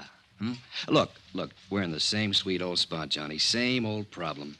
One of our policy holders is dead, and for looking into the circumstances of his death, the insurance company is no longer a friend of the widow and orphan, but a big, bad monster trying to weasel out of a just claim. All claims are just claims, or are they? Well, of course they are. No one ever tried to pull a fast one on an insurance company. Well, the world's full of nice, honest, straight-playing people. Now tell me about getting sandbagged in a poker game. Look, I want to get this out of the way and get back over to the hospital and see my wife. Now, John, this claim came into the insurance office yesterday afternoon, airmail special. The insurance company turned it over to me today. What company? Western. The policy's worth $25,000 face value, double indemnity if death was by accident. No payment for suicide. You say the man's name was Henderson? Yeah, it says here George Walter Henderson, Montana rancher. Last Thursday, he fell 4 stories out of a hotel window in Culver and died instantly. At least that's what we have in this report here. Somebody could have shoved him, or he could have taken the leap. Now, we have to know for certain. What's on the claim report? Accidental. There was no inquest, no police investigation, and that's not good enough for us. This Henderson prominent? Well, he was big enough, Johnny. Cattleman, rancher. He was also a major stockholder in the only newspaper in Culver, so I doubt if his paper'd suggest suicide or anything else, do you? I don't know, Tim. I never met the editor. Well, meet him if you like. Talk to him. Talk to anybody in Culver. Find out what was what. This is a lousy cigar. Johnny, you know how to handle these things. We have to have more information than this. Have you tried to do anything on it at all? Yeah, I phoned the sheriff's office long distance and talked to a man named Holton, Eve Holton. He said he'd be happy to cooperate. What else? I phoned the beneficiary to get some information. Name's Pauline Henderson, his widow. Is she going to cooperate, too? I don't think so, pal. Huh? She hung up on me.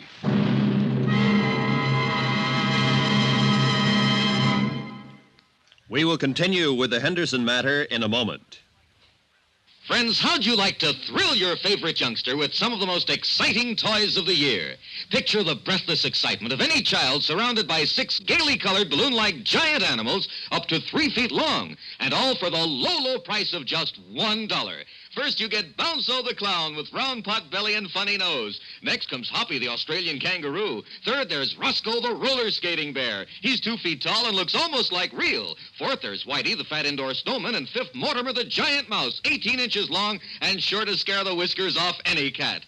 That's 5 different giant animals. But now hold your breath for the most sensational toy of all, the star of the whole Christmas season, the jolly giant talking Santa Claus. Guaranteed to make everybody's Christmas a merrier one. He's a big, roly-poly, happy Santa. He stands erect on 2 legs, is actually over 3 feet tall and 32 inches around. Best of all, he actually talks. Just pull the tape and he says, Merry Christmas for all to hear. He's the biggest, merriest, talkingest Santa ever. Sure to please your youngsters and spread good cheer. Yes, Giant Santa proves there really is a Santa Claus. That's a total of 6 giant animals made of brightly colored preformed sturdy latex, which the kids can easily inflate. And the cost just $1, not for each. Just $1 for all 6 of these lovable giants who'll turn your home into a circus parade. And here's a surprise. Mail your order today and you'll also receive absolutely free Peter the Rabbit, actually over 2 feet tall with big red ears almost 9 inches long. But you must send now. Rush $1 plus 10 cents for packing and mailing for each set you want to Giant Animals, Box 90, Grand Central Station, New York City. If not delighted with every one of your 7 giant animals, return them to the Super Animals Company for a full refund, but keep the giant talking Santa as our gift. Order now. Supplies are limited. Rush $1.10 for packing and mailing for each set in cash, check, or money order to Giant Animals, Box 90, Grand Central Station, New York City. That's $1 plus 10 cents with your name and address. Mail to Giant Animals, Box 90, Box 90, Grand Central Station, New York City. Giant Animals, Box 90, Grand Central Station, New York City. Expense account item 2, $185.65. Airfare, Hartford, Connecticut to Great Falls, Montana. The nearest point I could make to Culver by air. Item 3, $3. I took the train to Culver. Sometimes when I'm having nightmares, I dream about the smelter stack standing up against the cadaverous hills that lie to the south of town. Everything, including the 3 or 4 feet of snow covered with a uniform dinginess, made Culver an ugly little town set in an ugly notch between 2 ugly mountains. The only hotel in town was the Butte. It happened to be 4 stories high. It also happened to be the place where George Henderson had met his death.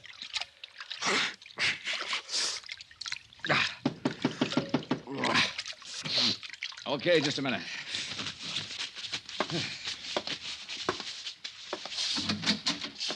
Mr. Dollar? Yeah.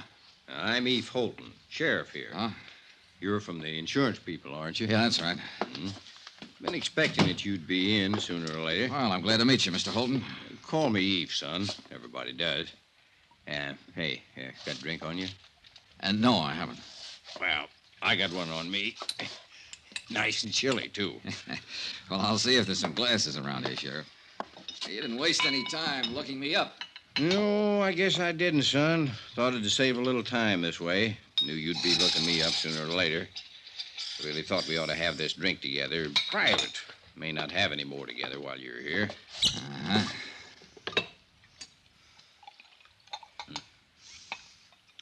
Well, health and happiness, boy. Same to you. Now, this drink we're having. This is in your room, and I'm just a fellow welcoming you to Culver. In my office or on that street out there, I'm a sheriff, and I'm going to be real official. All right, go on. I want you to notice I'm not asking any questions of you, son. I'm just answering anything that you might want to ask me right now. All right. You're going to have to plow ahead yourself on this one, pretty much alone. And let me tell you what kind of plowing you got in store for you. Excuse me.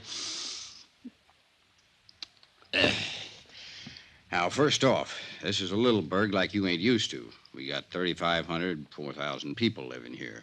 Some of them working that mine you've seen on your way into town. Others hire out to work on the ranches around here. Some in business. Uh-huh. Very tight little place. We hardly ever fool around with anybody else. Sure. Now, you're here because your insurance company don't like to pay off on a policy without knowing whys and wherefores. They don't like the word accident without knowing some of the details. No, they don't. There's a lot of people here, most people, who don't care about those details. As a matter of fact, son, they'd all just as soon put old George Henderson down on the ground and say it was an accident and let it go at that. Well, maybe it was, Sheriff. I don't know. But I'm going to find out. Yeah, well, now, let me go on.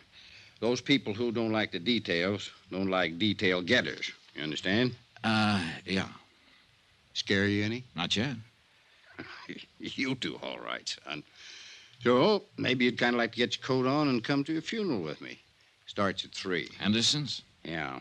Give you a chance to look around, get the lay of the land. Okay, good idea. I wondered what kind of bull workers insurance companies turned out.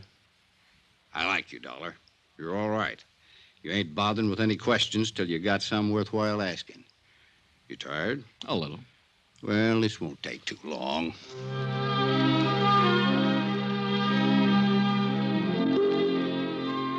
A half hour later, I was standing beside Sheriff Eve Holton on a flat-top hillside that served as a cemetery.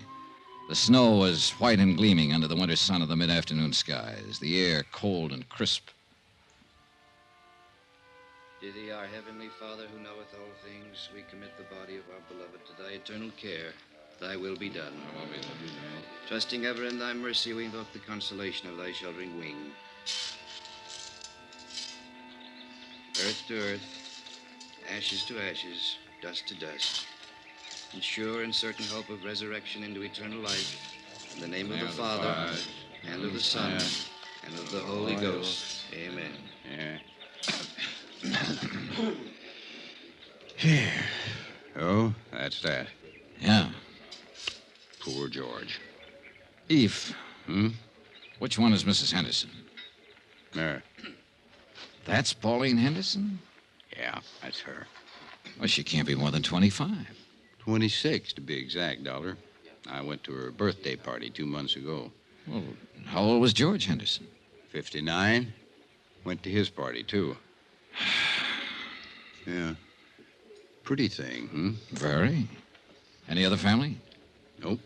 No other wife, huh? Nope. Want to meet her? No, not right now. Mm-hmm. Well, suit yourself. Kind of thought you might start thinking when you got a look at her. Hmm? Now, just keep on the way you're doing. You're doing fine. When there's something you got to know, you'll find out.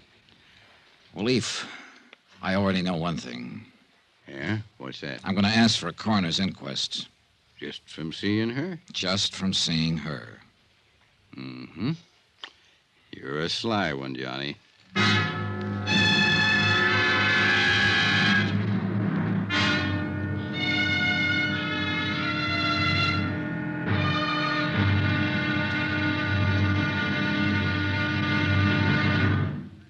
Johnny Dollar will be back in a moment to tell you about tomorrow's episode. Friends, send for your set of some of the most exciting toys of the year. 6 giant inflatable toys for only $1, some up to 3 feet tall. You get Bounce-O the happy clown, Hoppy the Australian kangaroo, Roscoe the 2 feet long roller skating bear, Whitey the fat indoor snowman, Mortimer the giant mouse 18 inches long, and last but not least, the great giant talking Santa, a roly-poly giant over 3 feet tall and 32 inches around the belly that actually says Merry Christmas out loud when you pull the tape. That's 6 sensational giant toys for only $1, made of sturdy, gaily colored latex that the kids can easily inflate. Send $1 for each set to Giant Animals, Box 90, Grand Central Station, New York City. And if you order right now, you get Peter the Rabbit over 2 feet tall absolutely free. If not delighted with your giant animals, your money refunded immediately. Order today. You may never hear this offer again. Rush $1 plus 10 cents for packing and mailing in cash, check, or money order to Giant Animals, Box 90, Grand Central Station, New York City. That's $1 plus 10 cents for each set with your name and address to Giant Animals, Box 90, Grand Central Station, New York City. Now, here's our star to tell you about tomorrow's episode of The Henderson Matter. Tomorrow, I find out how hard it is to believe what I see. And I see plenty. Join us, won't you? Yours truly, Johnny Dollar.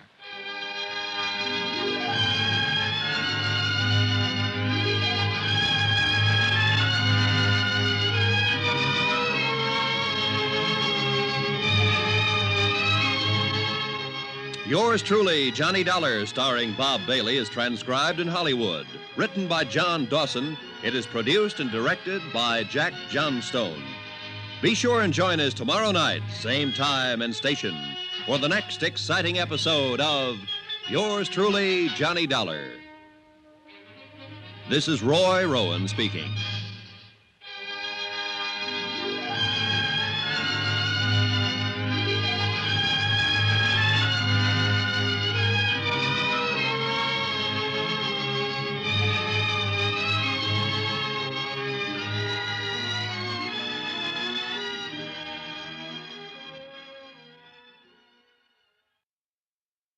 From Hollywood, it's time now for Johnny Dollar. Eve Holden, how are you this morning? Oh, pretty good, Sheriff. How about yourself? Oh, I'm fine, dandy. You were over at the City Hall this morning, huh? Yeah, that's right. I requested the coroner to conduct an inquest into the death of George Henderson. Yeah, I know. The coroner left it up to me. Huh? Yeah, came into my office and asked me if I had any reason to conduct an inquest into the death of George Henderson. I told him I didn't have any reason, but I'd do it if I was ordered to. Well, what happens now? Well, somebody'll have to decide whether there's going to be an inquest or not. Who? Mayor, I guess. I don't know. Anyhow, you stirred up some action, and you'll be getting it. Yeah, where? Just stay where you are, son. My guess is it'll come right to you.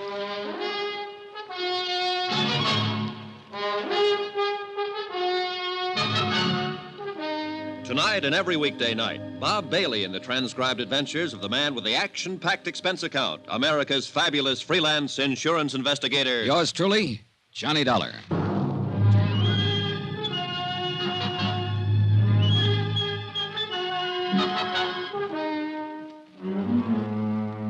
Expense account submitted by Special Investigator Johnny Dollar to Paramount Insurance Adjusters, Hartford, Connecticut. The following is an accounting of expenditures during my investigation of the Henderson matter. The death of George Henderson of Culver, Montana, where I am today. A casual certification announced the death is accidental, having been received by a fall from a hotel window. No one in Culver seemed to be too worried about any of the details. But details are my job. That's why I requested the coroner's office to conduct an inquest.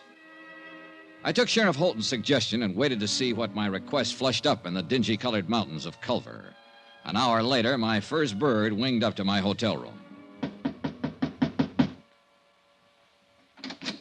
He was a tall, gray-haired man in a Stetson, earmuffs, and the western version of a Chesterfield. His Honor, Mayor Newton.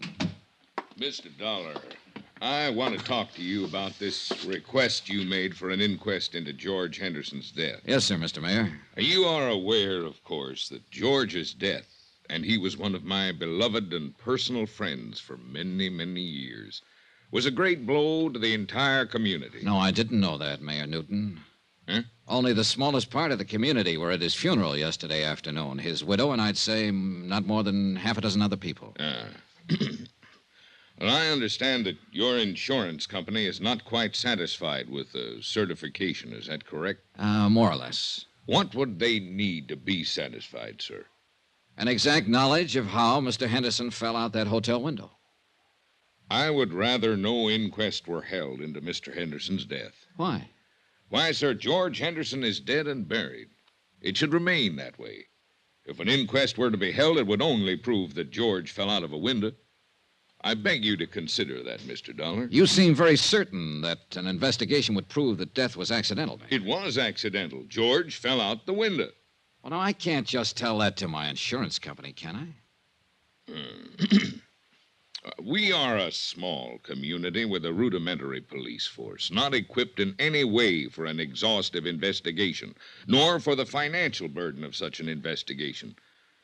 I strongly urge you to reconsider this request for a coroner's inquest. You do? I do indeed. His untimely death was an unfortunate occurrence, outside the pale of any of our poor abilities to foresee. A terrible, terrible accident. I'd like proof of that. Proof? An inquest, Mr. Mayor. An inquest. All right.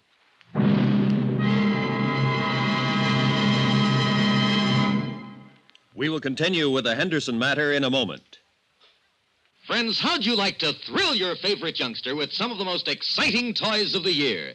Picture the breathless excitement of any child surrounded by 6 gaily colored balloon-like giant animals up to 3 feet long, and all for the low, low price of just $1. First, you get Bounso the clown with round pot belly and funny nose. Next comes Hoppy the Australian kangaroo. Third, there's Roscoe the roller skating bear. He's 2 feet tall and looks almost like real. Fourth, there's Whitey the fat indoor snowman. And fifth, Mortimer the giant mouse, 18 inches long and sure to scare the whiskers off any cat. That's 5 different giant animals. But now hold your breath for the most sensational toy of all, the star of the whole Christmas season, the jolly giant talking Santa Claus. Guaranteed to make everybody's Christmas a merrier one. He's a big, roly-poly, happy Santa. He stands erect on 2 legs, is actually over 3 feet tall and 32 inches around. Best of all, he actually talks. Just pull the tape and he says, Merry Christmas for all to hear. He's the biggest, merriest, talkingest Santa ever. Sure to please your youngsters and spread good cheer. Yes, Giant Santa proves there really is a Santa Claus. That's a total of 6 giant animals made of brightly colored preformed sturdy latex, which the kids can easily inflate. And the cost just $1, not for each. Just $1 for all 6 of these lovable giants who'll turn your home into a circus parade. And here's a surprise. Mail your order today and you'll also receive absolutely free Peter the Rabbit, actually over 2 feet tall with big red ears almost 9 inches long. But you must send now. Rush $1 plus 10 cents for packing and mailing for each set you want to Giant Animals, Box 46, Grand Central Station, New York City. If not delighted with every one of your 7 giant animals, return them to the Super Animals Company for a full refund, but keep the giant talking Santa as our gift. Order now. Supplies are limited. Rush $1.10 for packing and mailing for each set in cash, check, or money order to Giant Animals, Box 46, Grand Central Station, New York City. That's $1 plus 10 cents with your name and address. Mail to Giant Animals, Box 46, Grand Central Station, New York City. Giant Animals, Box 46, Grand Central Station, New York City. My interview with Mayor Newton had convinced me that I'd get no real help from him in the Henderson matter. Quite the contrary. Expense account item 3, 20 cents, coffee, myself and Sheriff Eve Holton. Well, you got it. Huh? At the direction of Mr. Jackson. That's our coroner. He deputized me temporarily to conduct an inquest. It's going to take place tomorrow morning, 9 o'clock, City Hall. Tomorrow, Sheriff? Room 207. Well, Eve, you won't have time to do anything. No, I guess I won't. Not much, anyhow. Oh, brother. The mayor pitched me pretty hard for not having the inquest. Knew he would. Any idea why? Nope. You think somebody asked him to stop it? Yeah. Who? Don't know, Johnny. Honest.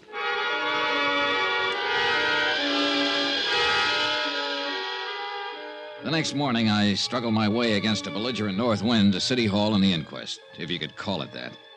I sat in the back of the room and listened while a Dr. Horace Nam assured the six-man jury that George Henderson was quite dead when he was called out of his office and examined him on the street. Dr. Nam reckoned George had died from a broken neck. An ancient bellhop, a desk clerk, and a chambermaid gave their versions of what had happened the day Henderson fell out the window. Now, you swear to tell the truth, the whole truth, so help you God? I do, Sheriff. I'm the acting coroner today, Miss Copley. Sit down. Now, when did you see Mr. Henderson last? Last Thursday morning Where was this, Miss Copley? at the Butte Hotel. Mm-hmm. You know what time of the morning it was? About 10 o'clock. I went in to make his bed and straighten up his room. I see. I made his bed while he worked on some papers there, and then I left. Did you see him after that? No, sir. You didn't see him come downstairs for breakfast or anything? No, sir. Do you know if anybody went up to see him? I believe I saw Mrs. Henderson in the lobby after that. Do you see Mrs. Henderson in this room? Yes, sir. I believe that's Mrs. Henderson over there. No, that's Mrs. Henderson. Now, do you know if Mrs. Henderson visited Mr. Henderson in his room? No, sir. I don't know that. Miss Copley, did you happen to notice if anyone else went up to Mr. Henderson's room that morning? No, sir. It went on all morning long. Sheriff Holton, acting in the coroner's position, questioned person after person. All had more or less the same vague knowledge concerning George Henderson's death. I was most interested in Pauline Henderson's testimony. Now then, Mrs. Henderson, when did you last see your husband? Thursday. I went to see him about noon, maybe a little before. Where did you see him, Miss Henderson? At the Butte Hotel, in his room there. The same room he occupied prior to his death? Of course. The same room from which he fell? Yes. Were you alone when you went to see him, Mrs. Henderson? Yes. I must have left before 12:30. I had an appointment at the dentist. That was the last time you saw your husband alive? Yes. I was still in the dentist's chair when they told me he'd fallen out the window. What did you and your husband talk about, Mrs. Henderson? Must I answer that? Well, we're trying to determine something here. I'd appreciate it. George and I discussed our divorce. Could you tell us about that? George and I decided to part about a month ago. He moved out of the house and moved into the hotel. Mm-hmm. Outside of the divorce, were you on good terms? Oh, yes, we've always been on good terms. Mrs. Henderson, do you think there's a chance that he might have thrown himself out that window? Mrs. Henderson, do you think he might have thrown himself out that window? No. At least not over us, if that's what you mean. As far as you knew, was your husband in good health? Yes, he was. You happen to know when he was examined last? Oh, a month or so ago. He was in perfect health. One more thing. Did Mr. Henderson drink? Yes. Did he drink that morning with you? I think he had a couple of drinks. Yes, he had a drink or two while we were talking. He could have stumbled to that window. The clothes were New York, the perfume Paris, the jewelry Tiffany's. The look, you might expect it on the Riviera, where everybody tries to act bored with too many good things in life. Her dress, black for the occasion of death, was cut too well and too carefully for her to pass as a grieving widow. She answered the questions without hesitation or emotion. 15 minutes later, the jury brought in the expected verdict.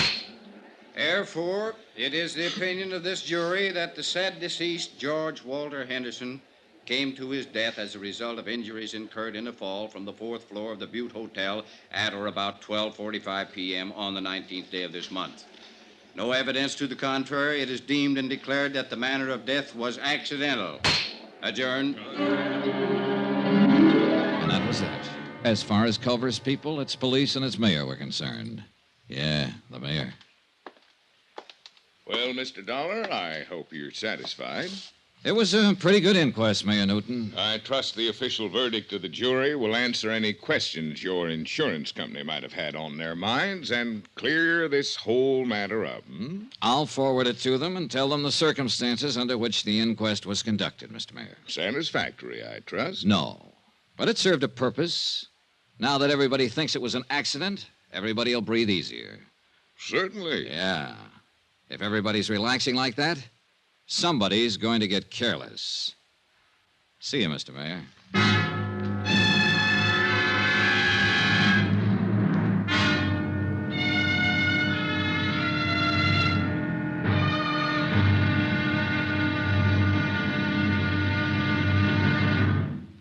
Johnny Dollar will be back in a moment to tell you about tomorrow's episode.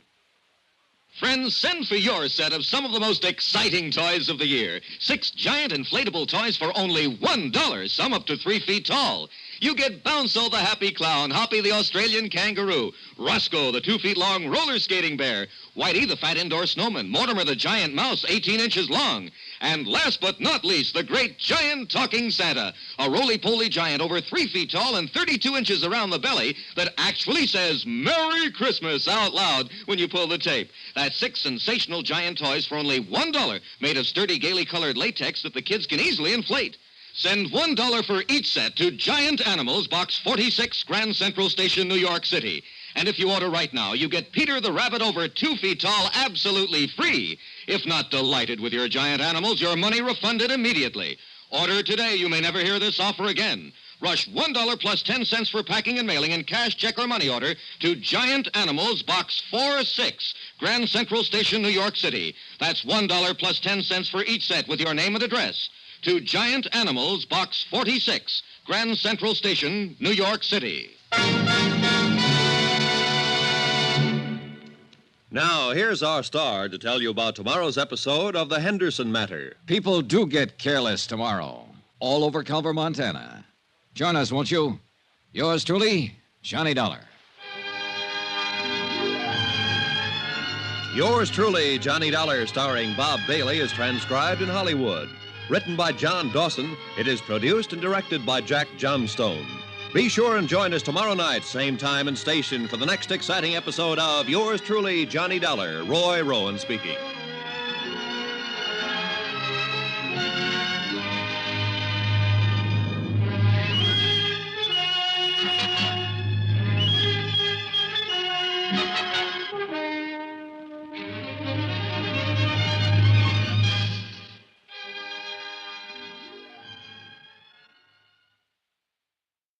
From Hollywood, it's time now for Johnny Dollar. Eve Holden, son. Hi, Sheriff. You put in a call for me, did you? Yes, I'm ready to go to work. Now that the inquest's been held and George Henderson's death is officially an accident, I might be able to move around your little town a little easier. What can I do for you? Help me to move around. The case is closed, as far as I'm concerned. Eve, what's the matter with you? That inquest was a farce. For all I know, Henderson could have been pushed out of that hotel window. The attitude of different people in this town makes that whole thing... Hold on now, son. Hold on. I meant to say it's closed as far as my office is concerned. Personally, I think it needs investigating. We can help each other, maybe, you and me. Can I come over? Oh, I better come there. You know how folks are around here.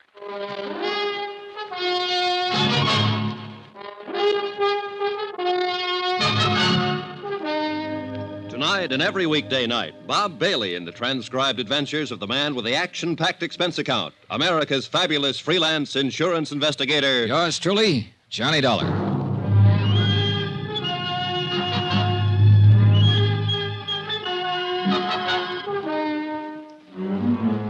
Expense account submitted by Special Investigator Johnny Dollar. Location, Culver, Montana. To Paramount Insurance Adjusters, Hartford, Connecticut. The following is an accounting of expenditures during my investigation of the Henderson matter. The question, accident, suicide, or murder? Expense account item 4, $3.48. 1 day later to Tim Connor's office in Hartford explaining the situation in Culver. I'll read it back to you, Mr. Dollar. Mr. Tim Connors, Paramount Insurance Adjusters, Hartford, Connecticut. Coroner's inquest into death of George Henderson, policy number EMP-196667, found death to be accidental. In my opinion, the inquest was not thorough. Have decided to stay on in Culver and conduct my own investigation. If any change, please advise via Western Union, Butte Hotel, Culver. Am forwarding copy of coroner's verdict this date. Best regards, Dollar. Correct? Okay. Oh, Mr. Dollar. Hmm? Good luck.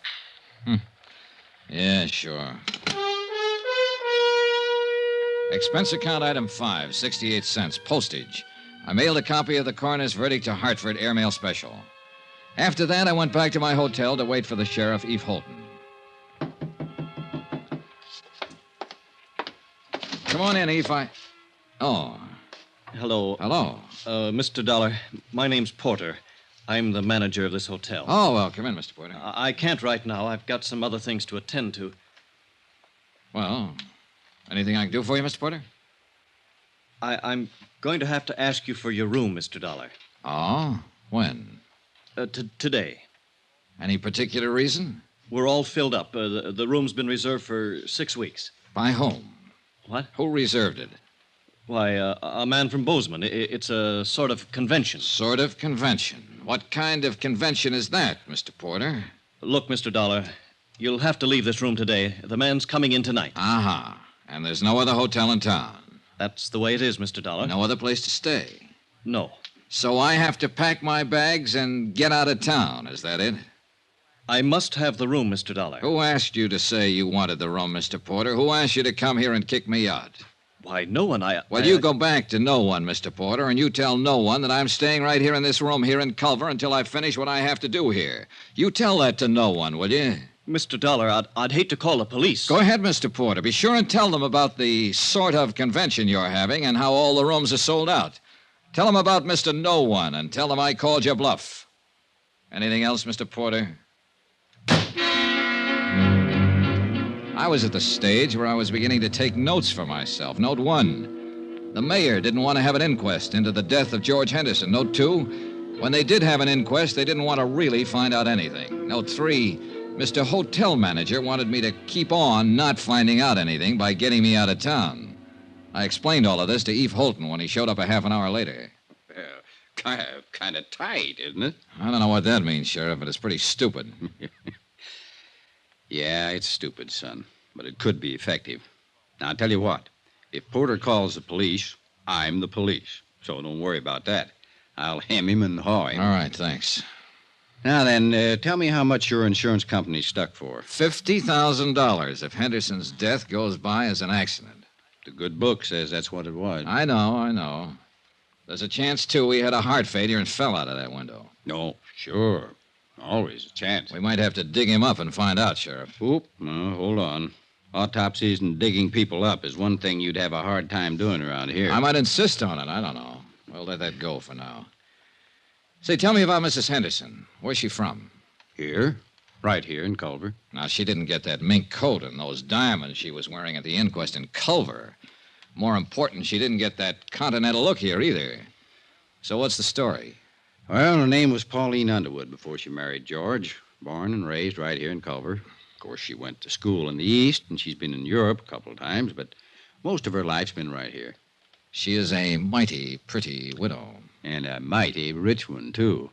Henderson had it. I know. This divorce she talked about at the inquest yesterday. Well, everybody in town knew they weren't getting along, never did get along. How could they? Pauline's 26 and George is 59. He could have been her father. As a matter of fact, he almost was. Well, tell me about that. You got a drink? Oh, yeah. Well, George raised Pauline from the time she was 14. He paid for all her schooling and growing up. She didn't have any folks after her old man died. George was pretty good to her. He sure was.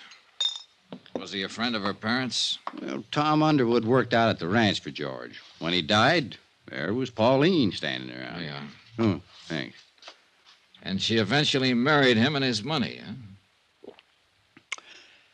Well, I wouldn't put it that way exactly. I think she liked him. Now, I've gone over what you're thinking, son. Those two were talking about divorce for some time. The papers had been drawn up for a settlement. She'd have got a lot of alimony and so on. Oh, Pauline had no call to push him out that window or have him pushed out. At least not for money. All right. Suppose he didn't want a divorce. Suppose he loved her and she came to the hotel room that morning and he pleaded with her to try all over again. Suppose she said no. Suppose she said no in a great big cold way. And George Henderson sat there and thought about it after she left. And he got sick all over and he walked over to that window and... Suicide? What do you think? You knew him. He wasn't the suicide type, so... Oh, nobody's the suicide type until they come to the end of the line, Eve. Then it's too late to interview them and ask them how they got there. Everybody seems to think it was an accident, so I'm just throwing words around. Well, you have a right to do that if you aren't satisfied, son. Hey, getting back to this hotel again. Who might want me to get out of town and not ask any questions? Anybody. Well, who? No idea. But it's somebody who has some feelings in this. Hey, who owns this hotel, Eve? Noah Baxter. Who's Noah Baxter? Rancher. Got a place about 15 miles from here.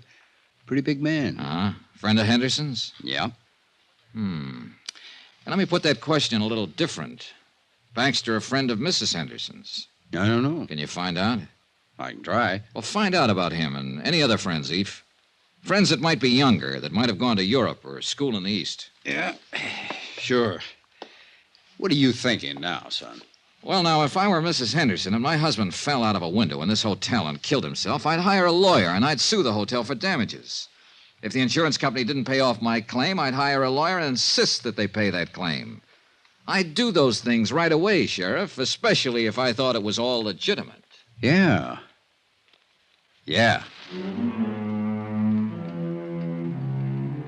2 hours later, I received a wire from Tim Connors. He requested me to look up a man named Thurber, an insurance broker living in Great Falls. Expense account item 6, $4.92, tank of gas. I borrowed Sheriff Holton's car and drove the 80-odd miles to Great Falls that afternoon. Mr. Thurber bought lunch. My Lord, I hope there isn't anything to all this, Mr. Dollar. I just hope there isn't. George Henderson. Yeah, well, there isn't anything to anything yet, Mr. Thurber. I'm still trying to find out the facts. Oh, I knew you were over in Culver. I tried to call you there a couple of times. You were out both times. Finally, I put in a call to the home office in Hartford. I talked to this man, Connors, with the adjustment agency. Yeah. You see, Mr. Dollar, it's like this. I've been over in Jackson Hole for 5 days now hunting duck. We were way in, and I didn't hear about Henderson's death until I got back yesterday. Uh-huh. Now, look, Mr. Dollar, I don't know what reflection this will have on your attitude toward this case. But 2 days before I left, Mr. Henderson telephoned me here in Great Falls.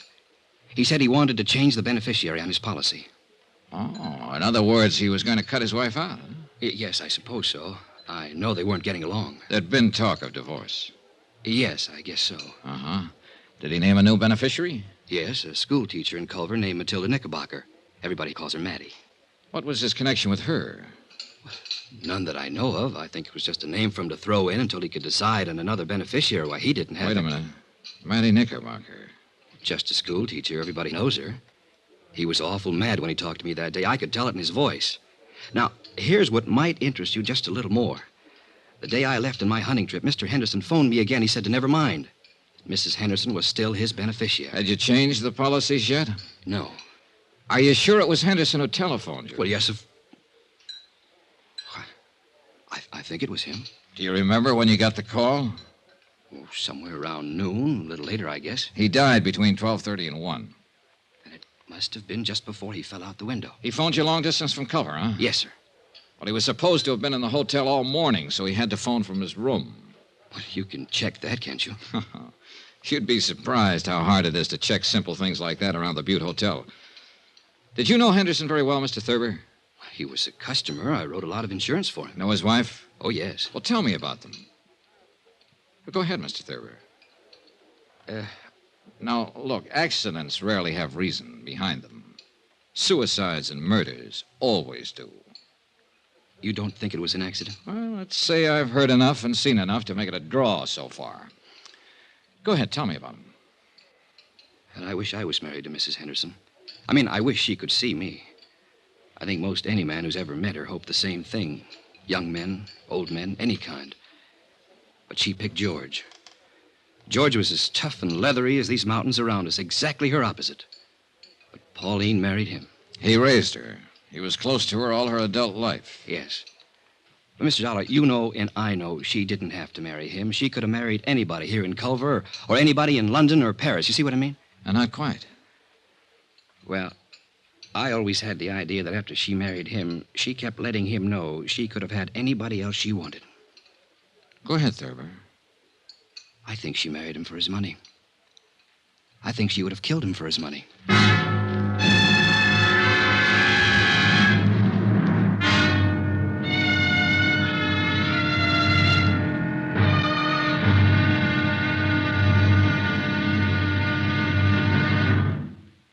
There'll be another intriguing episode in our story of the Henderson matter tomorrow. Tomorrow, the whole affair becomes a town issue, and I become the town goat.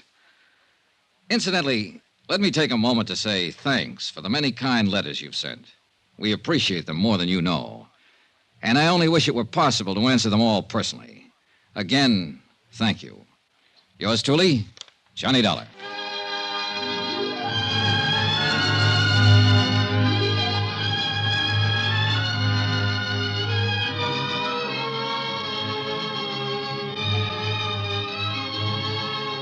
Yours truly, Johnny Dollar, starring Bob Bailey, is transcribed in Hollywood. Written by John Dawson, it is produced and directed by Jack Johnstone. Be sure and join us tomorrow night, same time and station, for the next exciting episode of Yours truly, Johnny Dollar. Roy Rowan speaking.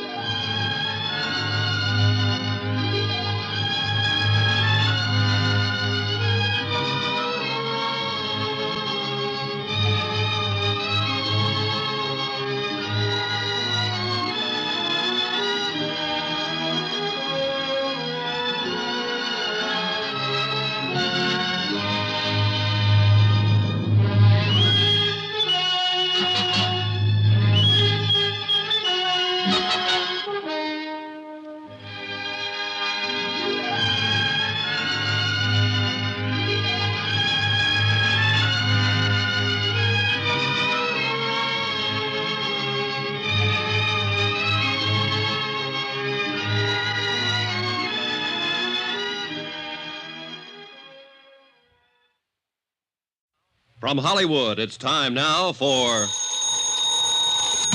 Johnny Dollar. This is Mrs. Henderson.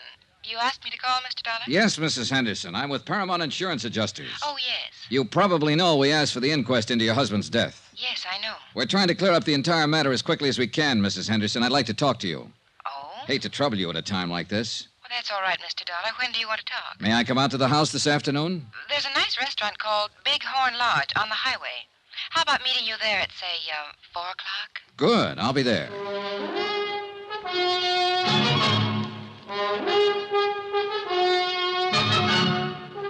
Tonight and every weekday night, Bob Bailey in the transcribed adventures of the man with the action-packed expense account, America's fabulous freelance insurance investigator. Yours truly, Johnny Dollar.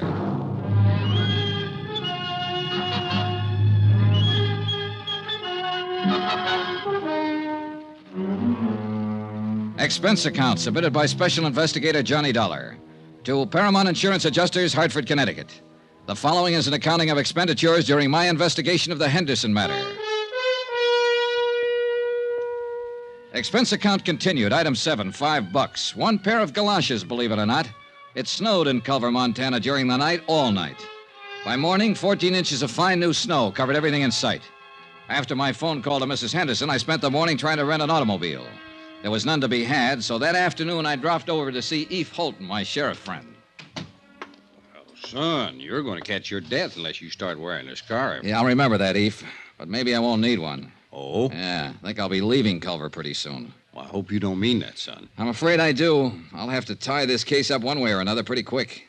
Why? My company wants me to get back home. I got a letter this morning. Oh, well, how can I help you? Well, for one thing, you can lend me your car again.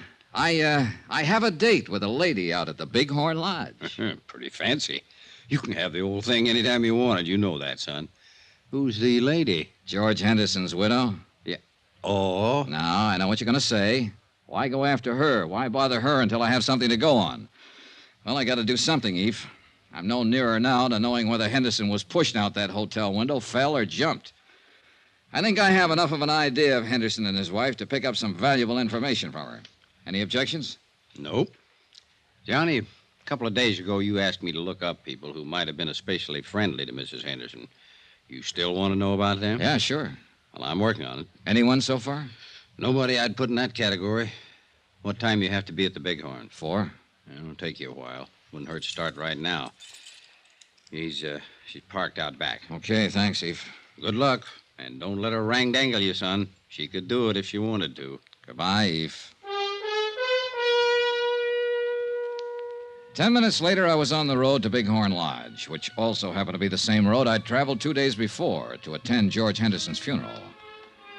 As I drove past the graveyard, white and stark against the blue winter sky, I noticed a car parked along the side of the road, a little Chevy coupe about 1952.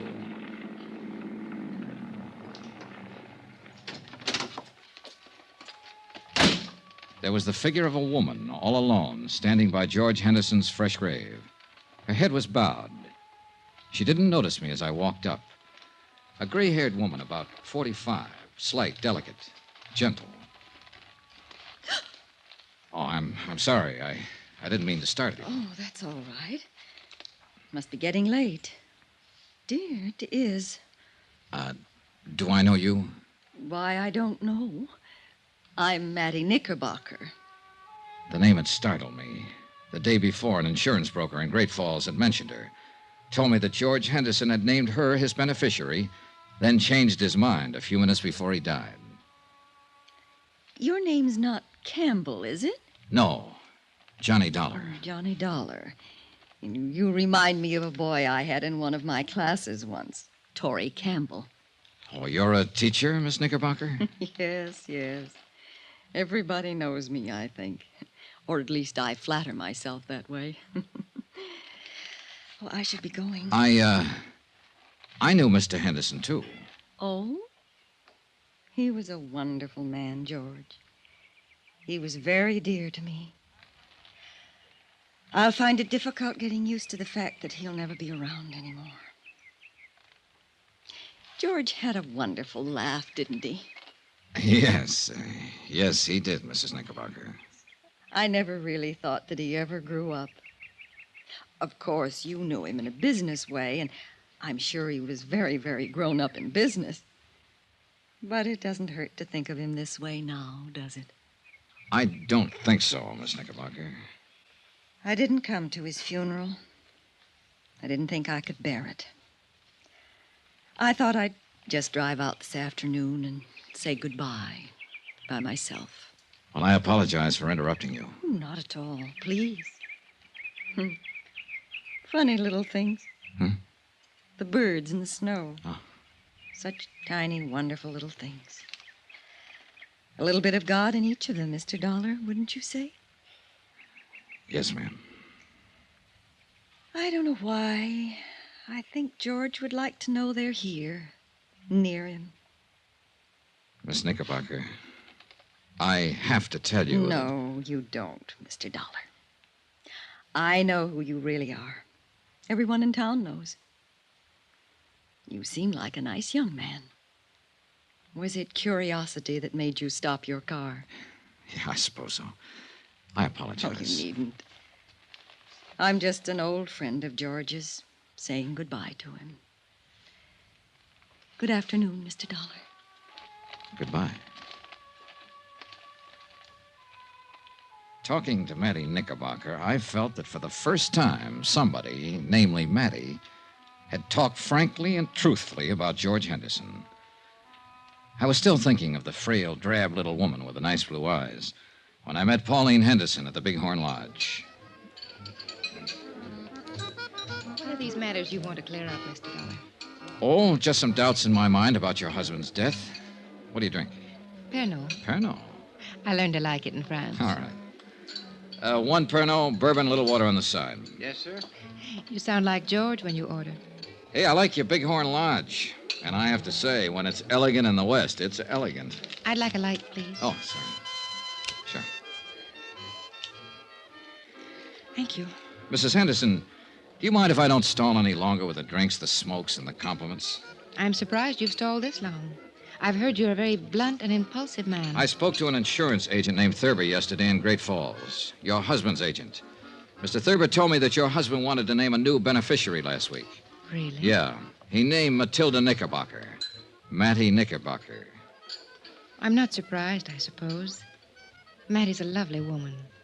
I know George was very fond of her. Mr. Thurber also told me that Mr. Henderson changed his mind about that the day he died. In fact, he phoned Mr. Thurber in Great Falls and told him to leave the policy as it was. He did that a few minutes after you left his hotel room, a few minutes before he died. Can you explain any of that, Mrs. Henderson? Why don't you ask Mattie Knickerbocker? Because I don't think she'd know. I ran into her this afternoon, and I talked to her. Or not about this, just about other things. I'll look her up again if I have to. But it's you I want information from now. Then why don't you ask what you mean, Mr. Dollar? All right. Did something happen in that hotel room that made him change his mind about you? That's better. I do wish that ridiculous little man would bring our drinks. He will. Don't misunderstand what happened in the hotel room. George and I were going to be divorced. He moved out of the house a month ago. We went to his attorneys and drew up a tentative property settlement. You mean... Dunlap, Eder, Reardon, and Blake, Great Falls. They have a copy of that settlement. George was quite generous to me. So I didn't kill him for his money, if that's what you're thinking. Here we are, sir. Caramel, bourbon. Thank you. I didn't see George for 3 weeks or so after we made the settlement. Then we happened to meet one day in Culver, and, well, we had a rather bitter argument. It was one of those ridiculous things. We quarreled and parted very angrily. The whole thing was childish.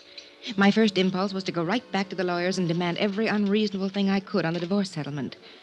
I guess George's first impulse was to cancel me out as his beneficiary. Did you go to a lawyer, Mrs. Henderson? No. No, I cooled off. I cooled off considerably, Mr. Dollar. After all, George had been everything to me most of my life. I was truly sorry we never got along as man and wife. I'm glad that we made it up before he died. That morning. He apologized when I came by the hotel. I apologized. After I left, he fell out the window. Then I can assume that this business with the policies had to do with the argument. Assume what you like, Mr. Dollar. I can understand why you're annoyed by me and my questions. It's just that it's kind of hard for us to believe that a man involved in divorcing his wife would still name her as his beneficiary. I say that because of past experience. Oh, it's happened, but isn't usual. I could have told you that we were reconciled that day in the hotel, that we were going to drop the whole divorce matter, and that George was coming back to the house to live. Yes, you could have told me that, Mrs. Henderson. Mr. Connors in our home office in Hartford called you a few days ago. You hung up on him. Why? Well, I was very upset. I've never been a widow before. Uh-huh. I believe you, Mrs. Henderson. Sitting here like this. You're a lovely person, and I know it. And you know it. And this is a pretty nice place to conduct business. Why didn't you ask me to your home? I preferred to talk to you here. That's what I thought. I saved all the did your husband have any enemies and did he seem depressed questions for another time. But before I went to bed that night, I read and reread Mrs. Henderson's testimony given at the coroner's inquest. The next morning, I interviewed all of the people at the Butte Hotel who'd been on duty the day Henderson fell out the window. After that, I dropped in to see Eve Holton. Here it is, Johnny, right here. Personal effects of the deceased included 4 suits of men's clothing, 14 shirts, 5 pairs of hosiery. Was there a bottle in that room, Sheriff? Liquor? Yeah. No bottle. Nothing like it, son. All right. He didn't call down and have a bellboy bring him a bottle or send him any drinks. The chambermaid swears there was no liquor in his room all the time he lived at the hotel. You say he was a light drinker. Now, what light drinker takes a nip before he has his breakfast? Who said he had a drink that morning? Mrs. Henderson. What? On the witness stand, under oath at the inquest. She testified that her husband had a drink before she came up to the room and while she was there.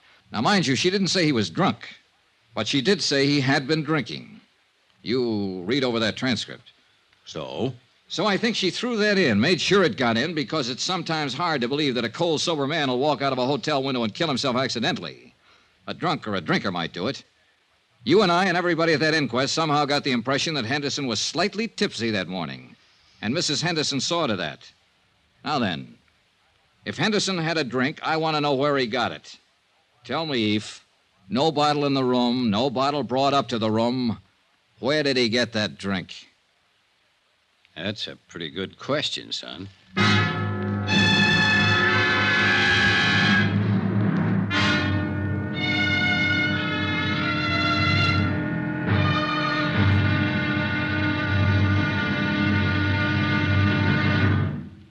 There'll be another intriguing episode in our story of the Henderson matter tomorrow. Tomorrow, the wind-up. Yeah, the whole case blows sky high. Join us, won't you? Yours truly, Johnny Dollar.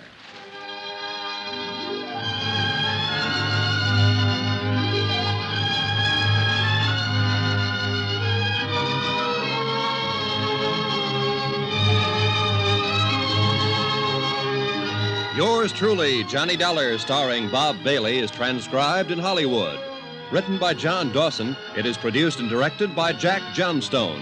Be sure and join us tomorrow night, same time and station, for the next exciting episode of Yours truly, Johnny Dollar.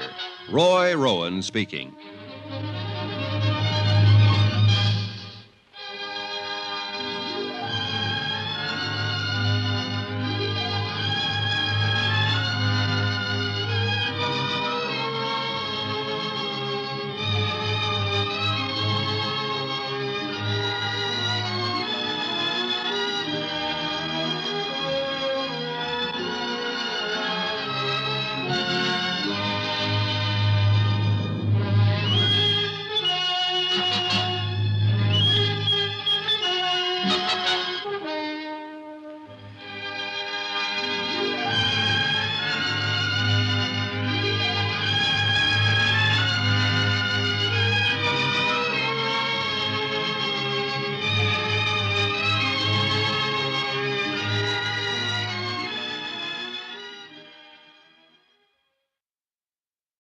From Hollywood, it's time now for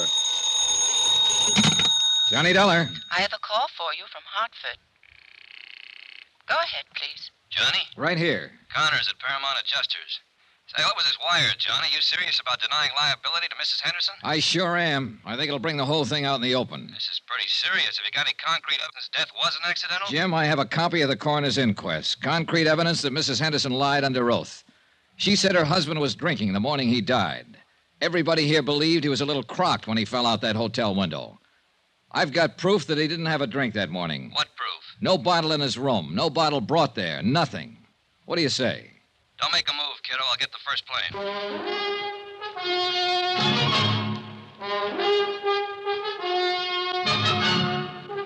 Tonight and every weekday night, Bob Bailey in the transcribed adventures of the man with the action-packed expense account, America's fabulous freelance insurance investigator. Yours truly, Johnny Dollar.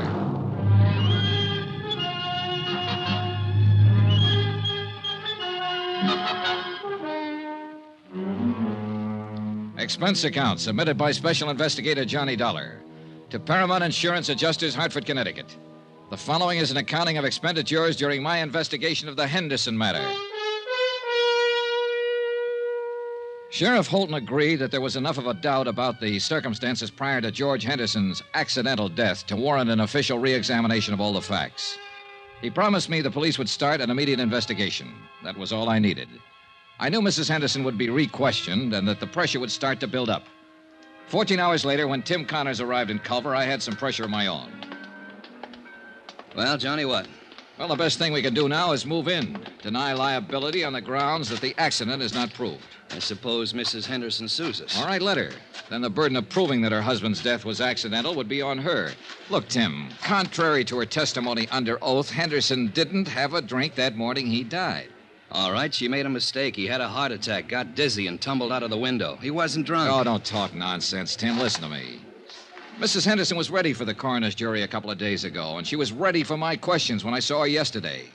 The only one she wasn't ready for was you a few days ago when you phoned her long distance. You said she hung up on you. Well, she half apologized to me for that, but it was because she couldn't think of anything to say. Well, maybe you're right. But suppose he did die accidentally, and suppose it is a just insurance claim. I tell you it isn't. And the fact that she made a mistake testifying about him having a drink and... Hey, Johnny, do you have anything else? 3 things: instinct, experience, and statistics. Pauline Henderson's a young woman. She married a wealthy older man. With him out of the way, she has all his money and all her youth. All right, I'm going to phone the company as soon as I can find a phone. Tell them I'm working for evidence, and the best way to get it is to bring Mrs. Henderson out in the open. File a complaint against her. What charge? Suspected murder. Oh, no, Johnny, that'd get us in all kinds of trouble. Remember the drink, Tim. Henderson didn't have the drink. Now, we'll have to have more than that. I'm sorry, Johnny. All right, I'll get you more.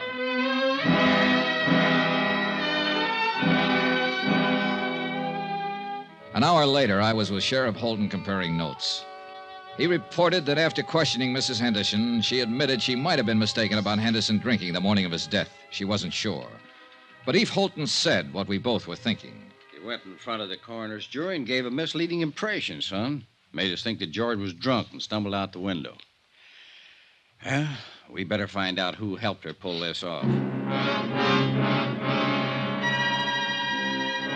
Sheriff Holton had every man in his office working on the case by then. It was a long, tedious job of combing over everything in Pauline Henderson's background to find a possible accomplice. About 5 in the afternoon, I drove to the Henderson ranch with Holton. Mrs. Henderson was out, but we interviewed one of the servants. That's right, sir. Once, twice a week. Uh-huh. You know where she drove to on these trips? I have no idea. Mrs. Henderson get up early in the morning, be gone all day. How do you know she went out of town? Well, she generally take a small suitcase with her, change of clothes. You don't take those when you're visiting a friend in town, do you? Tell us what car she'd use on these trips. A Cadillac. Always come back covered with mud and ice. Always have to be washed up. Mr. Henderson used to complain about that. About the car being dirty? About the trips, mostly. He and Mrs. Henderson had some pretty good arguments about him. He'd say Mrs. Henderson shouldn't visit that man. What man? Just that man. I never knew who it was they argued about. You've known Mrs. Henderson quite a long time, huh? Yes, sir. Knew her when she was a little girl, when she first came here. Saw her grow up, go away to school, go away to Europe, come back a little more grown up and a little different every time. Were you surprised when Mr. Henderson married her? Well, no. Well, yes, guess I was. Because she was so much younger? Not that so much. I mean, well, Mr. Henderson, he had something about the plains and cattle and the mountains about him. When he moved, it was as big as all them things. And Mrs. Henderson was different. She didn't fit in here? Is that what you're trying to say? I think she fit. Not like him, though. Before they were married, they were sort of like good friends. I mean, they'd ride horses and go hunting and laugh and talk about different things. Mrs. Henderson, she traveled Europe, saw so many things and places in the world. She fit here, but then she didn't belong here. I feel awful about Mr. Henderson's being dead. If there was anything wrong with the way he died, I'd like it to be fixed. Mrs. Henderson will probably fire me for talking like this, but I don't care. This house isn't the same no more.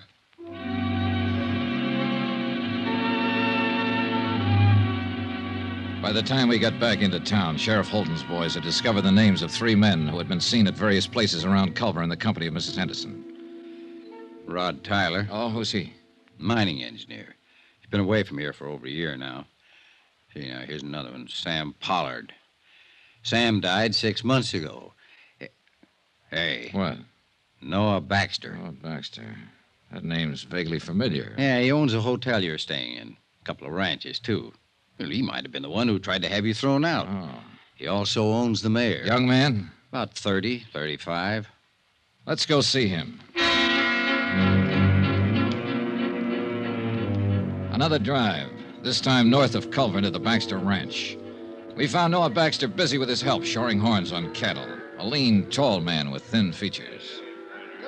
If you're trying to find out if I've been seeing Pauline on the sly while she'd been married to George, why didn't you come right out and ask? All right, have you? No, not on the sly. There's nothing between us. George knew any time she came over here to see me.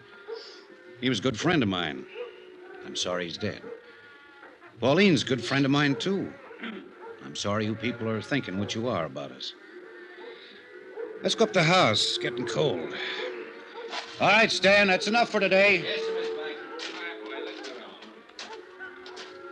No, I got to ask you this.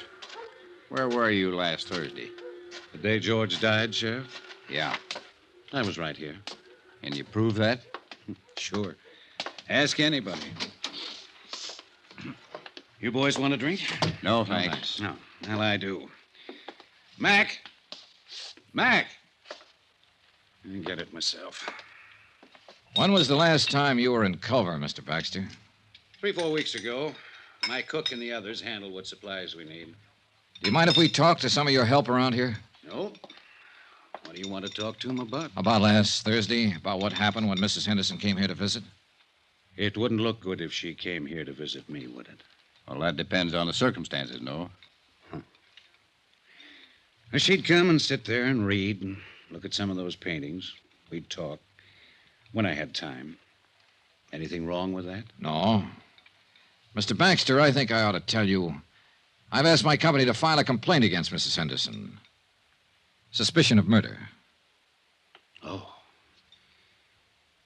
I'd like to tell you something. She didn't kill him and she didn't have him killed. She loved him a lot more than George loved her, I think. Both of you know her. Her dad was a drunken cowhand. When he died, George took her over, gave her everything. So you see, you're wrong. She loved George for giving her what he gave her, and mostly for being the kind of a man he was. I lied to you a couple of minutes ago. There was something between us. It was bound to happen sooner or later.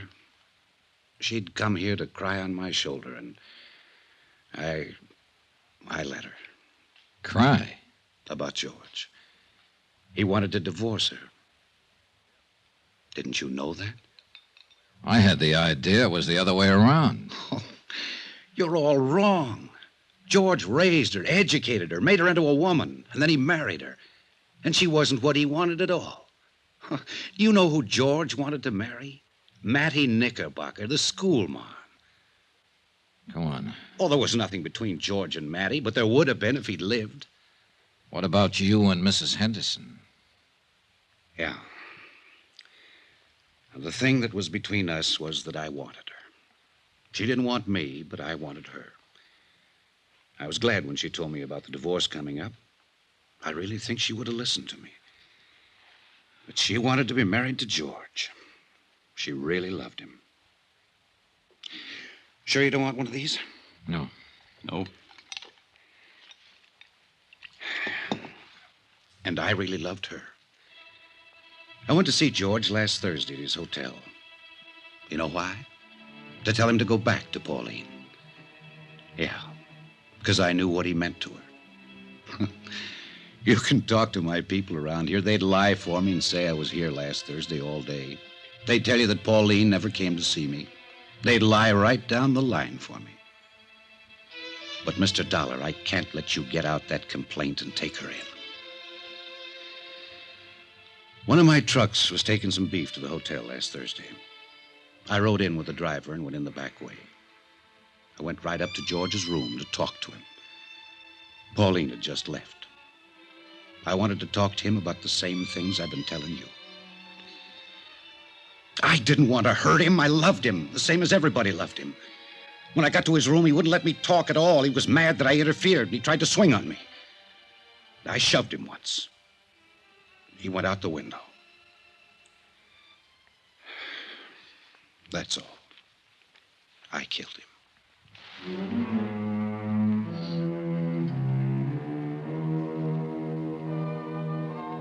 Expense account, item 8, $58.15, hotel and food while in Culver, Montana. Item 9, same as item 2, transportation by train and plane back to Hartford. Item 10, $88, miscellaneous. Expense account total, $802.50. Remarks? We still had to pay double indemnity. Mattie Knickerbocker, Pauline Henderson, Noah Baxter, they'll pay another way. With the hurt that comes to nice people. Yours truly, Johnny Dollar.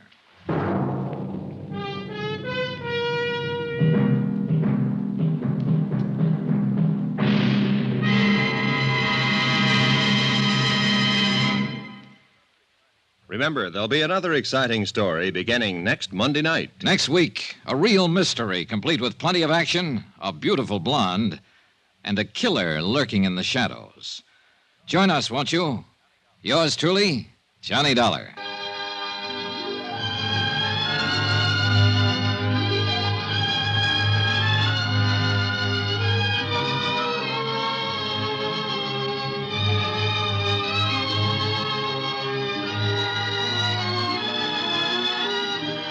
Yours truly, Johnny Dollar, starring Bob Bailey, is transcribed in Hollywood. Written by John Dawson, it is produced and directed by Jack Johnstone.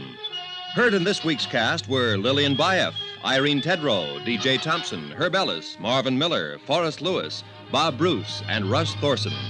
Musical supervision by Amerigo Marino. Be sure to join us on Monday night, same time and station, for another exciting story of yours truly, Johnny Dollar. This is Roy Rowan speaking.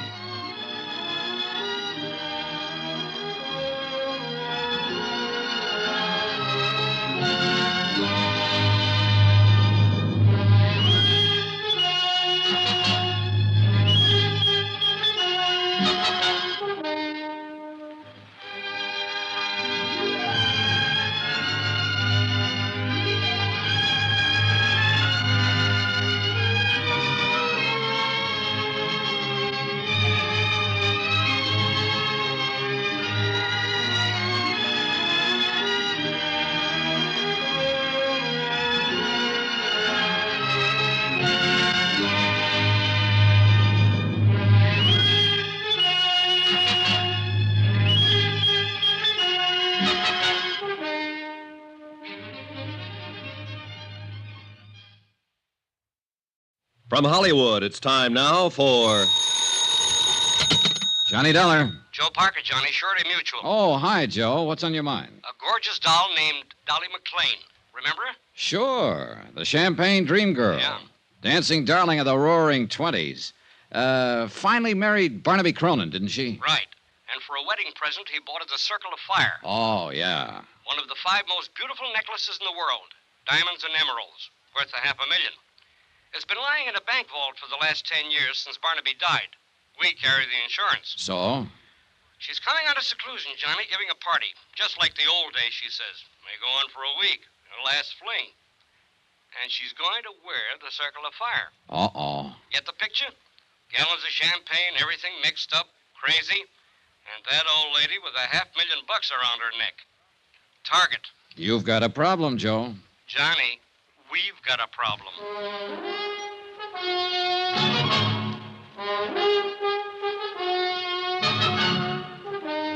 Tonight and every weekday night, Bob Bailey in the transcribed adventures of the man with the action-packed expense account, America's fabulous freelance insurance investigator. Yours truly, Johnny Dollar.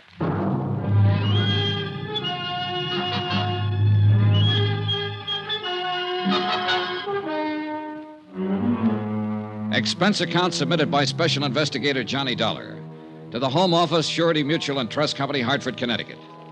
The following is an accounting of my expenditures during investigation of the Cronin matter. Item 1, $14.80. Transportation to New York and to the apartment of America's one-time dream girl. One time, a long time ago.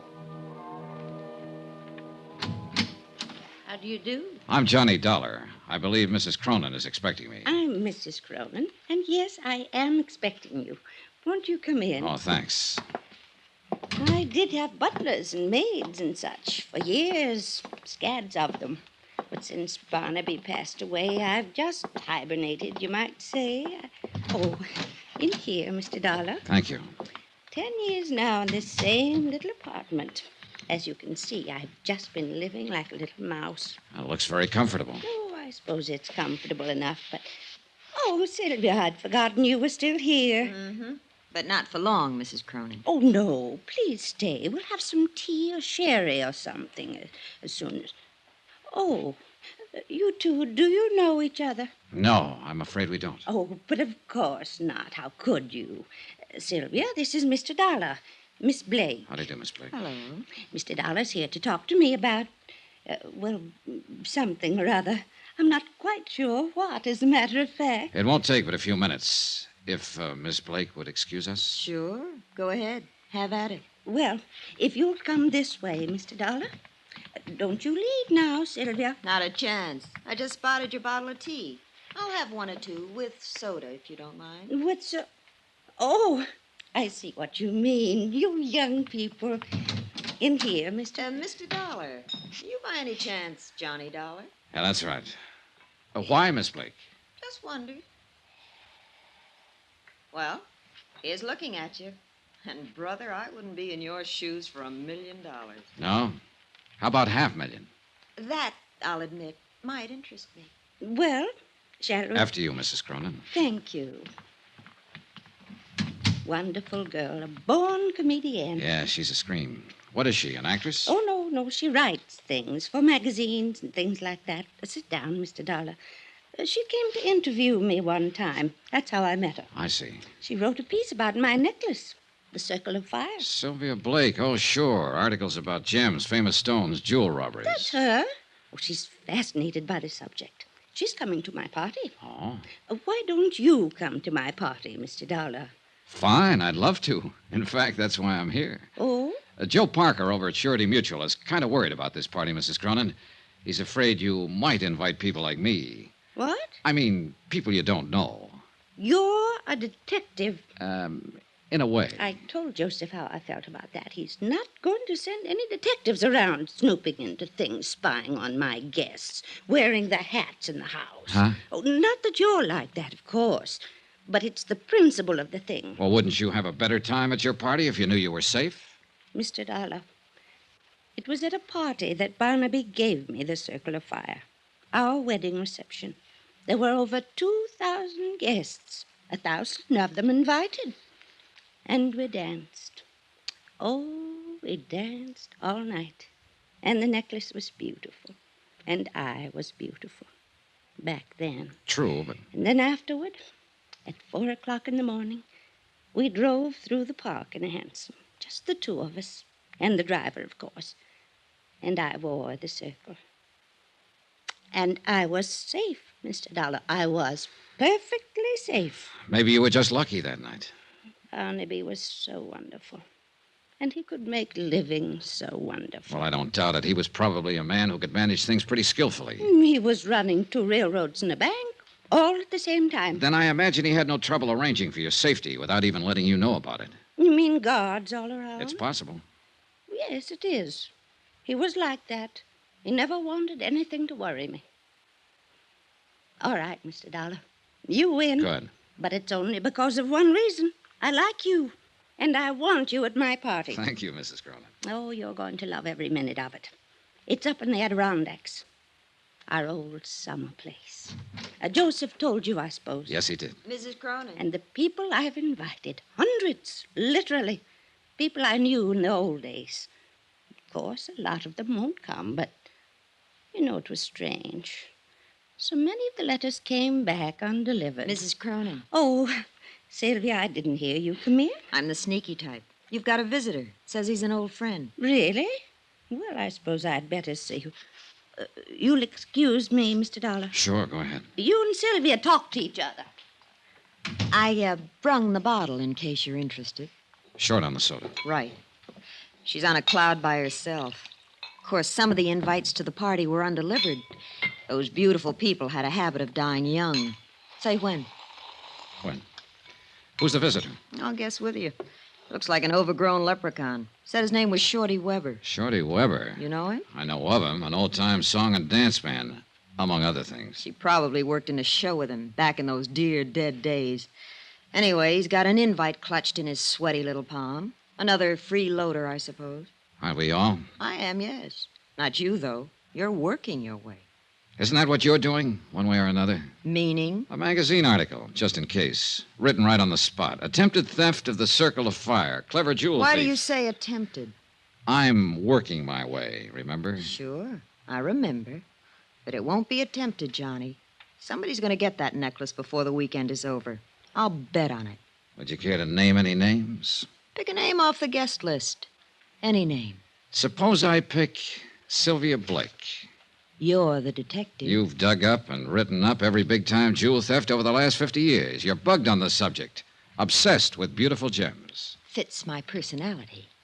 I'm rather beautiful, too, in a brittle and glittering sort of way. Don't you think so, Johnny? I think you work pretty hard at that tough act.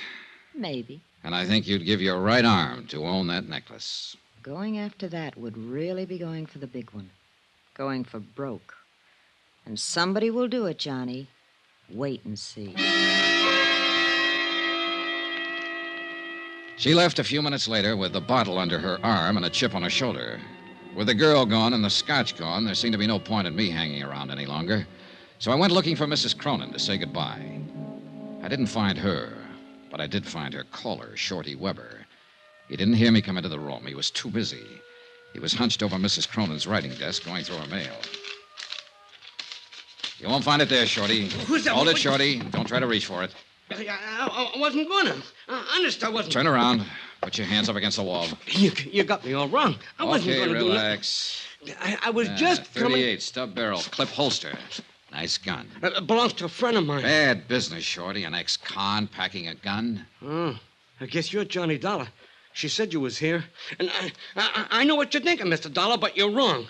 Why, Dolly, Mrs. Cronin, she's an old friend of mine. I tried to get her to marry me once, over 30 years ago. A lot can happen in 30 years. Does she know you've served time in prison? Yeah. She thinks I was on tour, Europe and Australia. She never reads a paper or hears anything. Don't tell her, Mr. Dollar. Please don't. You know, it's quite a coincidence, Shorty. It was Jules that time. A big affair in New Orleans. And you were hired as an entertainer. A diamond bracelet, wasn't it? And you were caught cold. It's the only time in my life I ever done anything like that. And I went again. Not, especially not to her. Why, I'm planning to look out for her at this party. That's why I bought the gun. And is that why you were going through her mail there? Yeah. I wanted to see who was coming. I learned things while I was doing time. I know how the word gets around in a big deal like this. There's a lot of wrong guys in this world. No argument, Shorty. Yeah, well, you met her. You know how she is.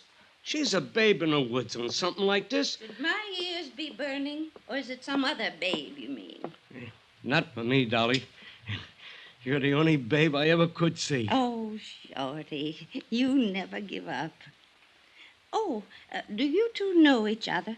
Not exactly, but we found we had a mutual friend. A certain state prison warden. Oh, how nice. Shorty's always doing benefits at those places. Dolly. Yeah, that was it. He did a benefit there. Oh, well, I'll bet you went over big. Well, you know. You're too modest, Shorty. Why, they loved him, Mrs. Cronin. Hated to let him leave. Yeah. Well, speaking of leaving, I got a shove now. Don't take any wooden nickels.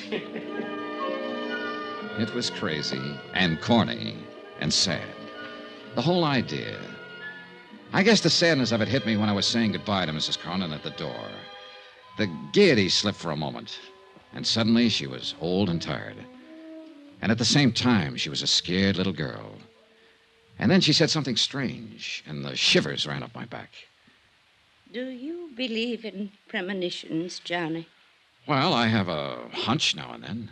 Well, whatever it is, it's the reason I'm doing this. Having this party. One last fling, you might say, before it's too late. Oh, come now. You're still a young woman, Mrs. Cronin. No. I'm old, Johnny.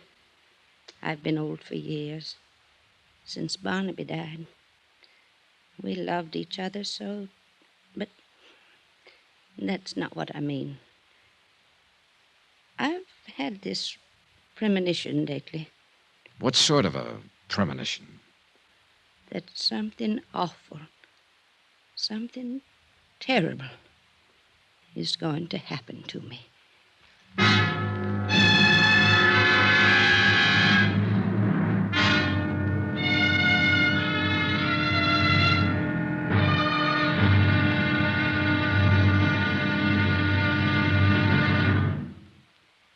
There'll be another intriguing episode in our story of the Cronin matter tomorrow. Tomorrow, a man who's afraid of his shadow, a girl who's afraid of nothing, and a stranger who strikes in the dark. Join us, won't you? Yours truly, Johnny Dollar.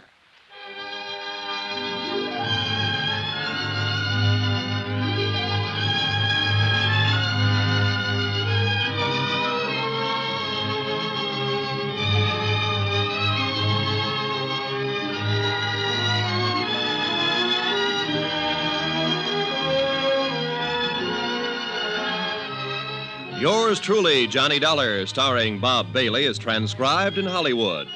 Written by Les Crutchfield, it is produced and directed by Jack Johnstone. Be sure to join us tomorrow night, same time and station, for the next exciting episode of Yours truly, Johnny Dollar. This is Roy Rowan speaking.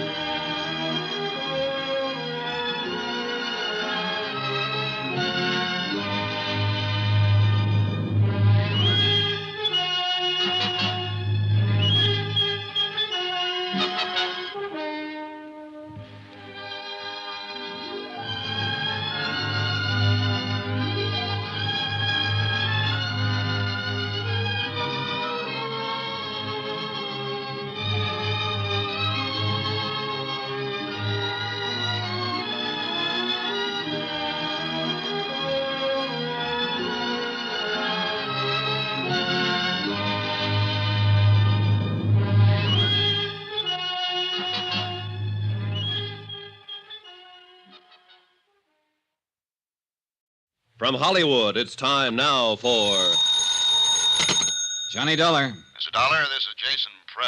Jason I Prell. manage Mrs. Cronin's trust fund.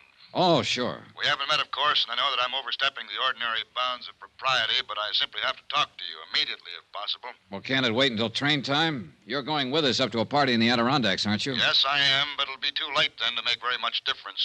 Well, maybe you could tell me the general idea of what you I want. understand Mrs. Cronin has authorized you to obtain the Circle of Fire from the bank and to keep it in your possession until she wears it at the party. Yeah, that's right. Don't do it. Leave the necklace where it is. Why? It's a long story, Mr. Dollar, and it goes a long way back. The whole thing is a lot more complicated than you realize. Well, I'm beginning to realize it. Just exactly what is it you're worried about? I'm worried about Mrs. Cronin's sanity.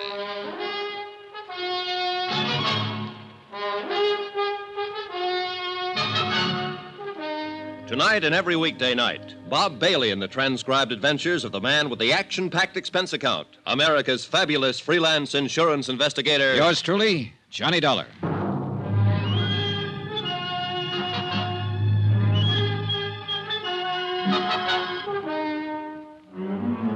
From Special Investigator Johnny Dollar, New York City, to the Home Office Surety Mutual and Trust Company, Hartford, Connecticut.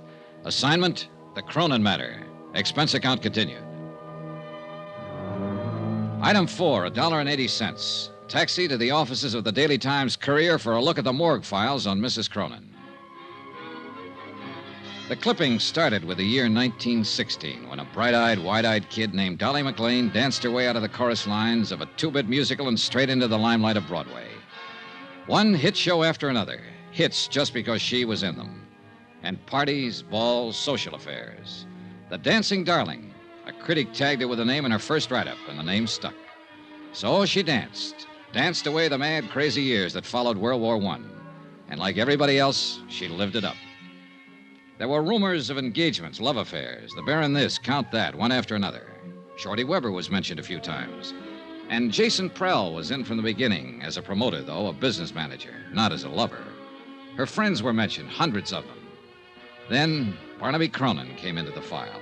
Boy wonder of the business world, the Golden Prince.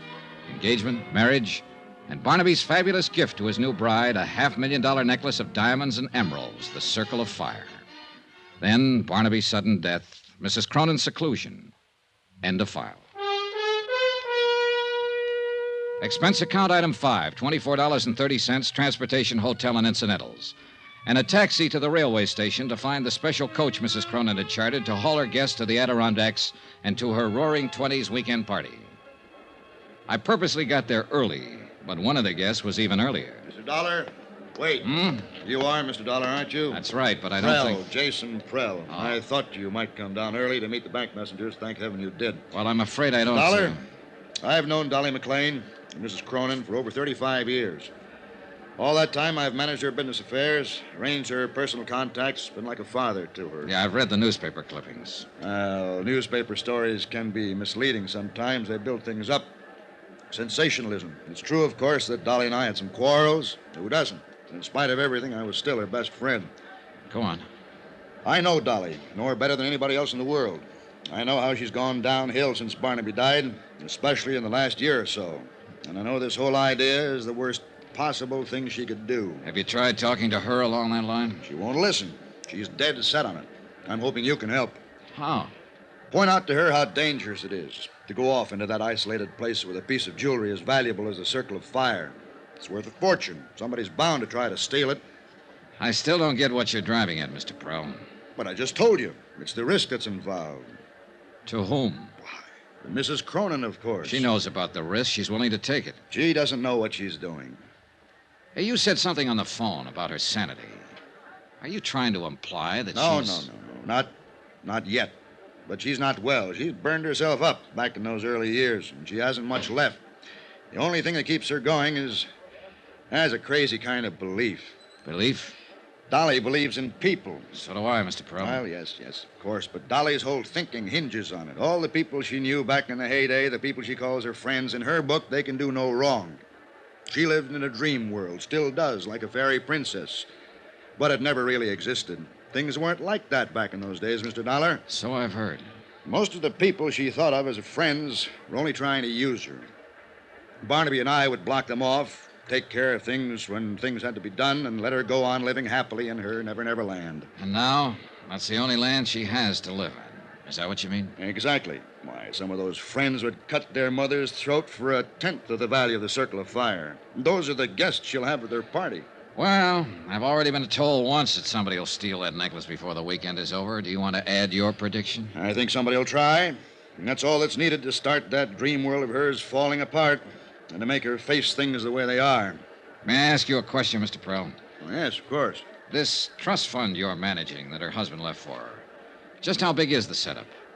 Barnaby Cronin was a wealthy man, Mr. Dollar, but he had his ups and downs like every business investor.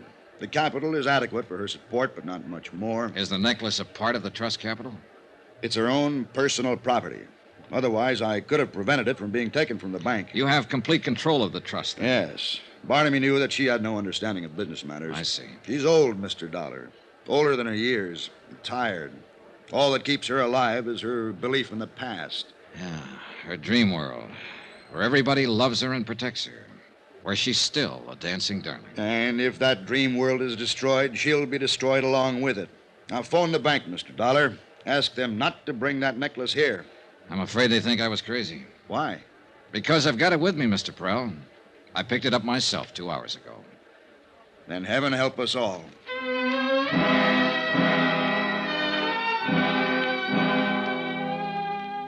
The convention coach Mrs. Cronin had chartered for the run to the Adirondacks was arranged with a long aisle of individual staterooms and a main lounge area at one end. It could accommodate 50 people, but when the train pulled out, there were only 6 of us in the coach. 6. Out of the hundreds of friends she'd had in the old days when she was in the big time and on top.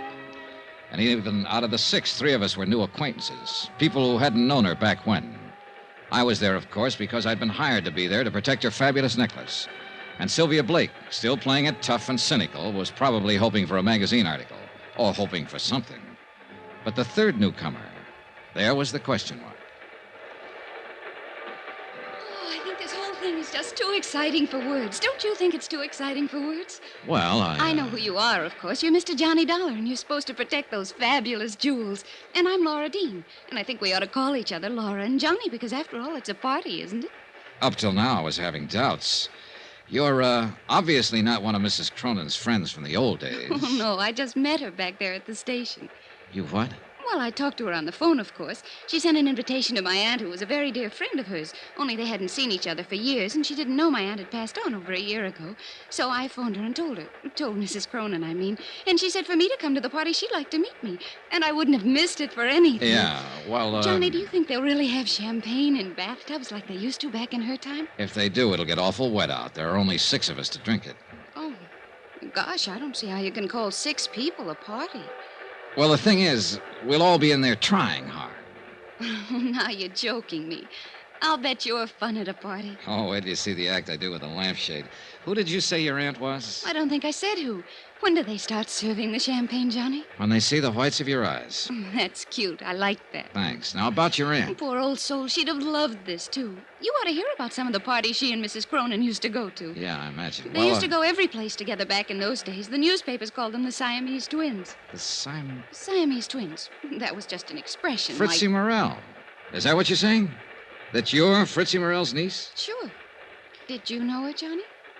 No, I never met her. Oh, you'd have liked her. She was a lot of fun. Loved to party. Gosh, I thought there'd be more people than this. She kept babbling on, and I listened to her, tried to figure her out. The chatter was smokescreen. Underneath it, she was cool, sharp, and shrewd. I didn't know what she was up to, nor why she was here. But I did know one thing. Fritzie Morel had died about a year ago, true enough. But she'd left no surviving family and no niece. Laura Dean was a liar.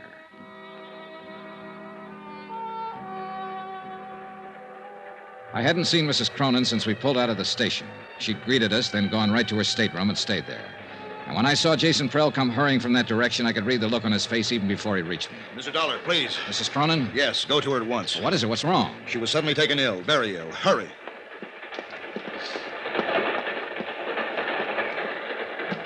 Mrs. Cronin. Come in. Oh, I'm all right now. Oh. It was just nerves. I've had it before. My doctor in New York gave me some tablets to take whenever... Are these the tablets? This bottle here? Well, yes. You know what they are, Johnny? Yeah, I know. All right. So he does say it's my heart. But he's wrong. It's just nerves. Yeah, sure. That's not why I sent for you, Johnny. You have the necklace. Yeah. Want to see it? No. I'll wait until it's time to wear it. Johnny, I've written something here. I'm going to sign it, and I want you to sign as a witness. Well, all right. Unless you'd rather have Jason Prell. No, Jason would argue about it. There. Now you sign. There you are. Keep it for me. Do you mind if I know what I've signed? Of course not. Read it if you like. In the event of my death, I, Dolly Cronin, being of sound mind, bequeath the necklace known as the Circle of Fire to Sylvia Blake. Sylvia loves jewels. She'll appreciate it. Yeah, I imagine she will. She's not to know about this, you understand, because, of course, it'll be years before she gets it. Oh, sure it will. Now, you'd better try to get some sleep. I'm going to. And thanks, Johnny. It was nothing. You know something? I was heartbroken when they didn't show up at the station. All my old friends. But I've been lying here thinking, and I've finally figured it out. Oh? They all went on ahead. They'll be waiting at the house. They're trying to surprise me. Don't you think so, Johnny? I said, yes, I thought so. But I was lying because I didn't think so. But she was still a dancing darling, and she had that way about her. You wanted to protect her. I didn't go back to the lounge. I walked down the corridor to my stateroom. It was night by then, and the corridor was only dimly lit. My stateroom was dark. When I opened the door, I caught a bare flash of movement. Too late. Oh!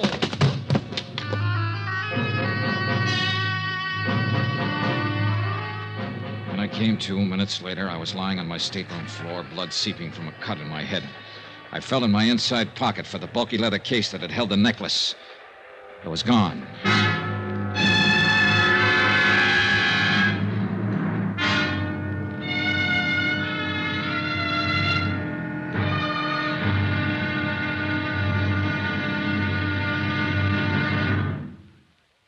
There'll be another intriguing episode in our story of the Cronin matter tomorrow. Tomorrow, an old love and an old hate.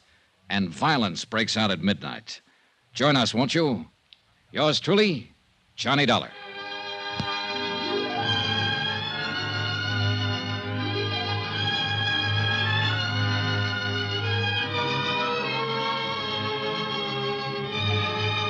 Yours truly, Johnny Dollar, starring Bob Bailey, is transcribed in Hollywood. Written by Les Crutchfield, it is produced and directed by Jack Johnstone.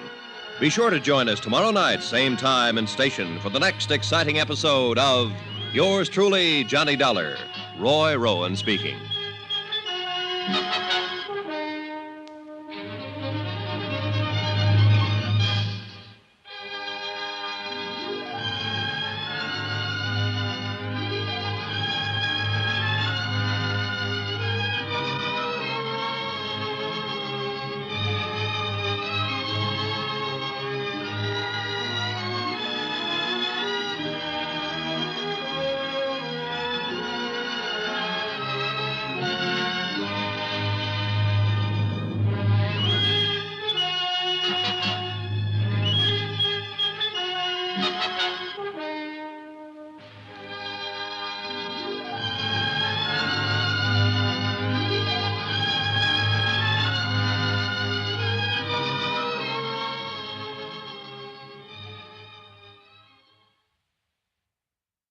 From Hollywood, it's time now for Johnny Dollar. Hello. Dollar? You're the Mr. Dollar that's been trying to phone me? Is this Dr. Bigby? That's exactly who it is, and I'm very busy right Look, now. Dr. Bigby, I want you to come out here just as soon as possible. It's the old Cronin summer place about 5 miles up the river from where... Oh, I know where it is, I know. What are you doing up there? The house has been closed for years. Mrs. Cronin opened it up for a party this weekend, but she was taken ill on the train coming up, and I want... Is Dolly out there? Yes, she's the one I want you to look at. So she's back. After all these years, she's come back. She had a prescription from her doctor in New York, but she's taken the last of it. It's apparently her heart. I'm sorry, Mr. Dollar. I'm very busy tonight. Oh, what? Much too busy, and then there's a storm coming up, and I have a patient someplace, I think. Now, wait a second. If you're a friend of Dolly's, Mrs. Cronin's, do one thing. Take her back to New York. Now. Tonight. Get her out of here. Fast. Before it's too late.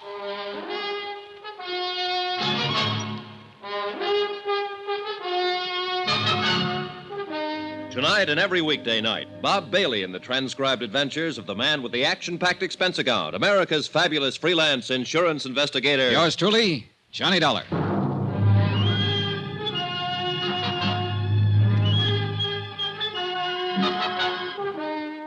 From Special Investigator Johnny Dollar at Wells Falls, New York, to the Home Office, Surety Mutual and Trust Company, Hartford, Connecticut. Assignment, the Cronin matter. A $500,000 necklace. Expense account continued. Item 7, $5.40, taxi. I figured I'd find Dr. Bigby in one of the local pubs, but I covered them all in about 30 minutes. No sale. And unfortunately, Bigby was the only doctor in Wells Falls. Worse, the local druggist couldn't fill Mrs. Cronin's prescription. The nearest chance was Tupper Lake, 25 miles away. Back out at the Cronin place, I turned the taxi over to Jason Prell, Mrs. Cronin's business advisor, and he took off for Tupper Lake to look for the medicine. Then I went looking for Mrs. Atherton, a village woman who had been housekeeping on the estate since the place was built. I found her in the kitchen. Storm's brewing up, coming out of the mountains. It'll hit us before morning. They always come in the night. I guess you've seen a lot of storms in these hills, Mrs. Atherton. Lived here all my life, never been out of them. It's Miss Atherton, not Mrs. Oh. She's the missus up in the bed, even if she is a widow. Little Dolly, Mrs. Cronin, till death do us part. Did you know Barnaby Cronin, Miss Atherton? Yes, I knew him. Of course I knew him. I worked here. Oh, yes, you were here then. What kind of a man was he? Like any other man. Not according to Dolly, Mrs. Cronin. She apparently worshipped him. Still does, in fact. Dolly's always worshiping something. Everybody was always worshiping her. She had us all dancing to her tune, and without even trying. You knew her back then? She was born and raised here in the village. I thought everybody knew that. No, that's one I missed. Well, we used to work together, waiting tables at the summer hotels around here. That's where Jason Prell saw her. Told her she ought to be on Broadway. She left the town the next week. Didn't come back again till after she and Barnaby was married. And she got him to spend a fortune to build this place for her. Well, I guess he had the fortune to spend. Oh, yes. She married well. Count on Dolly for that. Always got whatever she wanted and never even had to ask. Things were just given to her. Always. Yeah, probably so.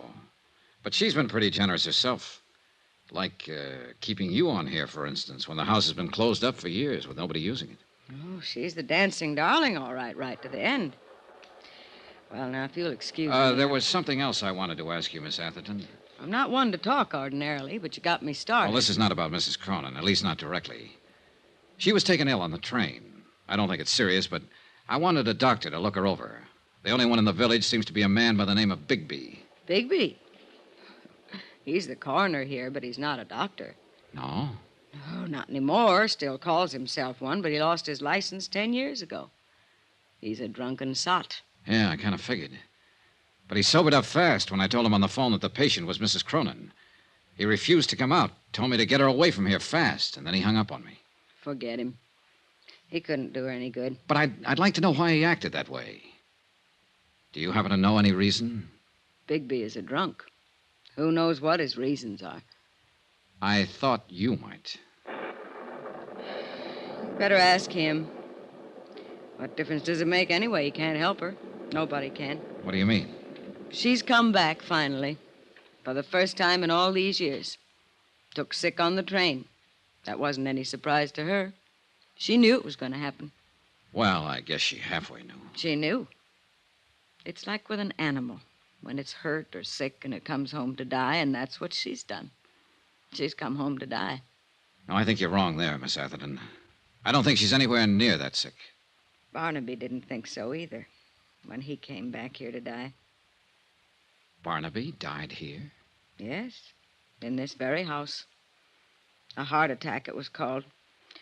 He came up on the afternoon train and... That's strange. It was the same kind of night. A storm like tonight. Strange how things move in patterns. Were you here with him, Miss Atherton? Barnaby died alone. And the doctor? Bigby? Miss Atherton, was the doctor... I'm sorry. I was thinking. The bridges were washed out.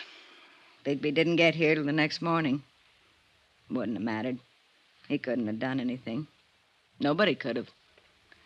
When it's time for a thing to be done, it's done. Nobody can stop it. Nobody. It was a strange evening, ominous and oppressive, with a feel of violence in the air. Even the house itself added to the feeling.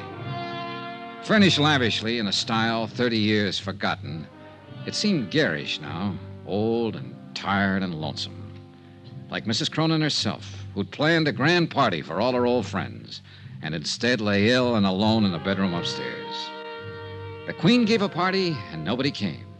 All dressed up, no place to go. Yeah, gloomy evening.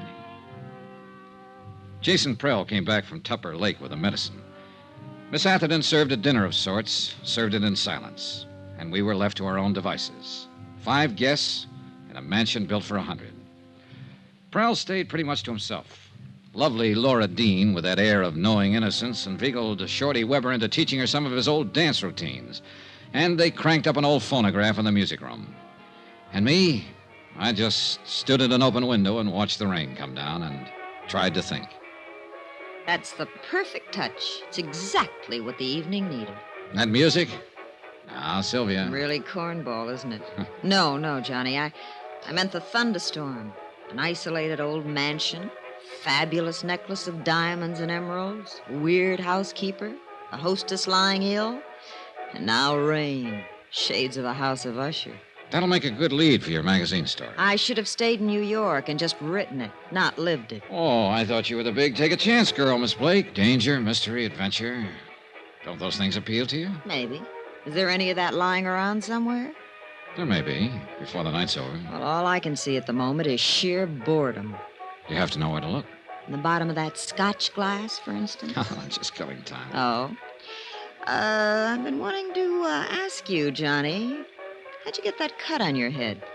It's a long story. It happened on the train, I know that. You didn't have it when we left. A sudden stop. I fell over my suitcase. Sure you did. Backwards. Huh? It's on the back of your head. Somebody made a try for it, didn't they? On the train coming up. Well, I don't know what they were trying for. There wasn't time to ask. Maybe they even got it. That's the way you were betting, wasn't it? That it wouldn't be just an attempt. That somebody was going to get it and get away with it. Did they? Is that what happened? Is it gone? All right, just stand there and grin then. Rain. I'm going back to the city tomorrow. You are? Well, don't smother me with your pleading. No, stick around, Sylvia. Things may get better, including the music. You know, in a way, I hope somebody did get the circle of fire. Why? What good is that fabulous necklace doing her now, lying up there? She's had everything she ever wanted. Life's been too easy on her. She doesn't deserve it. She ought to lose it. Her life or the necklace? The necklace, of course. You know, for reasons I can't go into, I think you'll be sorry you said that someday. Sorry? Why? She's a woman who's had everything. You're a pretty predator, aren't you? Hurt and afraid. Am I? You feel something big may have passed you by, and you put up that tight, bright front for protection. But inside, you're tied in knots. And what is your recommendation, Doctor? A man, perhaps? That's the usual advice. Now, you said it. I didn't. Well, you're a man, Johnny. Why don't you smooch with me? It'd be a way of passing the evening, killing time. All right. What are you... Johnny, wait! Johnny, why did you do it? Because you wanted me to, and because I wanted to. Adventure, mystery, danger. Who's bored? Who's going back to the city? Those doctors are right.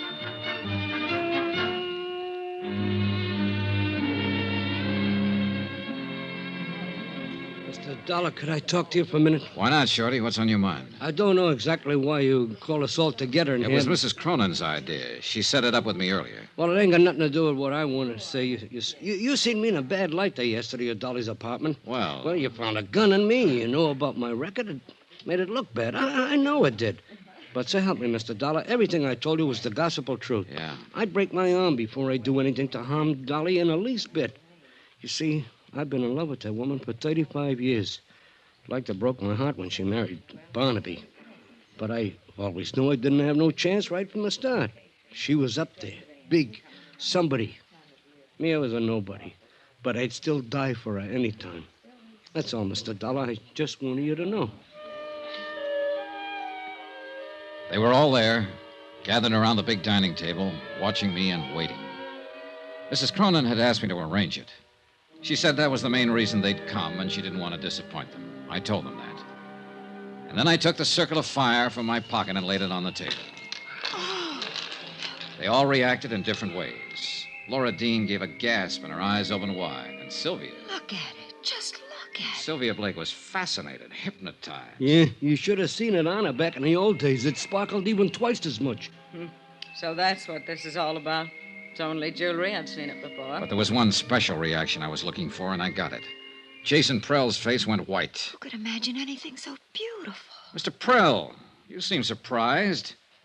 I wasn't carrying the necklace in its case, the case you stole from me on the train. What? I was carrying it loose in my pocket. What did you do, throw the case off the train without even bothering to... It's running away! Prell!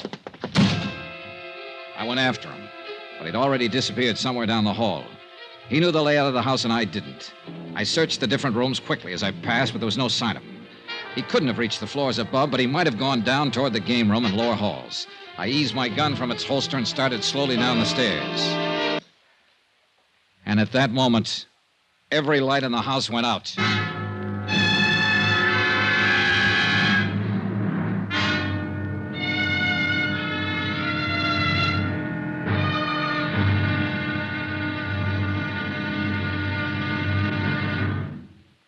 There'll be another intriguing episode in our story of the Cronin matter tomorrow. Tomorrow, a white lie, a bullet from the darkness, and death comes in out of the rain. Join us, won't you? Yours truly, Johnny Dollar.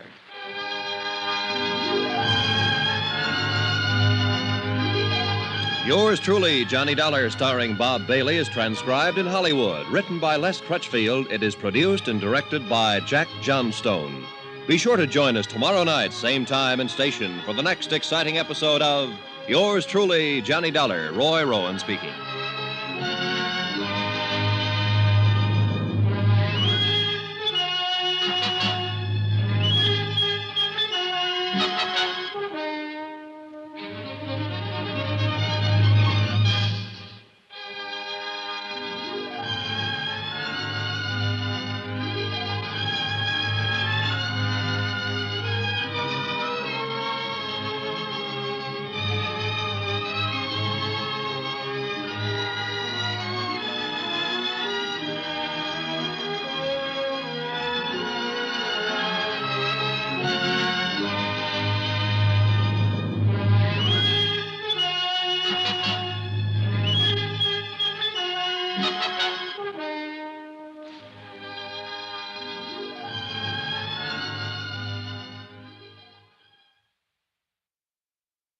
From Hollywood, it's time now for Johnny Dollar. Hello, Sheriff. I can't hear you for the storm. We were cut off before. Hello? Is that you, Sheriff? I said... Hello? You get cut off again, Mr. Dollar? Not this time, Shorty. Somebody cut the wire. The phone's dead. Then we got no way of getting White out, no way of getting help. No, not at the moment. And he's out there in the dark somewhere. He's got a gun and there's no telling what he may try and do. Shorty, get away from that window. Well, we know where he is now and what he intends, because he just made a try at it. What are you going to do about him? Only thing I can do, Shorty, go get him before he gets me.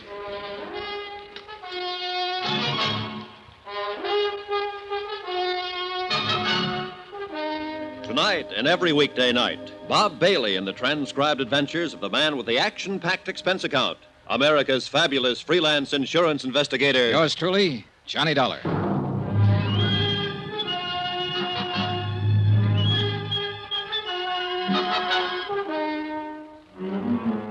From Special Investigator Johnny Dollar at the Cronin Estate, Wells Falls, New York, to the Home Office, Surety Mutual and Trust Company, Hartford, Connecticut. Assignment, the Cronin matter. Protection of a $500,000 necklace.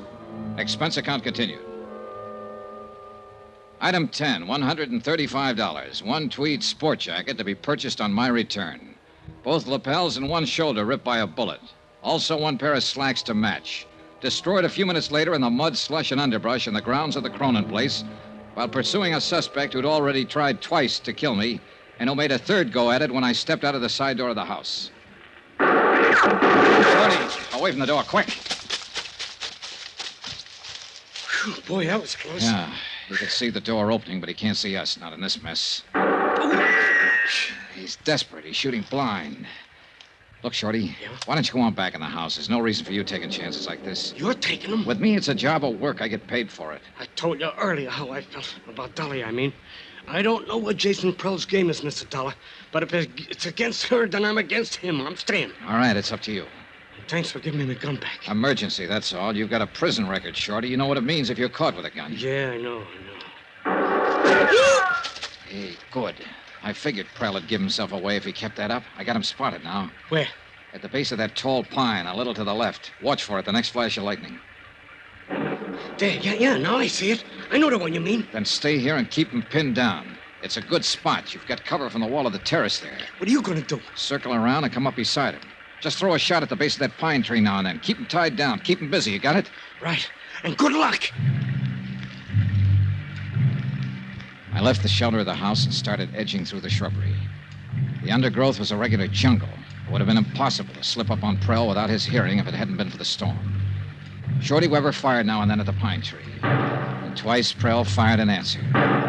Jason Prell, so-called friend of old Mrs. Cronin, knew I had him tagged. At first, I'd been guessing mainly, but he didn't know it. And he'd lost his head and made the guess prove out.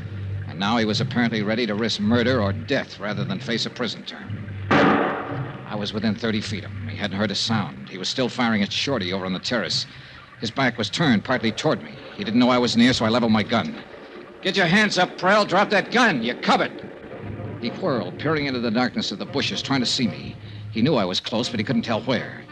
He raised his gun, started to turn, and I'm not quite certain what happened next. The light was bad, and I could hardly see him. Whether he stumbled accidentally or what is something I'll never know. All I know is that when I walked over to him, he was dead.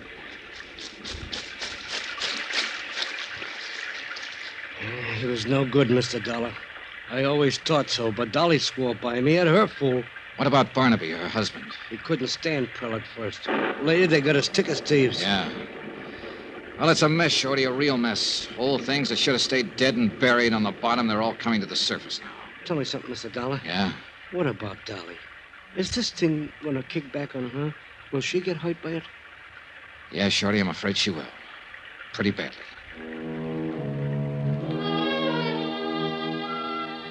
It was deep into the night, edging toward dawn, when I got back to the house. I changed out of my wet clothes, went to the game room, and got Dolly's necklace from under a chair cushion. I'd stuck it there when Prell had pulled the main switch and put the lights out. Then I went upstairs to look in on Dolly Cronin, quietly, just to check. But it didn't work out that way. Johnny, is that you? Yeah. I didn't mean to wake you. Oh, you didn't. I've been awake most of the night. Come on in, Johnny. All right. How you feeling? Oh, just fine. There's nothing wrong with me. I feel fine. Good.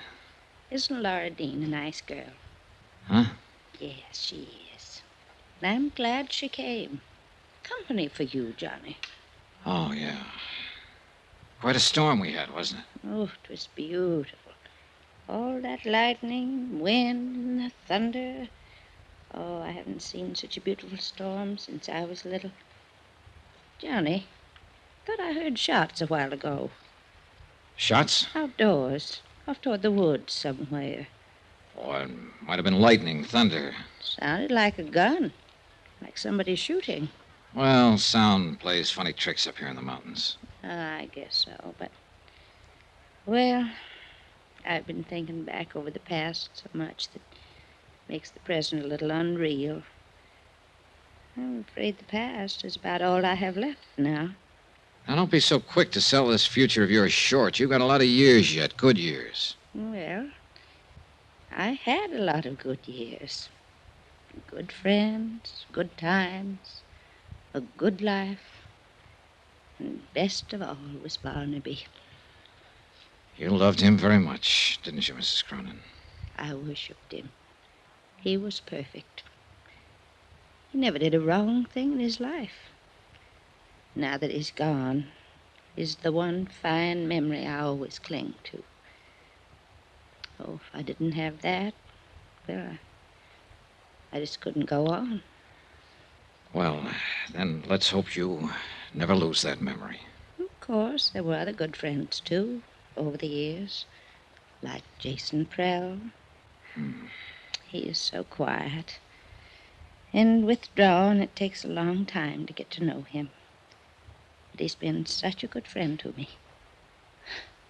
He's so patient with all this silly ignorance of mine about business problems. Yes, I'm sure he has. I just don't know what I'd do without him. Yeah. Now, don't you think you'd better get some sleep? In a little while. You know, Johnny, it's funny how things work out. In what way? I was born and grew up right here in this village. Yes, your housekeeper, Miss Atherton, told me the two of you were girls together. We were inseparable. Like I said, I grew up here and then I went away. And Barnaby and I came back and built this house, and we went away again. There were always so many places to go, new things to do. It's a big world, isn't it? And finally Barnaby came back for the last time and died here. All alone, poor boy. And now I've come back, the place where I was born. Everything finally comes home, doesn't it, Johnny? Yes, nearly always. I'm very tired. I think I will sleep now. Be good for you. The necklace, Johnny, do you have it with you? I sure do. Here you are. So beautiful. And so many memories. All so long ago. Put it on me. Will you, Johnny? Of course. Raise up now. Just a little. There. How do I look? Sweet enough to kiss. Well, nice. You go to sleep now. Yes, sir. I'll only look at the necklace for 1 minute only. Then I'll take my pills and go to sleep. And then I'll dream up a dream. A great big dream. Good night, dancing darling. It's been a long time since anyone called me that. A long, long time. Good night, Johnny. And thank you. I left her and went downstairs and rustled myself a pot of coffee. I sat down by an east window and drank it cup after cup and watched the morning sun come up. Dream a big dream. Well, before many more hours, she was going to need a big dream. There was no way of keeping it from her, all of it. The fact that Jason Prell was dead, shot, that he'd attempted murder and tried to steal a necklace. And worst of all, that her beloved Barnaby had probably been as big a crook as Prell. Is it all right if a girl who can't sleep sits this one out with you? Sure. Pull up a chair, Laura. Like some coffee? Just black, thank you. I guess it wouldn't do much good to ask you what's been going on around here all night. Something has? Like I said, I guess it wouldn't do much good. Here's your coffee. Oh, thanks. That's how I found you. Just followed the smell of this coffee. Good. I guess if I said I heard somebody shooting up the place during the storm, you'd just say, really? Never used the word. And I guess if I showed you that broken window over there, you'd say maybe a pigeon flew in. Might, if I happen to think of it. I'm sorry all this kept you awake. Oh, don't apologize. I probably wouldn't have slept anyway. Why not? Guilty conscience? Don't be silly. I didn't even do it. Do what? Whatever it is I'm supposed to feel guilty about. Lying is what I had in mind at the moment. Oh, I do that all the time, but I never feel guilty about it. I just call it making up things. Like claiming you were the niece of Fritzie Morel, Mrs. Cronin's oldest friend. Gosh, went down my windpipe. Like claiming you're Fritzie Morel's niece. Mostly I drink tea, but you already had the coffee Like made. claiming you're Fritzie... All right. How'd you find out? Nothing very spectacular. She just didn't have a niece. I wasn't sure, but I thought she must. Everybody her age has at least one niece. What was the idea? Well? Well, I lived in the same rooming house she did. She liked me, talked to me a lot before she died last year. So when the invitation came last week, I got the idea of going as her niece. I didn't mean any harm by it. I just wanted to go to the party. All right, relax. That's about the way I figured it. Well, it turned out to be quite a party, didn't it? I hope I never see another one like this as... Johnny, what's wrong with her? It was Miss Atherton. I got up slowly from my chair as she walked toward us and then stopped a few feet from the table. Her eyes were fixed on something far away, and the look on her face was strange and grim. I think I knew even before she spoke. Mrs. Cronin is dead.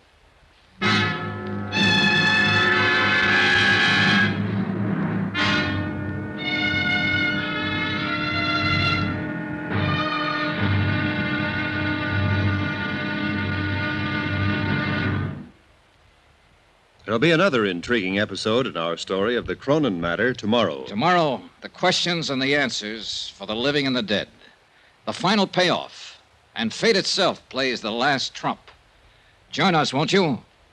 Yours truly, Johnny Dollar.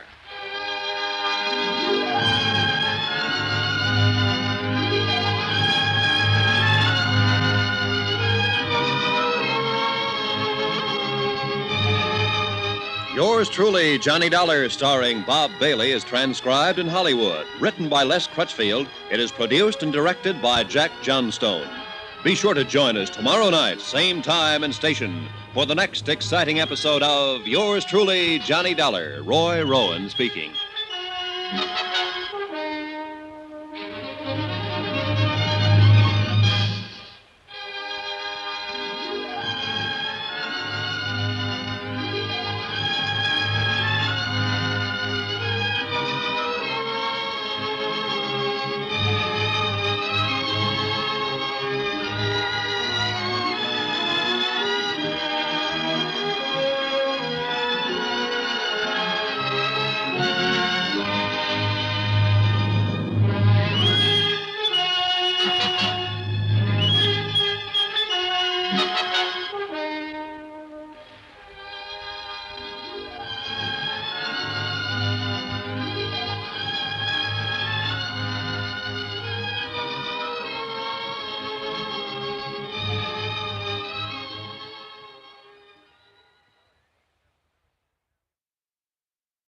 From Hollywood, it's time now for...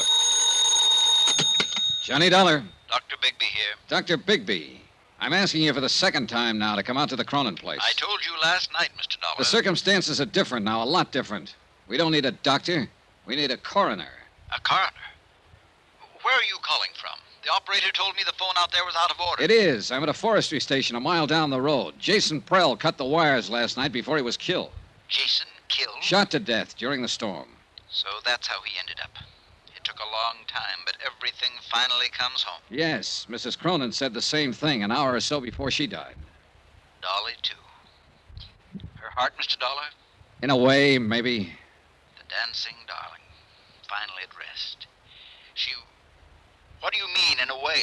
Dr. Bigby, Mrs. Cronin was murdered.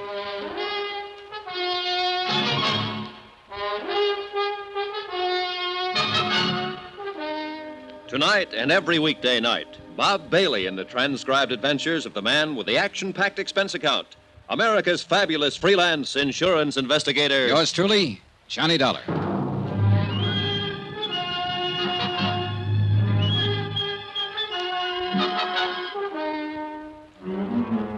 From Special Investigator Johnny Dollar at the Cronin Estate, Wells Falls, New York, to the Home Office Surety Mutual and Trust Company, Hartford, Connecticut. Assignment, the Cronin matter. Expense account, final page. Item 13, 10 cents. A half pack of cigarettes I left with a farmer who gave me a lift back from the forestry station. The price of my own feelings at the moment would have been lower. About 8 cents lower, in fact. I brewed another pot of coffee and sat down to wait for Bigby. But this time I laced the coffee with brandy. The sun was up by then, clear of the horizon, bringing a bright new morning and a brand new day. The storm was long over, and the world sparkled and danced. But too much of the night was still with me, and the past still too much alive. And yet, maybe Dolly Cronin was better off. She was a part of that past now, where friends were always true, and every minute of life was even more wonderful than the last one. And where she was still and forever the dancing darling. Good morning, Johnny. Oh, hi, Sylvia. I'm in the coffee business this morning. How about it? Please. Having yours with cream, I see. Yeah, bad night. Shall I make yours the same way? Right. I had a bad night, too. Thanks. You look real beat, Johnny. Couldn't be any beater. Something pretty terrible happened last night, didn't it? Yes. Jason Prell is dead. Oh. And Dolly Cronin is dead. Oh, no. I loved her, Johnny. I didn't mean what I said last night about life always having been too easy for her, and you were right. It was just being frustrated, tied in knots and covering up. I loved her. She was sweet. Yeah, she was quite a gal. She had something, I don't know. She had love. She loved people, and they loved her in return. Maybe so. Anyway, I guess this belongs to you now. The necklace? The circle of fire? What do you mean it belongs to me? She made a will last night. I witnessed it. She left the necklace to you. I just can't believe it. Johnny, can I put it on? Why not? It's yours. She wanted you to have it. You look good in it. I just can't believe it, Johnny. Well, before you get carried away too far, maybe you'd better brace yourself. Oh, it's not mine after all. Oh, it's yours, all right. But it's not real. What? It's a good copy, worth maybe $400 or $500, but that's all. Well, I don't understand. It's so well known. The circle of fire. It's been written up over and over. Yeah, from old records. But nobody's really examined it for years, since before Barnaby Cronin died. It's been locked up in a bank vault until I took it out. Was there ever a real one? Yes, originally. But it was broken up and disposed of years ago. Jason Prell knew it, was in on the substitution, I suppose. That's why he was so desperate to steal it from me and get rid of it before I found out it was a copy.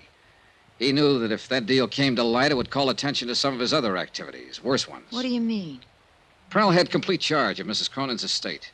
He told me it was worth practically nothing. But according to records I saw in New York, it amounted to over $1 million in the beginning. He was stealing her blind all these years. Oh, it was easy. She was alone in the world, knew nothing about business. She trusted him, thought he was her friend. She trusted everybody, much too much. Well, she sure trusted the wrong ones, including her husband. Barnaby? Sure. What do you think disposed of the necklace and slipped her a copy after making such a big deal out of his fabulous wedding gift? A phony. And she worshipped him. The king. In her book, the man who could do no wrong. Well, in the business book, he didn't do much else but wrong. According to the records, most of his deals were pretty shady, especially after he and Prell teamed up. Yes, Miss Atherton? Dr. Bigby is here to see you. All right, show him in. Mr. Dollar, I wouldn't believe too much of what he says. He's a chronic drunk. Yes, I remember you telling me. Show him in. Yes, sir. Well, I was just thinking, Johnny. Mrs. Cronin didn't know any of this, I assume. no, she was safe in her dream world. And she thought she was giving me the real necklace. That's right. It's crazy. And kind of wonderful, isn't it? Just like that, she gave me something she thought was worth $500,000. Just because I was nice to her and liked her. You know something, Johnny? What? I'm just as glad it is a copy. It's beautiful, and I love wearing it. I'd have been scared of the real one. And I'll always remember that, like that dream world of hers, she thought it was real. One more question left, but a big one. The question of murder. And I already had the answer. I was sure of it. And I knew there was nothing I could do about it. Dr. Bigby was a man under 60, but he looked years older, a harried man, tired and worn. He sat down for a moment and we talked. And I began to realize that here was another man who'd been under Dolly Cronin's spell, and who was shocked and hurt by her dying. It was a remarkable thing and a difficult one to explain, Mr. Dollar. Like many another, I suppose, I often wondered why I felt the way I did about her. It was a sort of magic she had. Yeah, I know. Even as a girl here in the village, she had that same power and had it without knowing it. Everybody loved her. No, not quite everybody. At least one person didn't. Yes, you mentioned on the phone the word murder. That's right, Dr. Bigby. Who killed her? A man we can't touch because he's already dead. Jason Prell. Well, he's done about everything else, I guess. I wouldn't put it past him. What do you base it on, Mr. Dollar? A bottle of pills. Prell supposedly went to Tupper's Lake last night and got a prescription filled for Mrs. Cronin. She took some of it this morning, an hour and a half before she died. There it is. I'd seen the bottle on the train coming up with a few tablets left on the same prescription. And these are different. Well, you're right on one count, Mr. Dollar. Those aren't what the prescription calls for. What do you mean, one count? I talked to the druggist at Tupper's Lake on the phone last night. He told me about Jason being in. All right, it still stands. He had the prescription filled and then changed the tablets, substituted these. It's possible. Would you happen to know what they are without having them analyzed? I've got a pretty good idea, but I'll wait until I've examined her before I'll say positively. Mr. Dollar, I'd like to explain why I wouldn't come out when you called me last night. Yeah, I wish you would. I'd been drinking. So I gathered. I'd been drinking that other time, too, and I'd made a mistake. I didn't want to make another one. Just what do you mean? When Barnaby Cronin died here, I signed the death certificate. Yes, I know. I hadn't treated him. He was dead when I came out. I called it a heart attack. I was drunk, and I was wrong. Barnaby was poisoned. Go on. I didn't suspect it until later, and then I was afraid to do anything about it. I'd signed that certificate, and I knew it would break me. So I kept still, and I consoled myself with drink. And finally, it broke me. So the same end result was achieved. Look, Dr. Bigby, if Barnaby Cronin was here alone, then how was he poisoned? Alone? He wasn't alone when he died. She was here with him. Mrs. Cronin? Of course not. Why do you think he was always making trips up here, always by himself? I didn't know he was. For years, every week or two, the whole village knew about it. She was here with him that night. She's the one who called me, asked me to protect her good name. She's the one who poisoned him. And now she's had another try with the same poison. But why? Ask her why. Ring for her and ask her. That won't be necessary. Well, I'll go on up and make my examination. Well, Miss Atherton, I'm asking, why? He was planning to break off our relation. He told me that night. She'd finally won. That silly little fool had finally won. But I didn't let her win. I killed him. You're confessing to murder, you know. It doesn't matter now. I've accomplished everything I meant to accomplish. So it was you who changed the tablets in her prescription bottle and substituted the poison. Of course. It was so easy. For once in my life, things were just as easy for me as they'd always been for her. Will you have the sheriff come out, Mr. Dollar? I'd like to make my confession.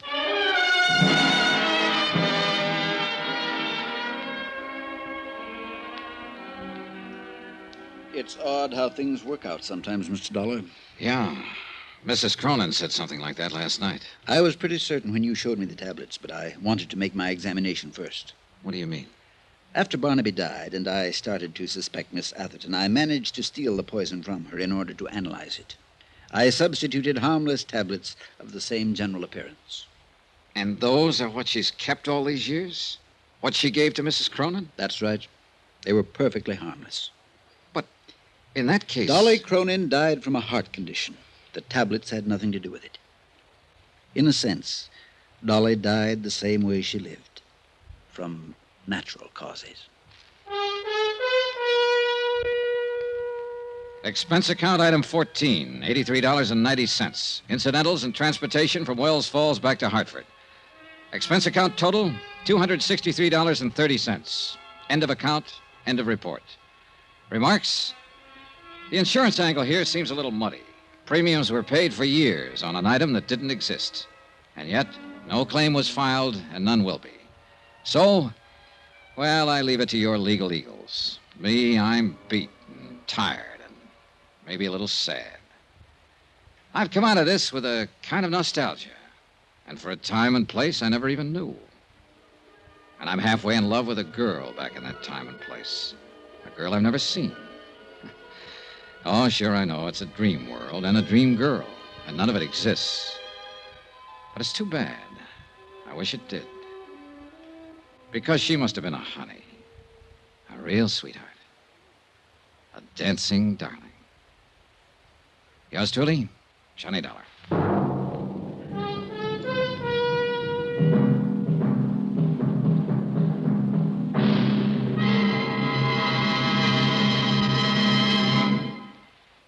Remember, please, there'll be a new exciting story on Johnny Dollar beginning next Monday. Next week, the story of a man worth $50,000 who didn't have a cent to his name. Join us, won't you? Yours truly, Johnny Dollar.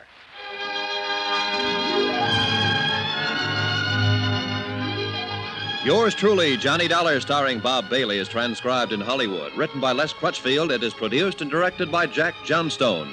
Heard in this week's cast were Virginia Gregg, Shirley Mitchell, Vivi Janis, Barbara Fuller, Benny Rubin, John Daner, and Parley Bear. Musical supervision by Amerigo Marino. Be sure to join us on Monday night, same time and station, for another exciting story of yours truly, Johnny Dollar. Roy Rowan speaking.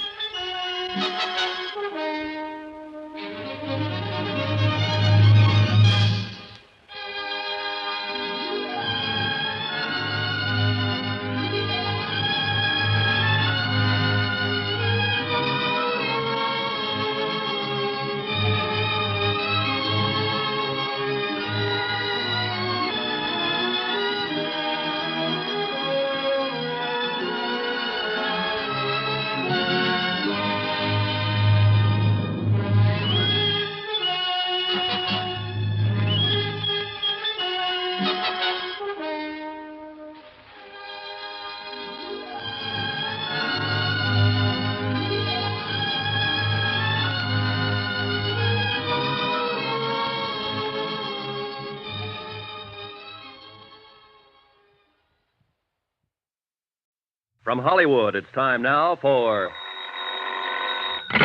Johnny Dollar. Hi, kiddo. Carter at Universal Adjustment. Jim, how are you? In a rush. I have to catch a plane to Tucson, Arizona. Lucky you. Nice there this time of year. No, listen. One of our brokers out there wrote a $50,000 straight life policy on a man named James Lansing. Lansing dropped dead 2 days ago. Uh-huh. And you'll never guess why. I'll bite. Why? Mr. Lansing starved to death. What? With a 50,000? Honest. He died of malnutrition. Got the coroner's report from Tucson right in my hand. Well, if a man could buy a $50,000 policy, he ought to be able to buy himself a square meal. Yeah. Johnny, Flight 203 leaves at 10:45. You interested? See you at the airport, Jim.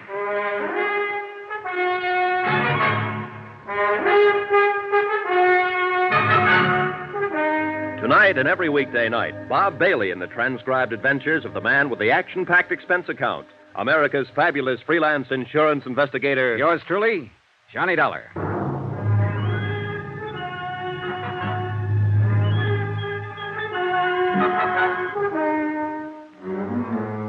Expense account, submitted by Special Investigator Johnny Dollar to the Universal Adjustment Bureau, Home Office, Hartford, Connecticut. The following is an accounting of expenditures during my investigation of the Lansing fraud. Expense account item 1, $178.13. Cost a plane ticket, Hartford to Tucson. I shaved, showered, packed, and got out to the airport in time to have breakfast there. Jim Carter found me at the cashier's cage. Hey, kiddo, you won't need a coat out there in that desert country. As usual, Jim Carter was bigger than I thought. A man who stands 6'5" always is. A little ruddier, a little more blustery, but as efficient as ever. I wrote a special delivery airmail to the Insurance Commission in Arizona this morning and explained it worldwide. They wrote the policy. We're holding up payment pending investigation. Well, you could have told them that in person. We'll be out there as soon as the letter. Well, I like to be formal on these things, especially with the State Commission. Besides, I just as soon let them think we'll get around to a routine investigation later in a week or two. In other words, you didn't tell anybody we're coming. No, I didn't. Maybe we can work it better this way. The faster we move in and find out what's what and aren't bothered by anybody, the better off we'll be. Hey, give me your ticket, will you, Jim? Yeah, sure. Here you are, pal. Thank you, sir. Yeah. Johnny, that commission is going to get formal sooner or later and ask a lot of questions. Mainly, why doesn't Worldwide honor the claim and pay off the beneficiary? So we'll have to skedaddle and get ourselves some good answers for him. Yeah, sir. Hey. You may board the plane. Yeah, thanks, pal. Has anybody asked that question yet? Well, the beneficiary, sure. James Lansing's sister, named Arlene Kennedy. She called the broker, and he referred her to Claims Division at Worldwide, and she called them long distance, and then they called me. I told them to put her off for a while, telling her it was just routine. I see. Is she going to be tough? Man, she could be, Johnny. I understand she has money of her own, and she has some influence in and around Tucson. Oh, a lot of money? Yeah, and trust. She's very comfortably fixed. Hey, watch yourself, kiddo. This, Mrs. Kennedy's pretty upset by the whole business. Can't blame her for that. James Lansing died on the street with no identification on him. By the time police found out who he was, a routine PM had already been performed to determine cause. You know, the county was going to bury this guy. With $50,000 worth of insurance? Yeah, imagine that. Oh, excuse me, lady. The postmortem never had happened unless Lansing dropped dead on a public street. Yeah, I see what you mean. So I requested the coroner's office in Tucson to hold the body until we can get something done. Better fix your seatbelt, Jim. Oh, yeah. First thing that occurred to me when I saw the PM findings was that it might not be James Lansing at all. Chronic heart condition, lung history, debility. Doesn't sound like anybody worldwide would insure. Lansing took a physical before the policy was issued, didn't he? Of course he did. See, have you got any material on his insurance examination? Sure. Right here. Standard form. James Lansing was 100% okay when the policy was issued a couple of years ago. Malnutrition, lung history, chronic heart. Huh. Hey, how could he get in that bad shape in 2 years? That's a pretty good question, Johnny. I bet the answer is going to be great. Yeah. What's the examining physician's name? Let me see. Oh, here it is. Dr. Carl Mayhood, Suite 932, Valley National Building, Tucson. He's our first job, Johnny. Hey, cute stewardess. Yeah. Well, back to business, kiddo. It was a long trip, and I spent most of it going over the material in Jim Carter's briefcase. By the time we circled Tucson Airport at 4:45 in the afternoon, I had the facts pretty well in mind.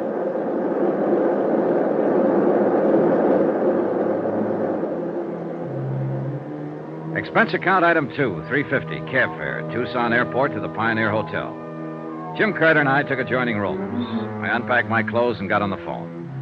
A Sergeant Younger, Tucson Police, had made the DOA report on James Lansing. Yes, he was in. Yes, he'd be glad to talk to me. I left Jim Carter contacting the State Medical Board. to meet you, Mr. Dollar. How do you like Tucson? Well, I've been here 2 hours, Sergeant. Weather's certainly nice. About like this all through the winter months. Just a little warm in the summer, though. Yes, sir. Now this Lansing matter. Yeah. There isn't really much to tell you, Mr. Dollar. One of the cars answered the call. A man was found dead in the doorway of a jewelry store about 4 blocks down the street. Uh-huh. This was day before yesterday, Sergeant? Yeah. Mm-hmm. I went down to the scene and called the coroner's office. No identification on him, so we started to check him out. Took us a little while. By the time we got a make on him, the coroner had already performed an autopsy. Yeah, I understood that was about the way it was. Say, tell me, how did you identify him as Lansing? One of his prints matched up on our cards here. Lansing was booked on a traffic beef a year ago. Otherwise, we'd still be trying to make him. You're sure it's Lansing over in the morgue? Yeah, we're sure. His sister came down, identified him. Name of Kennedy. Yes. Well, what did Mrs. Kennedy have to say about the cause of death? Nothing. That malnutrition bit didn't do a thing for her, huh? Not a thing, no, sir. We all thought Lansing was some sort of a transient. Just some old bum until we identified him. Uh-huh. Any witnesses see him die? No, we haven't found any. According to the coroner, he'd been dead an hour or so before anybody noticed him at all. Happened early in the morning. I see. Say, did Lansing have any other business down here other than that traffic violation? Nope. All right. Who do I have to see to get into the morgue? Well, I'll phone the coroner for you. Won't be any trouble there. You want to go over now? No, later on, maybe. Dollar. Yeah? Death was from natural causes. There's no doubt about that. Yeah. Then no matter how much you investigate, you people are going to have to pay off. Well, aren't you? Maybe. We just have to be sure of one thing. What's that? That we insured the right man.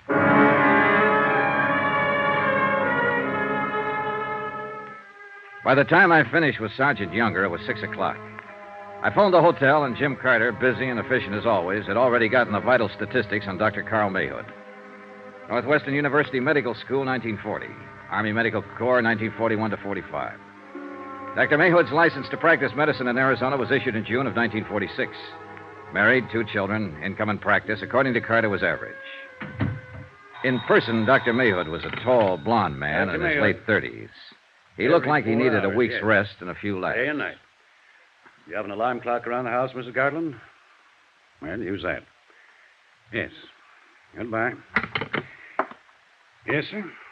Dr. Mayhood, my name's Johnny Dollar. I'm from Hartford. I represent the Adjustment Bureau handling a claim for worldwide insurance. Well, what does that mean? I'm an investigator. So?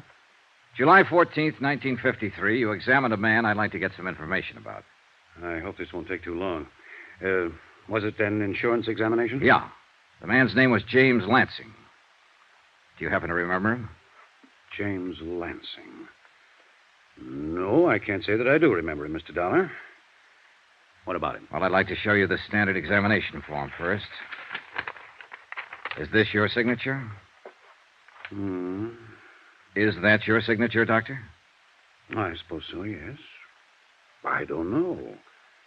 Aren't you sure? Well, how many people are certain of their signatures? It looks like my signature, Mr. Dollar. I can't say for sure if it is or isn't. All right, what about these? Are these notations on the form in your handwriting? I would think so. I don't know. It looks like my handwriting. I can't say. According to this form, you gave Mr. Lansing a complete physical and pronounced him sound. That's my job as a doctor on these insurance examinations. Anything unusual about that? Mr. Lansing died 2 days ago, Doctor. There's nothing unusual about that either. Did they send you all the way from Hartford so I could tell you to go back there and buy a book on heart disease? You can get them anywhere in the country. The simplest kind. Not even a doctor's book. Read it. Know it. And don't take up my valuable time. Now, let me have that. Sure. This patient Lansing was 41 years old. If he had no heart condition when I examined him 2 years ago, and obviously he didn't, according to my findings, it's entirely reasonable to assume that he could have developed heart trouble in a very short while, even the day after I examined him. You people gauge those things in your premiums. Why do you bother me? Are you finished? Huh? I take it you've had yourself a tough day, Doctor, and you don't want to be bothered with anybody. Now, look, I'm not here to bother you. Just from what's on this sheet and what's happened, you're in enough trouble to get yourself involved in a police investigation. I'm here to try to avoid all that, for you as well as me. And please don't lecture me on heart trouble, incidentally. We know the statistics by age, race, color, climate, state, religion, occupation, geographical area, and sex. It so happens we don't have to go into that, Doctor. James Lansing died of malnutrition. I said Lansing died of malnutrition. I'll be doggone. Coroner's report. Look for yourself. Well, he should know. Now, was it possible for you to overlook that condition at the time you examined Lansing? If he'd been suffering from malnutrition in any degree, I would have discovered it and noted it. According to the coroner's findings, James Lansing had been ill several years. The lung and heart condition existed at least 10 years. Can you explain how you were able to pronounce him physically fit, Doctor? No, I can't. Well, how about this, the angina condition? I could have missed that, but it's unlikely with the degree of aggravation noted here on the coroner's report. Have you had much experience reading chest x-rays, Doctor? Of course. The lesions reported by the coroner. If there'd been any lesions on Lansing's chest, I would have reported them. I can't explain that either. Well, now you understand why I'm here. Certainly. I wish I could help you. You can. Just let me see your file copy of the examination and the x-ray you took at that time. I'll have my nurse look them up. I don't keep files over a year old up here. We have a place down in the basement. Okay. I'll have them for you tomorrow. What time tomorrow? As soon as possible. Like to have them first thing, Doctor. You're kind of on me, aren't you? That's right, Doctor. I'm kind of on you.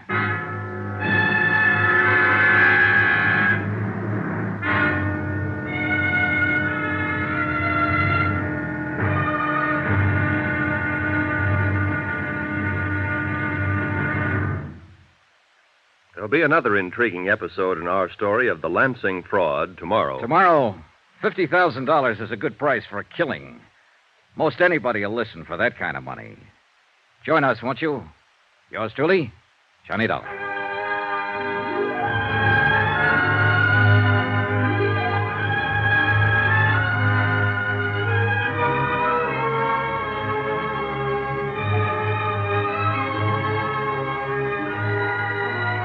Yours truly, Johnny Dollar, starring Bob Bailey, is transcribed in Hollywood. Written by John Dawson, it is produced and directed by Jack Johnstone. Be sure and join us tomorrow night, same time and station, for the next exciting episode of Yours truly, Johnny Dollar. Roy Rowan speaking.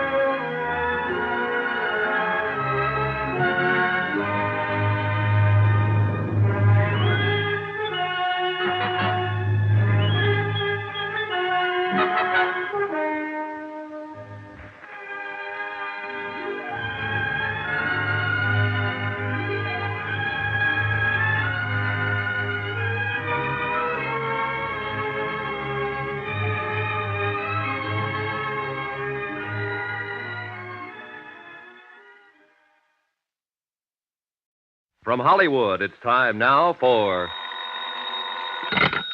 Johnny Dollar. Dr. Mayhood, I sent you a copy of Lansing's insurance examination this morning. Did you get it all right? Yes, I did, Doctor. Thank you very much. Just looked it over. And I take it everything's all right. It's an exact duplicate of the one sent to the insurance company, and that part's okay. But it doesn't straighten out matters on this case. I'm not concerned with your case particularly. I just hope you're through bothering me, Mr. Dollar. Not quite. What does that mean? I want another hour of your time, Doctor. I want you to go over to the coroner's office with me and look at Mr. Lansing's body. What for? To identify it. I've got to know if he's the man you examined or not. About an hour? Doctor, I can get an injunction. All right.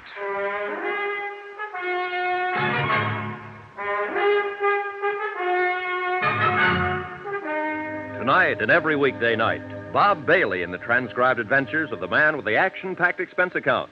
America's fabulous freelance insurance investigator. Yours truly, Johnny Dollar.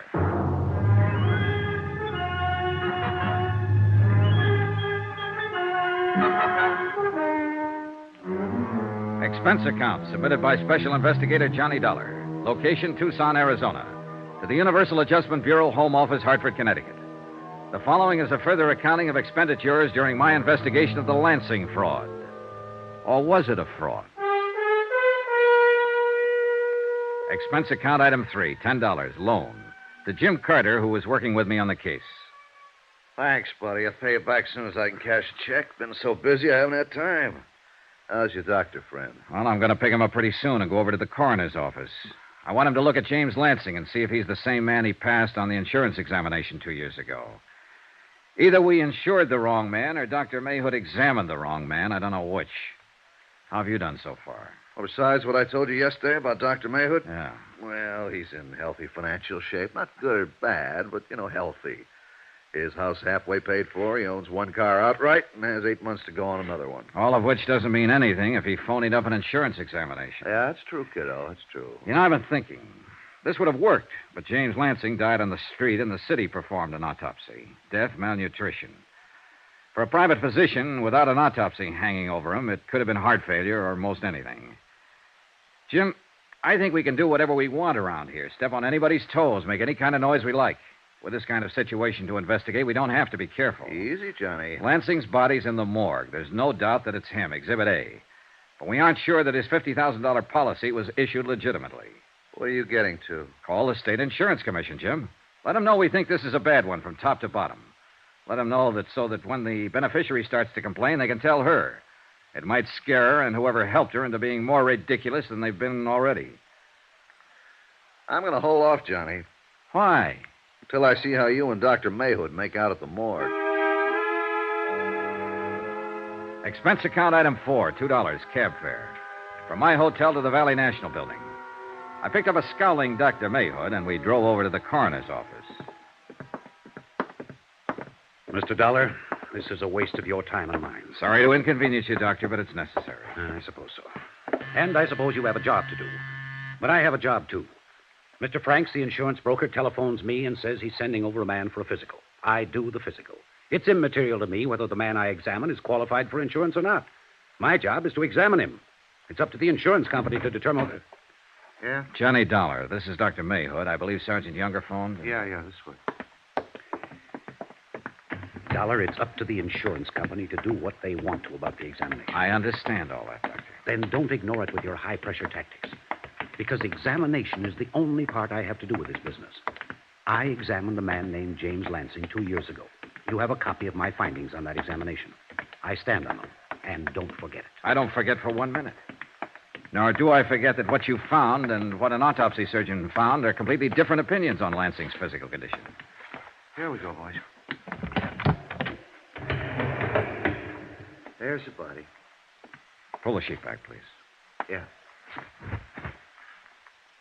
Well, Doctor?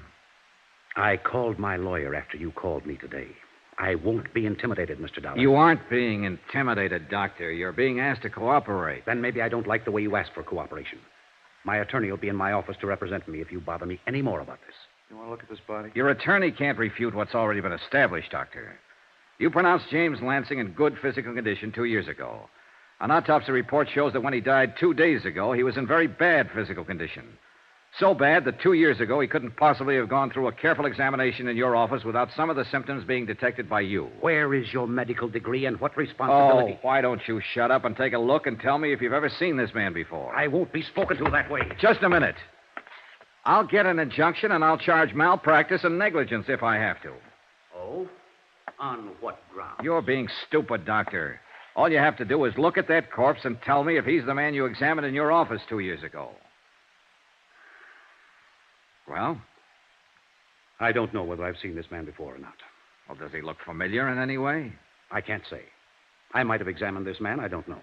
This is James Lansing, Doctor, the name you filled in on your physical examination for the insurance. I know that. Is this the man you examined? I don't know.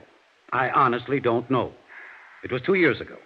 If I see a man for 3 hours in the course of a physical examination, am I expected to remember his face or any details about him 2 years later? Is there any way you can determine whether or not this is the man you examined in your office? No. Not that I know of. Is there any way you can determine it? Believe me, Doctor, I can try.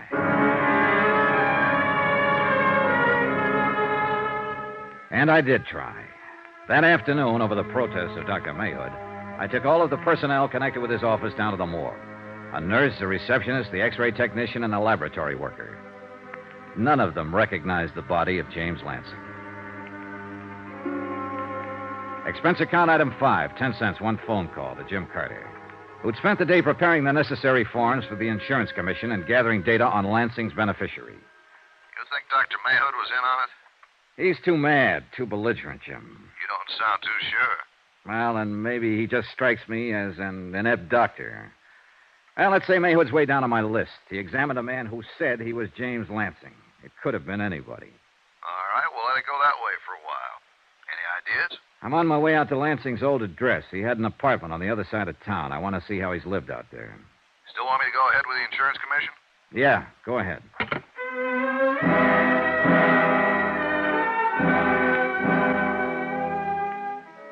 The manager at James Lansing's apartment house happened to be a woman named Anita Regan. She also happened to be willing to go back down to the coroner's office with me and view the mortal remains.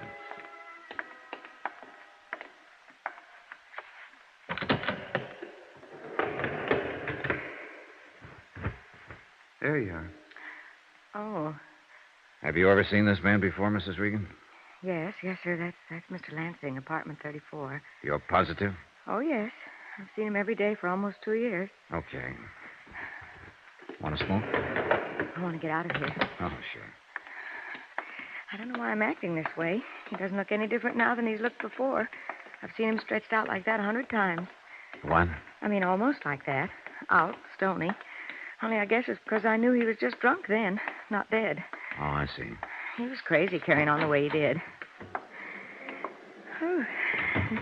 Feels good to be out in the sunlight again. Yeah. I'll take that smoke now, Mr. Dollar. Oh, sure.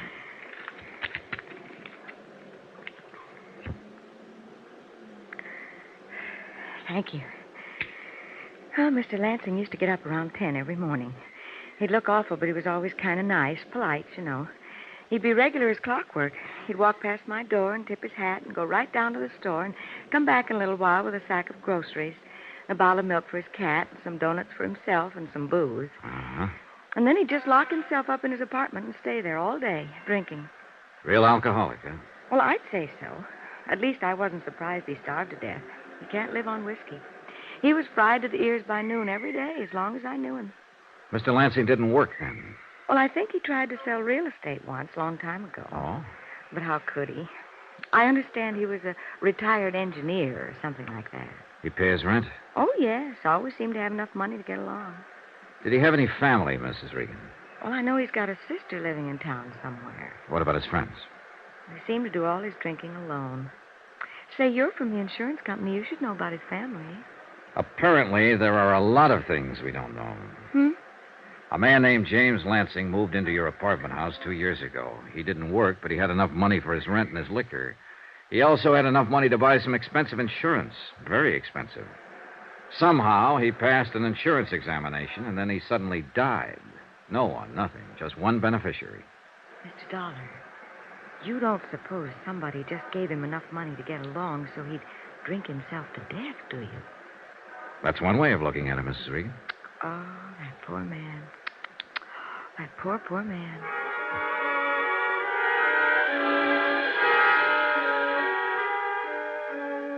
I spent another hour with Mrs. Regan, gathering as much background as I could about the last 2 years of James Lansing's life. I also spoke to the janitor of the building and 2 of the tenants. They all verified the fact that Lansing had been drinking heavily for better than 18 months prior to his death. No one seemed to know why. Jim Carter had an answer. I talked to our man in L.A., Johnny. Lansing lived there before he came to Tucson. He had several arrests for drunkenness, never married. One time he made his living as an engineer. Finally, he got fired for drinking on the job. Yeah, just one of those chronic cases. First arrest was back in 1939. How's the beneficiary holding up? The sister? Yeah. Well, Mrs. Kennedy was pretty upset when the insurance commission notified her we were in town making an investigation. Indignant, put out, things like that. She wanted to know how long it'd take. This all comes secondhand from the insurance commission. Johnny, a broker named Hillary Franks sold the policy. What have you got on him?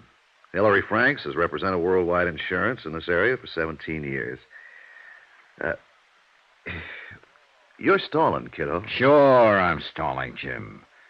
Because we're right down to the meat of it now, and it makes me sick. There's only one person who stood to benefit by having James Lansing insured. That's the beneficiary, his sister, Arlene Kennedy. So? Jim, you know as well as I do, somebody else had to take the physical examination in Dr. Mayhood's office. Someone had to help her arrange that. Someone had to help her get Lansing's signature on the policies. She couldn't have pulled it off by herself without gumming it up. She had to have expert help. Hillary Franks. Yeah, Hillary Franks. 17 years, broker, Worldwide Insurance Company. Okay, the salesman's the first one to come under suspicion in a case like this, outside of the beneficiary. So let's get on with it. All right, Jim. One thing. What? Hillary Franks knows we'll be looking at him, and he knows he's under suspicion. That worry you? A little bit. After 17 years in the business, he should also know where we're going to be before we get there. If he did something as dumb as try to work a $50,000 fraud on his own insurance company, he might do something even dumber. If so... Well, what's the 38, Jim? Here. From now on, Johnny, you better carry this.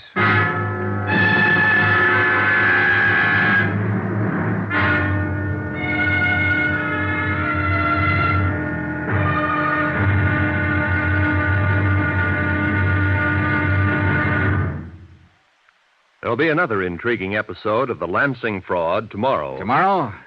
Well, tomorrow there's a bit of excitement when a pair of thieves start falling out. Matter of fact, a lot of excitement. Join us, won't you? Yours truly, Johnny Dollar.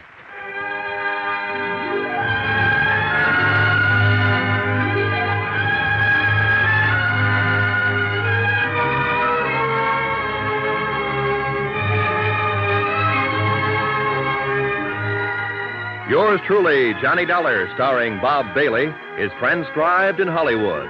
Written by John Dawson, it is produced and directed by Jack Johnstone. Be sure and join us tomorrow night, same time and station, for the next exciting episode of Yours truly, Johnny Dollar. Roy Rowan speaking.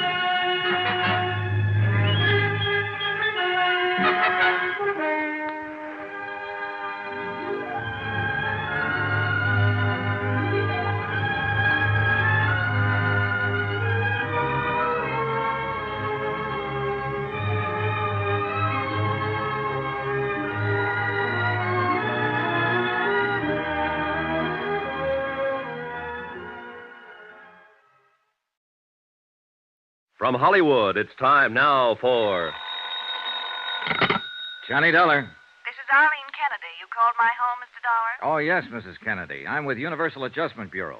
We're investigating the matter of James Lansing's death. Your what? We're investigating your brother's death before we take action on your claim as his beneficiary. Under the circumstances, we have to do this, Mrs. Kennedy. I'd like to talk to you about it, if I may. How would you like to talk to my lawyer, Mr. Dollar? Sure, if you think it's necessary. I'd rather talk to you first. Why? Well, frankly, the insurance company isn't satisfied that this is a legitimate claim. You mean you're not satisfied? All right, then I'm not satisfied, and I represent the company in this matter. Look, we won't get anywhere this way, Mrs. Kennedy, if you'll just...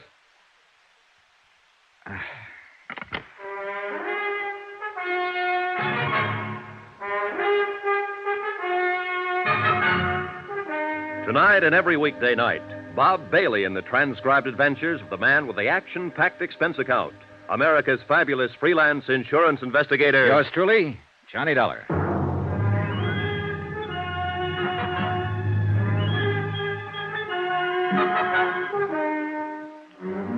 Expense account submitted by special